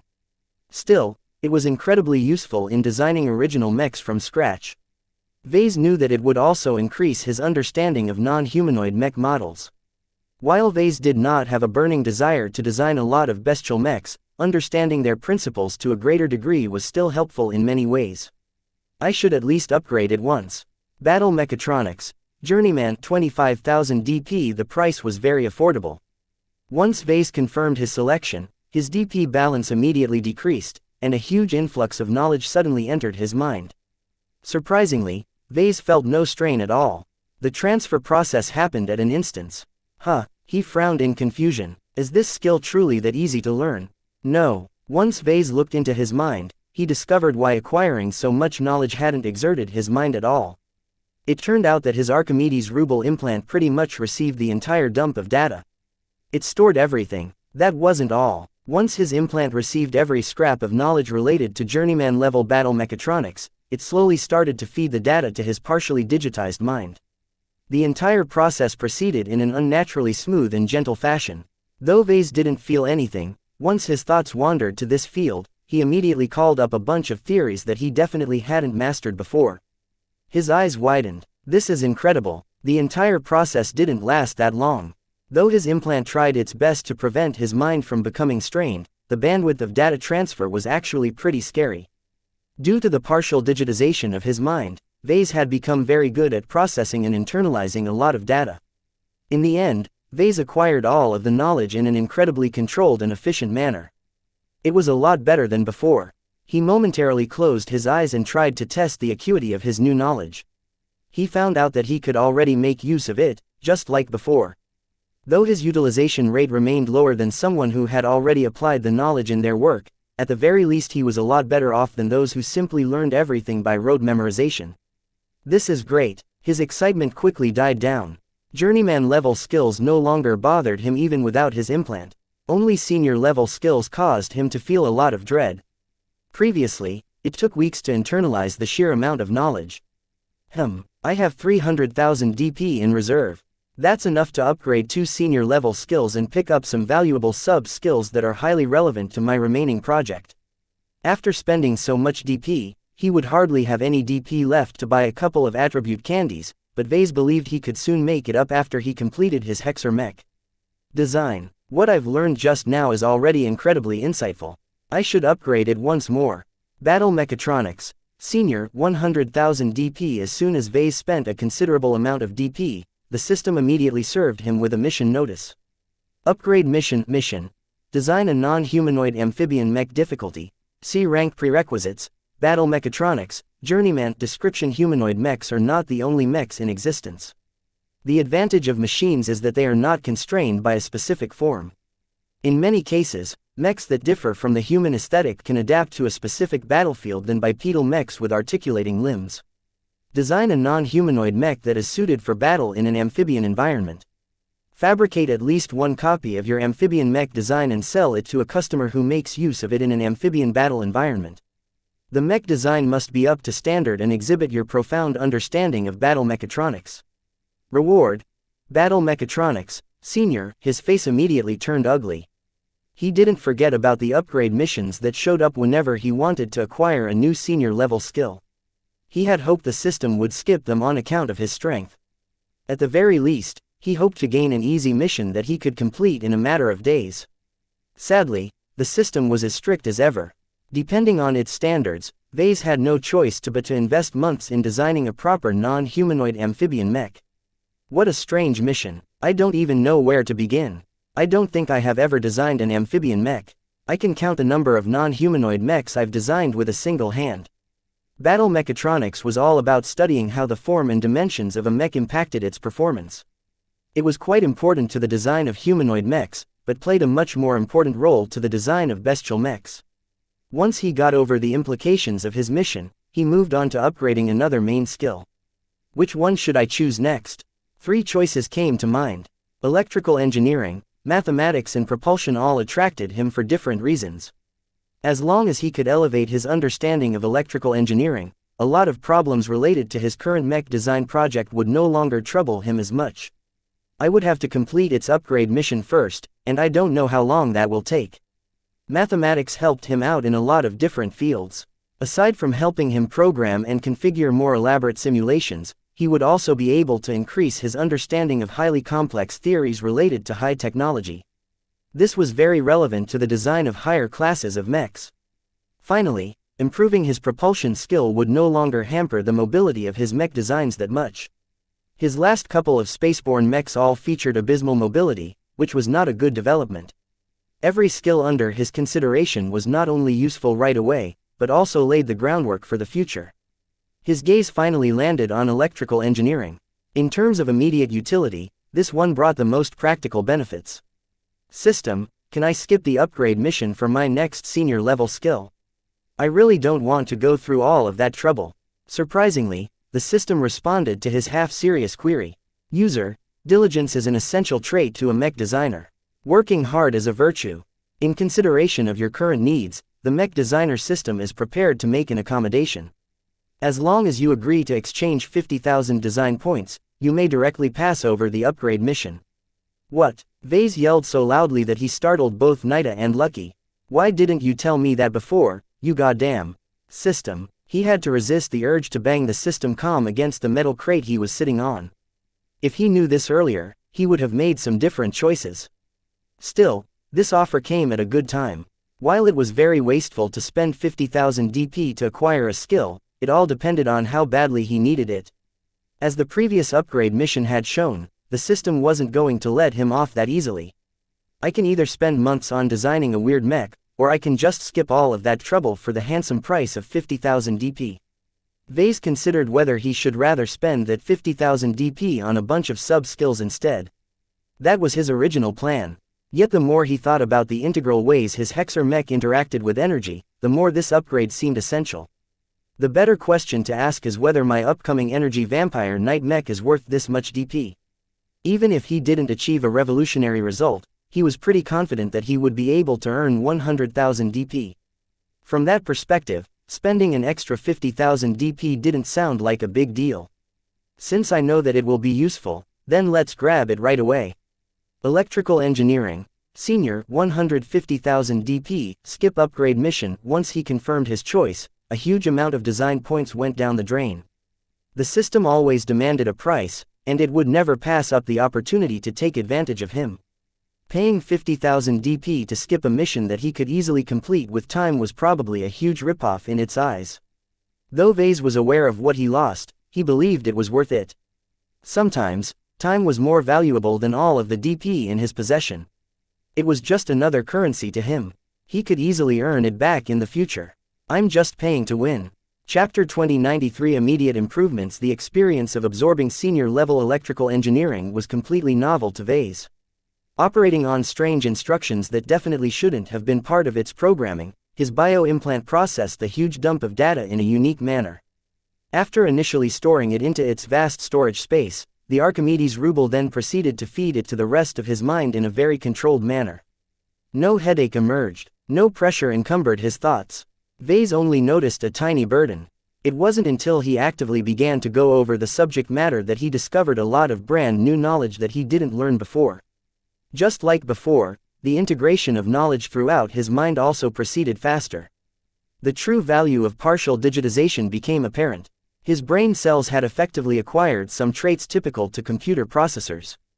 As long as they cooperated with the systems of his implant, he could effectively internalize a lot of knowledge at a greater rate. The speed was astounding. It will probably take less than a week for me to truly be able to make use of all of this knowledge. This was amazing. Vase became impressed once again at the capabilities of advanced technology.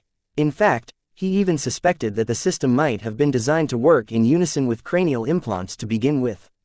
The pain and unimaginable strain he experienced before was simply a consequence of not bringing the right tool. A rueful smile appeared on his face. Well, whatever the case, I can definitely use my greater understanding of electrical engineering to tune up my remaining mech design. He would have to delay the completion of the first iteration and wait a little longer before testing the first prototype. However, it would be well worth it. He had invested so much in his Hexer mech design already. The weird night mech with energy siphoning capabilities was more than just a support machine in his opinion. As long as Vase managed to hit all of his goals for this mech design, he could easily elevate it into a revolutionary new addition to the ranks of the Hex army. The Fredaman won't know what's coming. He grinned. His upcoming mech would have a profound effect on different people. It was to that effect that Vase had made a lot of additional preparations. He wanted to be sure he could make the mech as special as possible. Once he got off his excitement, he glanced at his remaining points and noticed that he only had 50,000 DP left. Ordinarily, Vase would have stopped by now. His reserves hadn't dipped this low in a low time. He also couldn't acquire any other skills or sub-skills in an instant with his implant working at full tilt to convert all of the data related to electrical engineering into a usable form. However, now that he had his implant, Vase suspected that this might not be a problem anymore. The idea sounded interesting enough to perform a small experiment. Besides, Vase truly felt the need to expand his broad understanding of electrical engineering with more specific sub-skills. His Hexer mech design incorporated so many energy transmission systems that each needed to be handled in a distinctly different way. Stuffing them all together in the frame of a cramped night mech was almost impossible. The amount of mutual interference and other problems associated with squeezing so many high-energy parts together was stressing him out. Even Gloriana showed signs of frustration. Part of that was his fault. His insistence on adding an energy siphoning system in order to extend the mech's effective operating time added a lot of complexity to the mech while burdening its internal real estate even further. As long as Vase decided to remove this system, every other problem related to the mech design became a lot easier to deal with. It was so easy to just say the word and give it up in order to make the design more practical. Though Gloriana hadn't mentioned it last time, the idea definitely lingered in her mind. If Vase didn't agree with bringing in a technical consultant to solve these thorny issues, she probably would have suggested simplifying their mech design next. This was unacceptable to him.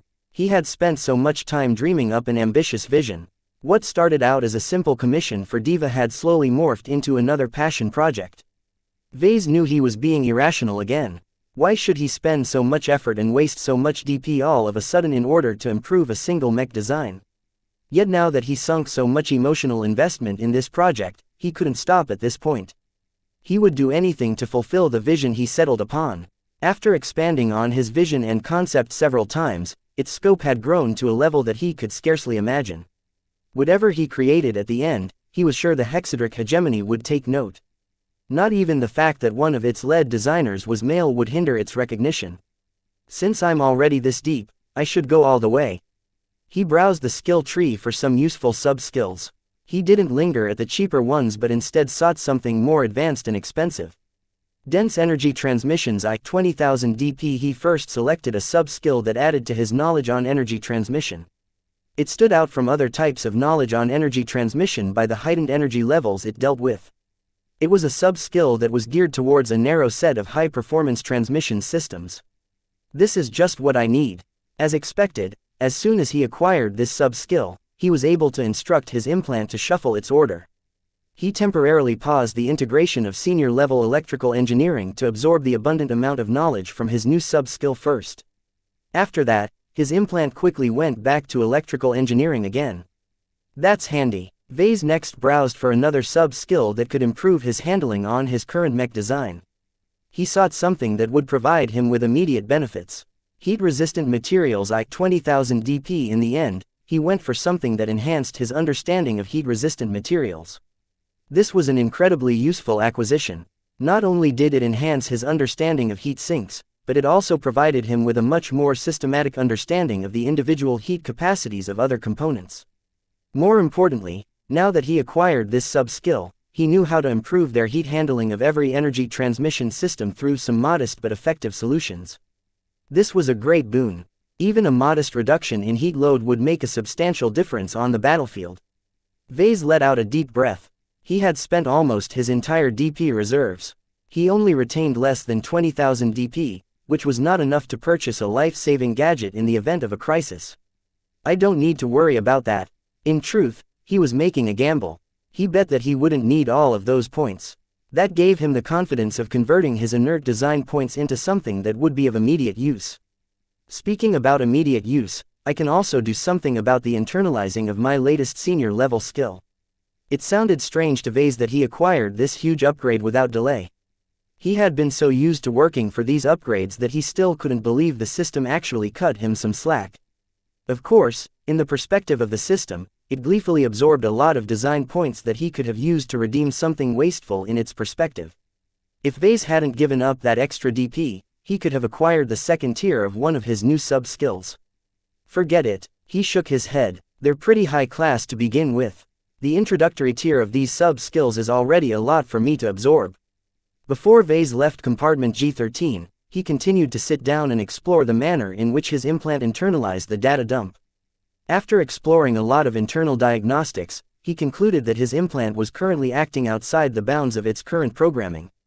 I knew it. There's no way my Archimedes ruble can diffuse knowledge in such a sophisticated manner. A thread of fear ran through his mind. The only other explanation was that the system essentially hijacked his implant and inserted some temporary programming in order to establish such a smooth transfer. However, this fear quickly subsided. The system always had access to his mind. Vase didn't believe he could hide anything from its powerful means. Was it any surprise that it could directly bypass the various safeguards and protections of his implant? There's no point in dwelling on this matter any further. He turned back to the operation of his implant and finally found a useful setting. Right now, his Archimedes ruble was transferring knowledge in a normal order. That was not good enough. Vase needed knowledge that directly related to energy transmission systems first. Everything else that wasn't as relevant to his current project could wait for later. The setting he discovered allowed him to change the order and rearrange what he wanted to learn first. He immediately made use of it and spent an hour to sort through all of the dizzying topics the implant tried to cram into his mind. There's so much. Vase groaned when he finally snapped out of his daze. His session was done. He no longer possessed any meaningful DP to spend, so he readily stood up and gestured to Nida and Lucky. We're leaving. As Vase returned to the design lab, the next day, he looked a lot more confident. His girlfriend already looked impatient. I've waited patiently for you to come up with a solution. I don't know what you have in store, but if it's not sufficient, I'll force my own solution on this project. Vase smiled in an intriguing manner and raised his hand. A number of design schematics projected into existence. What is this, Vase? Wait a minute. She instantly became absorbed by what she saw. She completely ignored her boyfriend's existence and began to examine all of the schematics. Vase had hastily made use of his new knowledge to improve some of the troublesome areas about the internal makeup of their collaborative mech design. Various problems that dogged the two for weeks had suddenly turned into non-issues after Vase applied a tiny portion of his newly acquired knowledge. Seeing Gloriana becoming so absorbed brought a smile on his face. She looked up at him with wide eyes. How did you obtain these improvements? They all bear your style, but that's impossible. You can't possibly be that good. Vase grinned and tapped the side of his head. I just consulted a lot of books, that's all. I can study very hard if I want to. After receiving some sparks of insights, I instantly knew how to resolve these issues. That's amazing. Gloriana sounded incredibly impressed. You're also lying. Thank you. Wait, what? Do you think I'm stupid? She pressed her finger against his chest. We were in a deadlock for weeks. I referenced all kinds of books in order to solve these problems, but I still hadn't managed to deal with them. How can someone like you magically wave your hand and come up with much better solutions in a single day? It's impossible. Vase panicked a bit. It's true. It's all me. I swear it. I was so afraid that you would insist on simplifying our current mech design that I worked harder than ever before to solve all of these issues. Gloriana narrowed her eyes in suspicion. She briefly turned around and picked up Clixie. Is he lying? Clixie. Meow. Though Gloriana didn't speak please like and follow the Cultivation Audiobooks channel cat, she could still interpret Clixie's hiss. I thought so. She nodded with certainty. So spill, Vase, who's the technical consultant that provided all of these solutions? It's all me. You're not that smart. Chapter 2094 Quality Jump. A mech designer did not suddenly improve all of a sudden. It was impossible. Certainly, incidents of enlightenment frequently occurred where mech designers passed a crucial turning point in their understanding of a specific field. Yet those cases were not only rare, but also took place after a long period of precipitation. The sudden boost in understanding and application on energy transmission systems was anything but normal. Vase was a mech designer who specialized in a more esoteric field.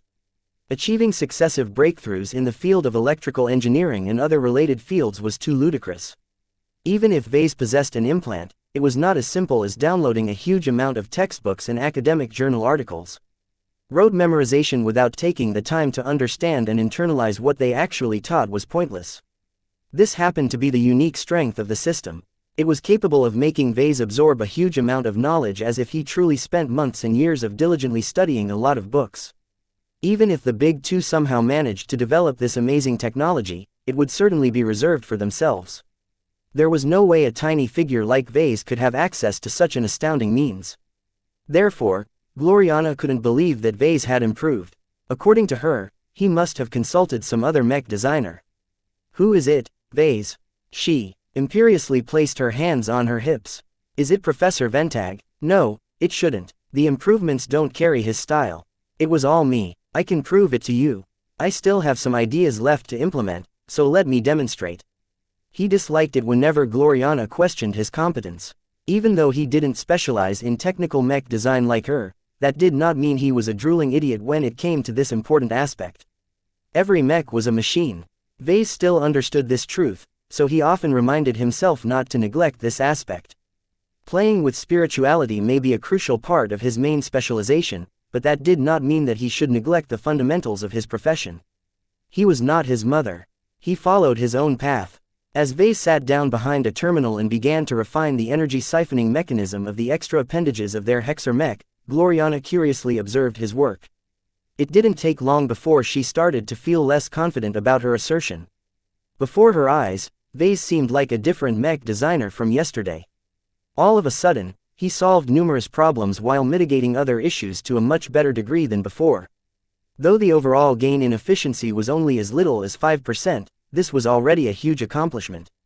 When their project had reached their stage, most of their design choices had been setting, which meant that there was very little leeway to squeeze more performance gains.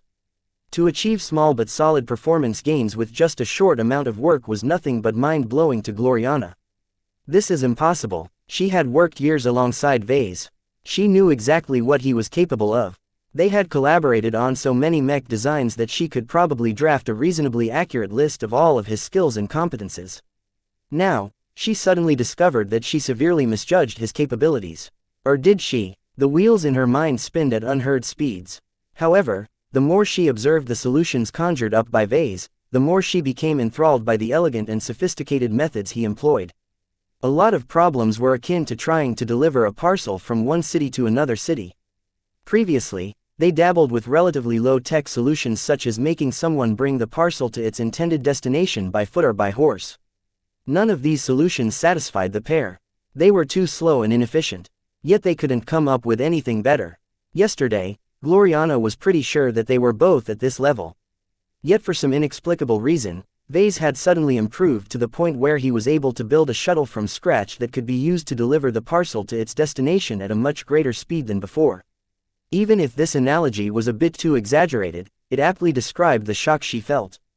This much difference in a span of a single day was simply too ludicrous.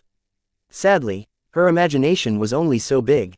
She could never conceive of a notion that Vase made use of something as heaven-defying as the mech designer system. That did not mean that Vase may have used other unorthodox means to gain enlightenment. It was just that Gloriana couldn't put much stock in all of those low-probability possibilities. After a long time, she eventually came to a conclusion. This was not the first time that Vase pulled off something inexplicable behind her back. She quickly recalled how Vase abruptly showed off a bright warrior design that was considerably more refined and improved than before. Though Gloriana studied her boyfriend's history extensively, there were still a considerable amount of holes in his background. Just like Master Willix, she increasingly suspected that Vase enjoyed a secret relationship with a very competent mech designer. If this, Mr. S, had struck again, then everything could be explained. Perhaps this presumed master mech designer had given Vase a lot of relevant points yesterday. That would explain most of the improvements. She looked increasingly more determined. This must be what had happened. As Vase worked on the design, he had kept one eye on his girlfriend. He easily caught the changes in her expression. He tried his best to hold back his grin. From the start, he already knew it would be difficult to explain this sudden jump in competence. It wouldn't be long before he fully digested senior-level electrical engineering. Such a comprehensive jump was too difficult to hide from an observant mech designer like Gloriana. He didn't want his sudden improvement. He didn't spend an enormous amount of DP to let his newly upgraded skill collect dust. He wanted to make immediate use of it to elevate the quality of his subsequent mech designs. In addition, this wasn't the first time he improved so suddenly. Vase wanted to set a pattern where Gloriana wouldn't take much notice of his changes, because he definitely intended to spend his DP in the same manner again in the future. This was why he decided to openly show off his improvements to Gloriana. It didn't matter if he declined to say anything. People like Gloriana tended to make their own conclusions. This was something that Vase had already exploited on other people. As expected, Gloriana looked much more at ease with herself now that she constructed a plausible explanation in her mind. She no longer looked interested in pursuing the matter further, but became fully engrossed at all of the alterations that Vase had made to their mech design. This was another good way to distract her. She always became enthralled by anything that brought a mech design closer to perfection. As long as Vase triggered her obsession, she instantly switched to a one-track mind. Nothing else mattered to her whenever she saw an opportunity to increase her ability to design a better mech. At the end of the day, the Hexer mech design had gained a comprehensive improvement.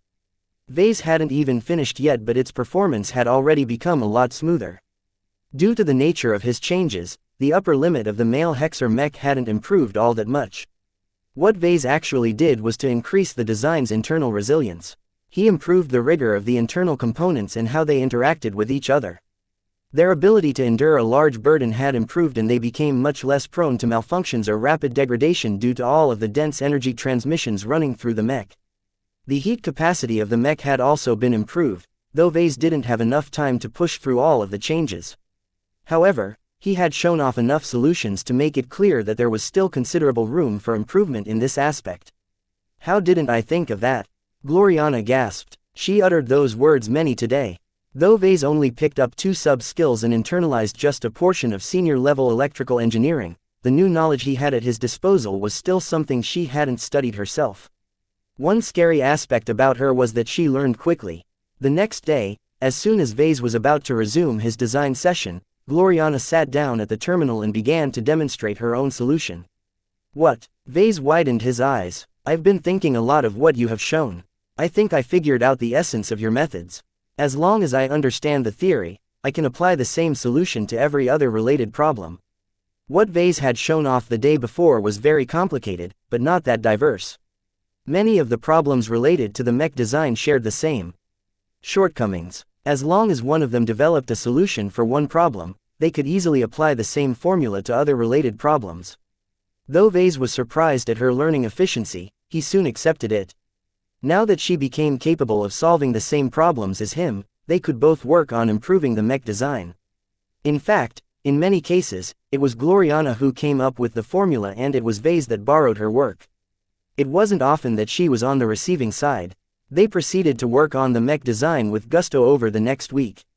The more time passed, the more Vase absorbed more knowledge on electrical engineering. Much of the latter knowledge no longer held any relations to their current mech design, though, so Vase hadn't been able to come up with fantastic new solutions. It was already enough. The sheer depth and breadth of senior-level electrical engineering wasn't something that could fit inside a single textbook. Vase practically absorbed half a study room's worth of theories, formulas and other goodies. Applying such a tiny fraction of it onto their current mech design already made a substantial difference. Vase believed that the result they achieved was not that different from bringing in a senior mech designer as a consultant. At the end of this design session, Vase and Gloriana both became a lot more at ease with their mech. While its overall level of refinement still couldn't match the excellence of a highly optimized Hexer mech design, it was slightly better than the work of most other journeymen. I think our first iteration is ready for prototype testing, Vase confidently declared. While Gloriana still wanted to spend some time on optimizing it further, she reluctantly agreed. There was only so much that simulation testing could reveal. It was not a good thing to rely too much on mathematical models and approximations of reality to assume the mech would perform well in any given scenarios. Assumptions had to be tested. That was the custom in the mech industry. Who will fabricate the prototype? She asked. That was a good question, and one that momentarily stumped Vase. He initially wanted to leave this task to his design teams, but he immediately pulled back this suggestion. Their Hexer mech design was too sophisticated. Not only that, it incorporated a lot of restricted Hexer-developed technology and components that couldn't be spread. Though the pair could easily do it themselves, if they did so, that would make the creation of their first production model a lot less special. That was something that neither of them wanted. Maybe we could ask another mech designer's help, Vase suggested. Don't forget that we are currently in Sanok V. There are loads of mech companies on this planet, and several of them are led by seniors. I'm aware of that, Gloriana stated. While I'm sure that they are capable enough to fabricate a mech of this caliber, I am pretty certain they won't be allowed to do so. Let me look into this matter. Chapter 2095 The Final Gathering. While Gloriana sought to find someone close at hand that could fabricate their prototype, Vase exited the design lab in order to take stock at what else had taken place. He soon found out that the Larkinson family was finally departing the Sanok system. They're leaving. Vase looked surprised. The Larkinson family has already lingered in Sanok for several months. Raymond Billingsley Larkinson noted, "You have to keep in mind that the old family is much less prosperous than our clan. The family's fleet is just a fraction of the size of ours and their recruitment efforts have been minimal at best. Now that the preparations of our other relatives are complete, they are ready to set off and find their own way." Where does the family plan to go? I'm not sure. Raymond shrugged. Ark hasn't confided in me. I believe he is likely going to wander around in order to accumulate enough money and resources to build up a decent fleet that is capable of traversing to other star sectors. The old family doesn't need to do that. While I haven't been generous towards it, I still let them keep a 1% share in the LMC. With how well the Doom Guard and my other mech models have been selling lately, Ark shouldn't have too many problems procuring the hardware the family needs. The family doesn't want to live off your charity. They are Larkinsons. They want to earn their own keep as much as possible. It's a matter of pride to many of them, and Ark probably thinks that he needs to keep them all sharp. If they begin to take the wealth granted by their minority stake in the LMC for granted, then the old family would soon become a shadow of its former self. I see. Ark knows the importance of maintaining the readiness of the fighting forces of the family. In his cruel galaxy, the family can't afford to grow weak. Per Angusta ad Augusta, Raymond recited, "Your clan may have enshrined this motto, but this has been one of the core principles of the Larkinson family for centuries. A hard worker like Ark definitely knows what is best for his charges. Now that the old family has lost the protection of a state, it has to depend completely on itself. None of the members of the family can afford to slide back during this time." Vase scratched his head. While I understand this argument, leaving a safe star system like Sanok will only increase their vulnerability. I'm sure the family has taken all of the risks into account. Don't forget that your uncle is a strong expert pilot. He is much more frightening than a Doom Guard in battle. That was true. Vase had no choice but to put down his worries and trust that Ark knew what he was doing. His impressive track record already proved that he was qualified to lead the family during these difficult times.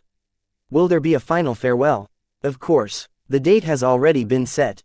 Every Trueblood Larkinson is invited. Raymond momentarily paused. For various reasons, it is best to keep the adopted Larkinsons at a distance. There are many members of the old family who believe that bestowing our name on tens of thousands of unrelated people is a great betrayal to our heritage. Though it would be a shame to keep so many deserving clansmen away, it wasn't as if they possessed a lot of affection towards the old family. Though this decision was technically discriminatory towards the clan, it was unlikely that anyone would kick up a fuss at this time. Even now, the status of Trueblood Larkinsons was still eminent.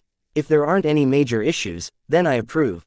Good. This is very likely the last time that we will physically be in each other's presence, so Ark wants to make it memorable.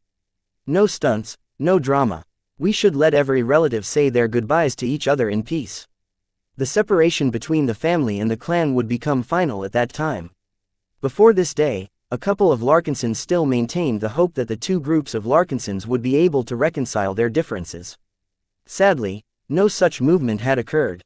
The Larkinson clan had already chosen a different development trajectory that was simply too radical for the Larkinson family. The day of the final gathering soon came to pass. The ragtag fleet of the Larkinson family looked a little less shabby after several months of upgrades and acquisitions. The gracious Indigo was no longer as lonely as the family managed to secure several more light carriers and other ships from who knew where. Every Trueblood Larkinson in the Sanok system temporarily put down all of their duties and gathered in a large hall aboard a space station. The entire section had already been booked by the clan. A lot of security showed up in and around the station in order to prevent anyone from disturbing this highly sensitive gathering. If someone managed to launch an attack on the space station, almost the entire original lineage of Larkinsons risked going extinct. Since the gathering was such a juicy target to the enemies of the Larkinsons, Vase didn't hesitate to employ every spaceborne penitent sister asset to form a security cordon around the space station. A lot of routine business and traffic encountered hindrances that day. The mere presence of so many intimidating second-class mechs practically turned the entire space station into a floating ghost town. Fortunately, the clan's prestige along with the generous amount of money they threw at the owners of the station solved every objection. A rather awkward union took place in the hall. While the interior had been converted in the style of modern brighter architecture, hardly any Trueblood Larkinson felt at ease. This moment was simply too heavy for all of their hearts. Vase, followed by Lucky, slowly approached Benjamin Larkinson. "Grandfather, Vase, do you have confidence in the family's future?" The old man smiled. "I wouldn't be a part of it if I wasn't. I believe in my son. Ark truly has what it takes to lead the family to a new future. Trust in him, he won't lead us astray. At least he won't be alone. You'll be there to advise him along with all of the other elders." "That's not necessarily a good thing, Vase." Benjamin shook his head. "All of our knowledge is centered around our circumstances back home. When it comes to traversing through foreign states, I barely know more than Ark. In these cases, it is best to lead someone with a nimbler mind. That is why Ark is our new patriarch instead of someone from my generation." They chatted a bit until Ark himself approached. The expert pilot possessed such a huge presence that everyone couldn't help but pause at his passing. To Vase, his uncle Ark looked considerably more impressive. Had he fully adjusted to his new role as the guardian and leader of the Larkinson clan? Whatever the case, this was a welcome development to Vase. The more imposing Ark became, the more leverage he would hold when he negotiated with other parties. The two closed in for a warm hug. "So this is it," Vase said after they parted from their embrace. "You're finally setting off, is that right?" The older Larkinson nodded. "This is a necessary move. The longer we stay in the Sanok system, the more we huddle under the shadow of your clan. As a fellow patriarch, I'm sure you are aware of the necessity of maintaining self-sufficiency." "I know." The two exchanged some words, but most of what they wanted to say to each other had already been uttered in their previous conversations. One irksome issue was that Ark Larkinson kept his plans for the family to himself. This bothered Vase a lot. Even though he didn't have much to do with the old family anymore, he still wanted it to thrive in its own way. It was rather strange that Ark didn't explain where he wanted to settle down and what kind of employment opportunities he was looking for. Even with the dividends the old family received from its minority stake in the LMC, it would still take a long time for the members of the family to build up a fleet that could cross over to other star sectors. Ark offered a simple answer to all of these concerns. "We know what we are doing. Let us overcome this challenge on our own. If we ever need your help, we'll call you right away, but until then, let us prove to ourselves that we can stand on our own 2 feet in the wider galaxy." "All right," Vase reluctantly said. Soon enough, Vase and Ark proceeded to the front of the hall where they addressed their blood relatives. Fellow Larkinsons, Vase began, our time of parting has come. In the preceding months, I hope that you have made the most of our time together. From this day onwards, it will no longer be possible to hug each other. While we can always stay in contact with each other over the galactic net, make no mistake. Our physical separation will only widen our emotional separation. Every Larkinson looked sad at that. They all knew that the family and the clan would only grow further apart over time. Do not be sad, my fellow Larkinsons. Ark spoke in a gentle tone. As much as this parting makes the schism in our original family permanent, let us celebrate this occasion. We have accomplished much when we were together, and we will accomplish even more now that we are pursuing different trajectories. Even though you will never see hundreds of Larkinsons again, each of you will still be surrounded by relatives. Vase smiled. Splitting up doesn't make us weak. In fact, it's the opposite. Branching out in different directions will only strengthen our lineage. Before the schism, our family had always been vulnerable to getting wiped out at once. Now that we are traveling in different directions, we no longer have to be afraid of losing our entire name and heritage. Even if the clan is lost, the family will still be able to carry forth the banner of the Larkinsons. The same goes for the family. New adventures await us both. Ark looked hopeful at the crowd of gathered Larkinsons. The Larkinson ancestor once traversed an unimaginable distance to start a new life in the Komodo star sector. Now, we follow in his honored footsteps. To traverse the stars is not a betrayal to our heritage. It is in our lifeblood. Though both of us have different ideas on what constitutes a proper home, both Vase and I will do our best to lead you all to a great future. The Larkinsons all clapped. Every Larkinson felt the depth of energy and emotions behind the words of the patriarchs. Each of them couldn't help but feel touched in their hearts. As soon as they wrapped up their speeches, the members of the Larkinson family finally boarded their shuttles that would bring them to their ships. Vase and every other member of the clan took their time to approach the relatives they were close to and bid their final goodbyes. I'm leaving, Vase. Melinda spoke. Vase let out a heavy breath. Sometimes, I didn't wish this day would come. You can't stop the inevitable. At least we get to part on our own terms. Melinda reached out and ruffled his hair, completely ignoring the fact that Vase was a patriarch of a rising clan. I will miss you, Melinda. There are actually very few Larkinsons who I can truly be myself. It's okay, Vase. She smiled in a bittersweet manner. I will always cherish the childhood memories I have of you. Both of us have grown up, though. As much as we wish to hold on to the past, we should look towards the future instead. Isn't that the point you were trying to make earlier? He nodded. That's true, but that doesn't make this any less difficult. Since Melinda didn't have much time before she had to enter her shuttle, she closed in and hugged him one last time. I'm very proud of you. You have become much greater than I could have ever thought.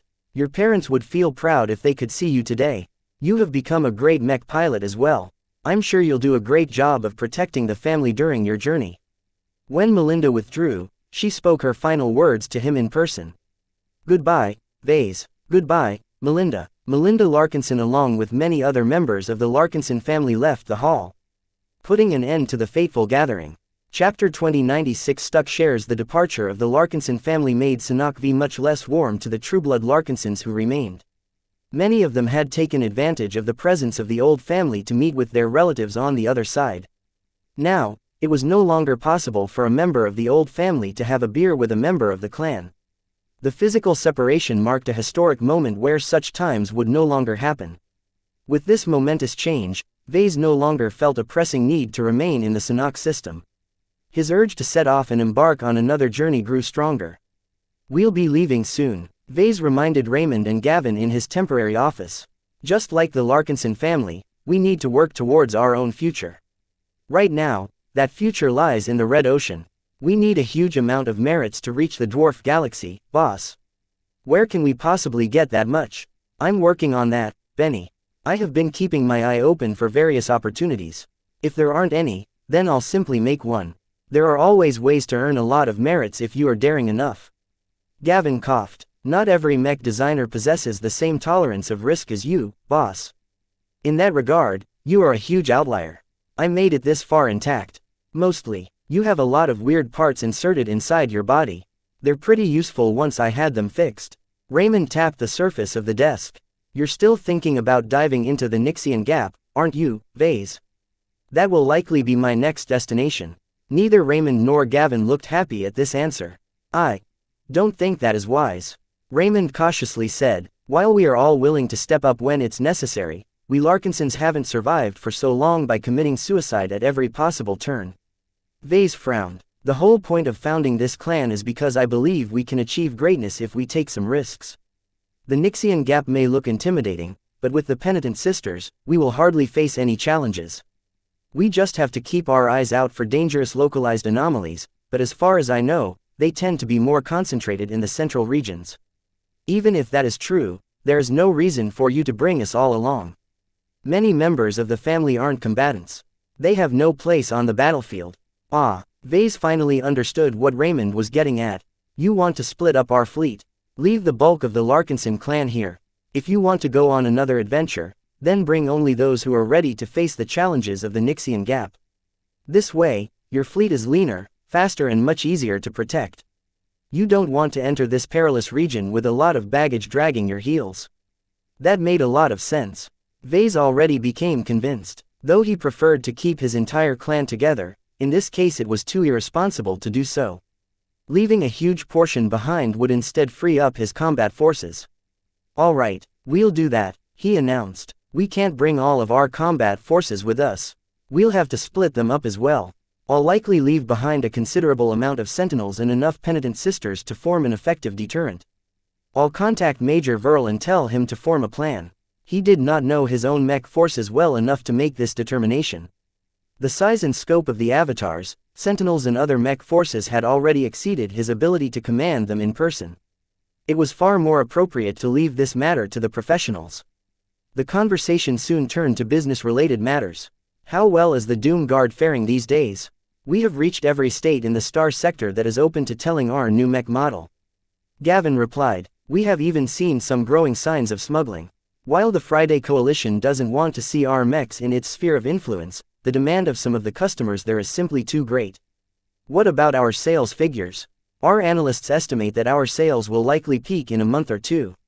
While we have a lot of buyers, they aren't ordering a lot of copies. This is different from the Desolate Soldier where it isn't unusual for outfits to order dozens of mechs at the same time. That was the nature of a premium mech. The Desolate Soldier was a budget mech that still sold for a very affordable price. Bulk purchases were the rule rather than the exception. In contrast, most outfits only wanted a single copy of the Doom Guard. More would be helpful, but not necessary. Gavin soon proceeded to outline all of the revenue they made so far. The figure already looked incredibly astounding. This was more wealth than Vase ever possessed even in the heyday of the Desolate Soldier's success. It was too bad that the clan's expenses had grown as well. Aside from the growing upkeep due to all of the expansion, the clan also spent massively on acquiring new hardware. The good news is that our financial position is no longer declining. Gavin grinned. The release of the Doom Guard has single-handedly reversed our declining trend. Right now, we can probably sustain ourselves by as much as 7 years if everything remains the same. This provides us with plenty of leeway. Though it was nice to see that the Doom Guard generated so much money, it was far from the 1 trillion hex credits he needed to form an expedition-ready fleet. Raymond added another notable development. Another good news is that the Doom Guard's emergence has breathed new life into our older mech models. As you might expect, sales of mechs with glows that can mitigate or withstand the Doom Guard's glow have skyrocketed. The Aurora Titan model is the primary beneficiary. Though they had already discussed this before, Vase was glad that the defensive Space Knight's lack of mobility didn't hinder it from turning into a hot seller. There was just one issue that Vase suddenly recalled. Wait a moment, didn't we split up the ownership of the Aurora Titan model with Nora Consolidated? Originally, Vase and Professor Ventag collaborated on the design. Even though Vase did most of the heavy lifting, the assistance of an authentic and highly experienced senior was still of great value. For this reason, they made a deal where the LMC would only gain a fourth of the profits while Nora Consolidated received the remainder. This was a fair deal, especially considering that the professor still lent the strength of his design philosophy to the original design. Vase, Nora Consolidated no longer exists. It's been disbanded. What? He shouldn't have missed such a huge piece of news. It's a consequence of the Battle of Bentheim and the aftermath. Raymond continued. A lot of mech companies and institutions on Bentheim are gone. Nothing remains except for some intangible assets that have mostly lost a lot of value as well. A lot of brighter mech companies have concentrated so much of their assets and business activities on Bentime that they had nothing left after the Sand War has concluded. Then, what happened to the rights to the Aurora Titan? The amount of administrative and financial messes that ensued after the fall of Bentime was considerable. Vase. Fortunately, plenty of people in the LMC had been ready for this moment.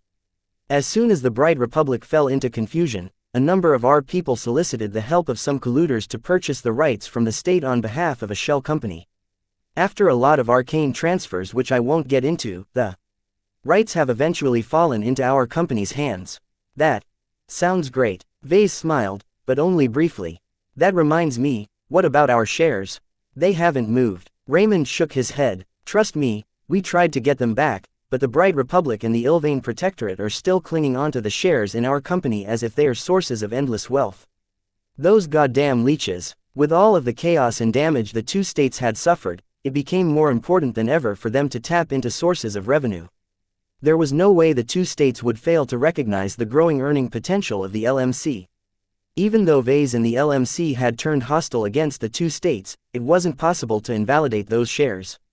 The MTA simply wouldn't permit such a brazen move. Vase held both his palms against his face. This persistent hurdle had been haunting him for a while. The mere thought of enriching the states who stabbed in the back made him angry. They didn't deserve a single hex credit from his business activities as far as he was concerned. Yet the truth of the matter was that the LMC obediently transferred the dividends to the two states on time. The Larkinson family only owned 1% of outstanding shares. The Bright Republic owned 7% while the Ilvain Protectorate owned 9%. This meant that the two states effectively received 16 times as much money as the Larkinson family.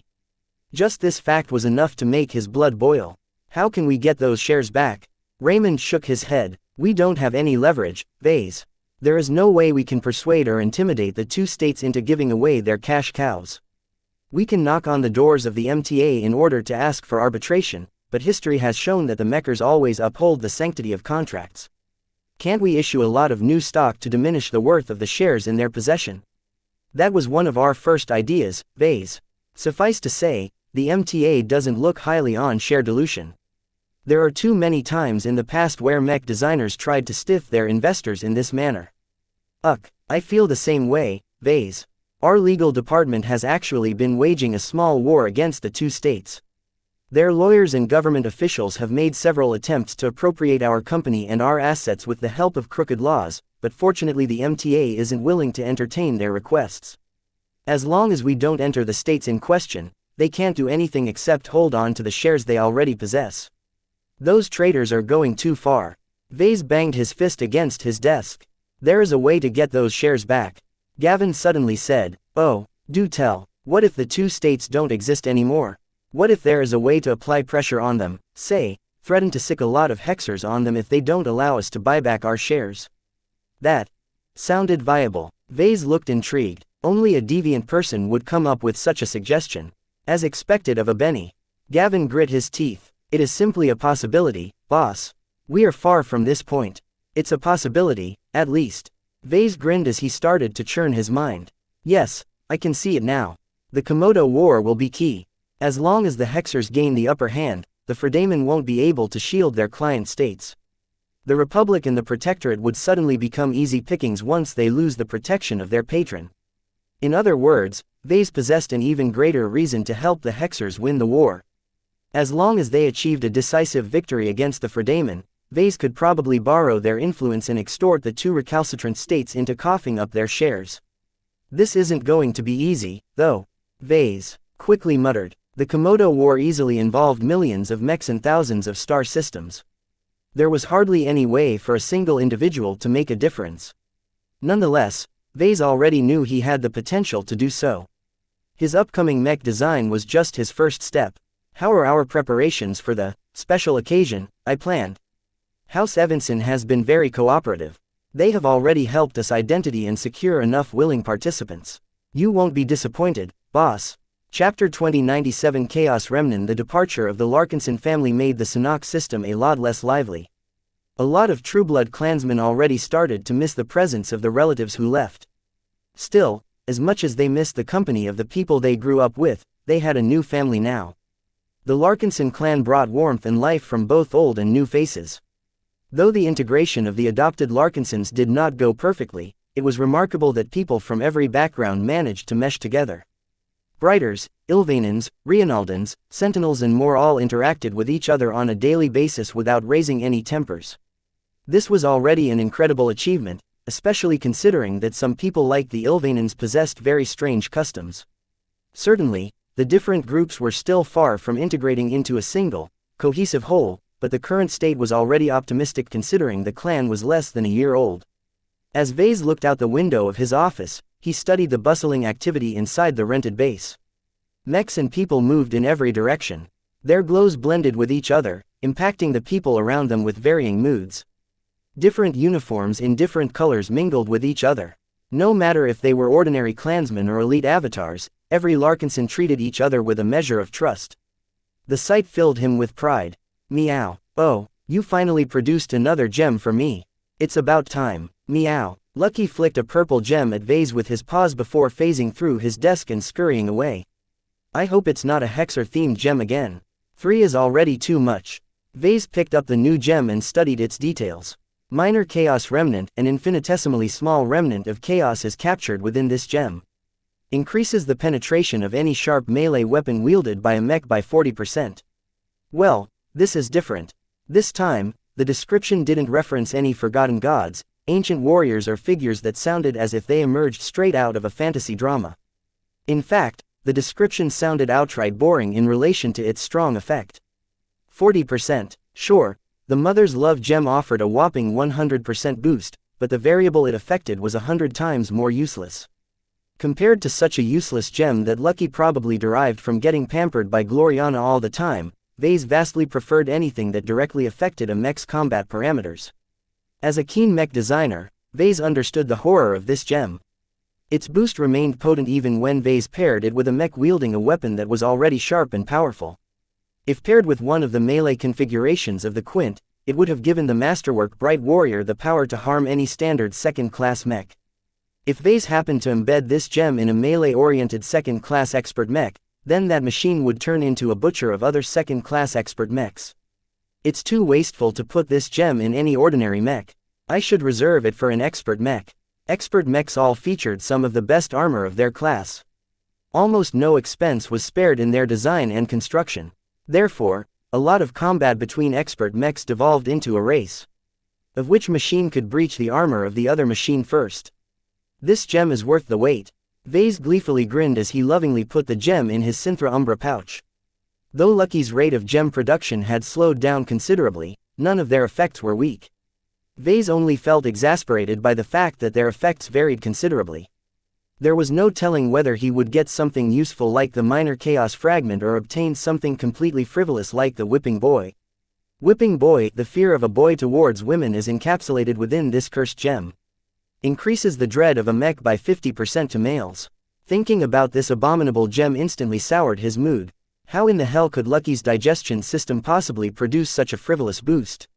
If I put it on a Doom Guard, not a single man will want to get near it. It will have to be handled exclusively by women. If Vase had the option of turning his first copy of the Doom Guard into a masterwork, he would have used this sadistic gem right then and there. It didn't matter if it was wasteful to embed his gem onto a relatively ordinary third-class mech. He just couldn't stand the thought of carrying this gem any further than necessary. I should design more dread-oriented mechs, he muttered darkly. I'll continue designing them until I finally get within reach of creating another masterwork. I'll definitely be able to get rid of this insulting gem. The Minor Chaos Fragment was not the only goodie he received. After a long time, Calabast finally deigned to visit him. She appeared in his office by going through the front door this time. Wearing her black and gray black cat uniform, she stood out immensely from the rest of the Larkinsons. Her womanly figure along with her seductive charm caused a lot of people to turn their heads. When Vase looked at her, he didn't put much stock with what his eyes conveyed. He knew that a trained spy like her always presented a fake facade. He instead studied her with his spiritual senses. It was a pity that Calabast still revealed almost nothing. She was one of the many people who possessed no spiritual potential. That meant that Vase couldn't read her spiritual attributes nor derive anything solid from her mind. Perhaps the only useful observation he could make with his spiritual system was the strength of her bond with the golden cat. Surprisingly, it looked healthy. This meant that the golden cat fully approved of Calabast and found no signs of concern. Vase began to wonder if the ancestral spirit developed a warped sense of judgment. He didn't forget that she readily accepted Vincent Ricklin into the clan. "Good news, Vase," Calabast greeted as she sauntered over to his desk. "My agents have been scouring many of the regional black markets in the Sinnoh system and beyond. We have found numerous samples of the exotics you've demanded." Instead of sitting down at the chair like a normal person, Calabast instead leaned her butt against the edge of the desk. Vase didn't pay attention to her posture. Instead, he instantly honed in on her statement. "What did you obtain? Did you find any F-stones of B-stones?" She crossed her arms and looked sideways at Vase. "Sorry to disappoint you. That's the bad news. My field agents tried my best to seek out these rare exotics, but they haven't found any traces of them in the areas they could access. It's possible that they are present in more exclusive circles, but we don't have access to them. You'll have to make do with the P-stones we've gathered."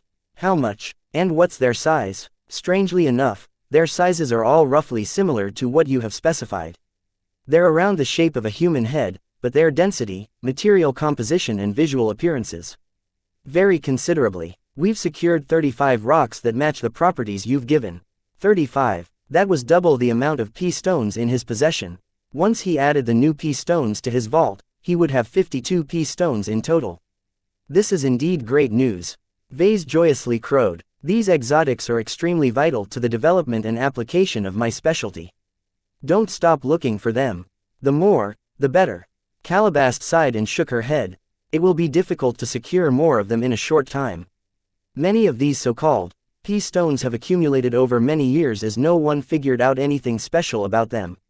Now that we have snatched them all up, it will take a long time before they are back in stock. As far as I'm aware of, the most if not all of the P-stones originated from the Xianxia Gap." "I see." Vase already knew the P-stones were relatively scarce. Calabast essentially told him that he shouldn't expect another windfall. What truly disappointed him was the failure to obtain new B-stones and F-stones. The defensive and offensive spiritually reactive exotics were very powerful in their own way. Both of them were necessary to deal with powerful spiritual entities such as Nixie or Cassandra Breyer. "If you want, I can instruct my agents to focus more on securing those other two exotics. It might be possible to obtain them if I help agents obtain greater access to the black markets we've visited." "What will it cost?" Vase asked. "Access costs money. We will have to bribe a lot of people.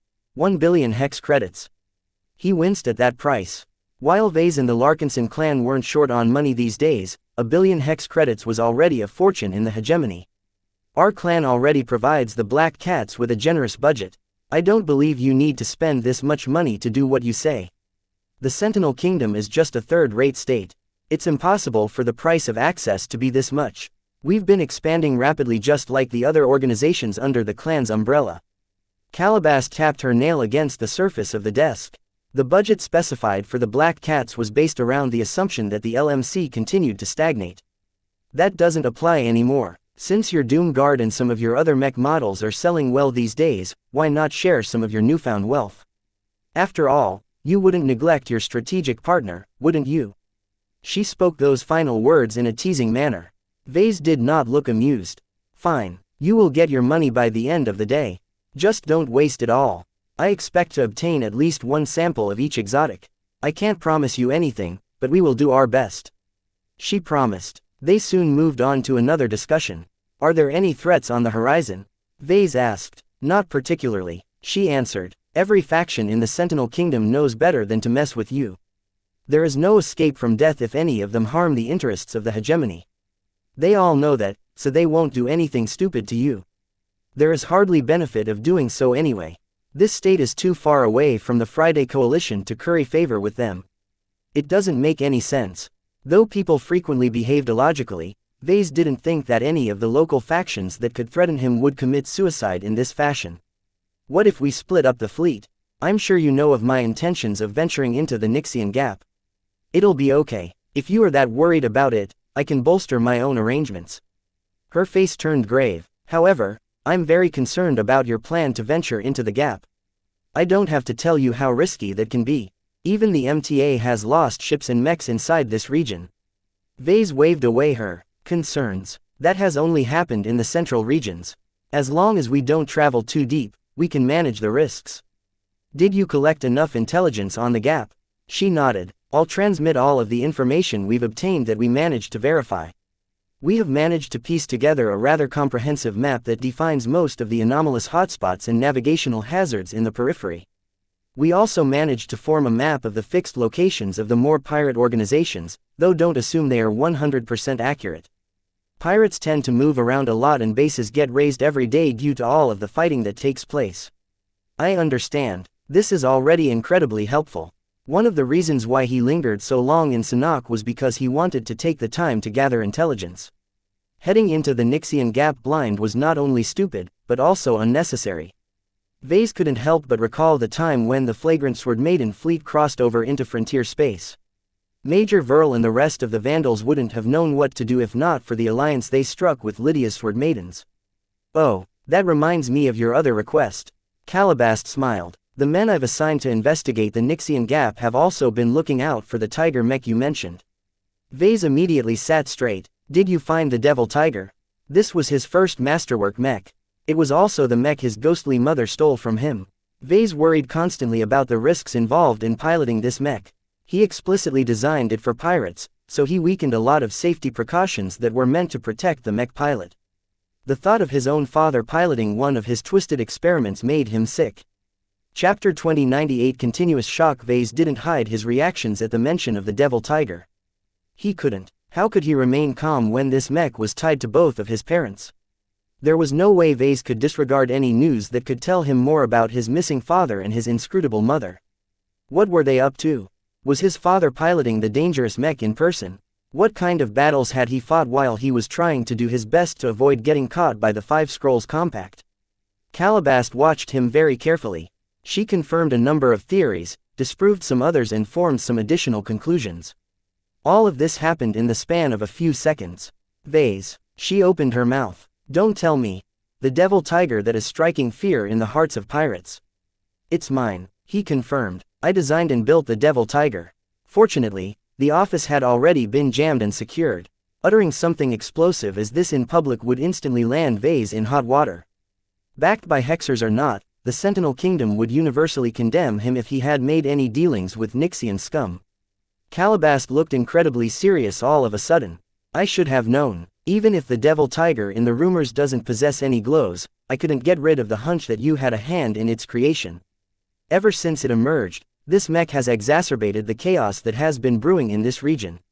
What did you say? Vase reacted in shock yet again. Was it a coincidence she used the word chaos? Let me start from the beginning. She said, there are several unusual aspects about the mech and the faction it belongs to. From what information I've gathered, the Oblivion Hand existed for quite some time as a notable but relatively unremarkable band of dark mercenaries.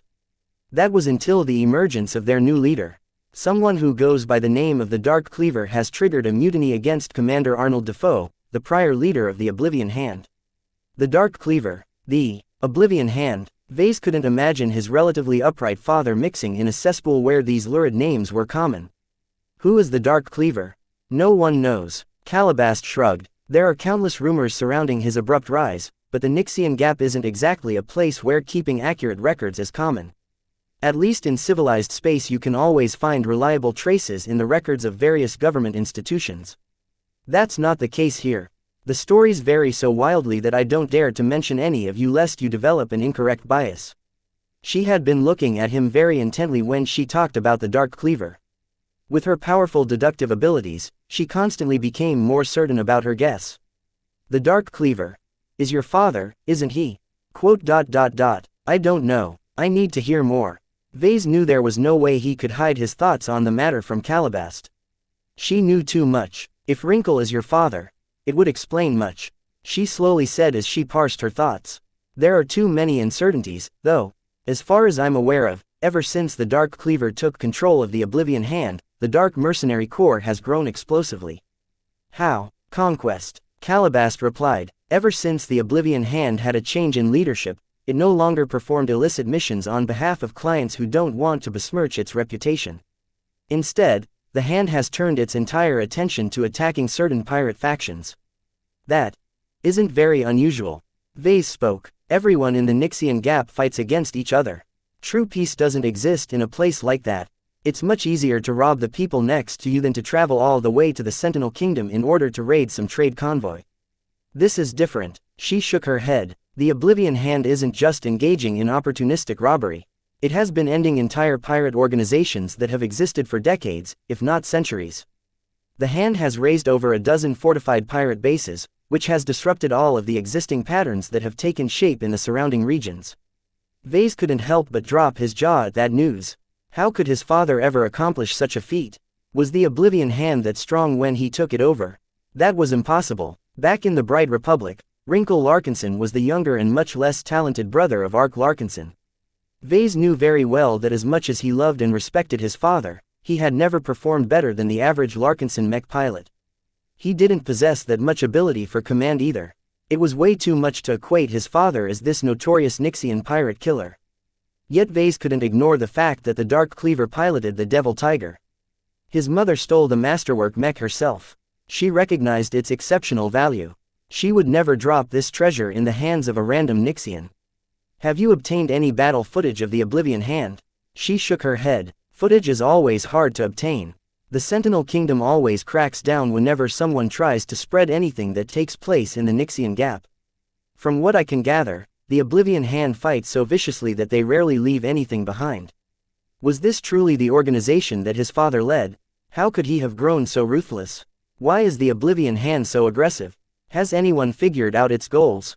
I'm not sure. From the information I've gathered up until now, I believe the Dark Cleaver wants to expand his organization. What do you mean by that? It has become clear that the Oblivion Hand is clearly targeting pirate organizations with lots of assets.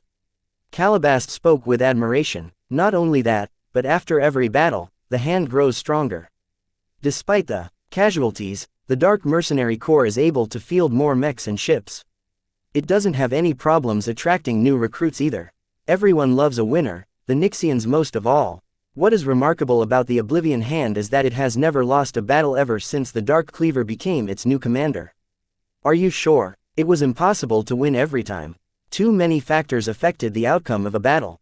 Unless someone controlled every variable, setbacks and losses would happen sooner or later. No one knows how the Dark Cleaver does it.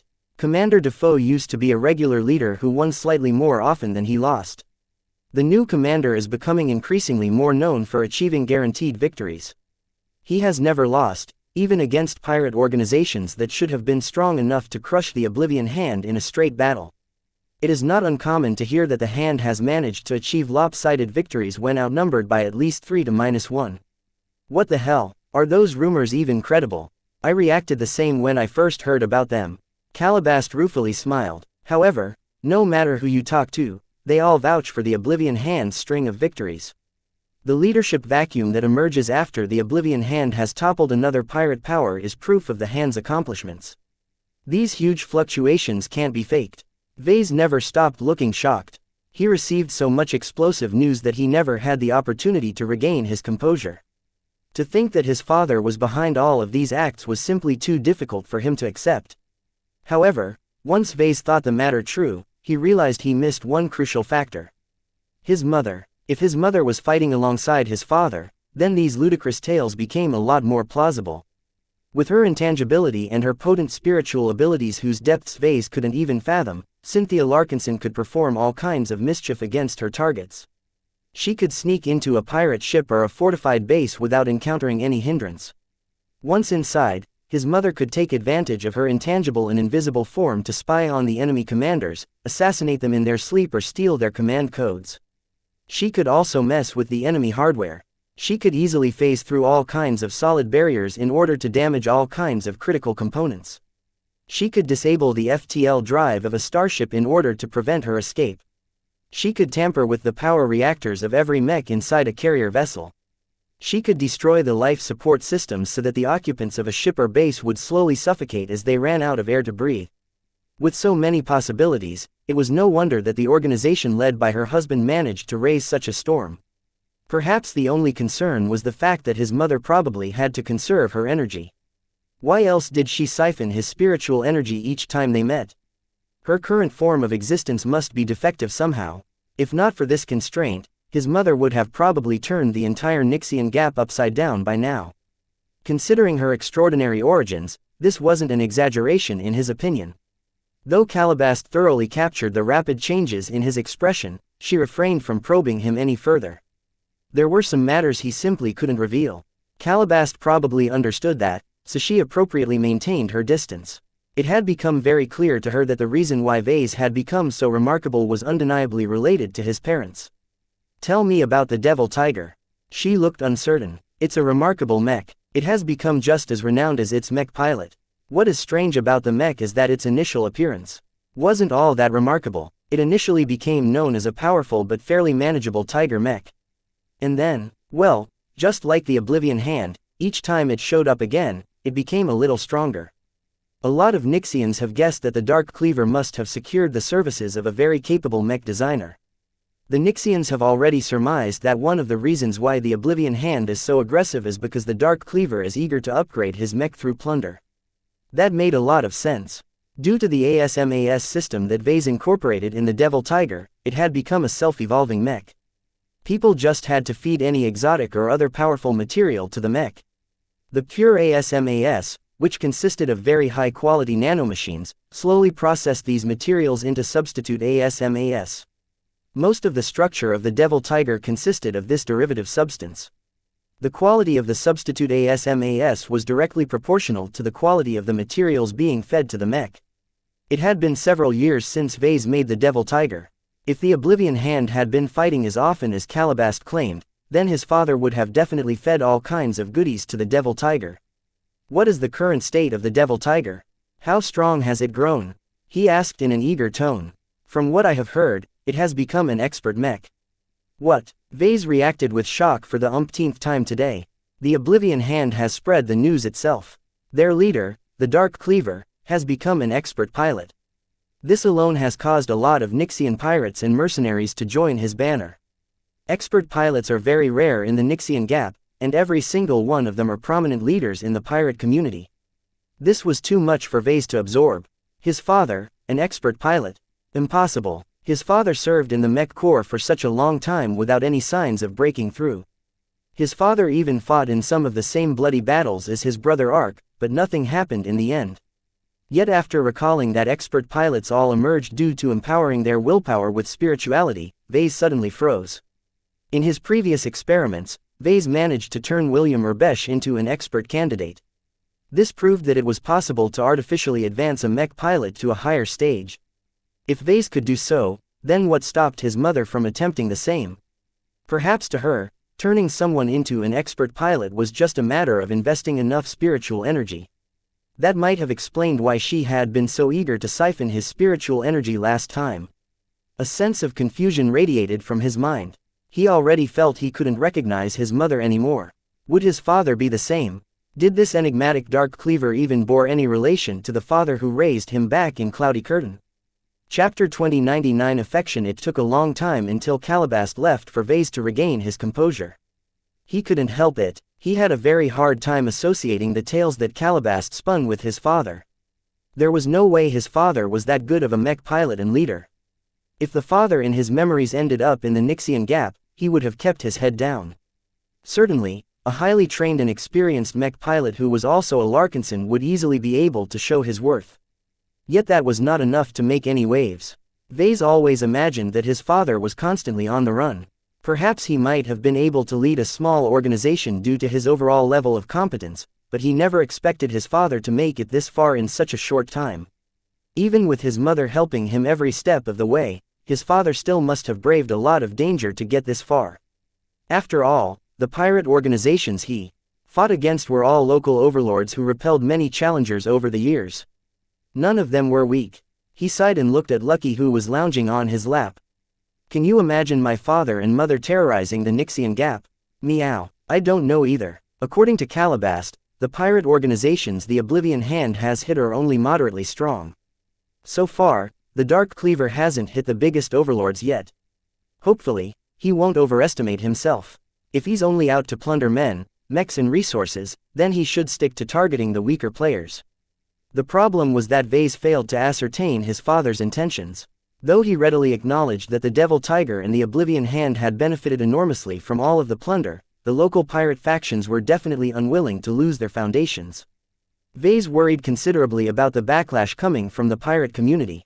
It was always possible that the pirates put down their infighting and overwhelmed the Oblivion Hand with so many mechs and ships that a single intangible saboteur couldn't possibly render them ineffective. My parents are playing with fire. Aren't they afraid of getting burned? The fact that the Oblivion Hand fought so brazenly and developed a very high profile meant that his parents might be feeling desperate for some reason. Considering that the Five Scrolls Compact was constantly hunting them somehow, this was not an outlandish suspicion. His parents must have truly felt the need to strengthen themselves very quickly. This made Vase feel very helpless. The Vase from before was not the Vase today. Even though he hadn't grown strong enough to resist the Five Scrolls Compact, he had definitely become capable enough to provide his parents with a lot of material assistance. He began to develop the risky notion of heading into the Xianxia Gap in order to seek out his parents. There had to be a way to provide them with some relief. His Devil Tiger, despite its double-edged nature, seemed to cooperate quite well with his father. As the sole designer of the Tiger Mech, Vase knew that there were limits to its self-evolution capabilities. The mech did not solely consist of pure ASMAS and substitute ASMAS. A considerable chunk of its structure and core components consisted of solid components. Ordinarily, it would be quite difficult to upgrade them. At this time, the Devil Tiger should still be making use of those original components, but when Vase heard that the mech had displayed the ability to achieve resonance, he grew a bit uncertain. Did the Oblivion Hand secure the services of some exiled senior?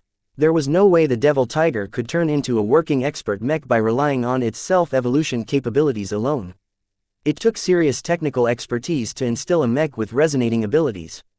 Back when he designed the Devil Tiger and programmed its pure ASMAS, Vase had no clue how to design an expert mech. In fact, as of this moment, he still didn't know. All of this meant that the Oblivion Hand must have hired or made a deal with a mech designer who knew a thing or two about designing expert mechs. Sure, there was the possibility that this mystery mech designer was a master instead, but Vase didn't believe such figures would stoop to assisting Xian scum. Whatever the case, regardless of how well the Oblivion Hand took care of the Devil Tiger, Vase could definitely strengthen it in a lot of ways. He could also aid his father in other matters, such as providing new mech designs to delivering essential supplies. The more he thought about it, the more the urge grew stronger. Even if his mother had stated that he should stay as far away as possible, Vase really didn't want to leave the Komodo Star sector with the impression that he abandoned his parents to their fates. I'm not that weak anymore. Though Vase understood that it was very dangerous and irresponsible to dive straight into the Xianxia Gap in order to seek out the Oblivion Hand, he didn't care. It's one thing if I'm still weak and helpless. It's another thing if I have grown capable enough to lend them a hand. Vase understood the immense challenges of such a dangerous course of action. The Oblivion Hand was both powerful and elusive. Its fleet mainly sustained itself through continuous plunder, and never rested in the same location for long. This not only allowed his father to avoid the retribution of vengeful pirates, but also their mysterious pursuers. With so much threats baying for its blood, the Oblivion Hand should never be in a position where Vase could track down its fleet. Damn it. Vase leaned his head against his hand. Meow. Lucky climbed up to his desk and patted him with his paw. Yeah, I know it's a bad idea. It's not only dangerous, but also impossible. Still, as much as his logic told him to drop this idiotic idea, his heart still couldn't get rid of it. The desire to meet with his father at least once before he left this part of the galaxy had grown into an ardent wish. He shook his head. If he was alone, then he would have tried to reach his parents no matter the cost. Unfortunately, he wasn't alone anymore. As a mech designer, he became increasingly reliant on others to facilitate his activities. The LMC and his mech forces all existed to empower him.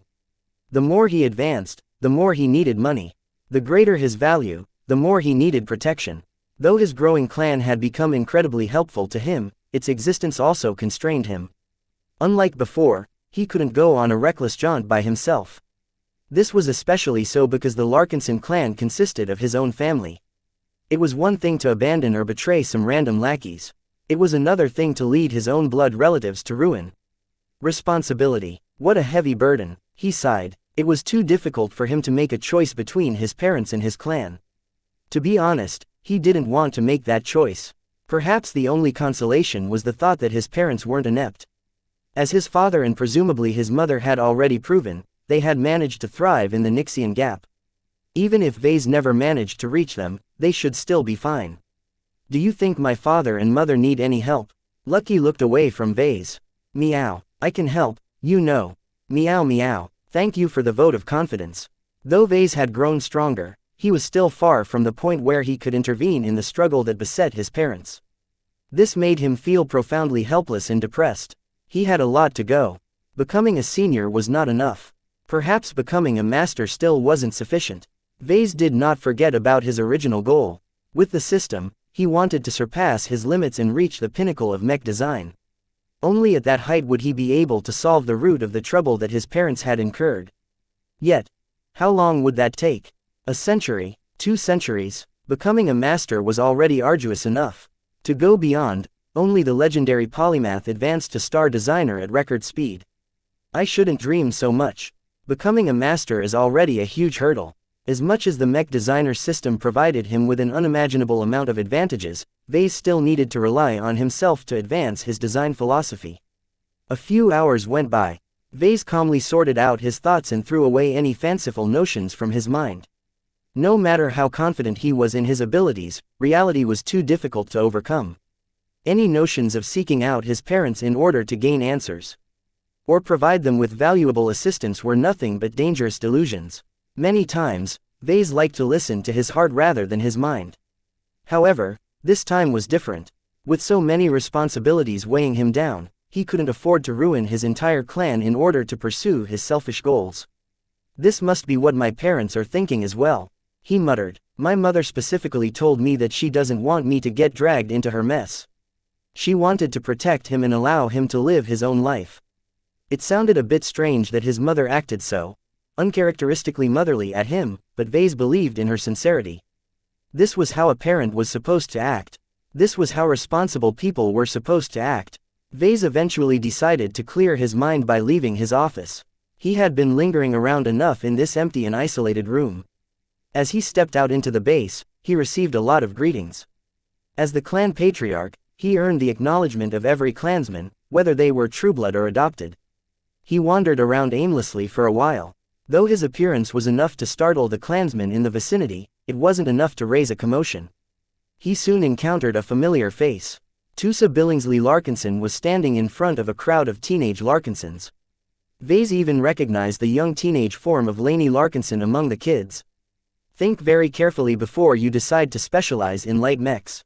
Although piloting them is my greatest joy, they are not for everyone. Far from it, you either love them or hate them. There is no middle ground. Each time to enter the cockpit and deploy into battle, you are dancing with death. Unlike ranged mechs, light mechs have to get up close to the enemy. Unlike medium mechs, light mechs can't take a lot of hits. Light mechs are fast, though, right, teacher? Tusa laughed in a good-naturedly manner. Incredibly so. If you love speed, you'll love light mechs. While it's too soon for you mech cadets to decide upon your specializations, you can already determine for yourself whether they suit your talent and inclination. How do we do that? Another mech cadet asked. Just spin up your simulators and try out some virtual light mechs. Don't just pilot them aimlessly. See whether you can accomplish anything without dying. While it is easy to get caught up by them when you're playing a game like Iron Spirit, don't think that reality is as generous. Each time your mech is downed on an actual battlefield, you risk dying. If you think that is bad enough, then let me tell you that this risk is considerably greater when you pilot a light mech.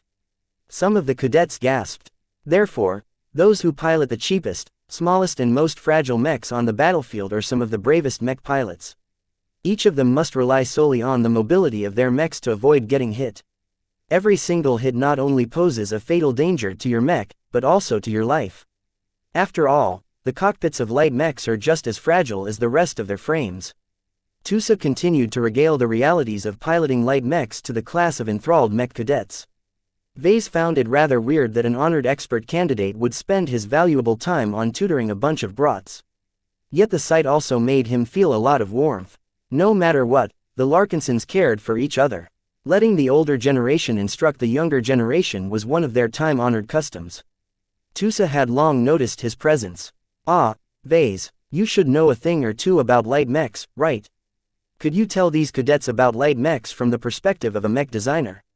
"Why, certainly." Vase smiled affectionately. Chapter 2100 Flying Solo. When Gloriana promised to tackle the problem on how to test the prototype, Vase expected a lot of difficulty. However, it didn't take a long time before she approached him with a smile. "The first prototypes are being fabricated and are about to be tested very soon," she chirped. "Everything will be taken care of. A senior will personally preside over the fabrication of all of the machines. They'll be sent to a renowned testing ground very soon, which will quickly and thoroughly explore every limit of our Hexer Knight mech." Vase looked surprised. "I thought your search would take longer." His girlfriend grinned. "I didn't bother contacting any companies on Sanhok. We've been arranging these sorts of tests by ourselves for such a long time that we never thought about contacting more capable services. It's fine to test our third-class mechs in this fashion, but hardly any testing ground in a lesser state is capable of defining the upper limits of a second-class mech." "Wait a minute." Vase widened his eyes in realization. "You contacted Hexers?" "Of course. Why not? A Hexer mech design ought to be tested in the hegemony. Since our mech design consists entirely of proprietary parts and specifications from the Hex army, there is no other choice. I already contacted my mother about it. She has already taken care of everything. Our Woden dynasty employs our own mech designers, you know. We have access to all the facilities that we ever need." This made a lot of sense. A faction as large as the Woden dynasty always employed a lot of mech designers. Even if it hadn't managed to secure the cooperation of a master, it was definitely possible for them to partner with a bunch of seniors. Still, Vase felt very uncomfortable about this arrangement. First, the testing would take place many light years from his current position. The extreme separation made him feel as if a portion of his work was completely out of his hands. Second, the person who arranged it all was Gloriana's mother. What would Madame Constance think of his unfinished prototype? Though its design was 96 or 97% finished, she might develop an undeserved bias despite its unfinished state. What was more, the mech currently did not house any glows. Vase doubted whether Madame Constance witnessed any glows in person. The weaker spiritual foundation of his Hexer mech might lead her to believe that his glows were weak. "Don't worry, Vase, I know what you're concerned about." She cuddled up to his side and leaned into his arm. "My mother has been watching us closely. She knows our prototypes are only previews of what is to come. She'll definitely obtain some copies of our finished design when it's ready. We'll definitely be able to impress her at that time." That did not reassure him a lot. "How soon can we expect the results?" 3 days. What? That fast? Vase was used to waiting for a week to obtain all of the testing data. Gloriana rubbed her face against the fabric of his uniform. "It's easy enough if you fabricate a dozen copies of our mech and test them at the same time. Mother is pulling all the stops. The sooner we get our reality-tested data, the sooner we complete our mech. The sooner we complete our mech, the faster we can tackle other priorities." A testing ground based in the hegemony was not a simple obstacle course.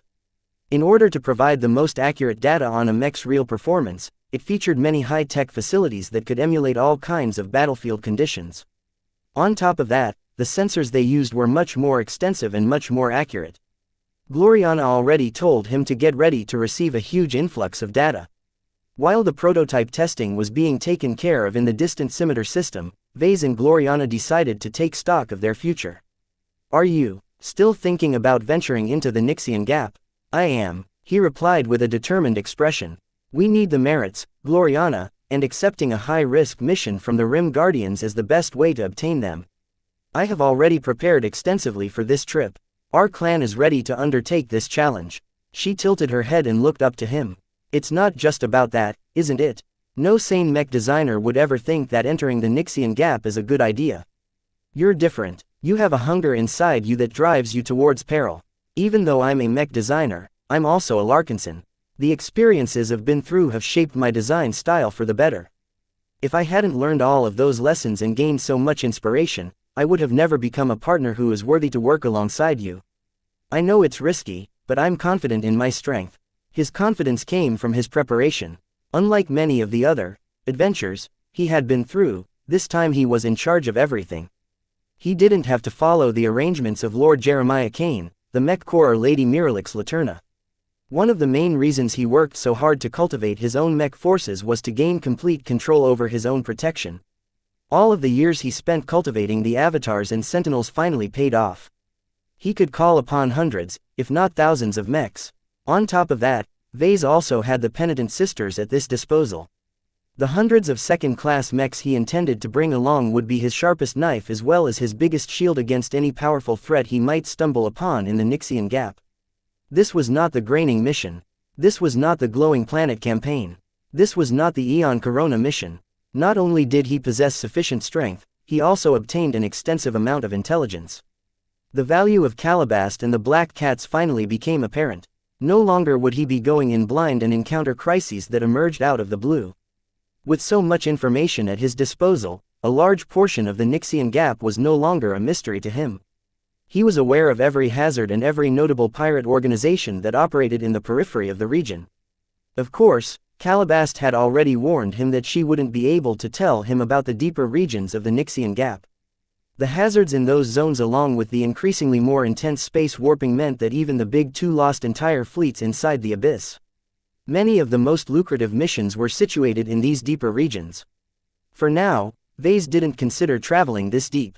Not only were the risks too high, but it took many months and years to enter and exit these core regions. Have you decided to come with me, or do you prefer to stay behind in Sanhok and hold the fort while I'm gone? He asked. Gloriana frowned. This was a very difficult question for her. As much as she wanted to accompany Vase, she knew she wouldn't be as useful as him in a crisis situation. Unlike Vase, who had been forged in the flames of war and the unknown, Gloriana fit much closer to the mold of a classic mech designer. She was most comfortable when she was safely working in a design lab on a highly secure ship or planet. Vase took a deep breath and took in her flowery scent. The intoxicating perfume she used only reinforced the impression that she didn't belong on the forefront of a risky expedition. People who ventured straight into danger did not bother with this kind of vanity. Just stay here, he suggested when Gloriana didn't answer his last question. You don't have to feel guilty or anything. I'll just be going on a trip for a few months. Personally, I feel much more reassured if you remain behind and keep everything stable on my behalf. I'm particularly concerned about the disposition of the penitent sisters. They're kind of unruly and they won't listen to the other members of our clan. Only a prominent hexer like you can keep them in line. She sighed. You're right, I agree with everything you said. It's just that I feel a bit guilty for staying behind. I will miss you very much. It's for the best. Your presence in the Nixian Gap won't add much to our strength. Are you calling me useless? No, it's just, I can probably solve every challenge by myself. I'm not heading into the Nixian Gap to design a mech for the market. Whatever work that requires my services will likely involve a lot of improvisation and rushing. In these situations, working quick and dirty is the norm, and there is simply no room for thoroughness and precision. She scrunched her face. That sounds awful. Even if a mech design is bad, as long as it manages to solve the problem, it's enough. Gloriana looked very uncomfortable with this approach. Though her mind understood the necessity of working in this fashion, the rest of her felt repelled at the thought of rushing any of her work. I understand, she said. I'll settle for staying behind, then. I can catch up to some of my other work while you're away. That's a good idea. We can even embark on some solo design projects. While I don't like Master Willix, I think she is right when she said that we shouldn't take our collaboration for granted. As fully fledged mech designers, we should still be able to design a good mech by relying on ourselves. I suppose I can pick up my old occupation and design some custom mechs. Who in the clan requires my services? Too many. Vase helplessly replied. I recently spoke to Tusa. As an expert candidate, he deserves to pilot the best light skirmisher that fits his strengths. Janzi already has the Shield of Samar, but Tusa has been piloting the same commercial mech as before. Even though it's a powerful machine, it is still a mass-market model. I see. Designing a mech for an expert candidate sounds nice. Depending on how much he improved, I might even design a second class for him. He should be powerful enough to handle one. It will be expensive, though. That's fine. I have a lot of Briar alloy in stock. I'm not sure if Briar alloy is the best option for Tusa. He's a light skirmisher specialist, right? I think I will go with importing lighter alloys. I'm more worried about the glow. Unless I adapt one of your existing mech designs, I can't add a glow to any of my custom mechs. That was a considerable problem, especially when Gloriana had already become accustomed to their presence. Mechs don't need glows to perform well, he told her. As much as I would like to help you by contributing to your design at the start, it won't entirely be your work anymore. You should try your best to figure something out on your own. If you can manage to imitate some of my techniques, then that's great. If not, then no harm is done. Tusa will still be able to perform well without a glow. If it truly bothers you a lot, then I can always develop a variant of your work. Ah, that will work. Let's work from his premise. Vase smiled. The same goes for me. If I ever design a mech that isn't relevant to the mission, then I expect you to go over it and perfect it. This way, we can gain a good understanding of our individual strengths. After several years of designing mechs together, the thought of going solo sounded rather novel. As proud young journeymen, they shouldn't be too afraid that they would botch their own designs. By the way, what's this I hear about some huge ceremony? It's a surprise.